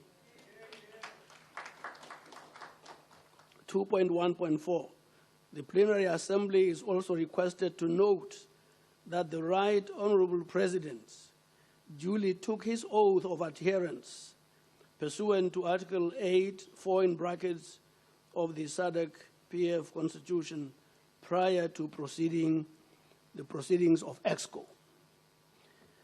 Point number 3, report from Madagascar on the change of political regime and the status briefing on developments in the Eastern DRC and Rwanda. 3.1, EXCO received a report from the Parliament of Madagascar on the recent change in regime, which led to the replacement of the president, and it took cognizance that all legal and procedural requirements were observed for the regime change. The change in political leadership was operated lawfully by decision number 10, ACC/D3 of October 14th, 2025 of the High Constitutional Court, which entrusted the functions of the state to Colonel Michael Randrianirina following the departure of the ex-president and his abandonment of office. And this event was then followed by the election of a new Speaker of the National Assembly, which took place by a democratic vote. 3.2, EXCO also took note that according to the decision of the High Constitutional Court, a presidential election is envisaged within 30 to 60 days in accordance with Article 53 of the Constitution of Madagascar. 3.3, the Plenary Assembly is requested to take note of the report from the Parliament of Madagascar and to wish the Parliament, as well as the people of Madagascar, a peaceful and fresh start in this new configuration and state of affairs. 3.4, report on the peace agreement in the Democratic Republic of Congo. 3.4.1, EXCO received a report from the Right Honorable Speaker Eime Boji Sangara Bamanyirwe, Speaker of the National Assembly of the DRC. The Honorable Speaker anchored the presentation on the historical Nairobi process, which is a regional peace initiative aimed at resolving the conflict in Eastern DRC, reiterating the value of dialogue and regional leadership. 3.4.2, EXCO was apprised of the 27th of June 2025 peace agreement signed between the DRC and Rwanda with facilitation by Secretary of State of the United States towards dismantling armed militia, which has for quite some time destabilized the eastern part of the DRC. 3.4.3. The Plenary Assembly is requested to join the SADC region in applauding the outstanding work of President João Lourenço of Angola, who laid the foundation towards the sustainable peace and encouraged parliaments to continue with their efforts on conflict resolution and sustenance of peace in the region. Point number 4, update on the development of the SADC model law on prison oversight in readiness for its adoption at the 59th Plenary Assembly. 4.1, EXCO requests the Plenary Assembly to take note of widespread consultations with stakeholder groupings that took place between the 17th of September and the 21st of October 2025 on the SADC model law on prison oversight. And I wish to take you straight to the end of the second paragraph, which reads, that is on 4.2, starts, the Plenary Assembly is requested to note that currently the feedback garnered from diverse stakeholder groupings are being progressively considered for incorporation into the model law by legal drafters, and that the model law will be finalized and tabled for adoption at the 59th Plenary Assembly of the Sadc-Pf. Point number 5, report of the Parliamentary Business Subcommittee. I wish to start at point number 5.2.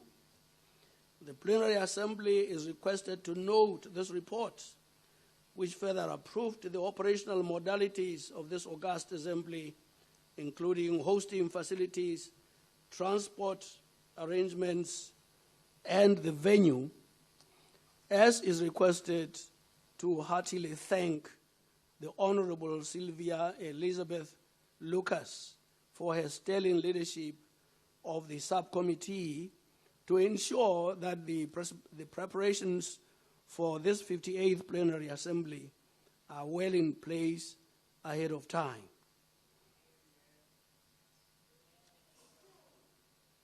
I think some people are very jealous. Thank you. Point number 6, update on the completion of year 2 of the SRHR HIV and AIDS Governance Project 2023 to 2026. EXCO requests the Plenary Assembly to note that the SRHR project completed its year 2 on the 31st of October 2025, and that significant progress has been made in the second year. I wish to proceed now to 6.2. The Plenary Assembly is requested to note the positive developments registered under the SRHR project and encourage participating parliaments to report on the gains made in year 2 in accordance with the project agreement, and thereafter to continue implementing project activities in year 3 in accordance with the project's theory of change. The Plenary Assembly at 6.3, the Plenary Assembly is further requested to note the support of Sweden, which has unflinchingly assisted the Forum for over a decade to promote SRHR, and to note the importance of rallying other partners to equally support the thematic committees of the Sadc-Pf. At point number 7, update on the leadership of member parliaments. 7.1, EXCO requests the Plenary Assembly to note that in the past year,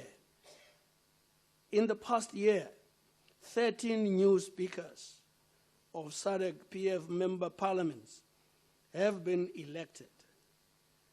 The Honorable Vice President and President of the Forum wrote congratulatory letters to all outgoing and incoming speakers, acknowledging the support of the former speakers during their tenure and welcoming those that are incoming. 7.2, the Plenary Assembly is requested to congratulate the new speakers and to appreciate the successful tour of duty of the previous speakers who have contributed to interparliamentary cooperation under the aegis of the Sadc-Pf. Point number 8, succession planning of EXCO for term 2026 to 2028. I want to take you, please, to 8.2. The Plenary Assembly is requested to note that the positions of President, Vice President, and Treasurer will be vacant in December 2026, and countries are thus invited to plan their candidatures and prepare in advance for the succession. 8.3, the Plenary Assembly is also requested to thank all member parliaments which have contributed to complete the rotational cycle and successfully completed their tour of duties of the Presidency, Vice Presidency, and Treasurer of the Forum over successive 2-year terms in the last decades. Point number 9, standing committee sessions promoting the implementation capacity of SADC.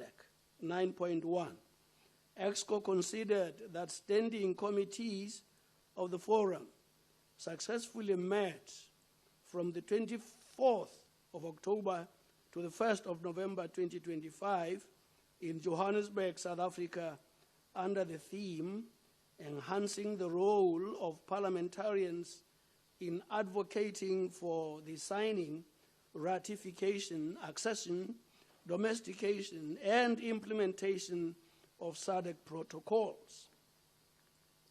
9.2, the session opening was graced by the host speaker, Honorable Togo Didiza, and the deliberations benefited from technical backstopping of the SADC Secretariat and other like-minded partners who are involved in the timely implementation of the Sustainable Development Goals and the universal health coverage, among others, in view of assisting the Forum's committee to align with and mirror SADC committees, thus enhancing the implementation capacity of SADC.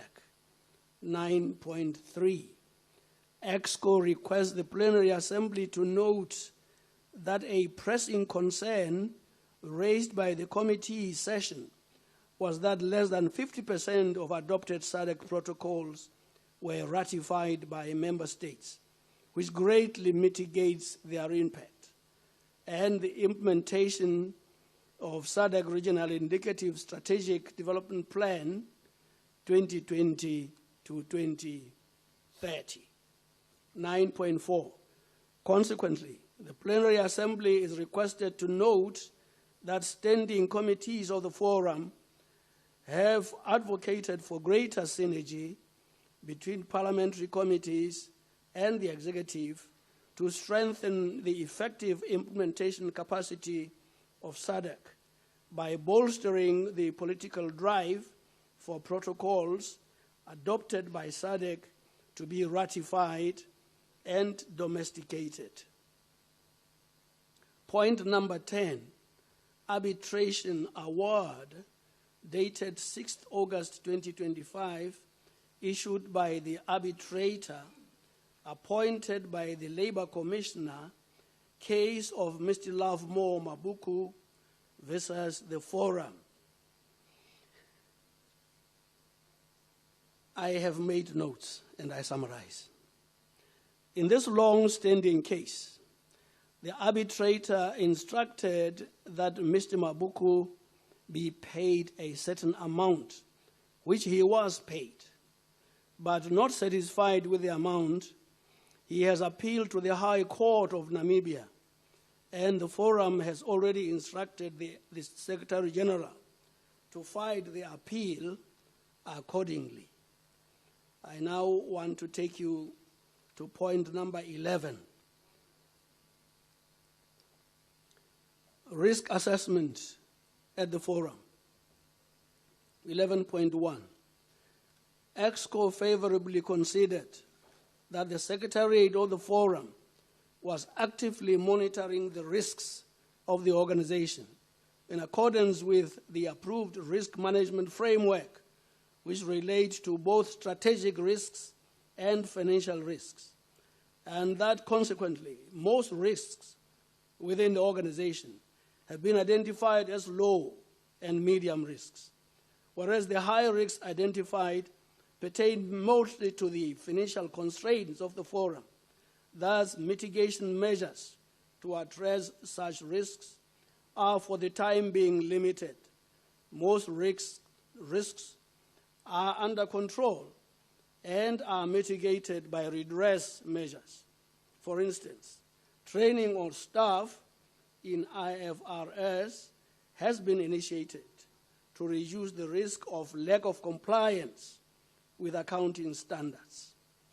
11.2. In this regard, the Plenary Assembly is requested to note that the risks of the forum continue to be monitored by the Secretariat under the supervision of EXCO, with mitigation measures promptly taken and followed upon. Point number 12, issues for approval by the Plenary Assembly. The 58th Plenary Assembly is requested to approve the following matters processed by EXCO. 12.2, report from the International Conference on the Great Lakes Region Parliamentary Forum, ICGLR-PF. 12.2.1, EXCO considered the report from the ICGL-PF presented by the President of the organization, Honorable Adao Francisco Correa Diamel Almeida, Speaker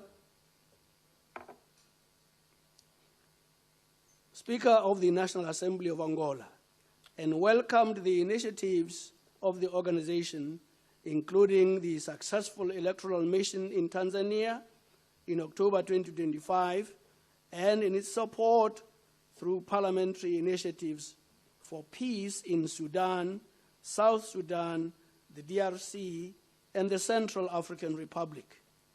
12.2.2. The Plenary Assembly is requested to note the momentous work conducted by the ICGLR-PF, especially the parliamentary fact-finding mission to take place in Sudan, South Sudan, and the Central African Republic, which has been approved by the 15th plenary meeting of the ICGLR-PF, with a view to assessing the political, security, and humanitarian situation in the respective countries, as well as the Conference on the Role of Women Parliamentarians in Peace, Security, and Development Processes in the Great Lakes region, to be held in November 2026 in Tanzania.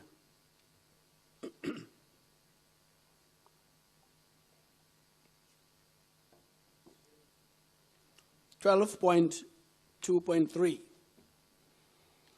In the light of the foregoing, the Plenary Assembly is requested to approve that in view of reinforcing the strategic collaboration with the ICGLR-PF, a memorandum of understanding be concluded between the Sadc-Pf and the ICGLR-PF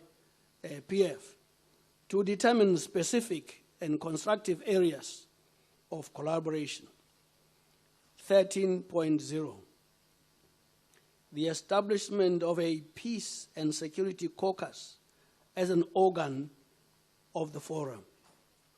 EXCO considered the peace and security issues on the African continent, in particular civil revolutions, strikes, kidnappings, and attempted coups, which constitute threats to democracy and the rule of law, and deliberated that there is a need for the forum to be better equipped to represent the region's peace and security interests at the international level. It was reflected by EXCO that this representation is important given the prominent role of the international stakeholders, such as the UN or IPU, in de-escalating conflicts, and the need for the SADC parliaments to regroup to deliberate on the region's peace interests together rather than in tripartite or multi-party lobbies, which nonetheless do not sufficiently represent the whole region. 13.2 is Decision 2. In this respect, EXCO requests the Plenary Assembly to approve that a dedicated caucus called the Sadc-Pf Peace and Security Caucus be established under Article 10, 1 in brackets, of the Forum's Constitution, and that the necessary amendments be brought to the Constitution and the rules of procedure by the usual motion from a national parliament to reflect the establishment of the caucus. B, the model laws of the forum, which are currently underway and which directly impact on peace and security, such as the SADC model law on the rule of law and constitutionalism, and the SADC model law on critical minerals, be made robust on provisions which reinforce democratic accountability, conflict resolution, and peace-building measures. And C, that a fresh call be made to member parliaments for election observation missions to be made to observe elections across SADC nations with a view to building confidence in electoral processes that also impact on lasting peace and security.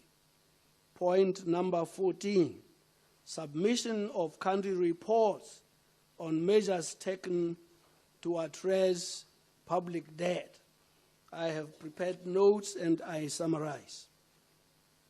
Having noted UNCTAD findings on debt escalation, and that at least 29 African countries are paying over 5% of their exports, having noted the various reasons why countries fall into debt, having examined issues of debt quality, the EU Summit of November 2025, the effects of corruption and of a silo mentality in tackling these matters, having noted the struggles of Sadc-Pf to empower public accounts committees to be more effective in dealing with their oversight functions. And now I take you to 14.5. EXCO considered that the forum should take sustained action to combat the escalation of both public debt and corruption, which together threaten to destroy economies and affect the livelihoods of financially innocent citizens. Decision 3. Consequently, the Plenary Assembly is requested to approve that A, member parliaments be enjoined to take measures to reduce the debt quantum in view of mitigating the eventual expenditure on the consumer purse and limiting a country's ability to respond to economic shocks and be resilient. B, Member parliaments, through their delegations, be made to submit progress reports to the 59th Plenary Assembly on the measures being taken at the national level to mitigate public debt. C, the Secretariat engages with the Sadc-Pf to further empower parliamentary committees to act on the report of the Auditor General, especially by engaging on Treasurer minutes and reporting contraventions in accordance with the provisions of the SADC Model Law on Public Financial Management. And D, the Regional Parliamentary Model Laws Oversight Committee be made to engage with the Finance Budget Committees at national levels to fully domesticate the SADC Model Law on Public Financial Management, which provides for enhanced oversight of the debt strategy by Parliament and also contains pertinent provisions on misappropriations, money laundering, and corruption. Point number 15, tax arrears for local staff at the forum. 15.1, EXCO requests the Plenary Assembly to take note that there is currently a lack of alignment between the host agreements of the Sadc-Pf and the government of Namibia and the SADC Protocol on Immunities and Privileges, which has led to an administrative conundrum of affecting 5 local staff of the Sadc-Pf. 15.2. While Article 5(2) in brackets of the SADC Protocol on Immunities and Privileges extends tax exemptions to locally recruited staff, which is the position for locally recruited staff at the SADC Secretariat, that is the SADC Secretariat in Botswana. The host agreement between the Sadc-Pf and Namibia provides for tax exemptions only for regional staff, as opposed to national staff. This led to a confusion which has lingered over years until an organizational assessment by KPMG in 2019 requested for clarification on the position with the tax authorities.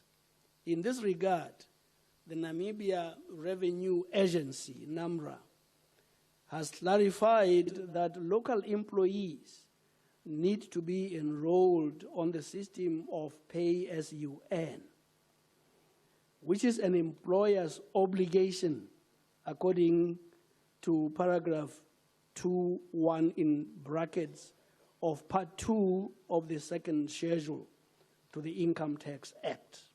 Additionally, the tax agency also maintained that employees are to pay arrears for the period 2005 to 2018, that is, before the time when the forum registered the employees on pay-as-you-earn.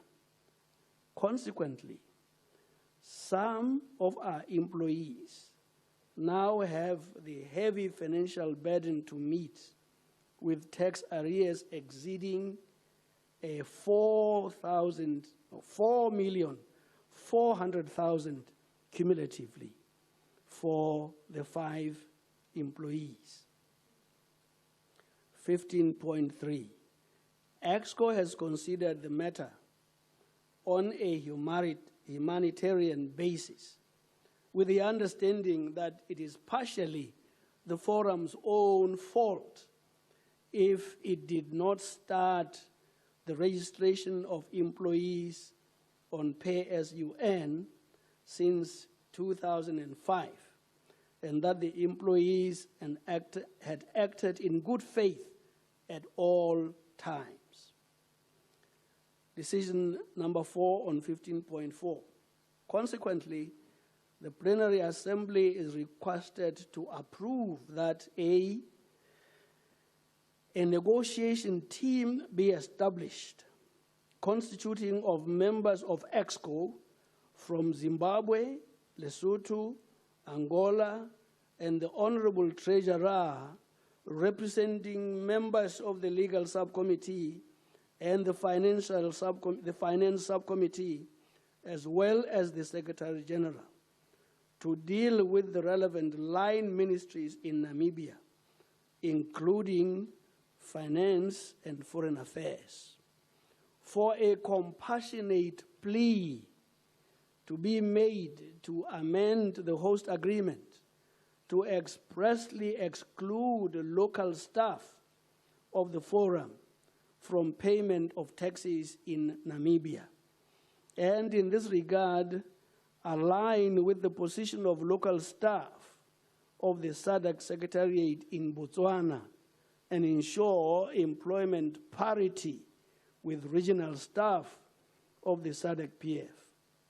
The Secretary General is to provide a report to the next EXCO on the outcome of the negotiation. And B, that in case the negotiation does not succeed, then the forum should be liable for the tax arrears due to its own omission to register these employees on the system of pay-as-you-earn in the period 2005-2018. This is how EXCO intends to proceed in solving the conundrum that affects 5 of our employees. Point number 16, update on the protocol of the SADC parliaments. 16.1, EXCO consider the latest update on the protocol on the SADC parliament, whereby all countries in the Sadc-Pf membership have signed the agreement to the SADC treaty, with Madagascar and Mauritius having formalized their signatures in the margins of the 45th SADC summit in Antananarivo, Madagascar, thus opening the way for the protocol to be adopted. In this regard, the SADC summit, on advice of Council, fixed the extended deadline of 30th October 2025 for comments to be made on the protocol.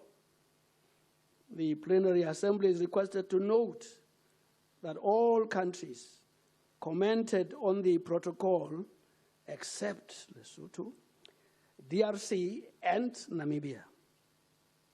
Shame on Lesotho. I did explain that we are already advanced in getting this done, and that it is imperative for the momentum to be maintained for a swift consideration and ratification of the protocol by member states. 16.3 is decision 5. In this respect, the Plenary Assembly is requested to approve that a Sadc-Pf member parliaments liaise through the office of their respective speakers with the relevant authorities and line ministries concerned to accelerate the commenting process on the protocol in countries where commenting has not yet been made, and thereafter motivate relevant authorities concerned to approve the protocol. B, the lobby group headed by the Honorable Advocate Jacob Francis Nzida-Milimo Mudenda, Speaker of the National Assembly of Zimbabwe, pursues with lobby initiatives with the heads of state and government where necessary to ensure the expeditious consideration of the protocol prior to the 46th SADC summit to occur on the 17th to 18th of August 2026. And C, the forum proceeds to develop the rules of procedure for the SADC Parliament, since the Parliament will spontaneously become operational as soon as 2/3 of member states or member countries ratify the protocol. 17.0, update on Sadc-Pf and its successors trust. 17.1, EXCO considered that the Sadc-Pf and its successors trust will, in the next few years, need to deliver on its resource mobilization strategy. And in this respect, it is necessary to revive the willingness of the trustees to continue to pursue their functions in accordance with the Trust Administration Act 2023 of Namibia and the Trust Instrument. 17.2, Decision 6. The Plenary Assembly is thus requested to approve that the Secretariat engages the trustees to gauge the willingness to remain available in view of addressing the current trust issues: seed capital, need for a qualified trust practitioner, identification of donors, or alternatively to be replaced in accordance with paragraph 9.5.3 of the trust instrument, which empowers EXCO to replace trustees under certain conditions. Point number 18, baseline survey on operational effectiveness at the forum. 18.1, EXCO considered a presentation delivered by Dr. Claudius Chigozo, an independent consultant on baseline values, on Sadc-Pf's operational efficiency, which was carried out under the Australia Development Agency's framework administered by GIZ. And now, honourable members, I wish to take you to 18.3, which is Decision 7. EXCO requests the Plenary Assembly to note that the baseline survey is yet another study which demonstrates that the Forum should undertake active staff reforms whilst awaiting to become a SADC regional parliament. Consequently, the Plenary Assembly is requested to approve that the Secretariat takes all adequate measures necessary to ensure that the Forum fills the human resources skills gap, whilst bearing in mind that the onset of the SADC Parliament will occur spontaneously as indicated above. Point number 19, update on the health of human resources at the Forum.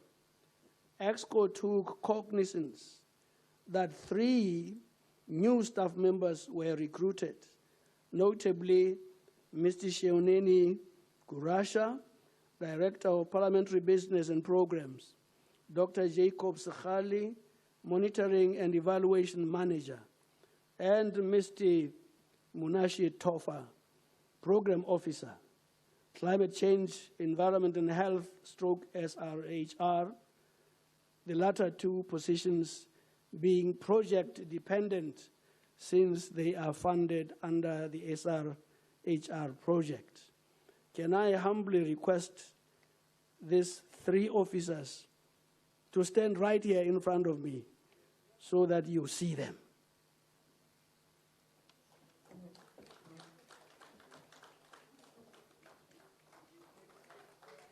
I don't see the other 2. I see only one.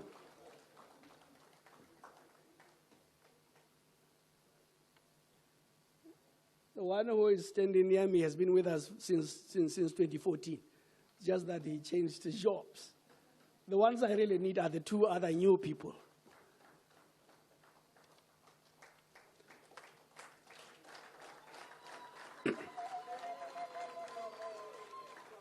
I read your name, you raise your right hand. Mrs. Sheuneni Gurasha. Thank you. Dr.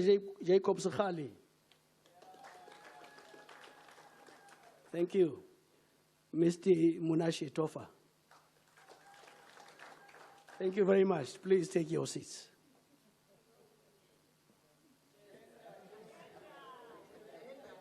There will be plenty of women next time. EXCO requests the Plenary Assembly to take note of these appointments, which add to the staff complement of the forum. 19.2, Decision 8. A, EXCO requests the Plenary Assembly to note that the human resource analytics presented by the Secretariat demonstrated efforts to promote gender equality, with the forum employing more female staff with respect to male, and further put into perspective that the forum has a high retention rate of staff, since many evolved from previous positions of experience. A good example here is Mr. Mukasha that we just saw.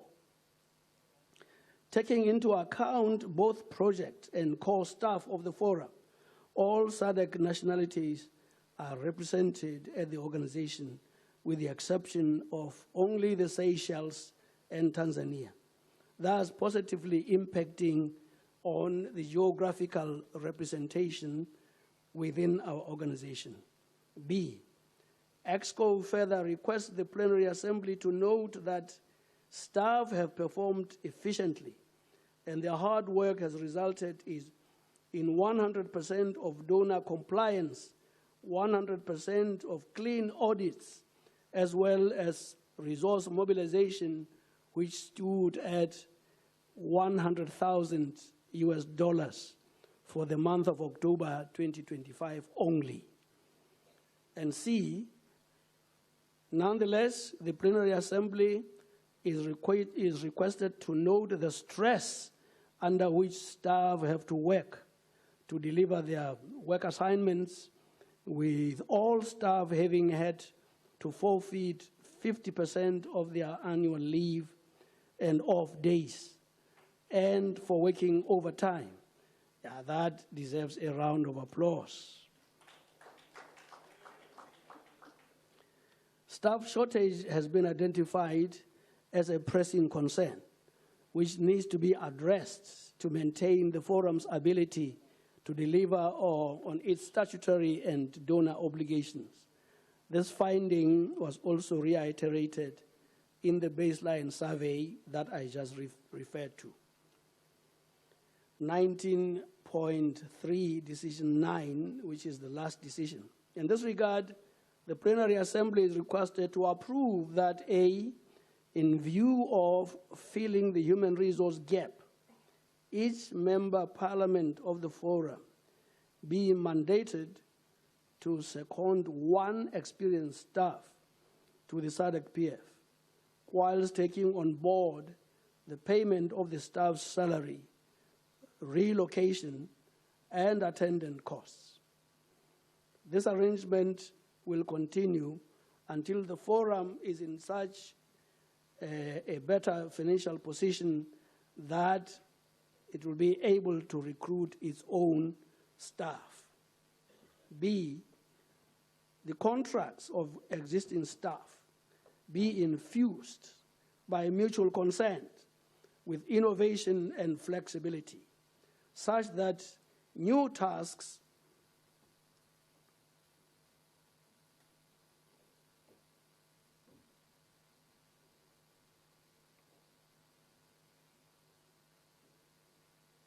I am being given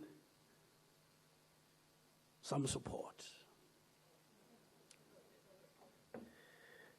It says that there are some typos in the paper. As opposed to 13 speakers are new as 2024-2025 elections. That is the first typo.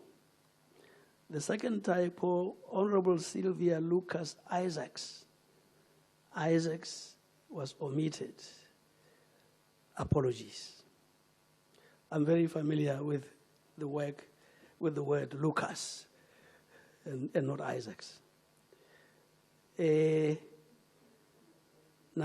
have signed. We got feedback after the report was already tabled Namibia has signed. Thank you very much. B, and last, the contracts of existing staff be infused by mutual consent with innovation and flexibility, such that new tasks can be assigned to staff to prepare for the transformation to a SADC regional parliament. Madam President, I beg to move.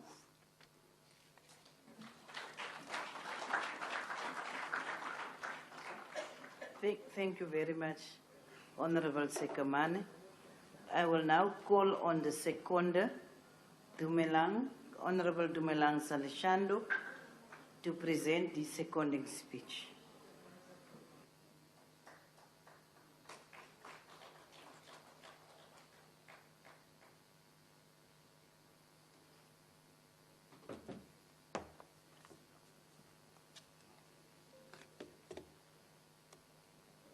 Thank you, Madam Acting President. I'm advised, I hope rightly so, that the second speech needs to be as long as the actual report. Bear with me, it won't last that long. Madam Acting President, I beg to second the motion presented by the Right Honourable Speaker from Lesotho to this August Assembly on the executive report. Madam President, as you can all determine from the report, EXCO has dealt with various issues pertaining to the performance and efficiency of the forum, as well as risk management and good governance. This report has demonstrated that the forum is on a clear path to implement its strategic plan through various initiatives accomplished by the forum. At the same time, the forum is not shying away from internal governance processes and is pursuing with meticulous risk management to identify both strategic and financial risks. With these safeguards in place, we can be confident that the forum is subscribing to the quality standards expected of parliamentary organizations of similar stature. The report also demonstrates that the forum is visible in the international arena and is an interparliamentary organization to reckon with in a world with diverse parliamentary history and practices. We shall keep it that way and only improve as we move forward together. From a corporate governance perspective, this is a report from the management board of the organization, and this August Assembly are the representatives or proxy of the stakeholders who are the member parliaments of the forum. This is, of course, an analogy, but it demonstrates that there are checks and balances within the organization and that EXCO is committed to ensuring that best practices are in place and consistently observed. The plenary assembly is thus favored with a fair and transparent overview of the forum's progress over the last 6 months through the EXCO report. This is a clear and necessary foundational background as the forum aspires to transition to a SADC regional parliament, in the words of the South African speaker, dropping off the F and remaining with the P. It is with a strong administrative backdrop that we can aspire to consolidate and move forward as a region which upholds parliamentary excellence. I believe EXCO has also set the right tone for this August Assembly to reflect on the need to make expeditious progress on the protocol which represents the last legal step in our quest for transformation. I entreat representatives present today to ensure that we continue to garner this momentum that was revived in 2018 until today. After 7 years, the forum has managed to persuade the relevant organs of SADC that the transformation is necessary in the interests of regional democracy, and the agreement to the SADC Treaty is now behind us. With the protocol being the last step, we must cross the finish line and see the protocol ratified in all SADC member states that would complete the Sadc-Pf membership. After this final effort, we will then unite in this same assembly, but under the banner of the SADC Parliament. Madam President, I would like to end by thanking you for your diligence in chairing EXCO, together with your colleague, the substantive president, and ensuring that the report is tabled with clarity and details, given that EXCO took place just a few days ago. This goes a long way to demonstrate that the forum is in good hands and that we are poised for success in everything we desire to achieve under your distinguished leadership. Madam President, I beg to move accordingly. Thank you. Thank you. Let us also thank the seconder, the Honorable Salashando. Members, I shall now allow debate on the motion. Those that wish to debate shall indicate by a show of hands or showing your country tag. And when you input, you will then identify yourself. And now for the record, you will just identify yourself properly and make your input. We will give to the Speaker of Botswana. Thank you very much, Madam President. I am in full support of the report. I wish at this point to extend my empathy to the people and government of the Democratic Republic of Congo on developments in the Eastern Congo, and also to the people of Sudan, South Sudan, and Central African Republic. I reminisce on the role of former President Sadc-Pf Masire, former President of the Republic of Botswana, for his timely leadership in the inter-Congolese peace dialogue. And let me also recognize the efforts, role, and contribution of the Republic of Botswana in ensuring peaceful resolution of conflicts in the SADC region and Africa at large. We have sent troops to Mozambique under SAMIM recently. We have also in the past contributed to peace efforts in 1998 in the Kingdom of Lesotho. We have also in the 1990s under UN peacekeeping mission deployed troops in Mozambique and Somalia. Madam President, I can assure you that it is our wish as Botswana to see peaceful resolution of conflicts, because a peaceful SADC region in Africa is a prerequisite to socio-economic development and regional integration. And it's imperative that we continue to work together as a region towards peace and stability and condemn acts of aggression which result in violation of human rights and flagrant violation of international law. And the loss of lives at unprecedented scale and untold human suffering has to end in some parts of Africa. The DRC has been yearning for peace for far too long, and they deserve it. Madam President, we need to also develop a culture of telling each other the truth on these matters and defend democracy, lest we become complicit in acts of undermining democratic values by some governments. As Desmond Tutu has said, if you are neutral in situations of injustice, you have chosen the side of the oppressor. And Martin Luther King Jr. has said, the ultimate tragedy is not the oppression and cruelty by the bad people, but the silence over that by the good people. Let's resuscitate the election observation mission by Sadc-Pf, basing on our norms and standards. Madam President, questions arise on whether the EXCO accepted a report from the Parliament of Madagascar as accurate and correct, without other profound yardsticks to measure the veracity of the information. Was there no need for a fact-finding mission? We are told, for instance, that the President abandoned the office in the report. And that's not what the President is saying. He's alleging unconstitutional change of power. What is the position of SADC? What is the position of the AU? These are the matters that we need to ponder on. In conclusion, Madam President, it's also important to emphasize the role of national parliaments in providing effective oversight on security matters. In our efforts as MPs, we need to scrutinize formulation of defense and security policies and enact appropriate laws. We need to ensure more transparency and accountability on matters relating to safety and security. Democracy has been found by the Afrobarometer Pan-African think tank to be in short supply from its leaders. We need as parliamentarians to ensure that this democracy is in adequate supply to our people. our people in the same report, the 2003 Afrobarometer report, have resoundingly rejected undemocratic systems. And they have equally demanded democracy from the African leaders.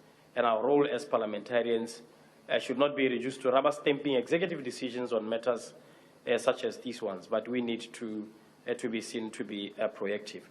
Thank you, Madam Chair. Finally, let's encourage SADC, AU, and UN and other international organizations to put the regional peace and security issues, in particular the conflicts in the Eastern DRC, at the top of their agendas, and recognize the sovereign right of these countries to effectively defend themselves against any form of armed violence, including internal and external aggression. I thank you, Madam President. Thank you, Honorable Speaker. Speaker of South Africa. Thank you very much, Madam President, and thank also the presenter of the report on the EXCO and the required decisions that we need to reflect on. I just want to flag on a few issues on the report that require decision. One of them relates to asking us to support the formation, or rather having a memorandum of understanding with the International Conference on the Great Lakes Region Parliamentary Forum. And maybe it would be good that we get a little bit of a detail of what that MOU would require before we're asked to finalize. But the other issue that arises, honorable members, is what becomes our relationship as SADC with some of the AU instruments, for instance.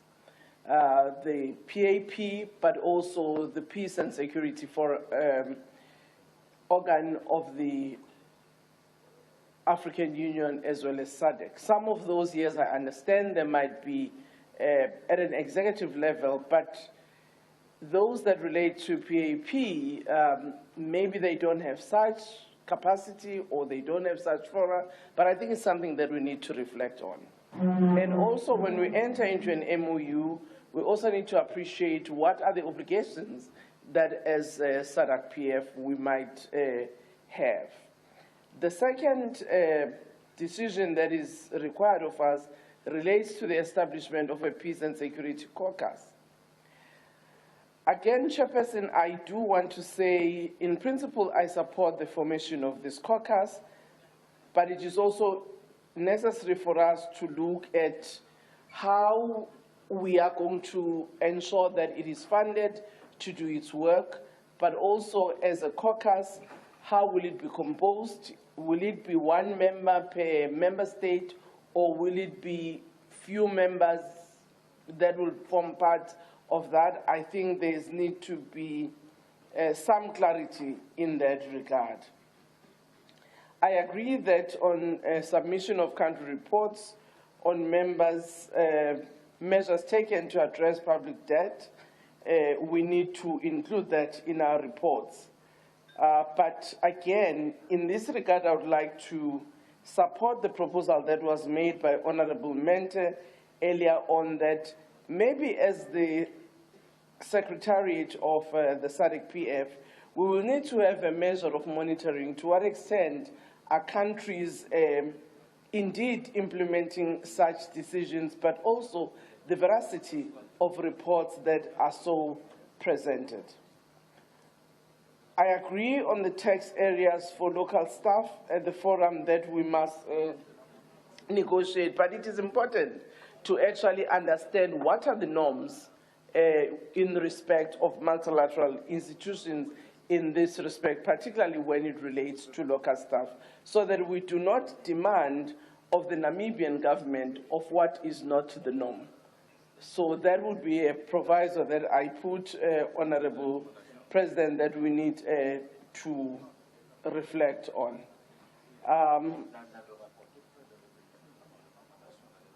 The last issue on the decisions relates to the secondment of staff, which indeed I would agree to. But maybe we might just need to get an appreciation if there can be some clarity as to why there hasn't been an uptake of such proposals from member countries. Is it the issue of financing? Is it the issue of, costs that are attended to having somebody seconded there?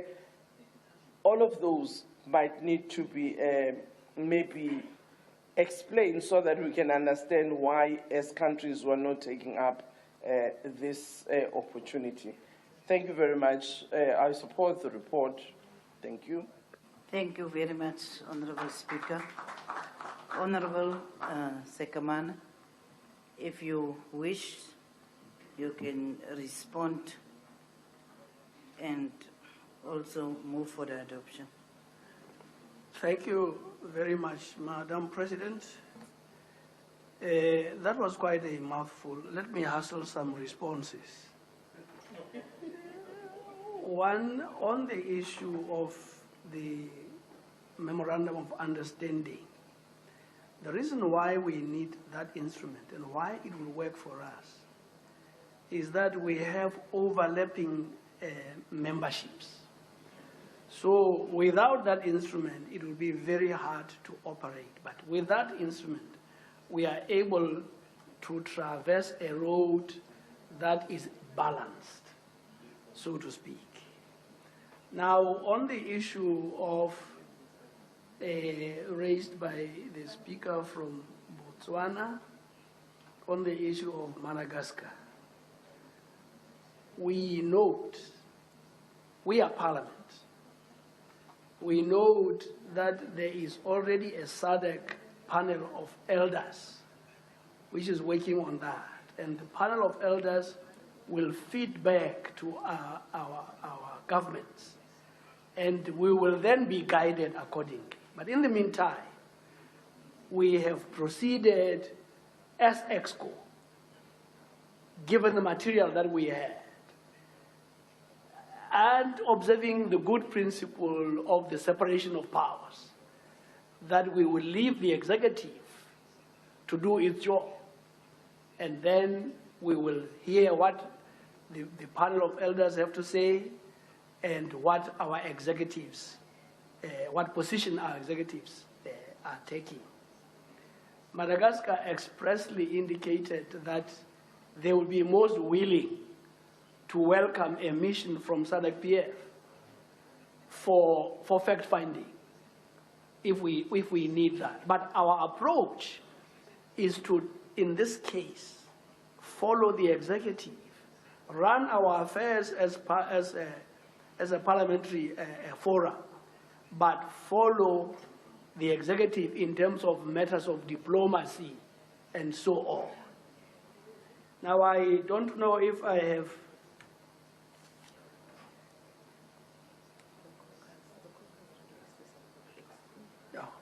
Yes, there are two more issues.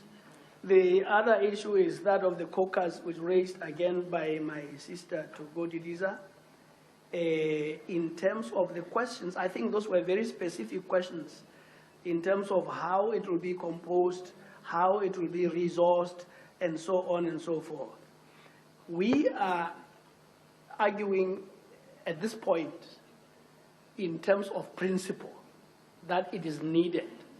Now, when it comes to actually working it out, that is another level of detail that we feel the executive should be able to enter into, as long as we accept the principle that we need a focus, we need a caucus, because it is clear that we are getting feedback from others and we are not proactive ourselves. We need to be proactive ourselves. Now, on the issue of secondments, we have not been very expressed in terms of secondments. I wish to refer members to the secondments document and guides and policy. But what I need to say now is that we made a very difficult decision last year at Victoria Falls. to carry the resource and financial responsibility of our own organization, because we need this organization. We are finding that there is a problem of HR, and we are saying, let us confront this problem head on. Let us dedicate ourselves to each member state seconding at least one officer to our forum. That way, we share the burden. That way, we increase the exposure of our officers, because they will eventually come back to us again, and they will be much more experienced in matters of governance, in addition to matters of running parliaments. So this is like an investment already. By doing this, we are also investing in our own personnel, but we are solving the problem of HR, where people are having to forfeit their leaves, they are having to forfeit their days off, and so on. We can't go on like that. We can't just bank on these people to keep making those sacrifices. We must find a way to practically solve those problems. And it means, if it means pinching a little bit within our own parliamentary staff, let us please be prepared to do so. Madam, thank you, thank you. Or maybe there's something else?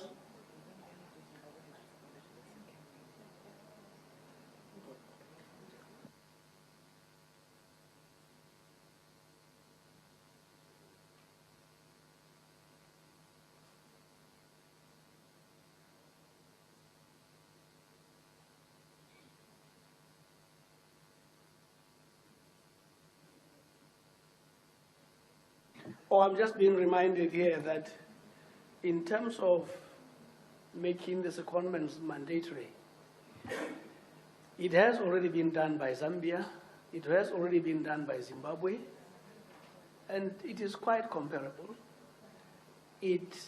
We are not asking member states to do the impossible.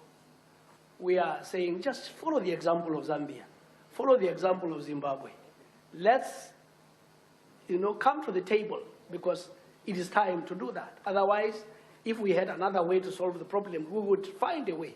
But this is the best we can as your EXCO. This is what we are proposing. Thank you, Madam. Thank you, Honorable Sekamane. I take it that with regards to other issues, we will be able to avail the information that is now. I think if you can also, you should have been moving us to adopt the motion. So I put the question now that the report of the Executive Committee on Policy and Administrative Matters be adopted. Any objections? No objections. So can we show agreement?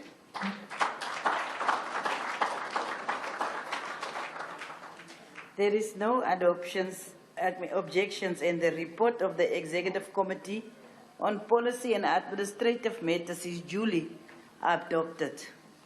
Honourable members, we have reached the end of our business today. I really want to express appreciation for such disciplined members in this House, and that we were able to deal with some very important matters today. The plenary assembly will adjourn until tomorrow, Wednesday, the 3rd of December, at 9 local time. I believe the agenda will not be so intensive like the one of today. Thank you very much. The plenary assembly stands adjourned.